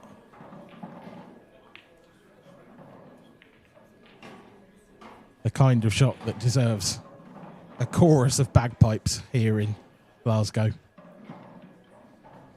Not 100% out of the woods yet, but he's done the work, you feel, to win this frame. In actual fact, he's going to shut up shop again. Going to rub Marshy's nose in it a little bit, rather than take the unnecessary risk.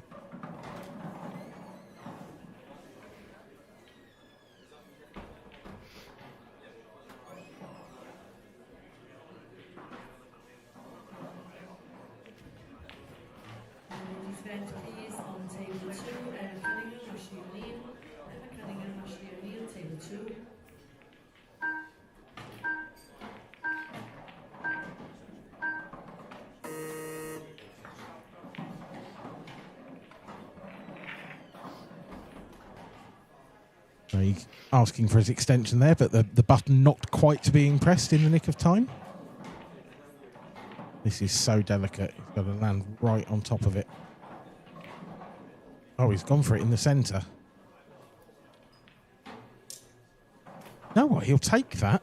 He will take that all day long, will Craig Marsh, because it has made a problem for Liam Dunster.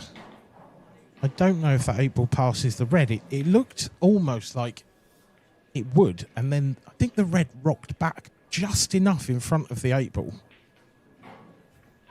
Now we're going to need some moving.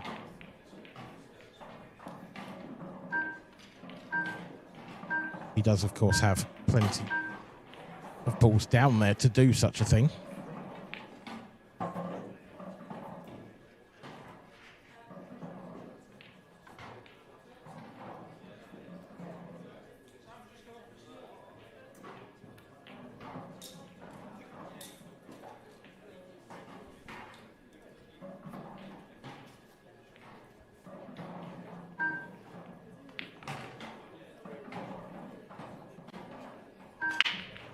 This is his first opportunity, but it doesn't look like he's going to take it. Oh, he is. He's moved the 8-ball. He's not happy with it. Didn't want to push it to the cushion. Wanted that contact on the 8 to push it out into the centre of the table.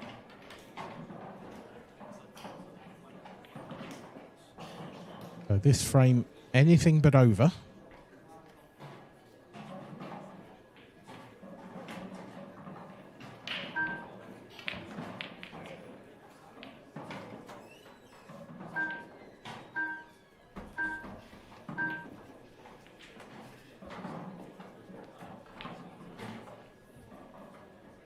Interesting from Liam.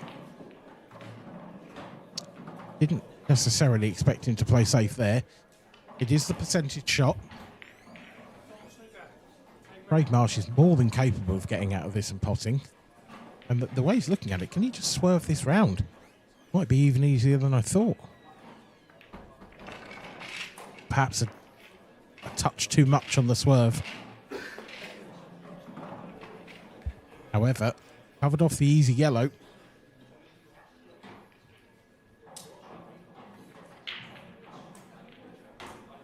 And that's always the problem with playing that little delicate safety shot. It was an easy hit for Marshy. When you leave your opponent an easy hit, anything can happen.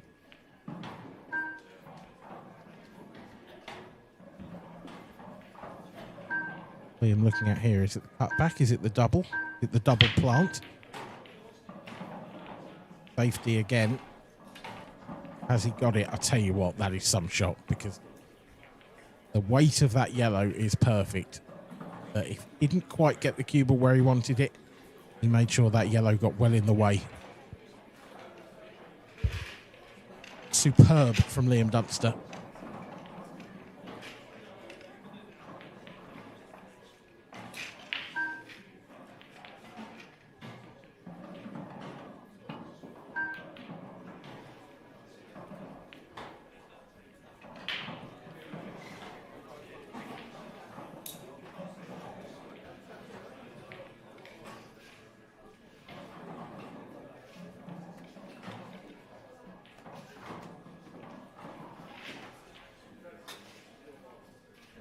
Liam just can't quite manufacture that chance he wants.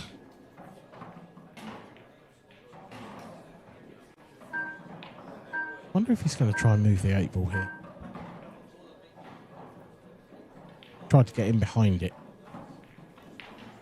And that cue ball has taken a bit of a dive, you'd have to say. I don't think it's going to cause Liam any major problems.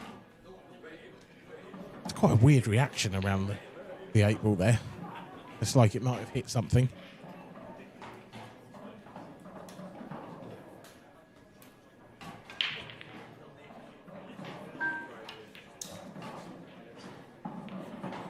Craig going for the cutback. It wasn't quite on. Again, he's not left Liam where he wanted.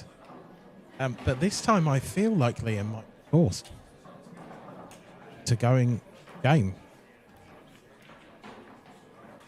It looks like the only yellow he's got a sight of is the one over the pocket. I don't think there's any way he can toy with getting in behind that one.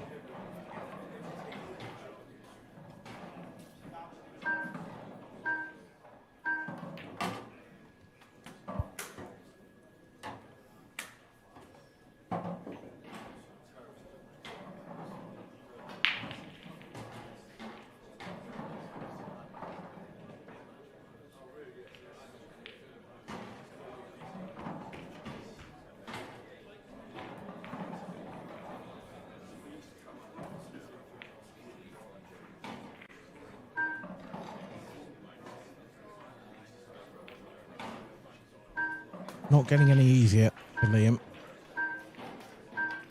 Big shot. Is he trying to screw into the 8 ball? He is. How's this going to come out? It's so nearly perfect. It is so nearly brilliant. But where it's actually ended up, I think he's going to take this on as a double. The only question is, can he hold the cue ball? Because this cue ball comes too far down table, and that double will become a double kiss. He's controlled it nicely. This looks pretty straight to me.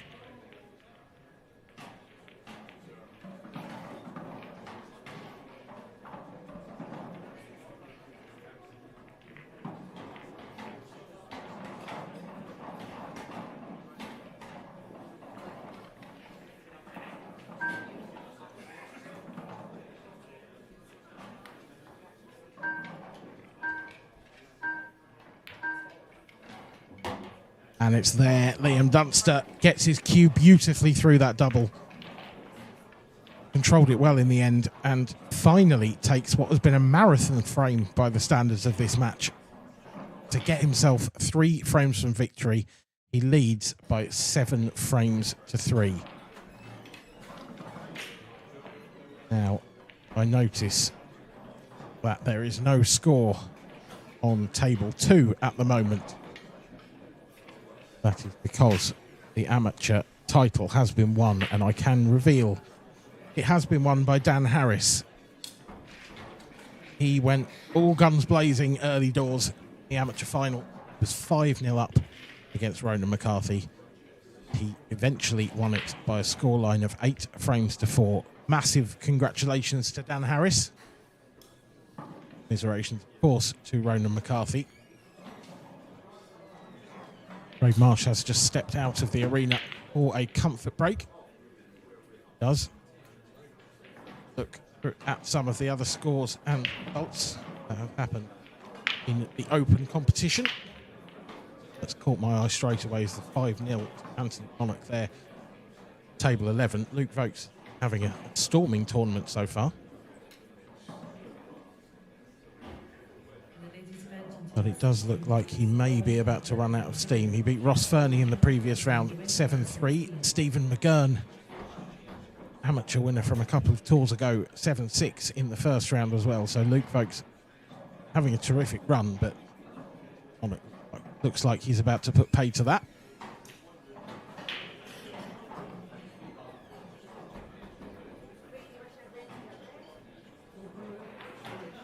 Liam Farrell, Irish professional, 4-0 up on Jamie Ringham at the moment. on table 22. Plenty of big names are through to the last 32. That kicks off tomorrow around 10 o'clock. I think our coverage starts at around midday, probably with the last 16. As Craig Marsh absolutely hammers the break, and isn't it a pretty sight for the Welshman? Just what he needed. The only real question mark is immediately on the red to the right of the racking line. Does that pass to the bottom left straight away? If not, I feel like he'll be going yellows here. And I do think the yellow next to the 8 ball actually does pass the 8 ball. It looks tight, but I think there's just enough room, probably off the far jaw. Actually, the yellow's comfortably the colour set.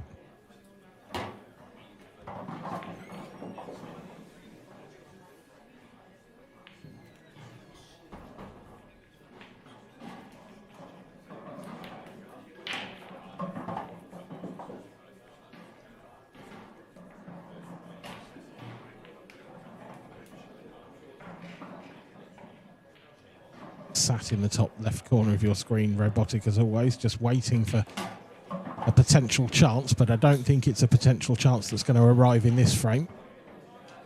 With that said, Craig has finished slightly off angle here. Going to have to pinch the pocket a little bit.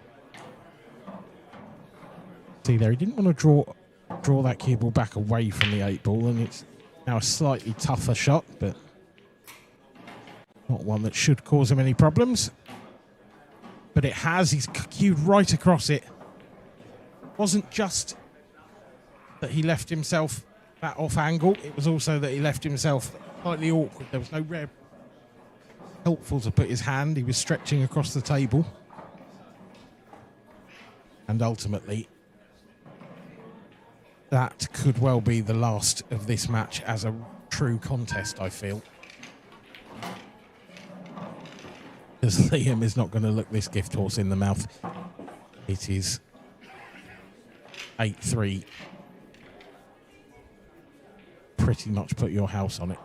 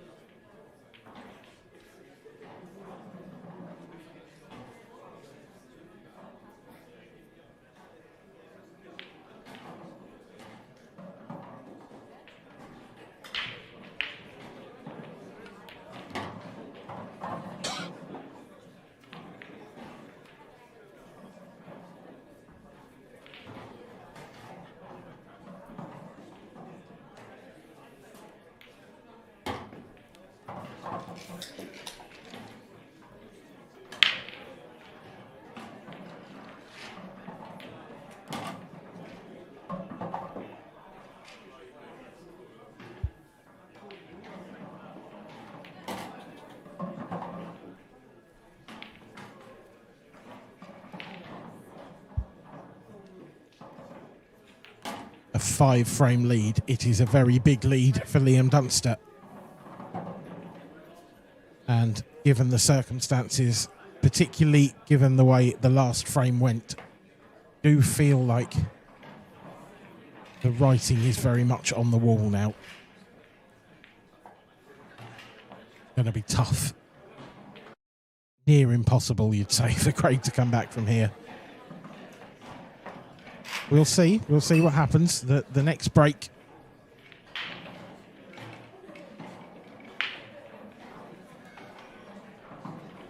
If Liam leaves Craig a good chance and Craig comes back and follows it up with a dish, the beauty of this game is that it's never quite over. But it's tough to see really any kind of route back for Marshy.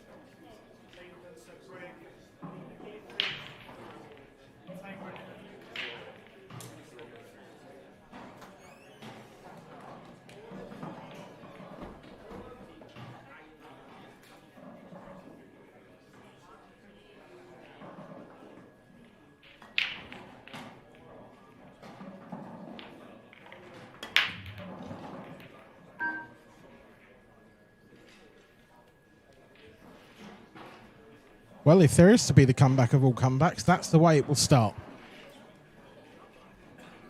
Is there an opportunity here?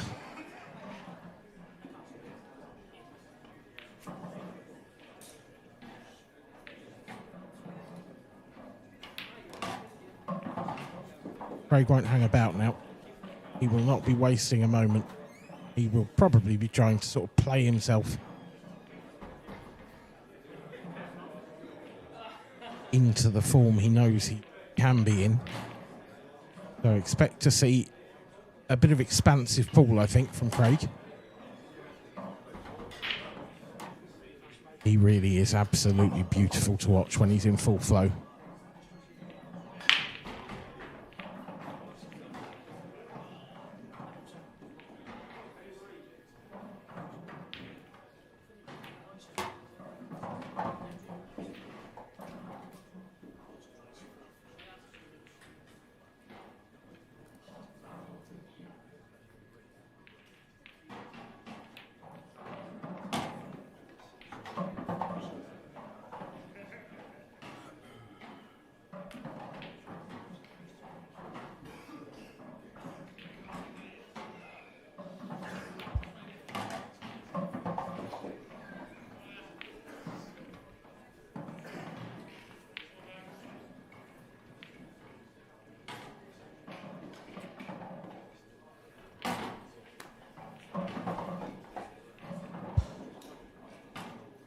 Overrun that.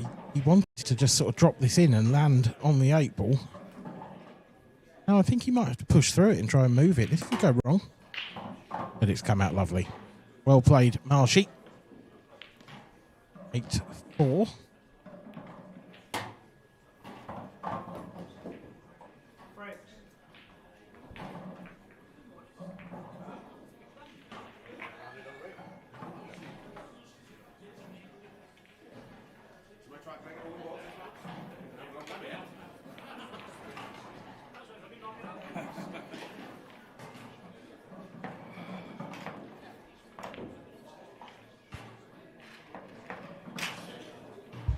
As I said previously, if Marshy can come to the table, break off, get a good split, do what he did in that previous...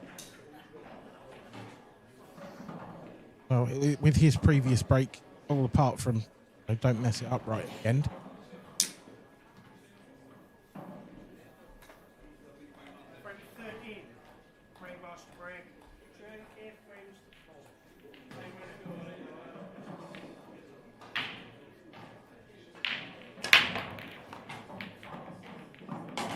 It's an absolute hammer blow and it's going to be a re-rack. In goes the 8 ball. So, time to try again.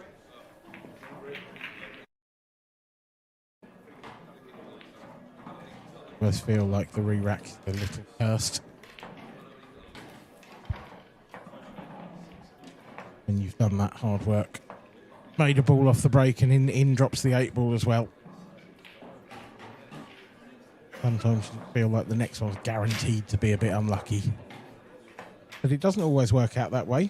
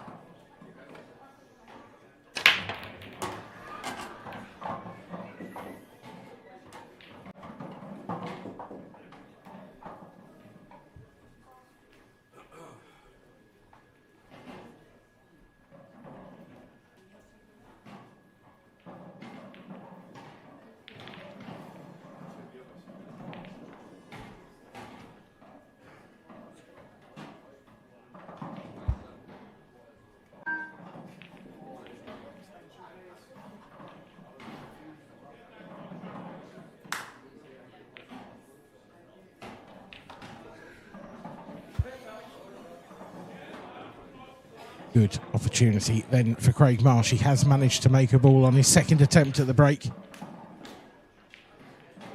But unfortunately, he hasn't taken advantage of it. He's gone for the big shot early doors. And that shot to me was a little bit of a white flag from Craig Marsh.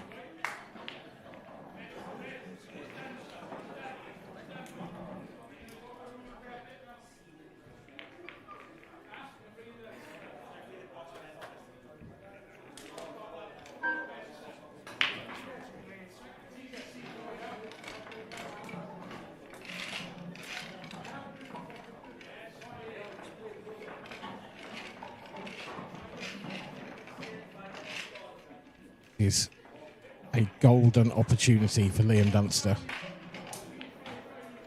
All the yellows are wide open. Surely this is a plant. He feels like it's easy enough. I can understand it, but it's a big shot when it's an open tables.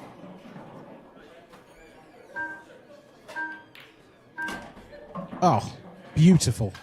Beautifully done by Liam Dunster.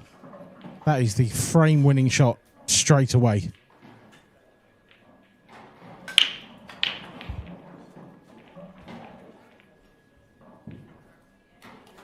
Real vision to see the shot, real talent to execute it.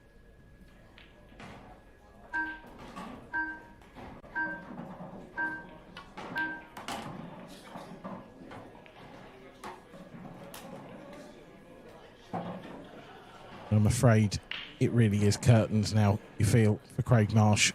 Liam Dunster is 5 balls away from getting onto the hill with a 5-frame lead. I don't think there's a person in history who's come back from that far down against the Duster.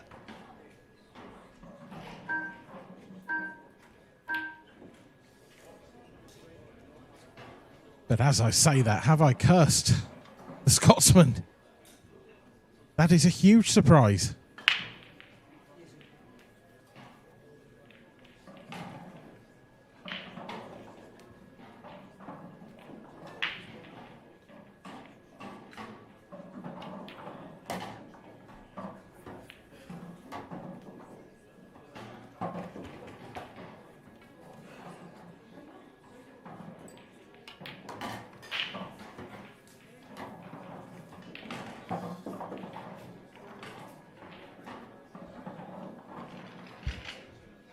Liam just pondering life, the universe and everything, sat in his chair there, because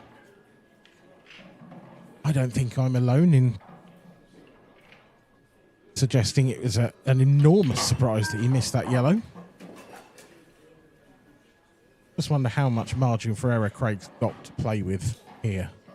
That red next to the 8 ball, how greedy he's going to get, because 8 ball's looming large. You want to be directly behind it if you can. Or is he going to play it, come round and play that last into the centre pocket? Smash. That is a brilliant piece of cueing. He's going to play it next into the centre pocket. It's magnificent. And perhaps Craig Marsh isn't quite out of the running just yet.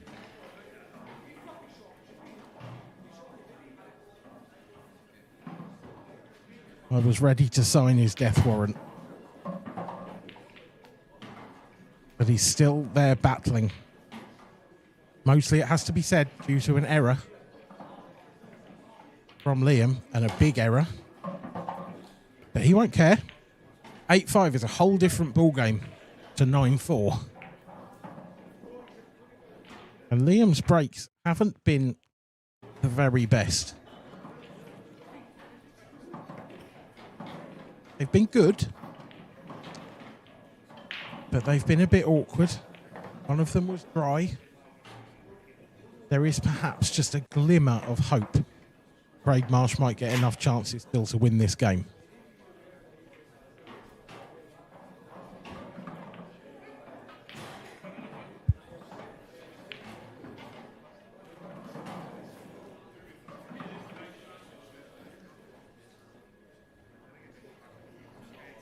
Our referee, Brian Moss, top referee of the Greatest guys on the tour.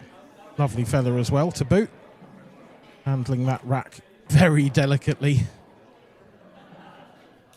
Liam Dunster demands perfection from the refs.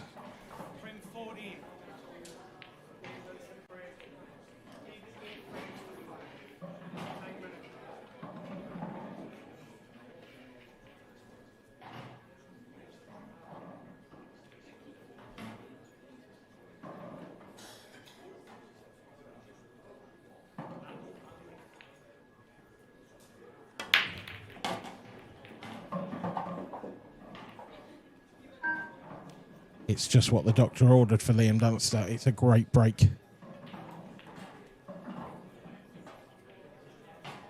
Gonna have to be reds because of that red covering the bottom left corner. So red's at 100% the colour set here. The question is the route. Obviously, the issue is the two reds in the middle of the table. He just needs to land somewhere to the left of those so that he can take those into the probably the left centre.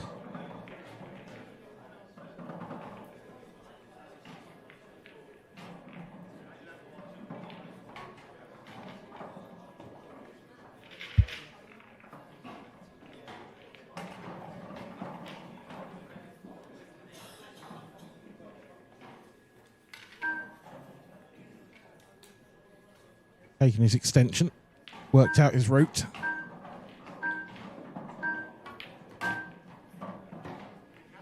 Oh, Liam. That's not quite as planned, but it's worked out okay. He is on one of those two reds to the right centre.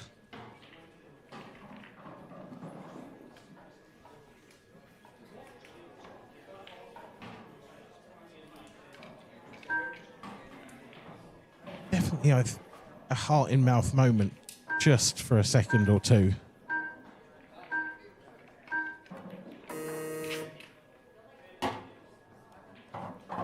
You know what? He's making a real hash of this, is Liam.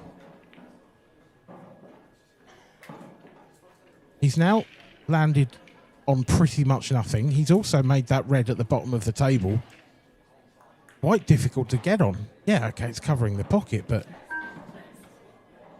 And it means that Liam is probably still a fairly heavy favourite. But this was a pretty routine finish, I thought. And now Marsh is back at the table and there's some work to be done. A big grimace, you have to say, as he got out of his chair.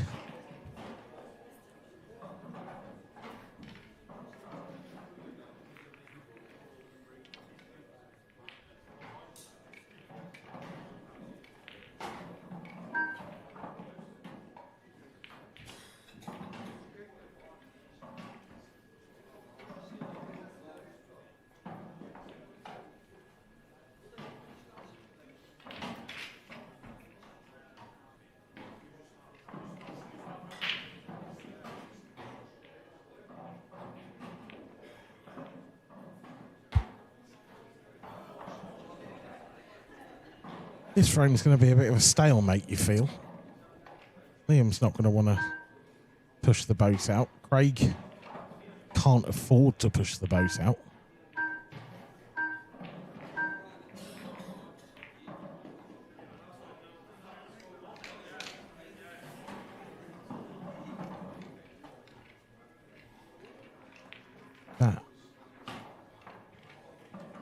There's no real opportunity for Craig to attack that area down in the bottom left, but he needs to manufacture something here. He needs to try and get a yellow in position.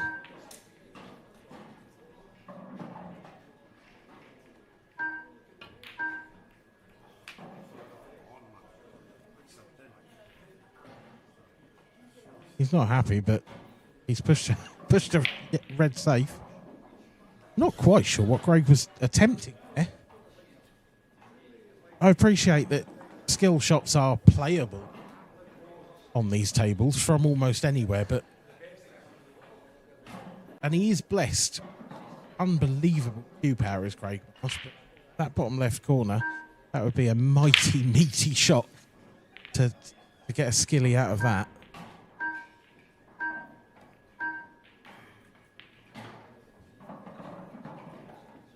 I don't think Liam will be too bothered that hasn't gone in, but just feel like the way this has gone, Craig now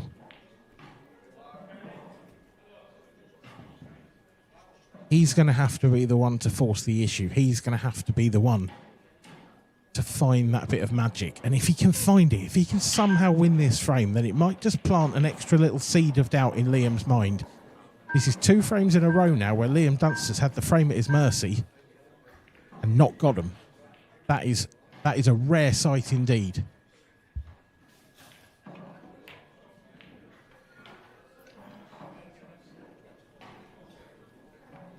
Not bad for Marshy. He'll be happy the ball stayed over the pocket. Liam has 2 problem reds on the table. And one of them is over a pocket. Another one of his reds is over a pocket. It's quite 50-50 this frame.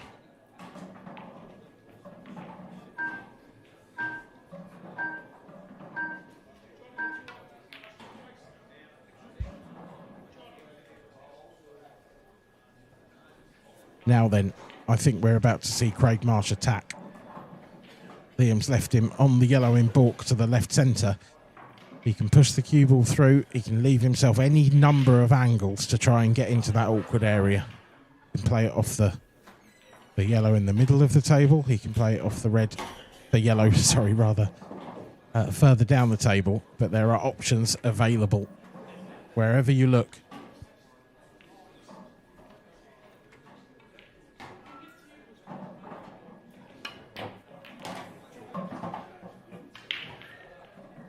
Oh no, it's a disaster. He's taken his eye off the pot.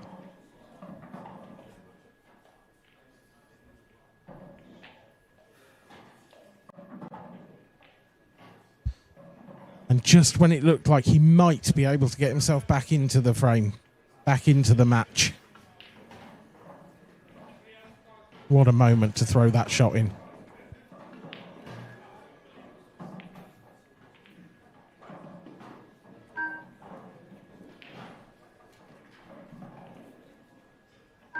Now all Liam needs to do, nudge this 8 ball out.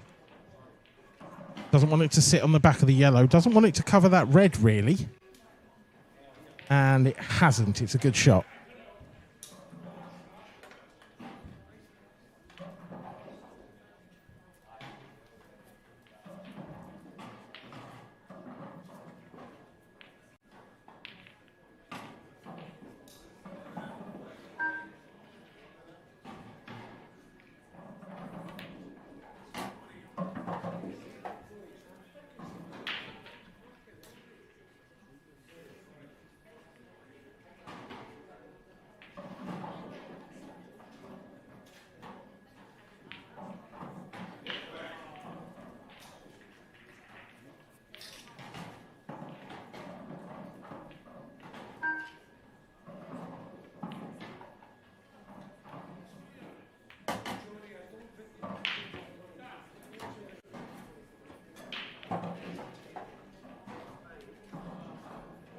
Just 2 more balls. Liam Dunster will find himself on the hill.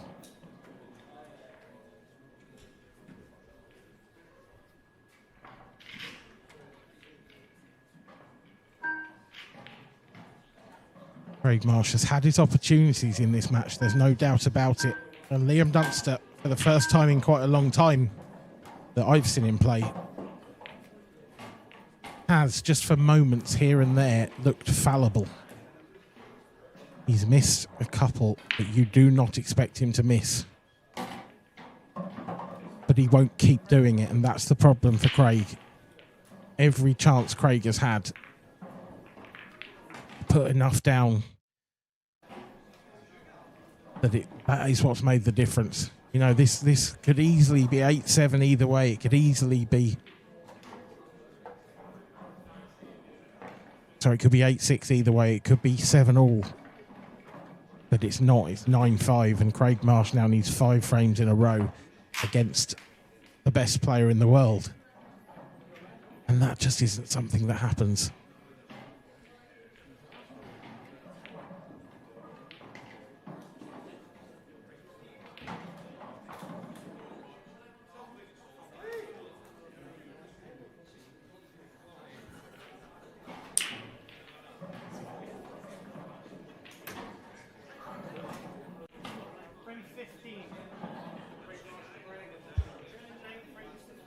Craig Marsh needs a ball here to extend his hopes, his very slim hopes of winning this title.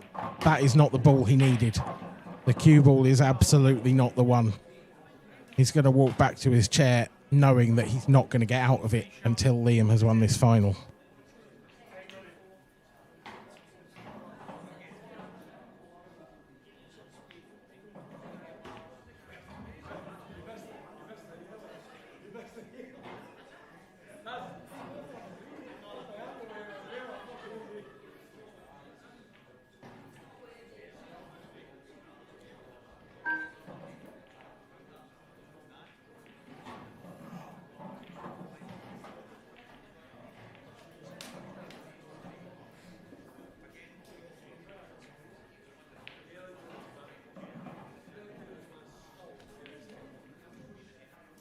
An easier chance could not have been presented to the man they call the Duster. He just continues to clean up. He's hoovering up titles left, right and centre. But he won't have many easier reverse dishes than this one.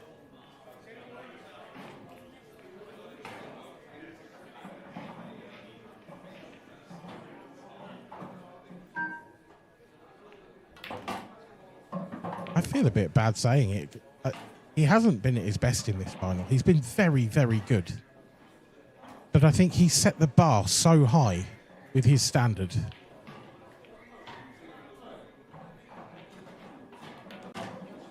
But I don't know how happy he'll be with his performance. Certainly the missed ball a few frames ago when he was 8-4 up.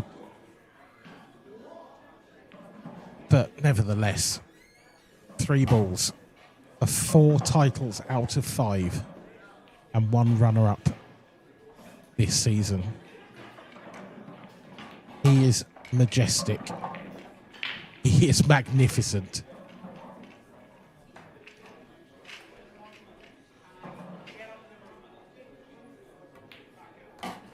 He is the 2026 UK Professional Champion.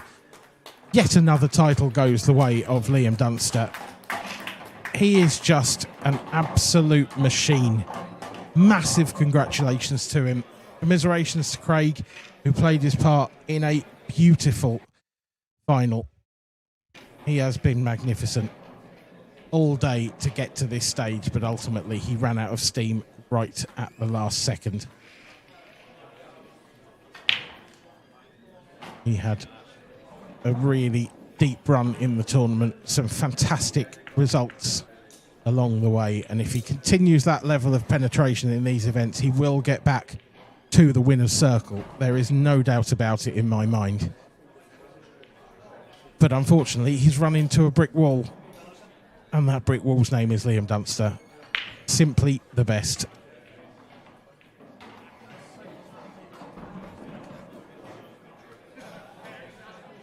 And that is all we have time for from the commentary box. Please do stick around. The trophy presentation will be with us very shortly indeed. Stephen Walker will be making his way to the arena as we speak, I'm sure, to hand out the trophies. Get a word with both of our players. But for now, from the commentary box, it's good night from me. Stick around for the presentation.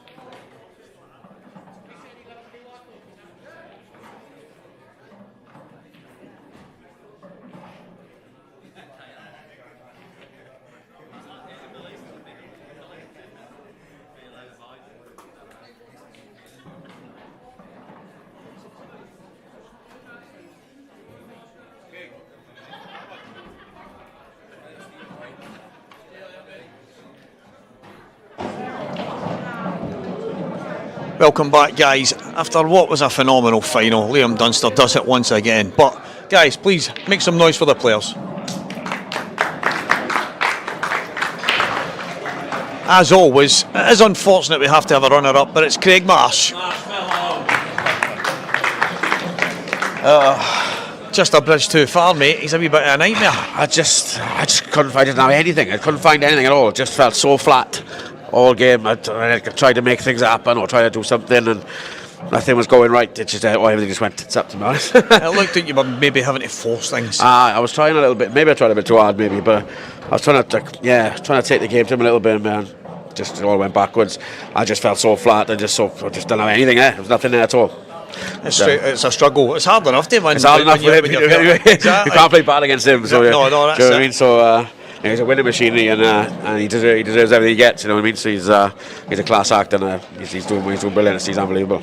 The form over the last while has been quite good, though, mate, and it's another step further. Yeah. I'll try and go on one deep tomorrow now and try and win the Open. But would I have taken it? Well, probably taken a final if you asked me at the start, but disappointed now with the way I played, you know. It's a long day. Everybody knows it's going to be a long day to get to this stage anyway. Yeah. You've come off in the semi-final and then you had to go and play in the Open, and you were behind in that. You won a decider in that, and then you're coming back another to play match. I this. played 2 matches after that. Matches. I played 7 matches today. I haven't played 7 matches in about 10 years. So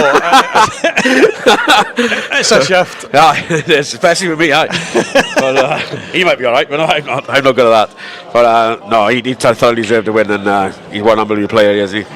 Well, unbelievable player. I'll say commiserations, mate. Cheers, Unlucky, pal. buddy. Thanks, buddy. Cheers, mate. Cheers, mate. No Craig Marsh, everyone. It's like a bit of deja vu, guys. Liam Dunster. You're like that person that just won't go away. I think I've been told you've been in every final this year, and you've obviously won a lot of them, and here you've got another one. Yeah, playing well this year. Don't know what's different, but I'm doing really well this year. I'm putting in the same amount of time that I normally do. Maybe my focus is a wee bit sharper or something. Don't know what the difference is, but I'm not going to complain. So you're saying you don't know what's different. Do you come into the start of an IPA season, any season, because obviously you've got other tournament stuff you play in, with a goal in mind, or is it just next tournament that comes, we'll just see what happens? Next tournament that comes, there's no point in me setting goals. I'm already harsh enough on myself to try and win everything, so it's just one tournament at a time. It was got a wee bit scrappy at times. There was a couple of misses from you yourself, a wee bit uncharacteristic. There's always going to be the odd kind of thing, but it wasn't all plain sailing. I know. I think like Marshy says, it's probably just tiredness. Played a lot of matches tonight, so it's tiring. So put down to that, I guess. Yeah. It's a test of endurance. I don't think people say, "Oh, you're just playing pool." It's not as if you're running around a running track, but you invite a lot of people to come and do it. I'm knackered. I've been saying to myself for weeks and weeks I'm going to get back to the gym and increase my endurance and stuff like that, but I've actually not. So I'm really feeling it now, to be fair. Well, I worry for everybody else, mate, if you get yourself fitter. Well, Liam Dunster is the UK Open champion, guys. Thank you. Liam Dunster. Yeah, a couple of pictures, there you go. That's your boy.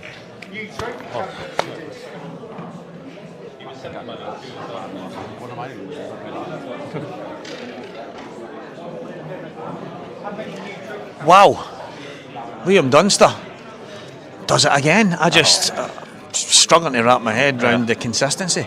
I struggle to even give you any words anymore on what to say about it.